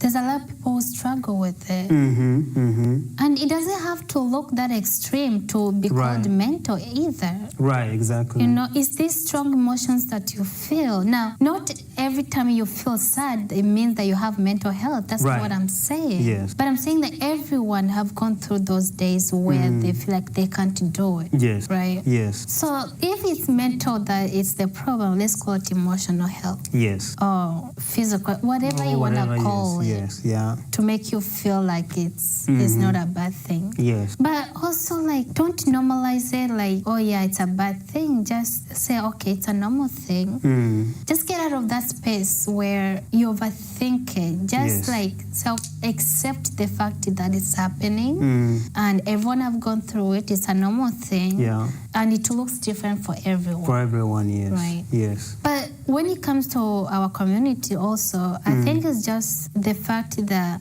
we are not taught to talk about our problems. Even if you notice, even our parents, maybe it's just me, you ask them about their past and they'll look at you with the baddest eyes. I know. And you will scare yourself to death. Yes, yeah. You know? Yeah. It's just something we are not taught. Yeah, I agree. You know, it's not normal for us. So that's how it also, I think that's why it becomes where therapy. What do you mean therapy? Yes, exactly. Yeah. You know, yeah. Me talk about my problems. Why not? Right. Because for me, that's how I felt too. I'm like, no way. Right. But then when you think about it and give it a chance, you're like, okay, this is a person who have gone through it. Yes. Well, not like through the problems that you've gone through, but this is their job. Yes. They get paid for it. Yes. Yes. So there's certain things with that, it protects you. It's confidential. Whatever you say in that room, and this is a person who don't know your family, don't know your friends group. This is a space for you to heal. To heal, yes. This is a time for you to say, okay, no distractions, no family member to come and judge me, no friend to come judge me. This is my space to tell how I feel. How you feel, yes. And for them to give me a feedback and listen to me.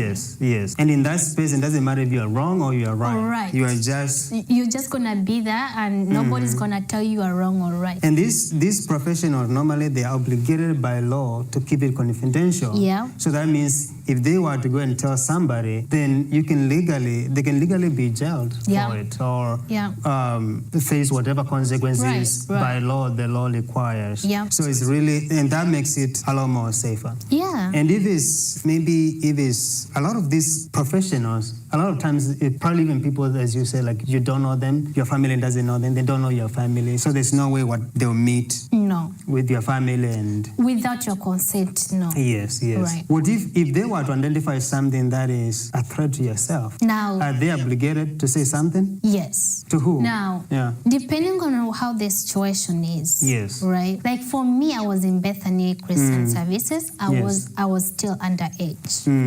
Right? Yes. They are obligated when they see a threat or say something that could be a threat or I say something and they think it's a threat.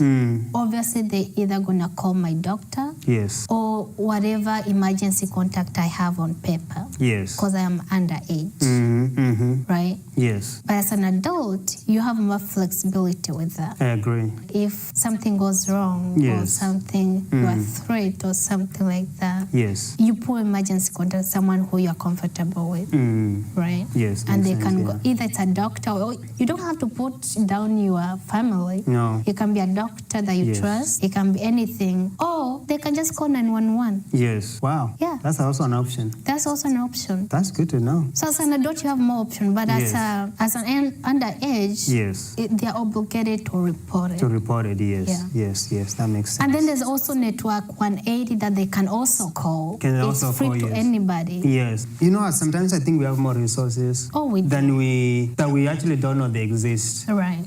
You know, one time I was talking to some ladies here, I was interviewing here, and they mentioned there's a African Resource Center just right here in the corner, and I didn't know they existed. And I think us taking the time to understand what is accessible to us as immigrant is important, because some problems seem to be too big. Who will solve it? Yet there's actually someone who can. There are resources available to take care of it. We just need to know. Yeah, don't go through things alone. Trust me, even though sometimes you feel when you were going through something, you feel like everyone have abandoned you. Yes. Or you feel like you are in such a dark place that nobody can pull you out. Trust me, someone can always pull you out. Yes. You just need to seek out that help. Yes. You just need to acknowledge, yes, I'm going through this and I need help. But also we're talking about it last time. I feel like the one advice that I can give is like, at least for me, the first step that I had to take to the journey of healing. Now, I'm not saying I'm healed because I'm still in therapy after 8 years. Is letting yourself feel the emotion. Don't hide them. Don't hide it, yes. Because this is when they blow up in your face. You think you are so strong and you can handle it. But one trigger can happen and you blow up in your face. Yeah. So let yourself feel, give yourself grace and know and build that community, safe community that you can always go to when you need it. Yes. And trust me, we are here to help and we are here to listen. Yes, there's bad people in the world, but not everyone is bad. I agree. You just have to find the right people. To identify the right ones, yes. Yeah. So if somebody wanted to get access to that journal, where can they find it? Now, I'll have to make sure they still have it at TreeTap, but you can go to treetap.org. Yes. TreeTap Collective, and it's called Find My Voice. Find My Voice. Yeah, I'll also send you the link. Okay, awesome, yes. But I'll also have to make sure they still have it. Sounds good, yes. Once we get it, that information, we'll put it down here. Yes, so you guys can check it out and see if that's a resource that can help somebody. So as we wind up, Eileen, just encourage somebody who might be going through a difficult time in America. Find out words for them. Let me break it down. Yes. For people who are struggling, like adjusting wise, I would say be open-minded possibilities to people, to experiences. Don't close yourself up. Yes. Right? Find your people. Now, I can also say that know that adjustment takes time. Yes. But also, again, I think the big part about it is just be open-minded. Yes. You know? Yes. Don't think that people are going to be perfect or this country is going to be perfect or whatever. Yes. Just be open-minded to anything. Be welcoming. But mental-wise or emotional-wise, it's possible to heal. It's possible to get better. Yes. But the first step is, first of all, let yourself go through it. You are a human being. You know, one way or another, that those emotions are going to come out. They'll come up, yes. Trust me, they are going to come out. At some point.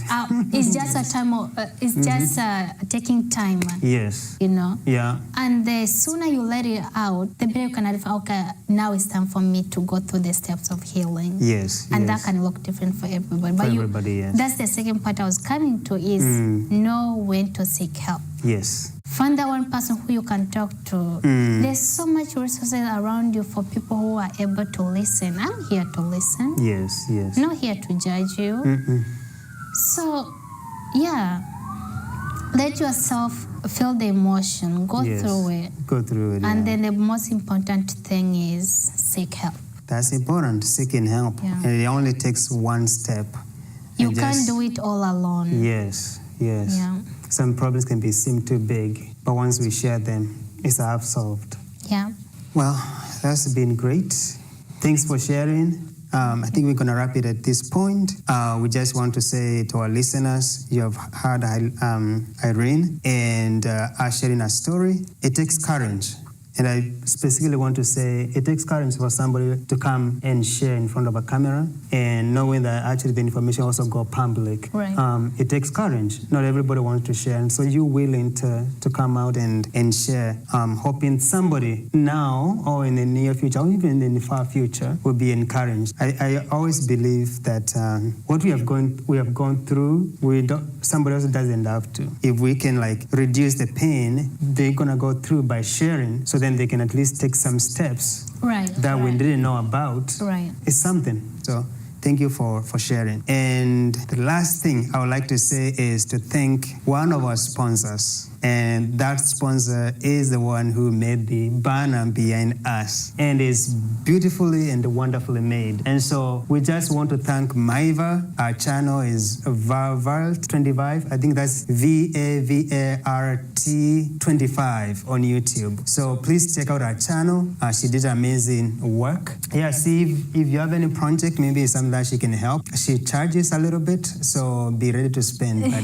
I can guarantee you that she'll do a great job. So thank you, Maiva. We really appreciate you. And we also appreciate your husband. I saw he was also helping. So thank you so much. We here at Msafiri Diaspora Dialogues, we are happy. It's working and we love it. It was a great replica of Nairobi and some African culture, African dances. Maybe that could be a Ugandan dance and this could be Tanzanians here drumming and Nairobi then in the background. So thank you so much. This is really wonderful. Lastly, please, if you have not subscribed, go ahead and subscribe. The analytics show that 63% to 73% of people who watch our videos, they actually have not subscribed. So just imagine how much it will mean to me if those 73% can subscribe. But either way, I like the views, I like the likes, and thank you guys for sharing. And as we build this community, if there are topics that you guys want to hear us bring more and or individuals that would like us to bring to the show, please let us know. Again, thank you for watching and thank you for supporting. And lastly, thank you, John, for showing up also and helping us make this a success. It takes a lot to be behind. What you see here is just a little bit. There's more work behind the scene. And so, John, I appreciate you. Thank you so much. For now, good night. Good night. Or good evening. Or good morning.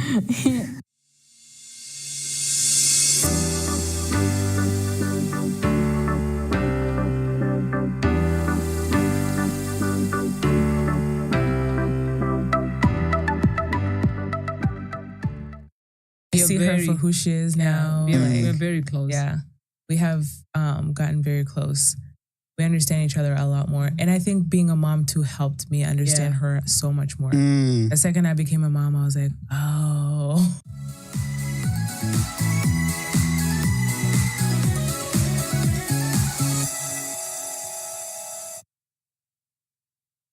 All right, friends and family, this is Isika with Msafiri Podcast. And today I have two amazing ladies who they are going to introduce themselves, tell us about themselves, their names, and anything that they want to share. Ladies, welcome to Msafiri Podcast, where we talk all things, diaspora. Karibuni. Thank you. Thank you. Asante sana. Yes, I will have you guys introduce yourselves. Let's start from Milka. Okay. Thank you so much for having me today. And I'm so honored. My name is Milka Kakete. Formerly, was called Milka John Luziro before getting married. And then, I got married. I have 3 children. My first one is called Jen. She's here with me today. And my second one is Jeremiah. And my third one is Beryl Faith. Yeah, and maybe let me talk more about myself. What else about myself? Okay. So the ones that I introduced, they're part of myself, I guess. But I love the Lord. I am a born-again Christian, a believer who loves Jesus dearly. Jesus is the Lord of my life. Without him today, I will be nobody. So I give him all the glory.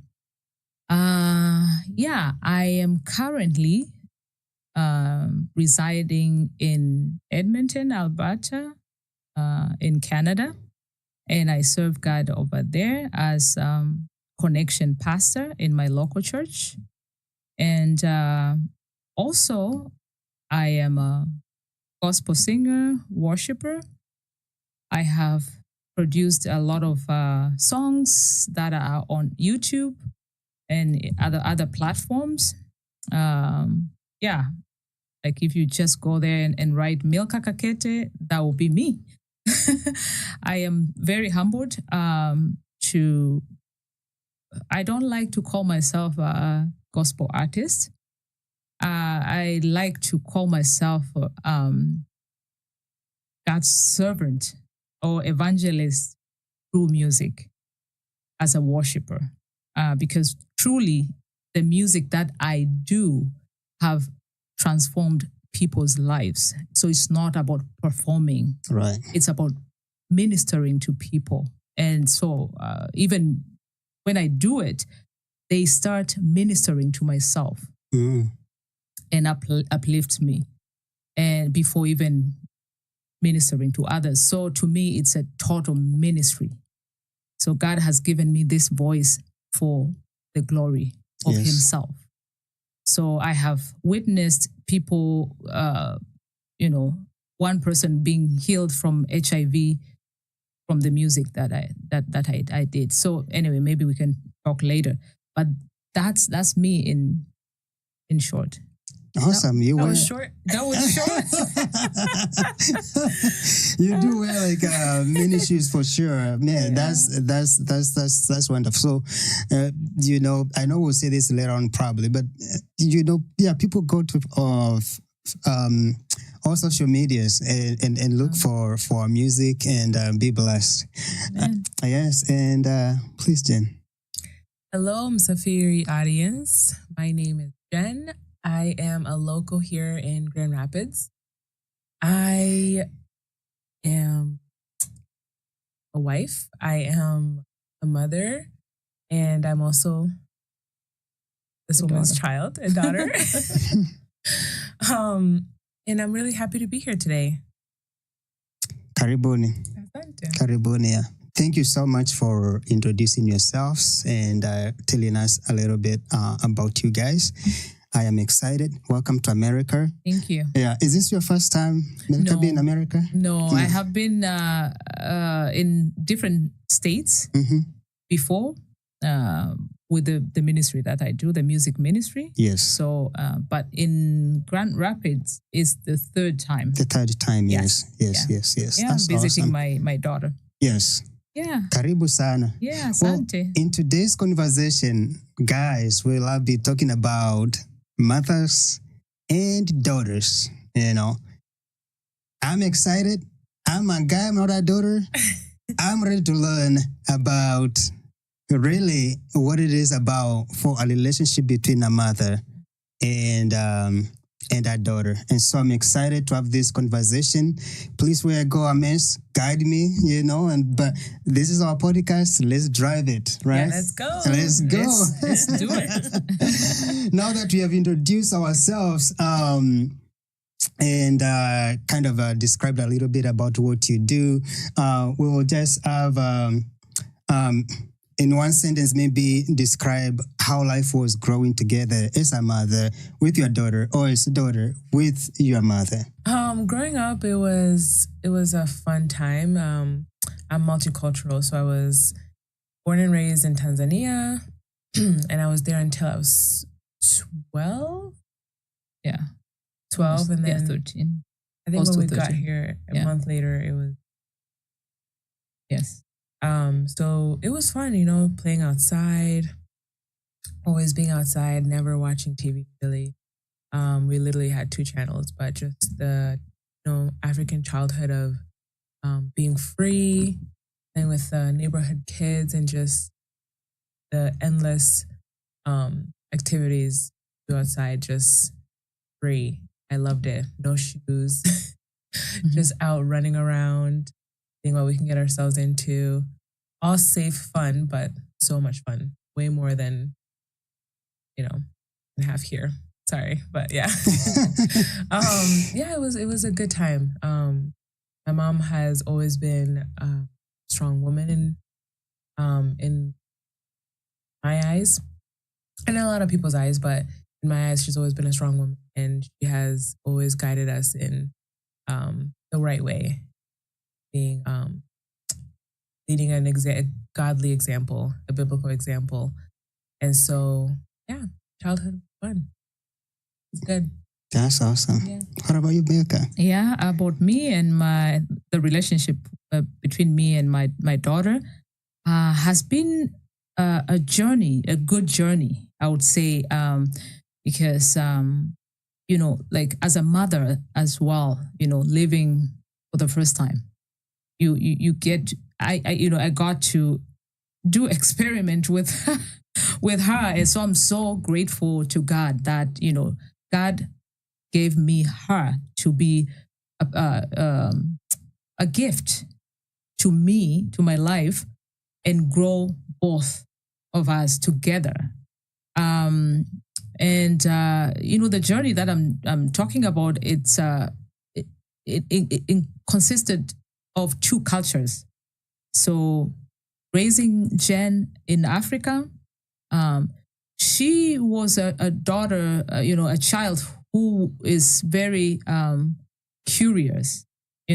She had this curiosity mind, and also she knew her rights from the get-go. Since she was little. Yes. Yeah. So, it was very fun raising her in Africa, coming to North America as well. It was another chapter, to learn together. In both ways, it has been a blessing. Yeah. And God has grown our relationship and knit together so well. So I would say my relationship with my daughter has been nothing but a blessing. Yes. That's awesome. That's awesome. Because you're the firstborn. Yes. Awesome. Yeah. That's awesome. Yeah, I think that's a good way to say about it, because I'm assuming, and probably the case, that for the first child, a lot of parents kind of is the first time they're experiencing this, and definitely there are things that they will have kind of to experiment and see what works and what doesn't work. Exactly. It may probably not always be good for the kid, but they do what they gotta do what you gotta do, right? Yeah. You learn as you go. You learn as you go, exactly. And that's right. Lucky ones comes later. Yeah, absolutely. Yes. So what is, I'll start with you, Jen. What is one thing that you admire about your mom that you probably, don't say often? And also kind of what you admire about your daughter, Jen, that maybe you don't say often, but deep down you appreciate about them or admire. I say it a lot, so it's It's hard. I usually say that she is very strong, just like I even led with in my introduction. Yeah, she's very strong as a woman, as an individual, let alone as a woman. As an individual, she's very strong. And then as a woman, she's very strong.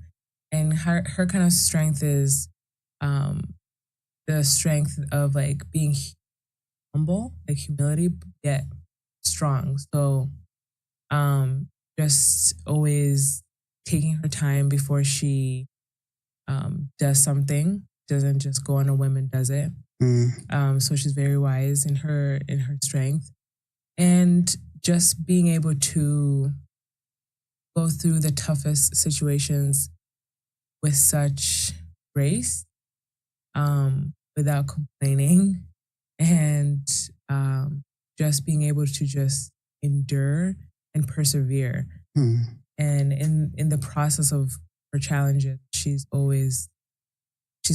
stands strong in her convictions, and also with her high held eye. So she's never going to crumble under pressure. I've never seen her crumble under pressure, actually. And then also on top of that, she's going to have a good attitude about it.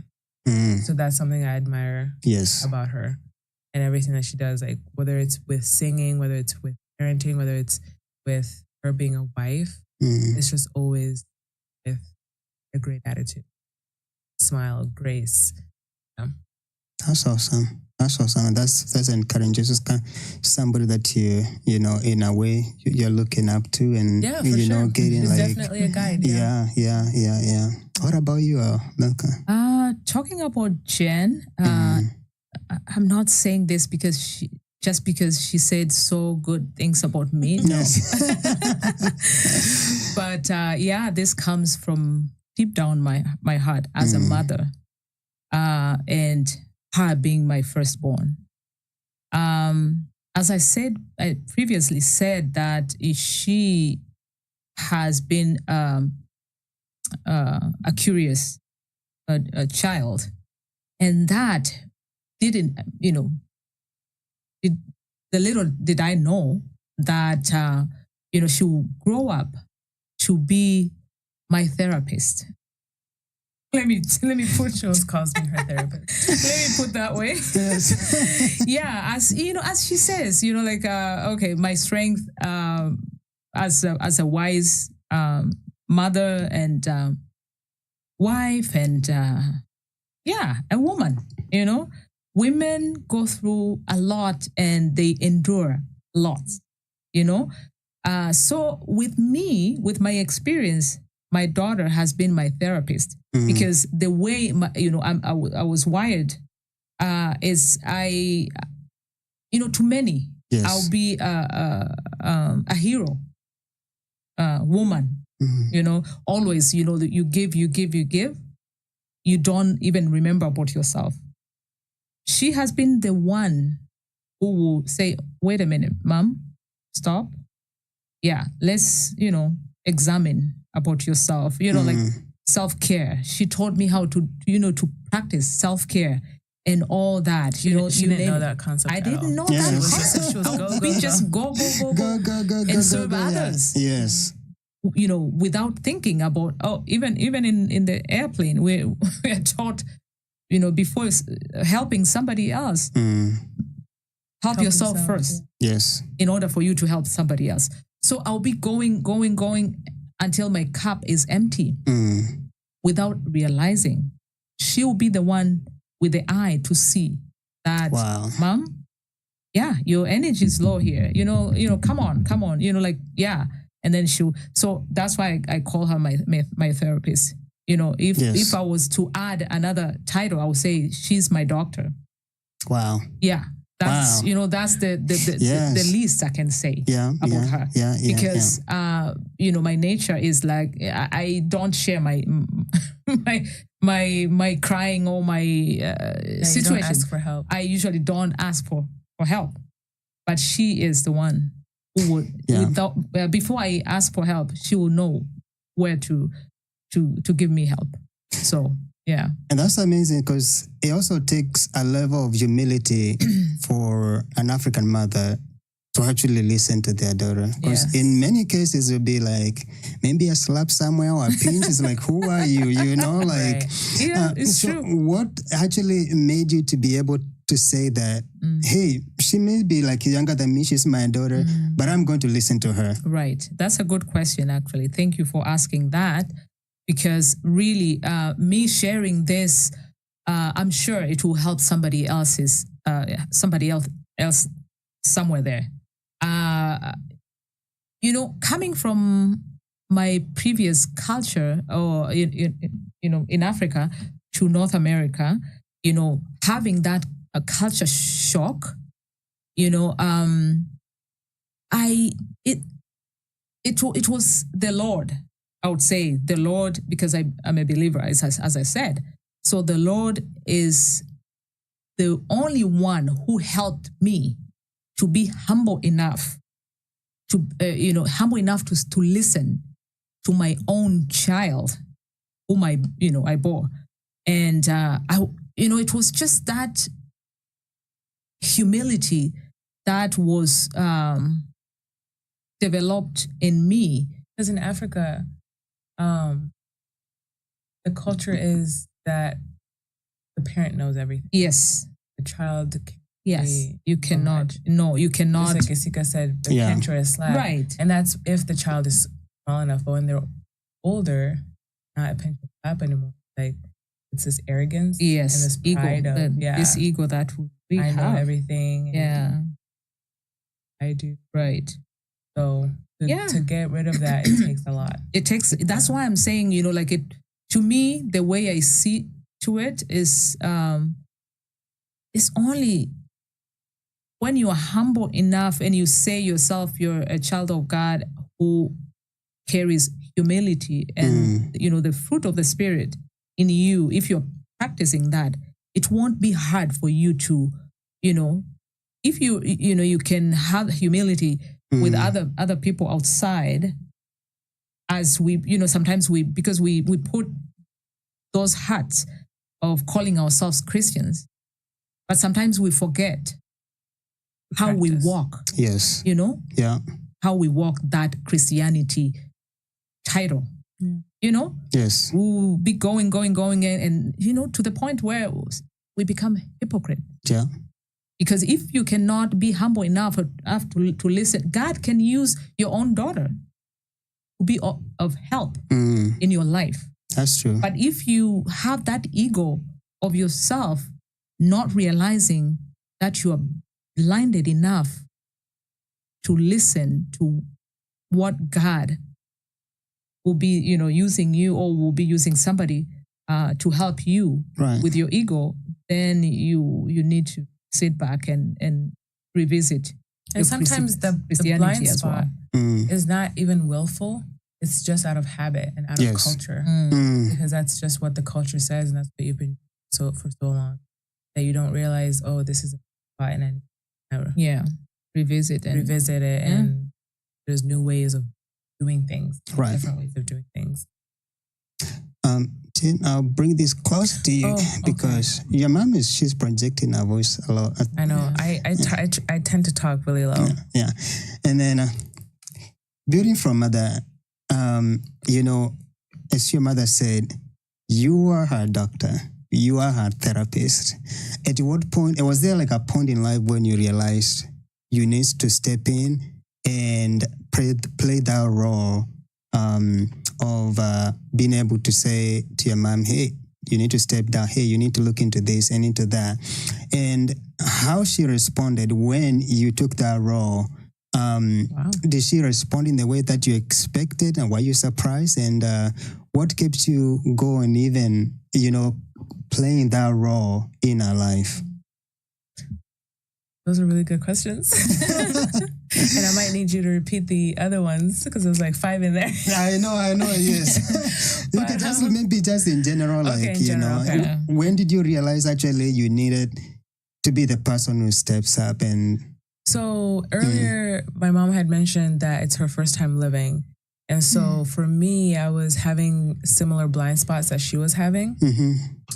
Because again, you are what you know. And so what I knew was from her. And so like if I'm working on something in myself and I notice it in somebody else, especially, you know, if it's my family and I want what's best for them, I'm gonna want to talk about it. So when it comes to these kind of subjects, like what we're talking about today, emotional intelligence and emotional regulation, emotional resilience, stuff like that, I've always never understood the emotional reactivity in our culture. We're very, very reactive people. And so for me, when that became a hindrance in my life, I didn't want, and I was learning new strategies and new approaches, and I just wanted the same for my family. And so it started first as me talking to like all of my family, right? Because again, I'm the firstborn, so you're kind of like the guinea pig, right? Yes. So when I learned something, then I would bring it back home and, you know, go, hey guys, you know, have we ever thought of doing it this way? Have we ever thought of, you know, maybe instead of yelling at each other or taking offense right away, maybe we can try to talk about it, get, you know, each other's perspectives and see how we can move forward coherently without, you know, trying to yell at each other and see who's right and see who, you know, it's not disrespect to have a different perspective as our culture would like us to believe. You know, if you have a different perspective from your parent, you're automatically disrespectful. Right. If you have a different opinion than your elder, you're automatically disrespectful. And that's not always the case. So it's like, I started to think, I'm like, okay, this is just habit. We're just operating from habit. How about we cut that habit and try something new and see if it works for our families? Maybe it might be beneficial. So that's how it started. And then her reaction actually is what has helped our relationship, you know, be so strong and get to the point where it is now, because she was so open.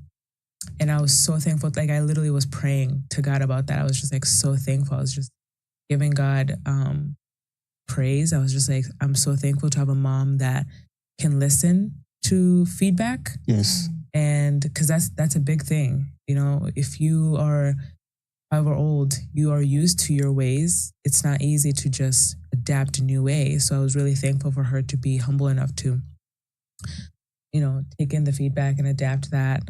And so her reaction was very positive. And then she took that and related to my dad, and then the whole family is just, it's such a difference. Wow. Yeah, it was such a difference. That is, well, I would say rare actually to a lot of African cultures, whereby people or a parent will actually listen to their child. Some of them, I think some of the parents will actually listen, but they'll pretend like they'll still like, get out of here, you're right?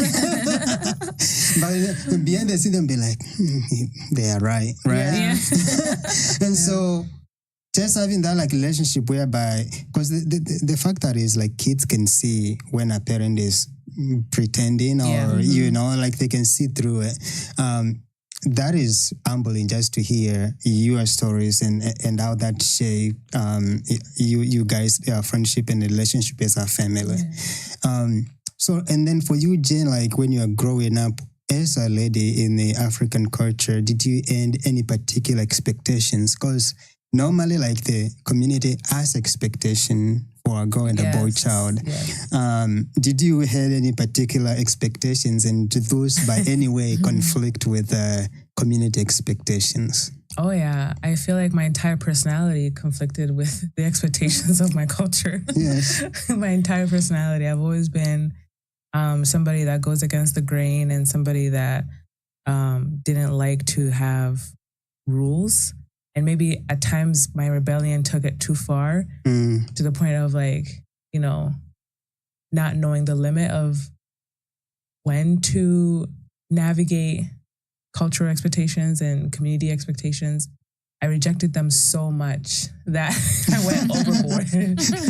So expectations like a woman should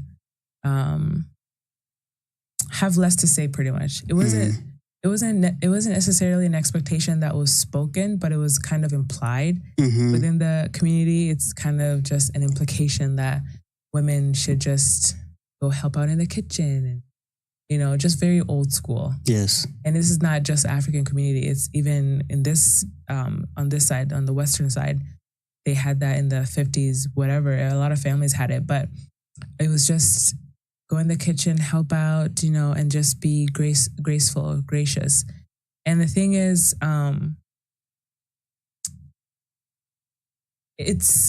it's nice what they're saying in theory, like, okay, you should be a graceful person. I can agree with that, but it was with the expectation within the community, it was not something that was appreciated. It was just kind of like expected of you. Yeah, and I don't really agree with something being expected of me, but not expected out of, let's say, the men, or let's say everybody else, like the elder. You know, if an elder is going to treat me poorly, I don't believe I'm going to respond graciously, you know? So I definitely disagreed with those expectations. I like that women are able to be kind of like the backbone and kind of nurturing and, you know, yes, help out in the kitchen, but not as an expectation. It should be appreciated. It shouldn't just be, yeah, you should do that, you know? Or, right. Yeah. And leaving no room for individuation. Is that the word? Individualism? Something like that. So I don't, yeah. Where you can be an individual. If my personality doesn't necessarily align with the expectations, like give me a little grace there to see how I can, you know, make it align with the expectations. Don't just tell me give me a box to be like this. So I didn't really agree with, that, but right. Hopefully that answered your question. No, it does. And you know, that's kind of a, in our way, forces me to ask Milka, your mother, knowing that you have this child who is Jen, and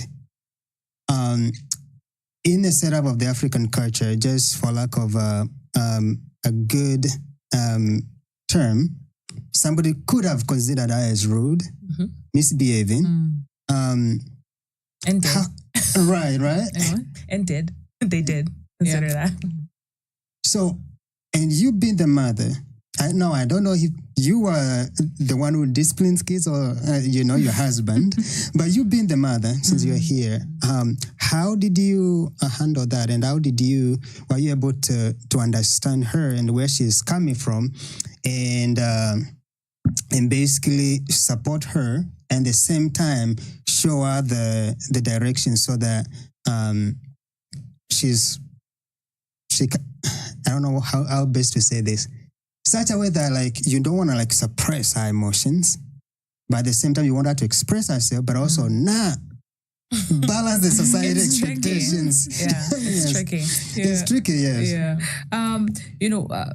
From the culture shock or difference that I personally experienced coming from African culture to North American culture, the balance, at first it was a wrestle. It was a battle. I would say it was hard. It was hard for me, because I didn't put in mind that we are relocating to a different culture. Yeah. That I really want to pin over there in this point for any mother, any parent who is listening, who is in North America or in a different culture that, different from where their own culture. Not having that awareness that you are deciding to relocate your family to another culture. That itself, I wish, going back then, I wish we had therapists who would sit us and really brushes, or like just open our mind and say, you know what? Yeah, sit here. Now you're going to enter a different chapter. So expectations are 1, 2, 3. Right. Get ready. Absolutely. Be prepared. We were not prepared. So coming here, of course, you were not prepared. You'll be hanging into your old self. So like most immigrants. Yeah. And you're too busy trying to acclimate and trying to make living things and, work, make a yes, living. You don't have exactly. time to and so not having that awareness and knowledge of mental, what do you call, like preparation? And also emotional, what do you call, like you didn't know how to emotionally like practice the emotional support for your child, because you yourself don't even know, you're not aware. How can you cannot give something that you yourself don't have. Right. Yeah. In short, that's how I can describe, maybe in briefly. That was great. Yes. So it was hard.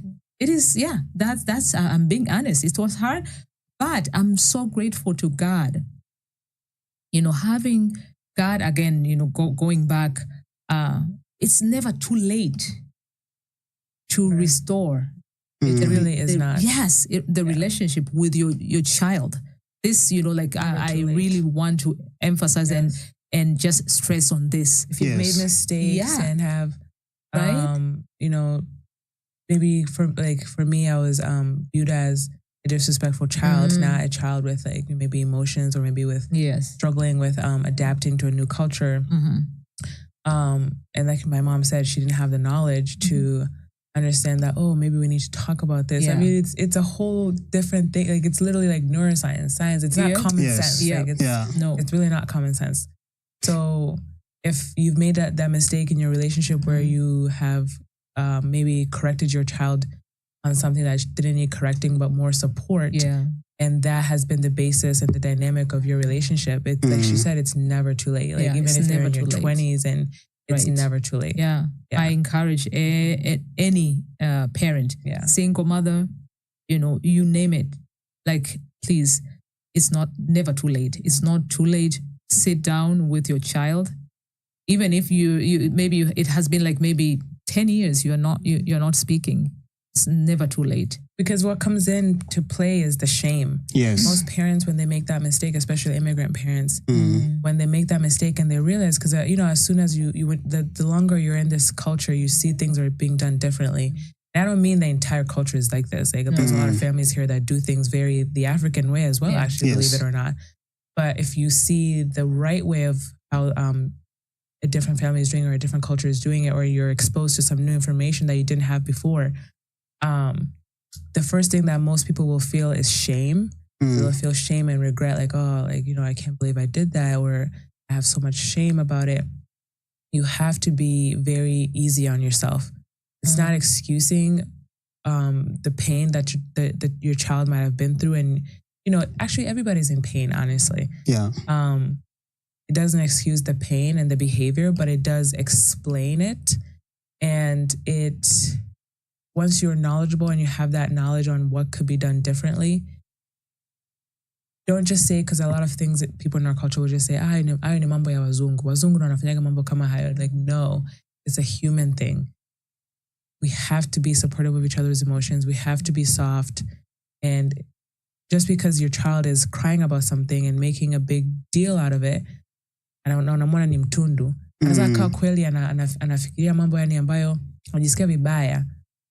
Usitake tu umezoea kumchapa na yani mtoto akiwa mkubwa au mchapi anymore, unamchapa na your reaction kama hauko there for them emotionally. Bado hiyo ni kuchapa. Ni kweli.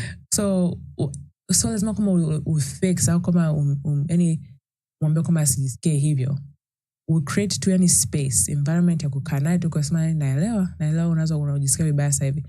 Hata kama hauelewi kweli, lakini their feelings, anybody's feelings they're theirs. It's sio kama ni facts, it's just feelings. Na unaweza kukaa tu create your space. Hata hug tu, can I give you a hug? How can I help you? quick questions like that. It's life changing. It changes the person's life. It changes the relationship, the dynamic. It changes everything. And how you teach that, the relationship you have with your child is the relationship you're going to have with your grandchild, is the relationship that your child's going to have with their child, and so on and so forth. So you could create so many generational wealth. This is also generational wealth by implementing that. So I don't know if I might have missed a detail, but when did you guys move from Africa, Tanzania to America? You didn't miss it. I don't think we shared that. Okay. It was 2006. All right. So it was a while ago. You're a lot younger. And yeah, I can see that. So you're kind of part of your life, you grew up in Africa, and then, you know, the other part of the other life, you grew up here. Yeah. So, when you started talking to your mother about maybe the things that, the blind spot that you mentioned, was it while you were in Africa, or it is when you guys moved to Canada? I think it was both. But in Africa, obviously as a kid, I didn't share it very well. Yes. I remember you used to say like, definitely chapo as a kid. And I remember like you say that every time I was about to get chapo, I'd be like, is there any other way? Yeah. Yeah. She would be like, yeah. She was very, how do you say, inquisitive? Yes. Yeah. Like she'll question you before you spank her. Yeah. Is there no other way, to deal with this other than just chappering? She will ask you. That's in a very young really age. Smart. Yeah, in a very young age. Yeah. I would even and then sometimes as a adolescent, I'm not gonna have the best emotional skills, and I'm not gonna have the best communication skills. So I did not. I was not respectful. I would just have an attitude because I'm rebelling to the process that is being used. Yes. So, rebelling, yelling or closing the doors, storming off, everything that an African parent would consider disrespectful. And so that's again when the culture shock comes. So for me, I'm seeing kids here having timeouts. Yes. I'm like, why don't we get a timeout? And so my mom doesn't even know the concept of a timeout. My dad was traveling a lot at the time. She's by herself. So like that's overwhelming. You don't even have the time. She's working too. You don't have the time to go and look, what do I do with my child? Like on Google, Right. You just resort to the habit that you're used to, what you were taught back home, And, people here do it too. They have spanked as well. So it's not that it's just Africans. People here have done it as well. And so those people as well, that's what their family did, right? So it's generational again. Yes. That's what you know what you were taught. But you don't have time to read a book. You're too busy surviving, trying to make a living. And then people at home are waiting for money. Yes. To send them money. Yes. There's no time to really read a book and see parenting tips or whatever. And now we have, we're at the age of social media. So you'll get like little short snippets of advice and tips and stuff like that, or book recommendations and they'll also demonstrate the behavior that you should do. So it's changed. Yeah. Definitely changed. Milka, would you say that coming to the Western country like Canada or the US and seeing how the Westerners, the Canadians or the Americans are handling these issues with their babies, did that help you in any way kind of loosen up if there's anything you are holding tightly? Definitely. Yes. Yeah, completely. I'm very grateful for that. To get again, use like my daughter, she has been the pro for that, just if I was just depending on ChatGPT, I don't think I would have done well. But I think God intervened in our relationship to the point where, God used her. That's all I see, because I don't have any other, I didn't have any other source to depend on. And I was not even ready for other sources to depend, because I'm very private. So so I'm so grateful that today we are sitting here, we are helping hundreds, if not thousands of mothers and children who are God has intended for them to reunite and to rebuild their relationship. It's just use the resources that God is allowing in your life, to be honest. So yes, I'll say for sure. I mean, to add to what you're saying, what we inherit as people is also our family's reactions. So sometimes we're reacting not of ourselves, but we're reacting from the cultural perspective. So here not here, but there is a topic called emotional regulation. And it's a skill that you build up. It's not common sense, because we all have emotions. And the time when you're feeling frustrated, it's easier to say, like, for example, if I'm feeling frustrated with my 2 children, I'll say, I am feeling frustrated.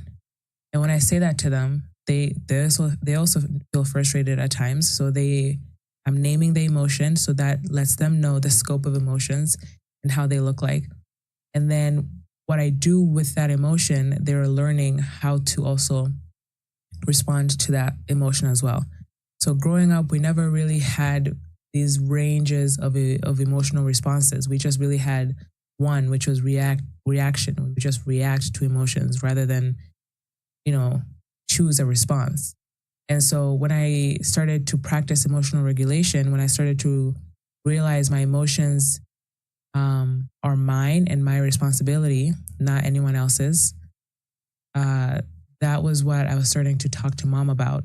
And so with how she was responding to her emotions, I'm not going to speak for you. If you wanted to touch on that, because I think that's also what he was asking, is like how you were responding,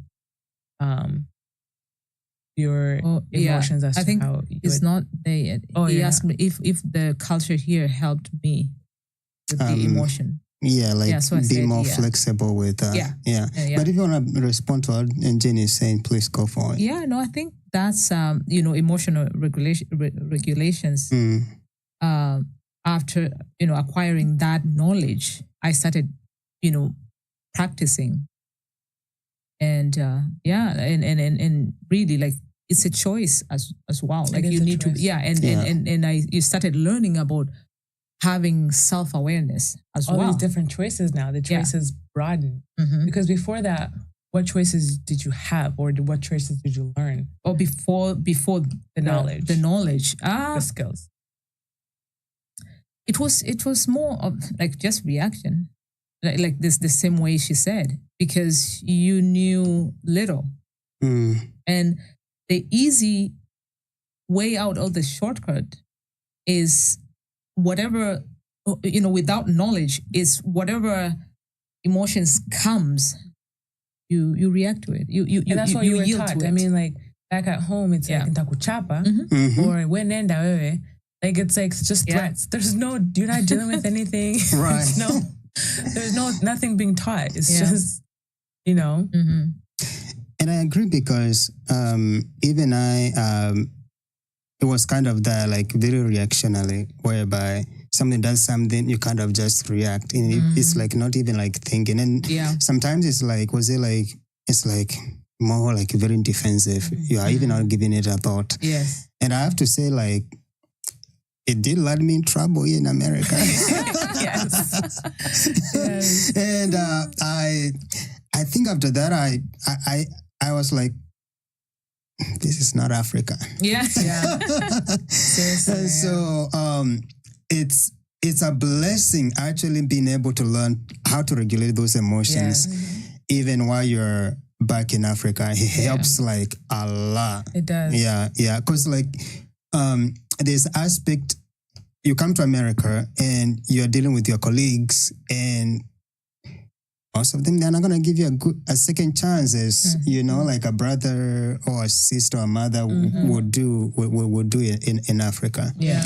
And so that is learning how to regulate those emotions. It goes a long way.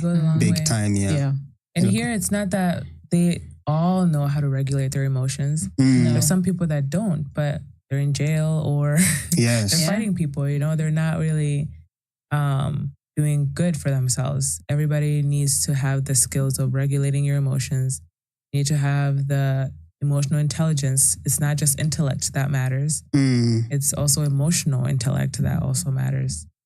And emotional resilience, that leads to emotional resilience, where you are able to handle what happens outside of you. If somebody says something to you, you're going to brush it off. You're not even going to have any emotions about it. But if you do have emotions about it, you know how to regulate them. Yes. When you know how to regulate your emotions, you're regulating your behavior. So it's very important. Oh, it's important. Just give me a second.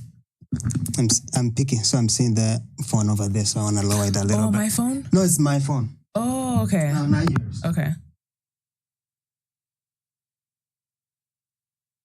Or it's like, you're just reacting, right? Like, we weren't, like, it's like we had all these expectations of a kid not, I think where it starts is the expectations, right? The expectations of a kid. And it's to not, a kid should not talk as much. They should just do what's expected of them. A kid should just do what's expected of them. And that's fetching food, whatever. And if they're around adults, being quiet and having good manners or good behavior. And those good behaviors and good manners are just not existing. It's just being there quiet and waiting to be talked to. And usifanye fujo. And na hiyo fujo hata sio fujo. Ni kama tu you're being a child. Yeah. Na ni fujo tayari. Experimenting and all of that. Yeah. So for you, don't you think that then emotional regulation should be taught, or something that people should just kind of pick up as they grow? It's both. Yeah. Because again, we are what we know and we are what we see. So in our families, just like how reactivity is taught, react to any come up to our family, hey, wait, any reaction. Yes. Hamna ya pause na kuchoose, how do I respond here? Mtoto labda ana njaa, mtoto ana nini. Hiyo ni choose a response. Lakini kuenda tu ni kureact hivyo, it doesn't make sense. There's no choice there. It's automatic. Right. So when parents do it, then the child learns, and that child passes it on, and that the other child you pass it on to generation after generation. Like when it's taught, it gives people a chance who are not taught it to be exposed to that knowledge. Because as soon as you know something, that's it. You're gonna follow through with it. No, I agree, and it's and especially it sounds like you knew your rights kind of early on, and in one way you kind of expressing by asking, is there other better ways of responding to this? That's like maturity to a whole different level that I wish I had. But at the same time, I feel like if I were to ask that to my mother, it would have been worse. Extra trouble. So it's tricky, and just glad that you had a mother who could been willing and open to hearing you out. I know some in a lot of families, there's tends to be like a friction between a daughter and a mother. And I don't know if it's where it normally comes from, but is that something you guys experience in a way, or I've seen people going through that? And what would you maybe advise people maybe going through daughter-mother conflict? Yeah, I think maybe I'll say just briefly, and then let Ben also pitch in that. I think with I haven't studied psychology or biological, there's some chemistry that relates, between female and female, I guess, versus female and male, right? Yes. those who know whatever the science, science, you understand. Fill in the blanks. You can fill the blanks. So that I think usually starts from there. So, which is natural. But the natural sometimes, like if you don't know how to handle the nature, by again knowing how to regulate your emotions and all that, because as women, we're emotional beings. Very hormonal. Right? Yeah, very hormonal. Yeah. So, and that's where the issue is. So if you're not, you don't have that self-awareness, first of all, like we need to have the self-awareness. Yep. Yes.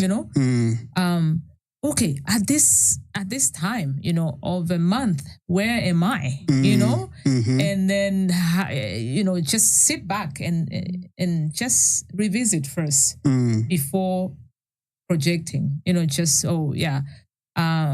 before reacting. So I think that's self-awareness. Yeah, we need to have that self-awareness. That by itself will help us to avoid a lot of conflict. Yes. Absolutely. That are really unneeded. Yeah. That's what I can say. Do you want to add some? Yeah, I'm going to piggyback off of what you said. As women, we are very hormonal. We are emotional. And it's no coincidence that with men, it's different. I mean, men will have conflict or disagreements and you guys will be over it for the next hour. Real quick, yes. Because you guys don't have that. I'm not saying that men they don't have emotions. You guys do, but there is, like you said, I don't know the science, but there is something there about hormones that men don't quite have similar to women. Yeah. So with us, just like when you, let's say, you're angry and you go to somebody and this one person is not letting your anger affect them. So you're just yelling at them, and they're just looking at you. Or you feel that way. If you're up here, you're gonna come down here. That's how men are. Men are already down here. So when women are up here and you go to somebody else and you're yelling at them and then they start yelling at you, you're gonna just keep escalating. Yeah. So that's that's the analogy I would give with how women are, is that we meet each other there. We're both hormonal. Yeah. And so we're both emotional. And so nothing is being resolved. We're just emotion to emotion. And then because emotions are so fast and they're so overwhelming, it explodes. It explodes. And then when it comes to neurological perspectives, I don't know much about it, but I know that the part of the brain that is responsible for responding to emotions, when that is triggered, the part of the brain that is dealing with logic is completely shut off. It's like it's overridden by the emotional part. And emotions are very, they're very overwhelming. So everybody can relate to that. When you're feeling emotions versus when you're having a thought, they're overwhelming. They completely take over. So I would say, in our relationship, to answer your question, we have had direct experience with us disagreeing in our relationship and having conflict, of course. And I've also seen it. What was your question again? If there's what would you advice? Advice, yes. The advice would be, this is the biggest advice that has worked for me. The biggest tip is I keep my mouth shut and I take a moment. Keep my mouth shut and take a minute. Even if you have to just say, even if you think, because sometimes your thoughts are telling you, if I tell somebody like I'm going to take a minute, they're going to think I'm weird. If I tell somebody or weak. Yeah. No, it's not weak. Actually, when you admit, it's a strength. When you admit wisdom. It's wisdom. Yes. Yeah. Wow. When you admit, I am feeling emotional right now. I need to take a minute. Yeah. And you go and actually take a minute. You don't wait to get permission. You don't take permission. I need a minute. And you go tend to yourself. Yeah, you dismiss yourself. You dismiss yourself and you go and do what you need to do, because again, your emotions are your responsibility. They're not anyone else's. Yeah.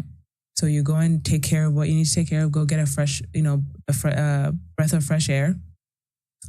Breathe until you see that only you know what's going on inside of you. Nobody else is going to know.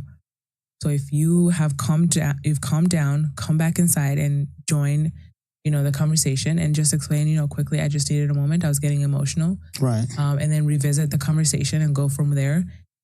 That is the biggest advice I would give. And then another thing is if you see somebody else that you're conversating with is emotional and they have high emotions going, you don't have to put up with that. You don't have to sit there and just let them scream at you or just disengage. Or, yes, you don't have to fix. That's another thing. Yeah. You don't have to fix somebody else's emotions. Mm-hmm. If somebody's having emotions, it's not disrespectful to walk away and say, we can revisit this conversation at a later time, you know, when emotions are not so high. You don't have to accuse the person. You don't have to say you're emotional, but we can revisit this conversations when emotions are not so high. And dismiss yourself. It's not just disrespectful. You can come back and later, and if they viewed it as disrespectful, you can clarify, you know, I was not meaning to be disrespectful. I just saw that it would be fit if we talked at a later time when we can have a civil conversation. Those are the skills for that are emotional regulation skills and also communication skills and also conflict resolution skills. These are skills that everybody needs to know and everybody needs to practice, especially in an African household. Yes. Sometimes, maybe if you have something to add, but sometimes I guess there are times when sometimes as a family whereby people, even though they know they need to have emotional regulation, they choose not to because it's my sister, it's my brother. Mm-hmm. I think it happens a lot. It happened to my family. Yes, absolutely. Do you have anything to add on what she said? No, I think she said it all. Yes. And what you're saying is actually a force of habit, right? It's just habitual. Yes. But it doesn't mean that it's right. No, it doesn't mean it's right. Yeah. No, it doesn't mean it's right. And I think even within family setup, sometimes it's like you have to put your foot down sometimes, actually for people to listen and to respect those boundaries. Yeah. And like if it was a neighbor or a colleague, they'll probably, respond a lot quicker. Yes. So, and it's all about communication. One, you have to have the intention. Yes. When you're being emotionally reactive, you're not being intentional. If your intention is to resolve, if your intention is to not have drama, if your intention is to have a good relationship that is not fake, but also because a good relationship doesn't mean that you just suppress all your emotions. If those are your intentions, these are the natural responses to conflict. You're gonna need those communication skills because people will think that you're being disrespectful, but you don't need to avoid people thinking that you're being disrespectful. Right. Don't avoid it. You have to expect that people will think you're being disrespectful. And if they think you're being disrespectful, don't take it personally. That's the emotional regulation, not taking it personally. You just communicate, I was not being disrespectful, to give them clarity. Again, if they are still hung up on being right and they say, no, you are being, now they're trying to argue with you about how your intention was. They don't know what's in your head, but they're just wanting to argue with you and tell you that you are being disrespectful, which is common in our culture. That's why I'm saying this, disrespectful. People like to hide behind respect a lot. So if they're saying you're being disrespectful and they're wanting to argue, let them have that. Okay, if that's what you think, but I really don't want you to think that. That's not what I meant. It's just a conversation. But again, it's a conversation where you can see my tone is quiet. I'm talking to you civilly. There's no emotions there. There's no emotional reactivity. It's always about emotional reactivity. Have the communication skills and have the emotional regulation skills. And then you will resolve the conflict. And if there's no resolution, let it go. Because the other person doesn't want to, what can you do? That's true. You can't fix it. There's something that you mentioned, Jen, earlier about generational wealth when you raise kids and they're learning from you on how to regulate their emotions. And for a lot of people, either they're in Africa or they immigrated here to the United States, one may have been raised up in a particular way, in a reaction way. And at least from what I heard is, if that continues, is only transferred to the next generation, to continue transferring. Yeah. And so if we can look at this as an opportunity to say, you know what, I am about to change the course of this, how we view things for the rest of the generation. What a privilege it is. It's such a privilege. It's incredible. Yes. Because it also directly interferes with how your child is going to be in relationships as well, romantic or friendships, Yes. platonic, how you're directly affecting your child's either their success with a marriage or not. Really, you really are, and that is also generational wealth, because if they're successfully married, they will produce children. So, it just continues. It really is generational wealth. Yes, Yeah. yes. Speaking about kind of just family in general and those conflicts that arise because of the different scenarios. Is there a particular time you as individual you felt not understood by each other, and how did that make you feel? And is there? I know you guys are laughing, so maybe there's something that I'm excited. Yeah. I always follow up with a second question, because it's an opportunity for somebody to learn, because we never know who will listen to this. When you felt misunderstood, how you responded, in a way, were you proud of it? And how would you advise people to respond? I'll let you. No, I'll let you. I'll let you do it. Because I've spoken to you a lot about how I've felt misunderstood, but I feel like you haven't, I feel like you need to touch on that as well. Okay, so maybe just to clarify that question, you mean like in a family, like as mother and daughter? Or, yes. Or like in general? I would say in this scenario, let's say mother to daughter, daughter to mother. Yeah. First of all, I feel like, have our personalities sometimes interfere if we are not careful to sit back and, if we are not careful to sit back and ignore the ego in us and revisit whatever situation. It's so easy to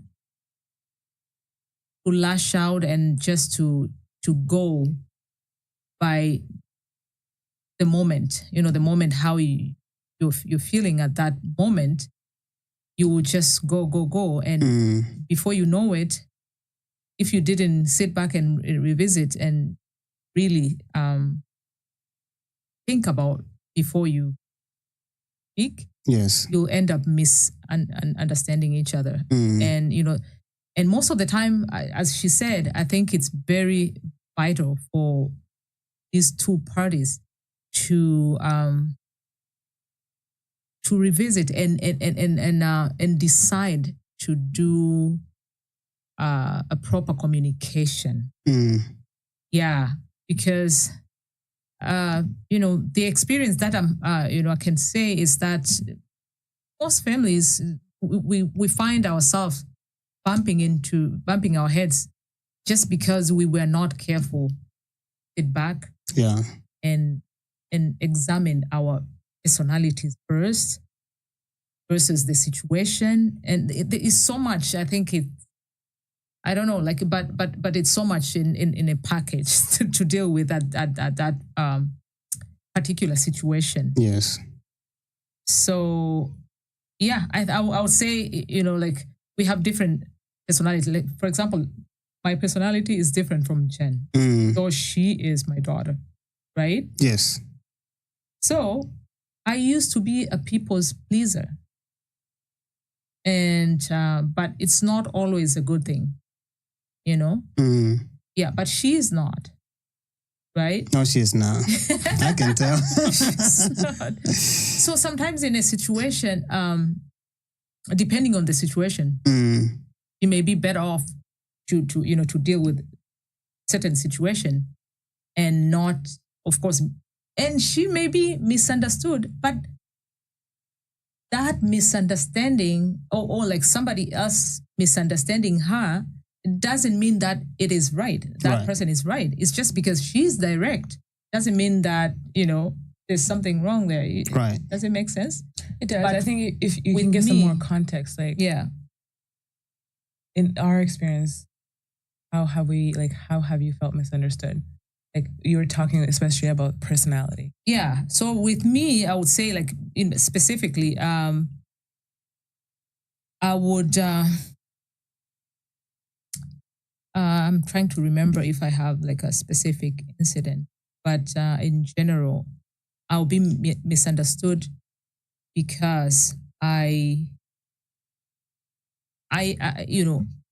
being a people's pleaser, sometimes you want to balance those two to be direct.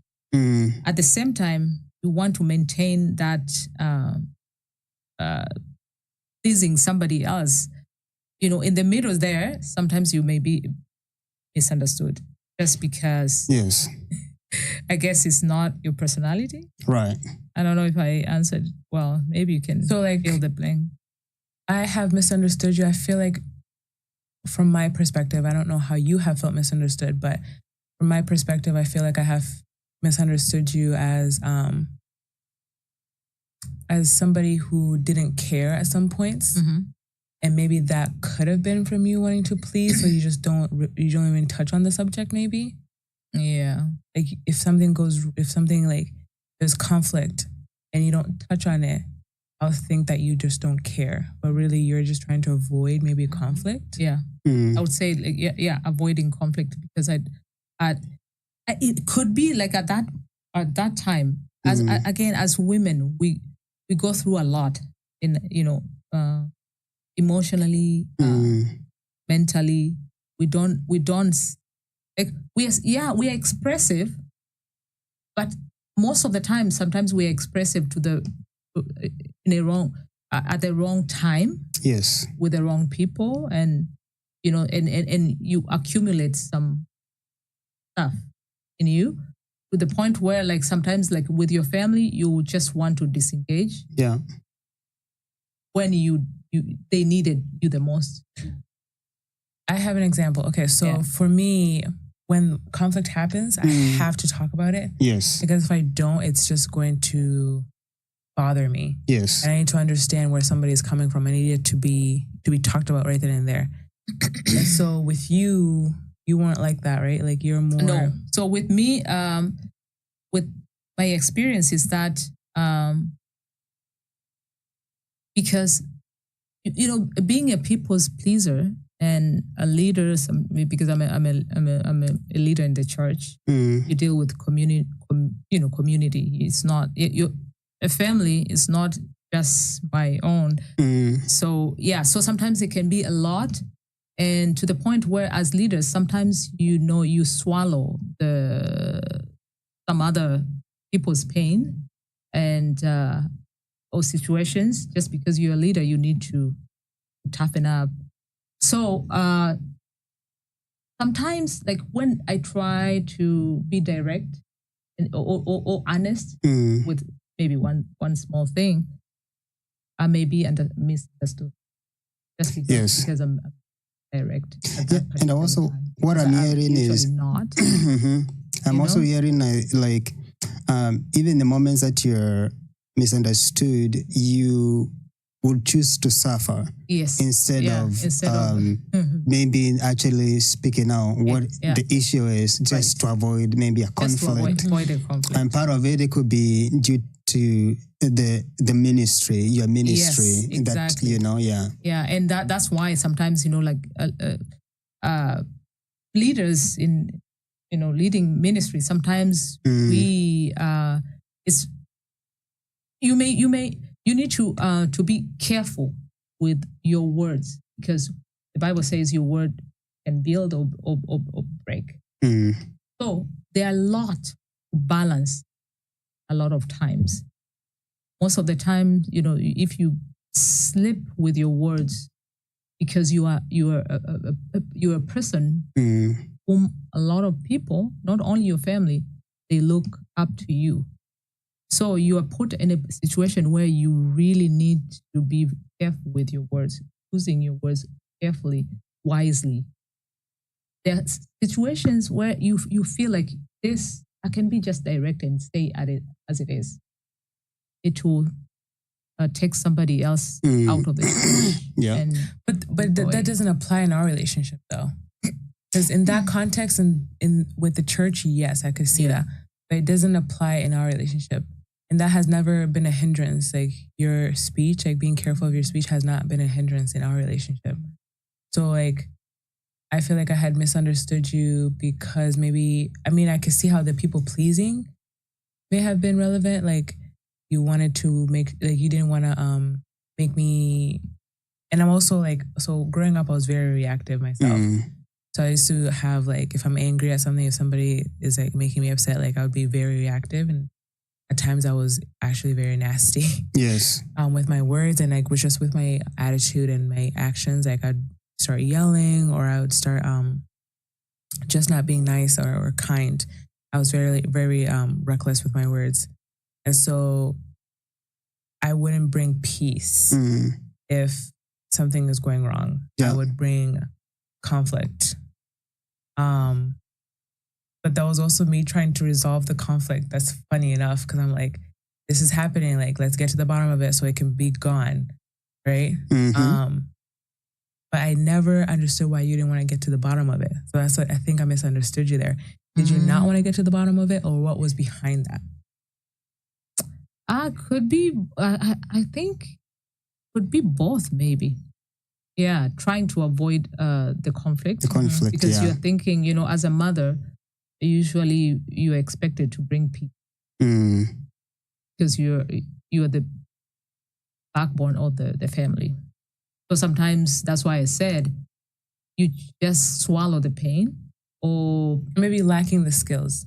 In that as well. The skills, the emotional regulation skills and conflict resolution skills. Right, exactly. Because you said that when you grew up, she had told me this at a different conversation. You said you didn't see conflict being resolved. Right? And like I said, we all know we are what we see. So if you see that this conflict is not, if that's all you saw was conflict not being resolved, that's what you're going to expect is conflict not being resolved.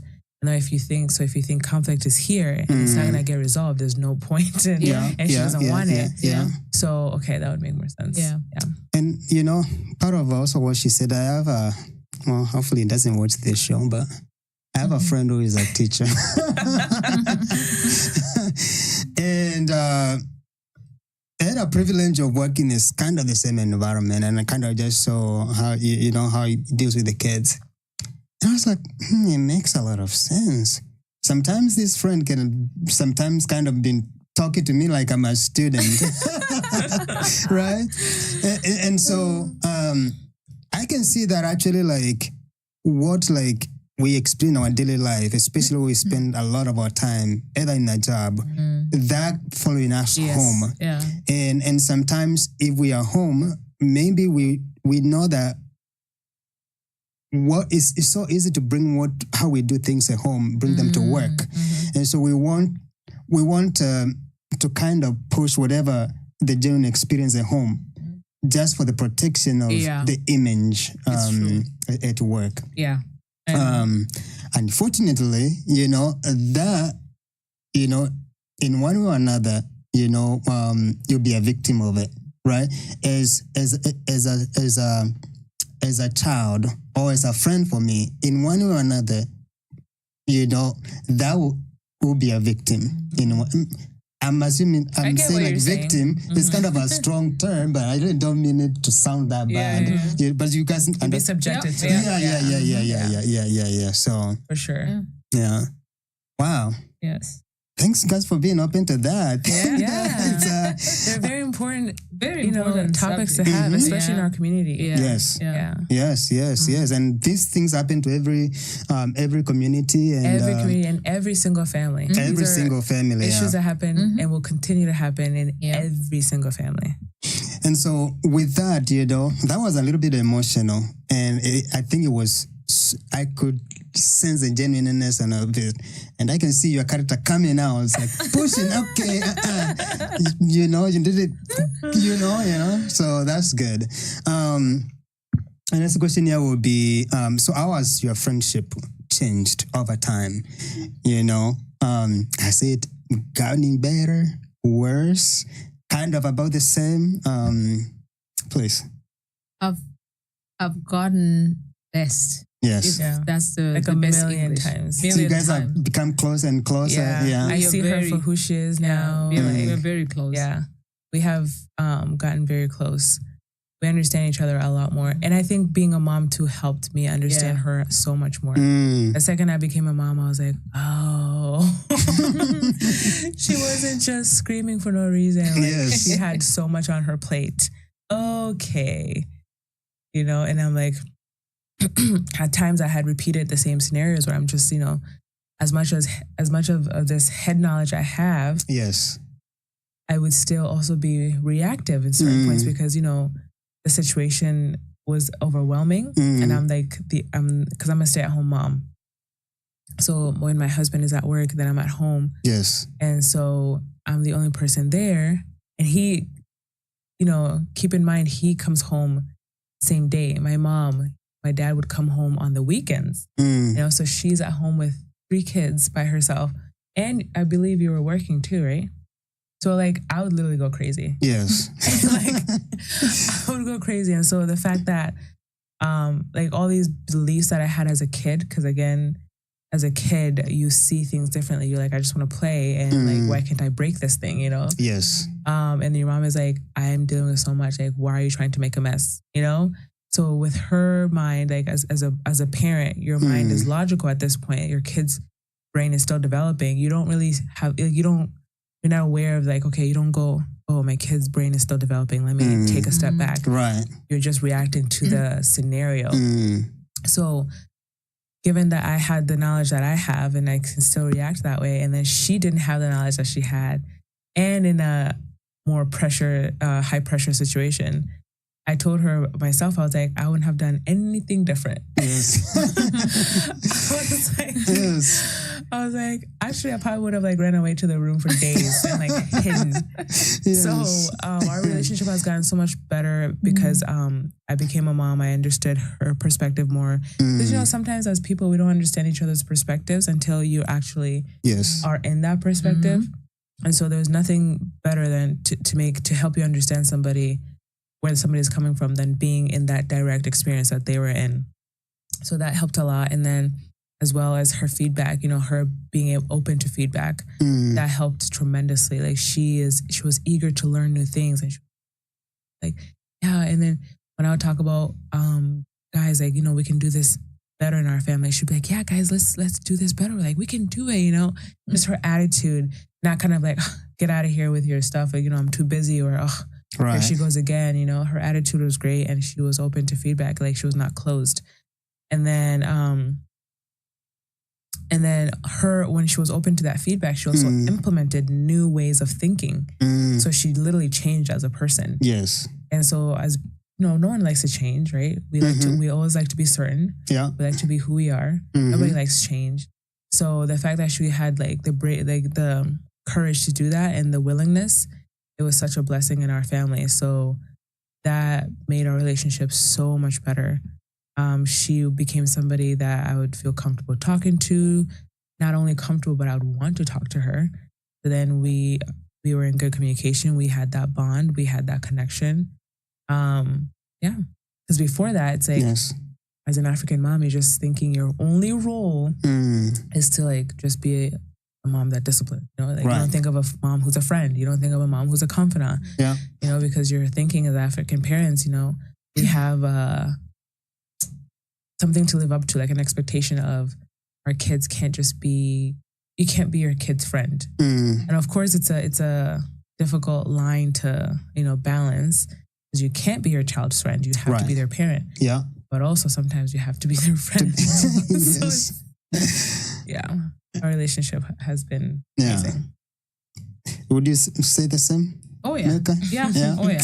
A million times. Yes. Yes. Yeah. Yeah. Amazing. It's amazing because, you know, I was at church during, once we finished worshiping, I went to the other room where normally parents would take their kids to play.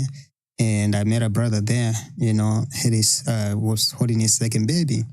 And we were having a conversation. I asked him, hey, having kids, how did it change you? And he said exactly the same thing. He said, man, kids will make you appreciate your parents more. Yes. Yes. Oh yes. I think when I first became a parent, I think I apologized to her like, I don't know how many times. I was like, I'm so sorry, Mom. I'm so sorry. Yes. Yeah, it's like those things that you wish like you understood when you were that young, but just good thing our parents can be very gracious and just people realizing that and kind of also like being humble enough to say, man, I took you through this. I'm so sorry. Yeah. You know, it also takes courage and humility to be able to do that. For sure. Yeah. Biggest advice I'd give you guys, if you're listening to this, if you've gotten this far, is remember your parents. That it's remember this about your parents. It's their first time living. Remember that. And then this doesn't excuse behavior, but remember it's their first time living. And then second, you don't have to put up with anything you don't want to put up with, but have strong communication skills to say, let's talk about this later. Not as permission, to say that because you deserve to be treated with respect and with kindness.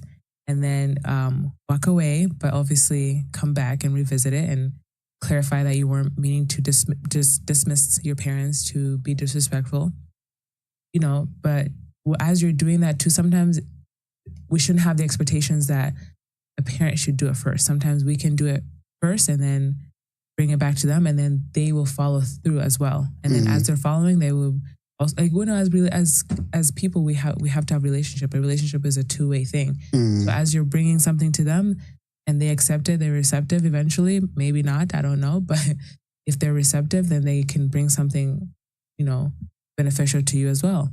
And it's a reciprocal thing, you know, give and take. Just from out of this conversation that we're having, I'm learning that there were moments, you, Milka, as a mother, and you, Jen, as a daughter, there were moments, and maybe it wasn't just one time, but periodically whereby you had to unlearn a lot of things and relearn, basically adopt new behaviors, new way of handling things. And it sounds like, from what I'm getting from you, is this process, no matter how tough it might be and how uncomfortable it might be, the results are always good. It's always like to the right direction. Right, yeah. What you mentioned is actually the definition of growth. You know, we learn, we live and we learn. So if you learn something new, of course you have to shed what wasn't working and grow. Yes. Growth will never disappoint. Never. I agree.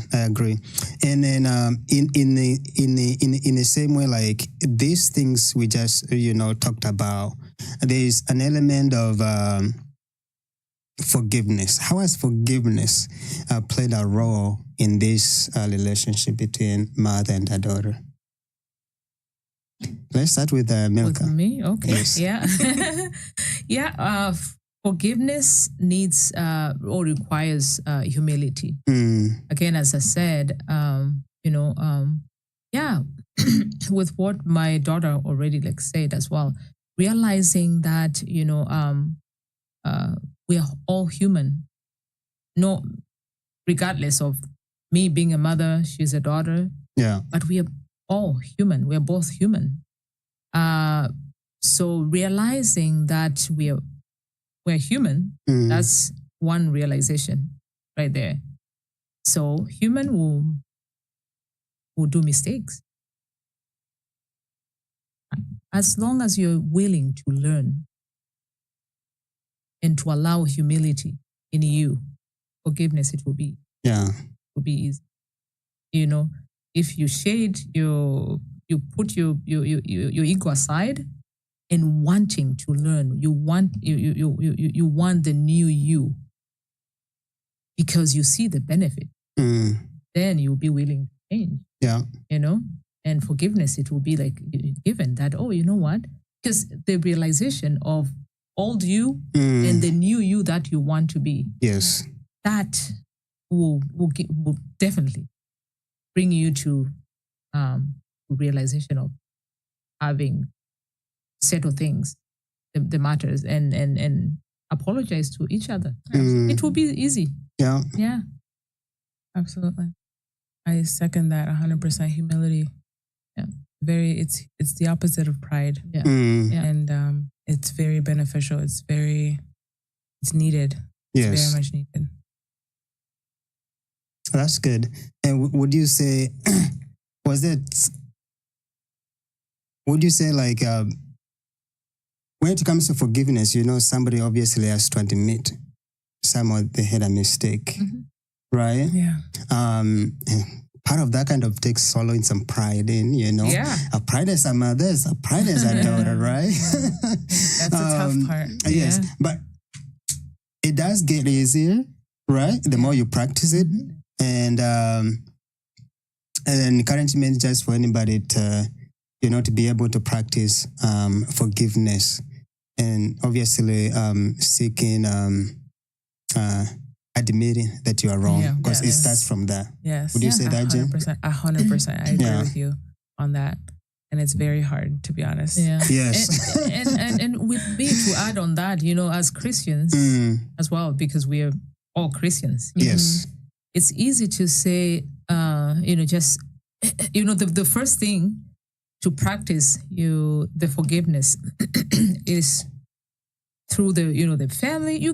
That will be the easy and the fast soil to practice on, to cultivate, from the soil of the family before you go outside. Yes. Because it is not easy, and even some of us, we are leaders, we go to church, we sing, I'm sorry, Lord, for the things I've made. It's all about you. It's all about you, Jesus.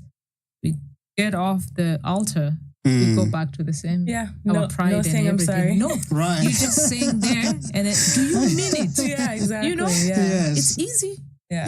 To say that I'm done. Yeah. 100%. 100%, yeah. So Practicing. real. Yeah. Yeah. We have to practice. Yeah. Yeah.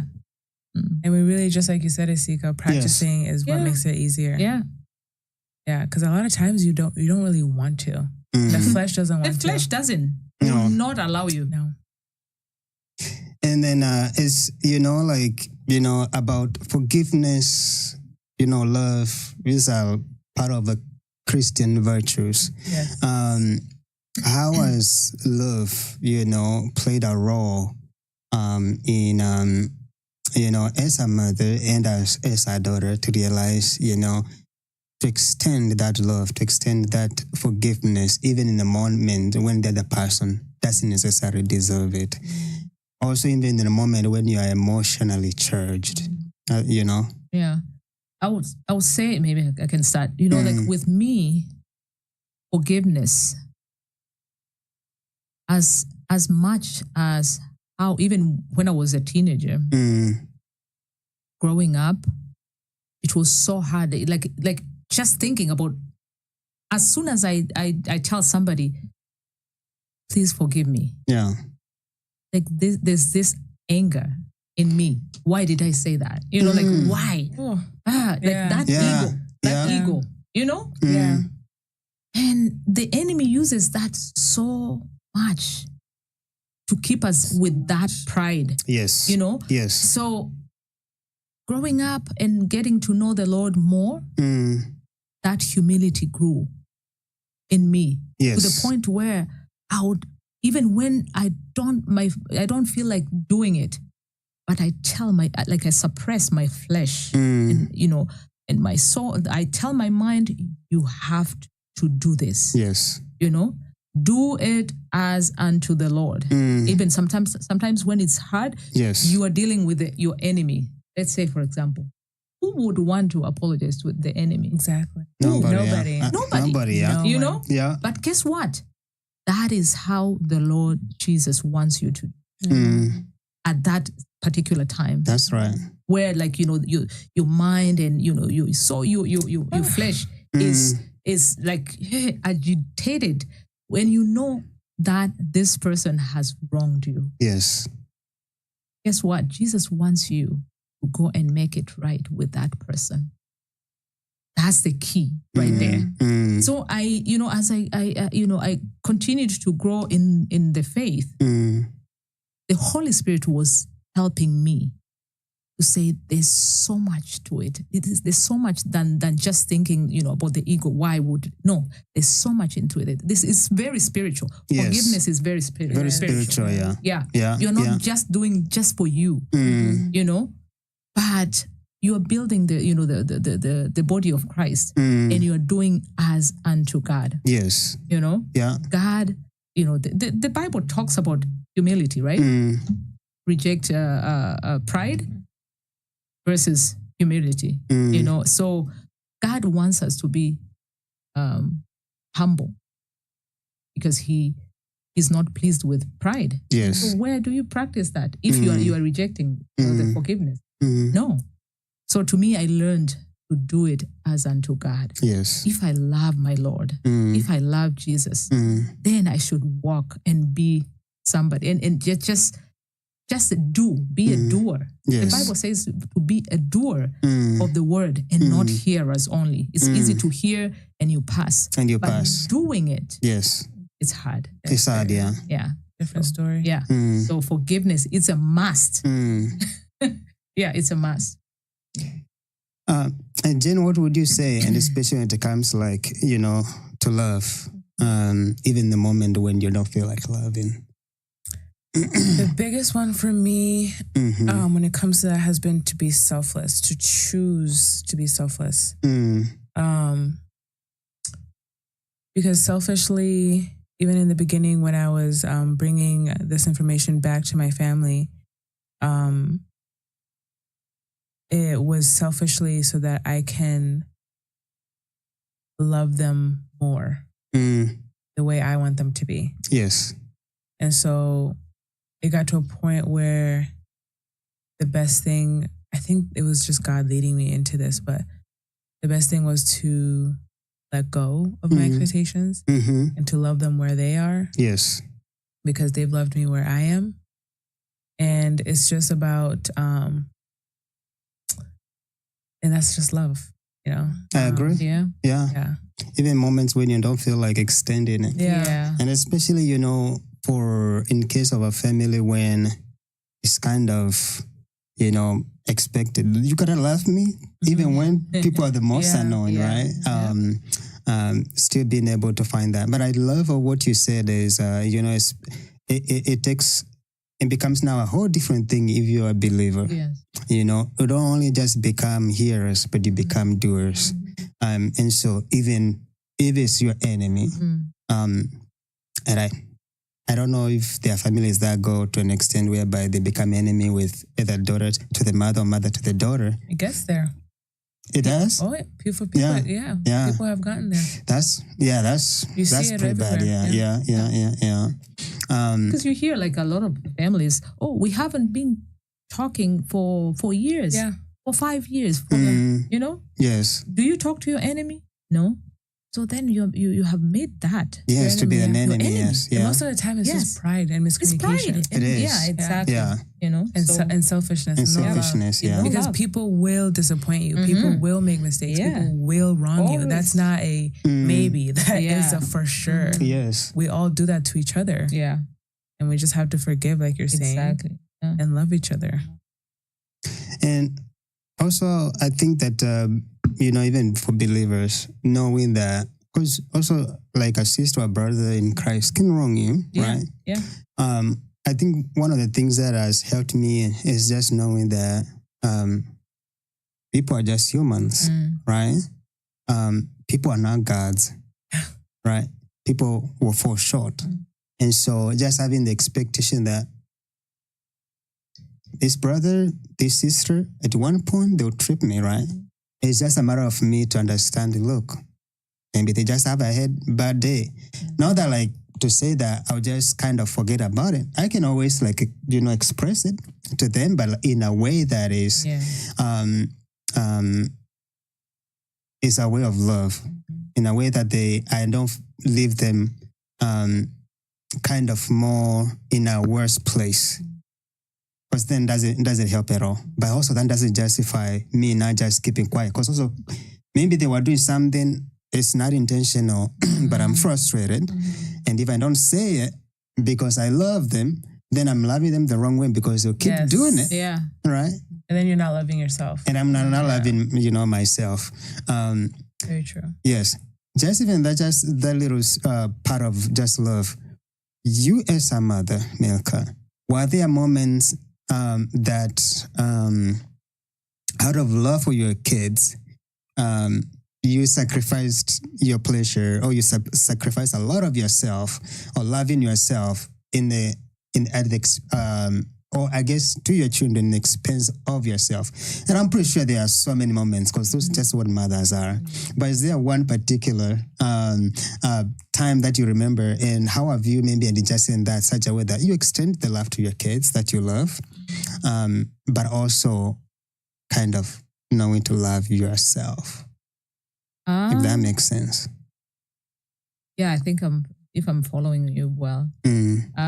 There's so many incidents where, one of them, it will be like, as Jen was saying, it was hard for me, being a mother, and do all, make sure, kids' homework, schools programs are being, done, and everything, you name it. You're being a wife, you're being a mother, you're being a tutor, you're like everything, all those hats. And what, like you are left with no time for yourself. Yes. Obviously, because we only have the 24 hours, in a day. Yeah. So I didn't know how to have the self-care for myself. So I would say, so I had to sacrifice as much as I wanted to have at least a moment of, most of mothers sometimes, don't think, we work some shifts that we always want to. Sometimes we just want, some other mothers, they just want to have their moment, their time alone as well, away from the kids as well, so that they can just breathe. Not that they don't love their kids, but it becomes so much where if you don't have those moments of, disengaging, or I don't know how to say it, you will explode. Or so that's where other people generate other illnesses and stuff like that, because you don't know how to do self-care. You like go. So I decided to let go of some shifts so that I can attend my kids, regardless of having less income, but I had to, because of the love of my family, of my children, because my husband will be like traveling like most of the week. Then that is a sacrifice. Other mother will say, no. I will, they will prefer work and have the independence, the break more, and the break, versus the kids having, the kids 24/7. So to me, that is selfless, and the love that I could. That's one. Yes. One aspect. And for you, Jen, just growing up and early on in your life, kind of knowing or being enlightened, to the different aspect, and maybe how a perspective, even how to raise kids has to change. Like even, for example, you give them a way of punishment. Hey, is there another way instead of just spanking, right? How, now that you're a mother, how have you been able to express your love to your kids in a way that you are loving them?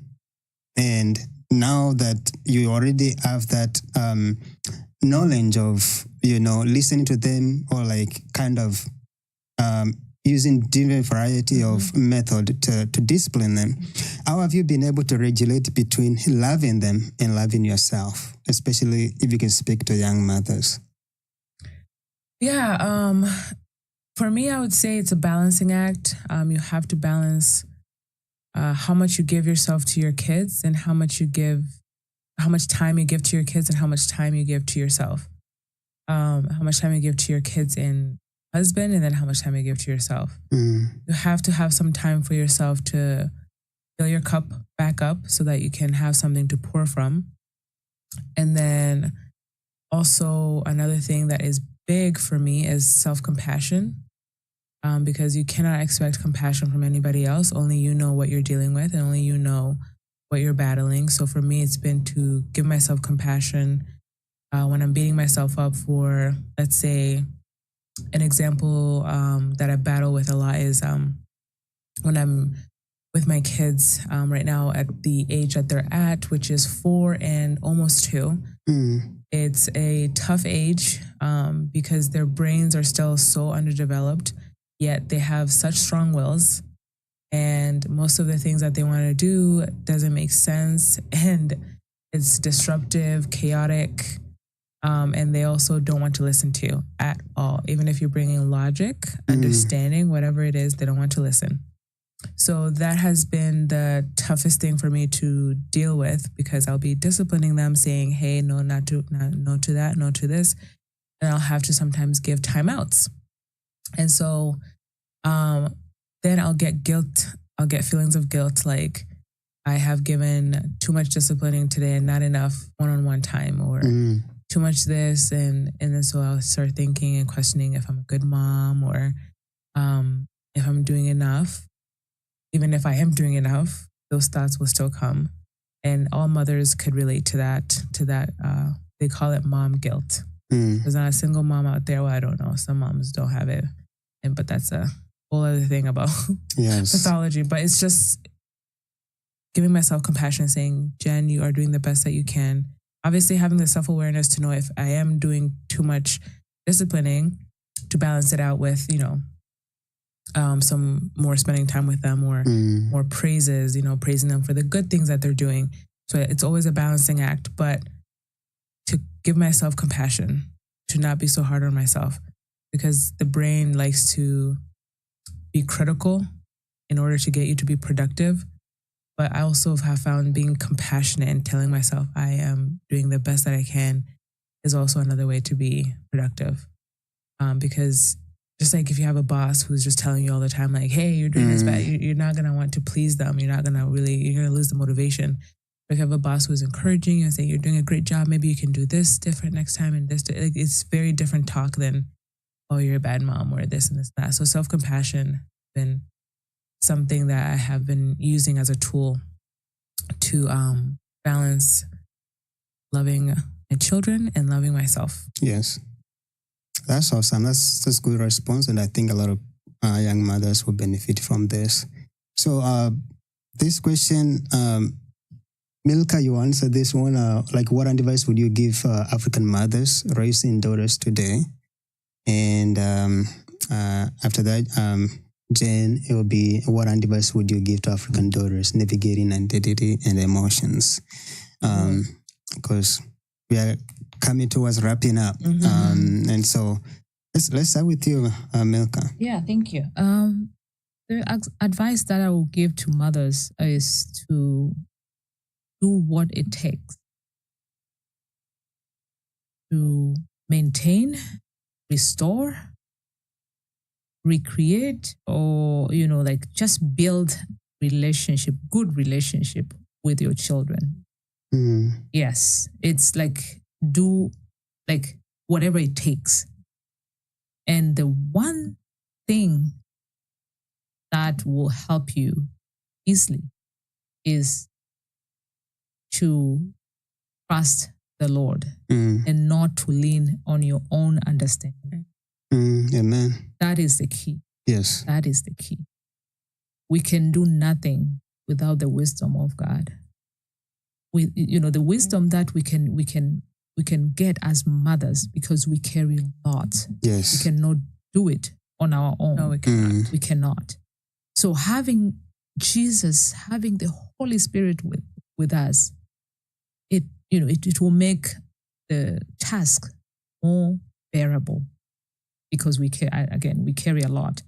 So my advice will be have Holy Spirit with you, carry Jesus with you, and God being the head and Father, take them all 3 and walk in humility and do all it takes to have that good relationship with your children. Amen. And in doing that, if you do all that, then you will have a good family. Wow. I think that's, I can probably. Amen to that, yeah. I love that. Yeah, I love that as well. I agree with that. I second that, what Mom said about keeping God first. Yes, keep God first always, because like she said, we cannot do this on our own at all. We need God's help for sure, especially young moms. Actually, all moms, young, old, whatever. You need God as the center of your strength, as your wisdom, to give you understanding, just all of it. Lean to God more than you lean into yourself or others or anything else. I definitely agree with that. And then second for me, when it comes to identity and emotions, the advice I would give is, one, know yourself. Because identity doesn't come from outside of you. Identity comes from you and what you choose to identify with. You always choose it. People may say anything about you, but it's your choice to believe them or not, because what you believe about yourself is what you go off of. You don't go off of other people. You choose. So choose who you are and act according to your values and beliefs. Don't let other people choose your identity for you. You choose, and always know who you are and stick to knowing who you are. Never let anyone outside of you, doesn't matter who it is, doesn't matter if it's a parent, a wife, a husband, whoever. I mean, a wife if you're a husband. It doesn't matter who it is outside of you. Your siblings, friends, nobody gets to choose your identity for you. Only you do. I would say that is the biggest advice I would give. And then again, to emotion about identity. And then with emotions, I would say, it also goes with identity. Know your emotions, know what you're feeling. If you can name it, then you know how to respond to it, you know how to navigate it. If you don't know, it's gonna overpower you and it's gonna control you. Know your emotions, and then also remember that it's your responsibility to regulate your emotions. Your emotions are yours, and regulate them and express them as well. You can express them civilly. You can express them calmly. They don't need to be expressed as raw as they come. That is the biggest advice I would give. Wow. Thank you. Thank you for that.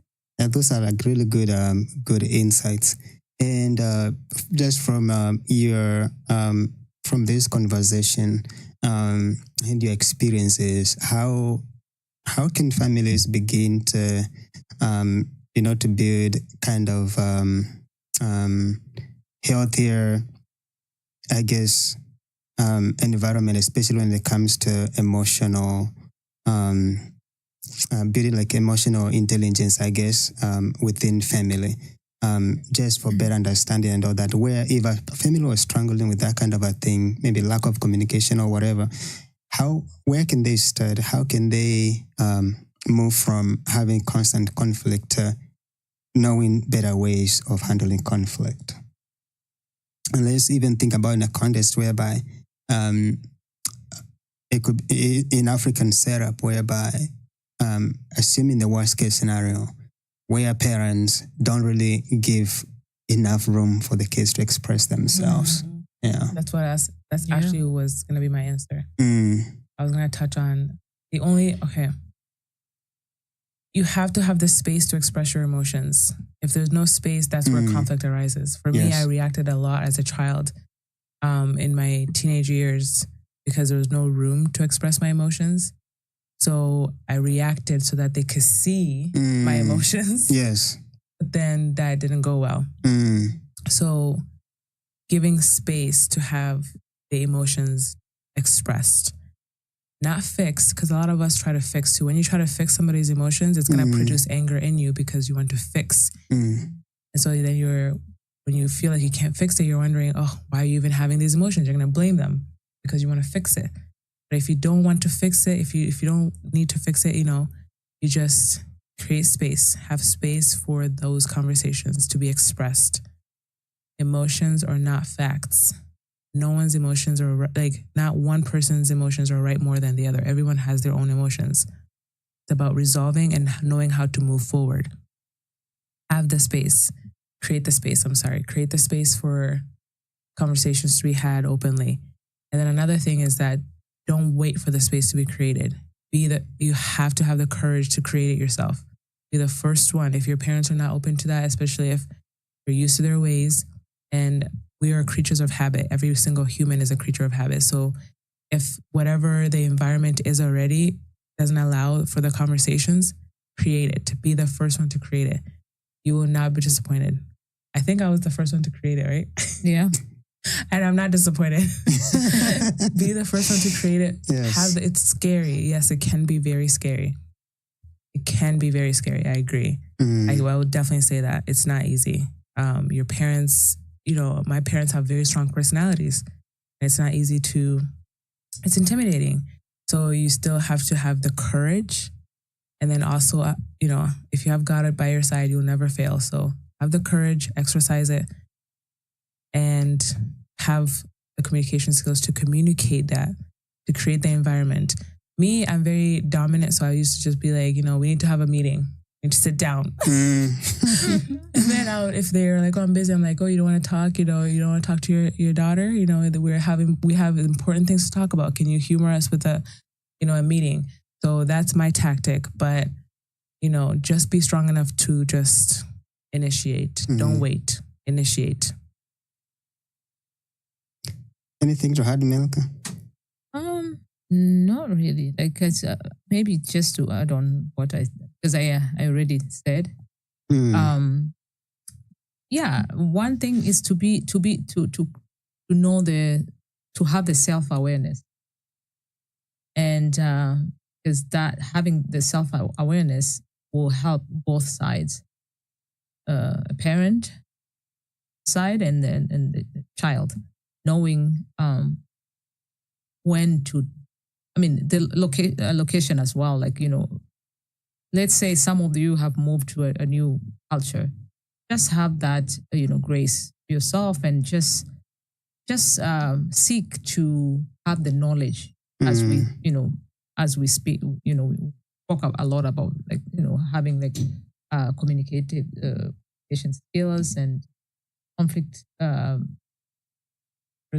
resolutions and all that. Yes. Take time to learn all of that and have knowledge. As if you are listening from the beginning, I said I didn't have those skills. So if you can, if you are listening to this conversation, and then you're about maybe to move to another culture, this will be a very good tip for you, because you'll be prepared. So really, in other words, we are preparing you to not go through what we went through, right? So it's wise to take this advice and wisdom and walk with it. So I think that's and great conversation. And let's say for the people who are afraid and not sure how it will look like having to walk a journey like you guys walked that journey to get to where you are, what would you say the results of walking that journey are like? Just for encouragement, hey, just take the step despite you're afraid of what it may become of. What would you say? Are you liking the result of what you have become, or? So I would say, for example, it's just simple. Yes. If I was prideful enough to not, not being ready to swallow my pride and accept my daughter to teach me or to help me, with my blind spots. Right now, we'll be like those who are not talking to their to their children or their parents, their grandkids. Their grandkids. Right now, I won't be enjoying my grandkids. Yes, having that bond, and the bond that I have with my daughter, my grandkids. Then you'll be missing all the opportunities just to hang on to the feeling of being right. To hang on just I want to be right. Just the ego. not even like just being right. It's That just is the ego, right? Yeah. It's just the It ego. is, yeah. You know, and you are missing the mark. You are missing the big picture of seeing yourself 20 years from Yes. now, from then. You know, seeing yourself and your family 25 years after that.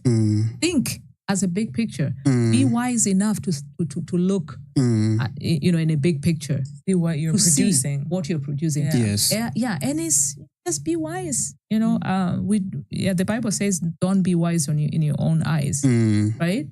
But yeah, see the big picture and the good plan that God has for you. Amen. You know, for you and the family that He trusted you to bring them in this world. It's worth being humble enough and learn to be close. Like the tools that we talked about today, like self-awareness, emotional regulation, Yes. conflict resolution, all these skills and tools that we talked about, they are universal tools. They are for, what I mean by universal is they're for every culture, for every human being. So you decide what you would like your future to look like. If you want a future full of conflict, then don't learn how to resolve conflict and don't have conflict resolution skills. If you are somebody that doesn't want to talk about and express your emotions in a healthy way, then don't learn communication skills. But if you want these things, you know, then these are the tools and the steps. So yeah, I think it's just about what you want. And no, I totally agree with that. And I know we have touched so many things, and I wish we had the whole day to dig even deeper. I think we'll learn so much from you guys. Is there one or two things that maybe we haven't touched enough that you think, I gotta mention this before I go? Just anything. Feel free to say, hey, these are my parting words, and you can maybe just insert it somewhere. It's okay, especially as African culture. It's totally not only okay. It's needed to have a friendship between a mother and daughter. It's very vital and it's very rewarding and is needed. It's needed from both angles. Yes. Yeah. So I would say that 100% for sure. And I felt like, you know, also saying that for those of you who are Christian, use the talents and gifts that God has invested in, because it's not only for yourself, it's for those who are around you as well. So, you know, using gifts and talents, you know, you'll be asking, oh, we are talking about mother and daughter. Why are you bringing gifts and talents? I'm telling you, gifts and talents that God has invested in you, they are very vital in so many areas of your life, you know, starting with your family. So trust God who put that talent and gift in you for the edification of those who are around you. Yeah, starting with your family. Wow. Absolutely. Yeah. I have nothing to add. That was great. Yeah. That's beautiful. There's one question, I don't know if I forgot, but I'll bring it up anyway. I know we are finalizing this. But for you, Milka, you said you're in the ministry a lot. How much of time did it take from your family? For sure, I would. It's good that you brought that question because it has given me opportunity before we close. Yes. To mention about whom God used to, you know, to advance the kingdom of God through the ministry that is in me, is my husband. My husband has been talking about support. Yes. You know, he has been a huge support system in my ministry. Since my children were very young, he will let me, whenever he is around, he will let me go and do the ministry. Yes. I will go, in seminars. I'll go, I will be invited, like maybe out of the country, and I'll do the ministry while he's at home with the kids. So really, even the time that I was away from my children, he was there. Yes.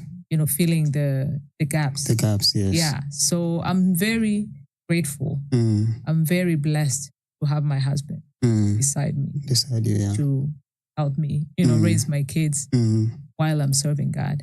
Amen. So I would say that. So he with him, he usually say that I don't have a good voice to sing, but I'll be here to support you. Wow. Yeah, I'll stay with the kids. Yes. Just go and do what God has called you. The point where they've been able to grow, like she has a charity called Love and Hope International. They've been able to grow it so to the level that it's at right now. Yes. Because of their support for each other. For each other, yes. Yeah, two of them.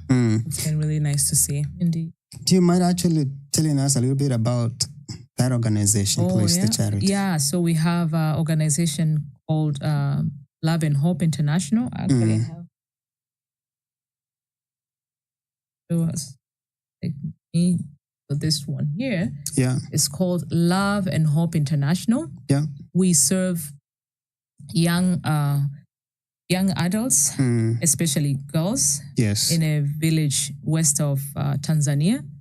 We have about 17, but we are aiming this coming year to have 20, at least up to 20. Yes, where we help them.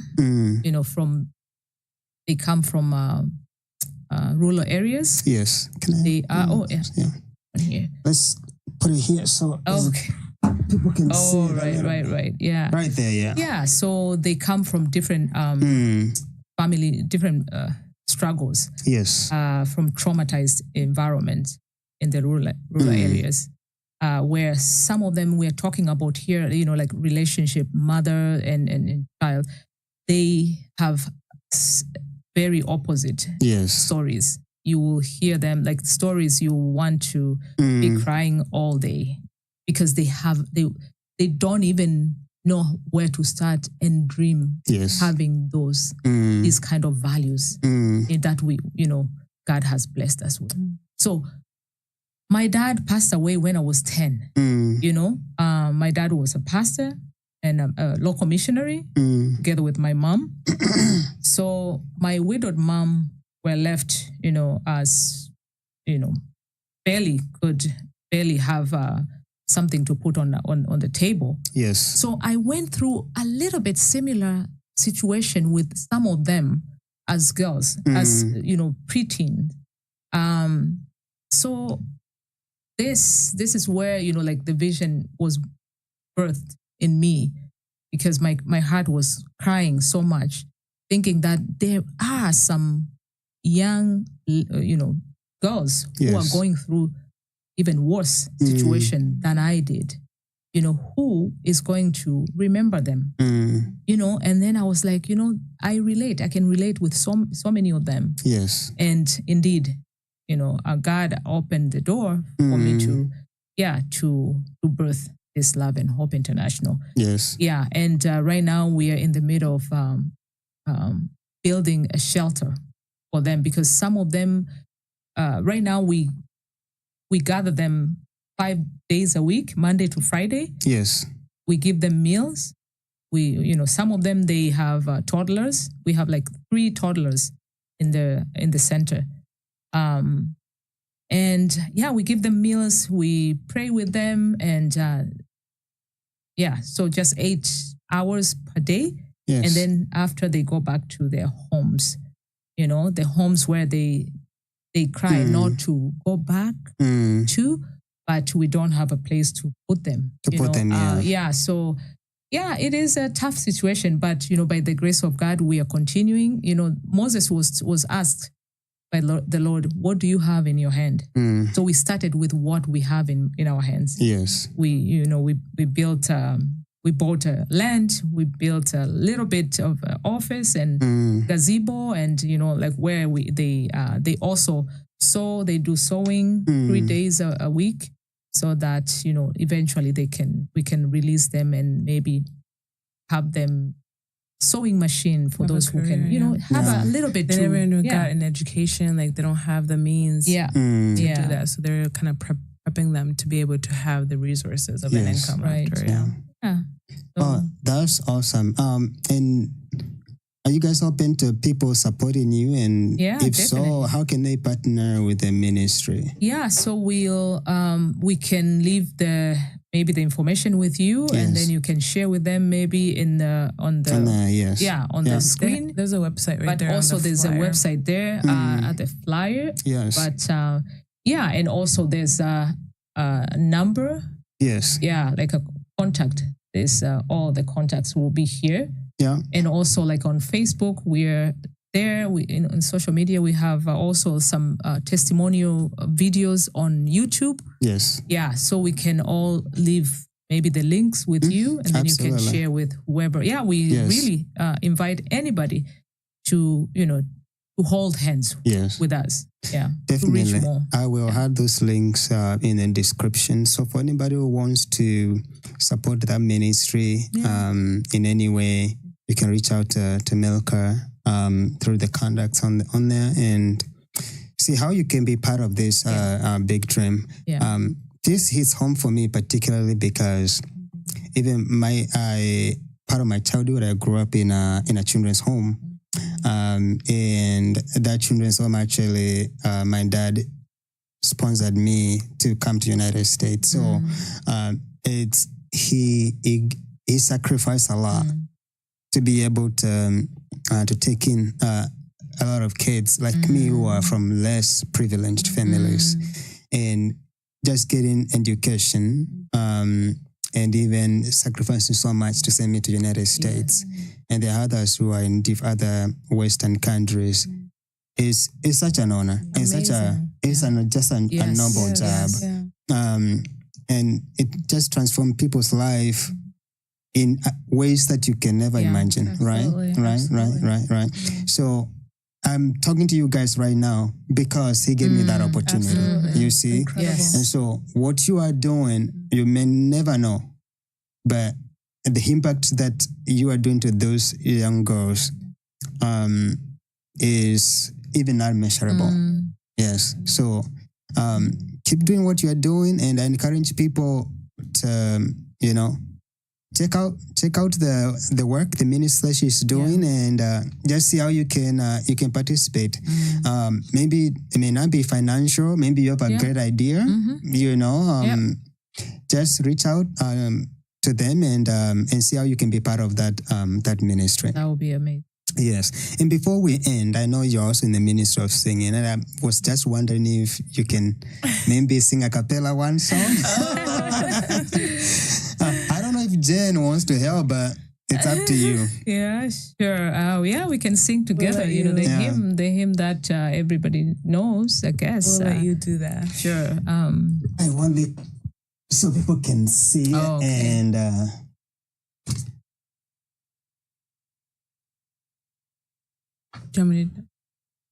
Let's see if this will hold it. That's good enough. Go. If any song, please. Then sings my soul, my Savior God, to thee. How great thou art! How great thou art!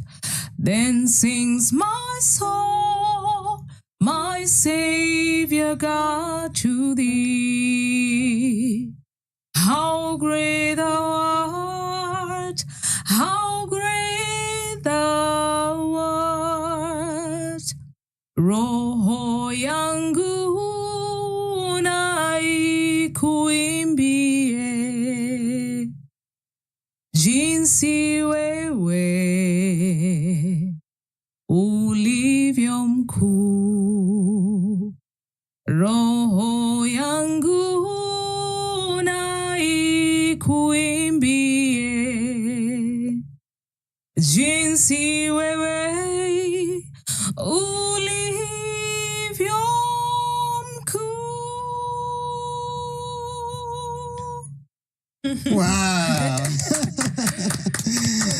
Wow. Now that is a voice. Yes. Wow. Sauti ya malaika kabisa. So, like I said, I am local to Grand Rapids, Michigan, and I own a beauty business called Verity Beauty GR. And you can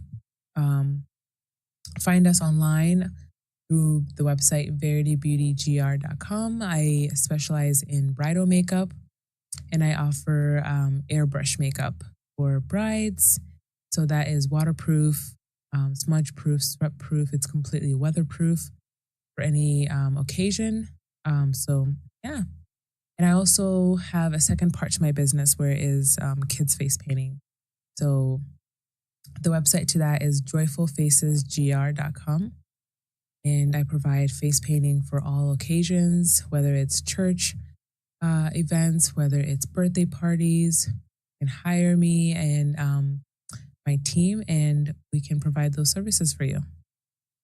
Absolutely, yeah. So also check out Jen's website and other social media platform like Instagram. And yeah, she has been very active in the community here. The Glimpse of Africa, doing an amazing job with face painting. So if you guys have an activity, family gathering, and you want such services, you can contact her and she'll give you a quote, right? Yes. Yes, and promote local businesses, Yes, support local. Yes, exactly, yes. Finally, Melka, you also been a musician, obviously you have also social media. What's your YouTube or other social media names? So what do you go by? if you just Google Milka Kakete, so Milka, Milca, that's my first name, and last name is Kakete. So anywhere, like once you just search that on Google, it will bring all the social medias, like the YouTube, it will pop up, and or if you go to YouTube searching that name, it will come, and you can see all of my work there, and also on Instagram and on TikTok as well. Yes. Yeah. And Spotify, all of my my songs are in there. Absolutely. Yeah, and if you learned something from this episode, I will request that you like and subscribe. And also, comment, shout out to these ladies and just for being open enough to share their personal experiences in life, living life together as mother and daughter. Not everybody has the courage, but I'm hoping that even them sharing that, it will challenge an individual, it will challenge maybe a family member or a family in general to be open to one another in the moment of where things get tough and emotions are high, that you've learned something on the importance of regulating those emotions. And if you have questions about this topic, maybe you can also make a comment there. Maybe they'll be able to respond, or reach out to them and, hey, there's this comment here you would like to respond. So let's learn from one another. I think that's the best way, being able to learn one another. That way, if they are things that can be avoided early on, it can be avoided. So thank you so much for watching, and thank you to my guest. Thank you for having us. It's been so fun. Yeah. You're a really great interviewer. Yeah. Thank you. You've got great questions. Thank you. It's technically it's difficult being a producer and also the interviewer. So yes. And that's for the people who are also watching. If you see my eyes facing somewhere else, I'm probably trying to fix something. Yeah, you know, he's got a whole setup over here. Yes, and so hopefully you look at me with a lot of grace because I'm juggling a lot of things. But this was really fun. It was so much fun. I had a good time. Yes, me too. Same here. And thank you, Jenny. You know, you said like, I want to come to the podcast. I do, yeah. Really, thank you. Like, you know, sometimes it's hard to know how to approach people because not everybody wants to be in front of the camera. No, so I love the work that you do and the stories that you're sharing. It's very important work. Yes, yeah. So thank you for that support. So that's it for today. Until next time, Msafiri family, podcast family, bye-bye. Bye. And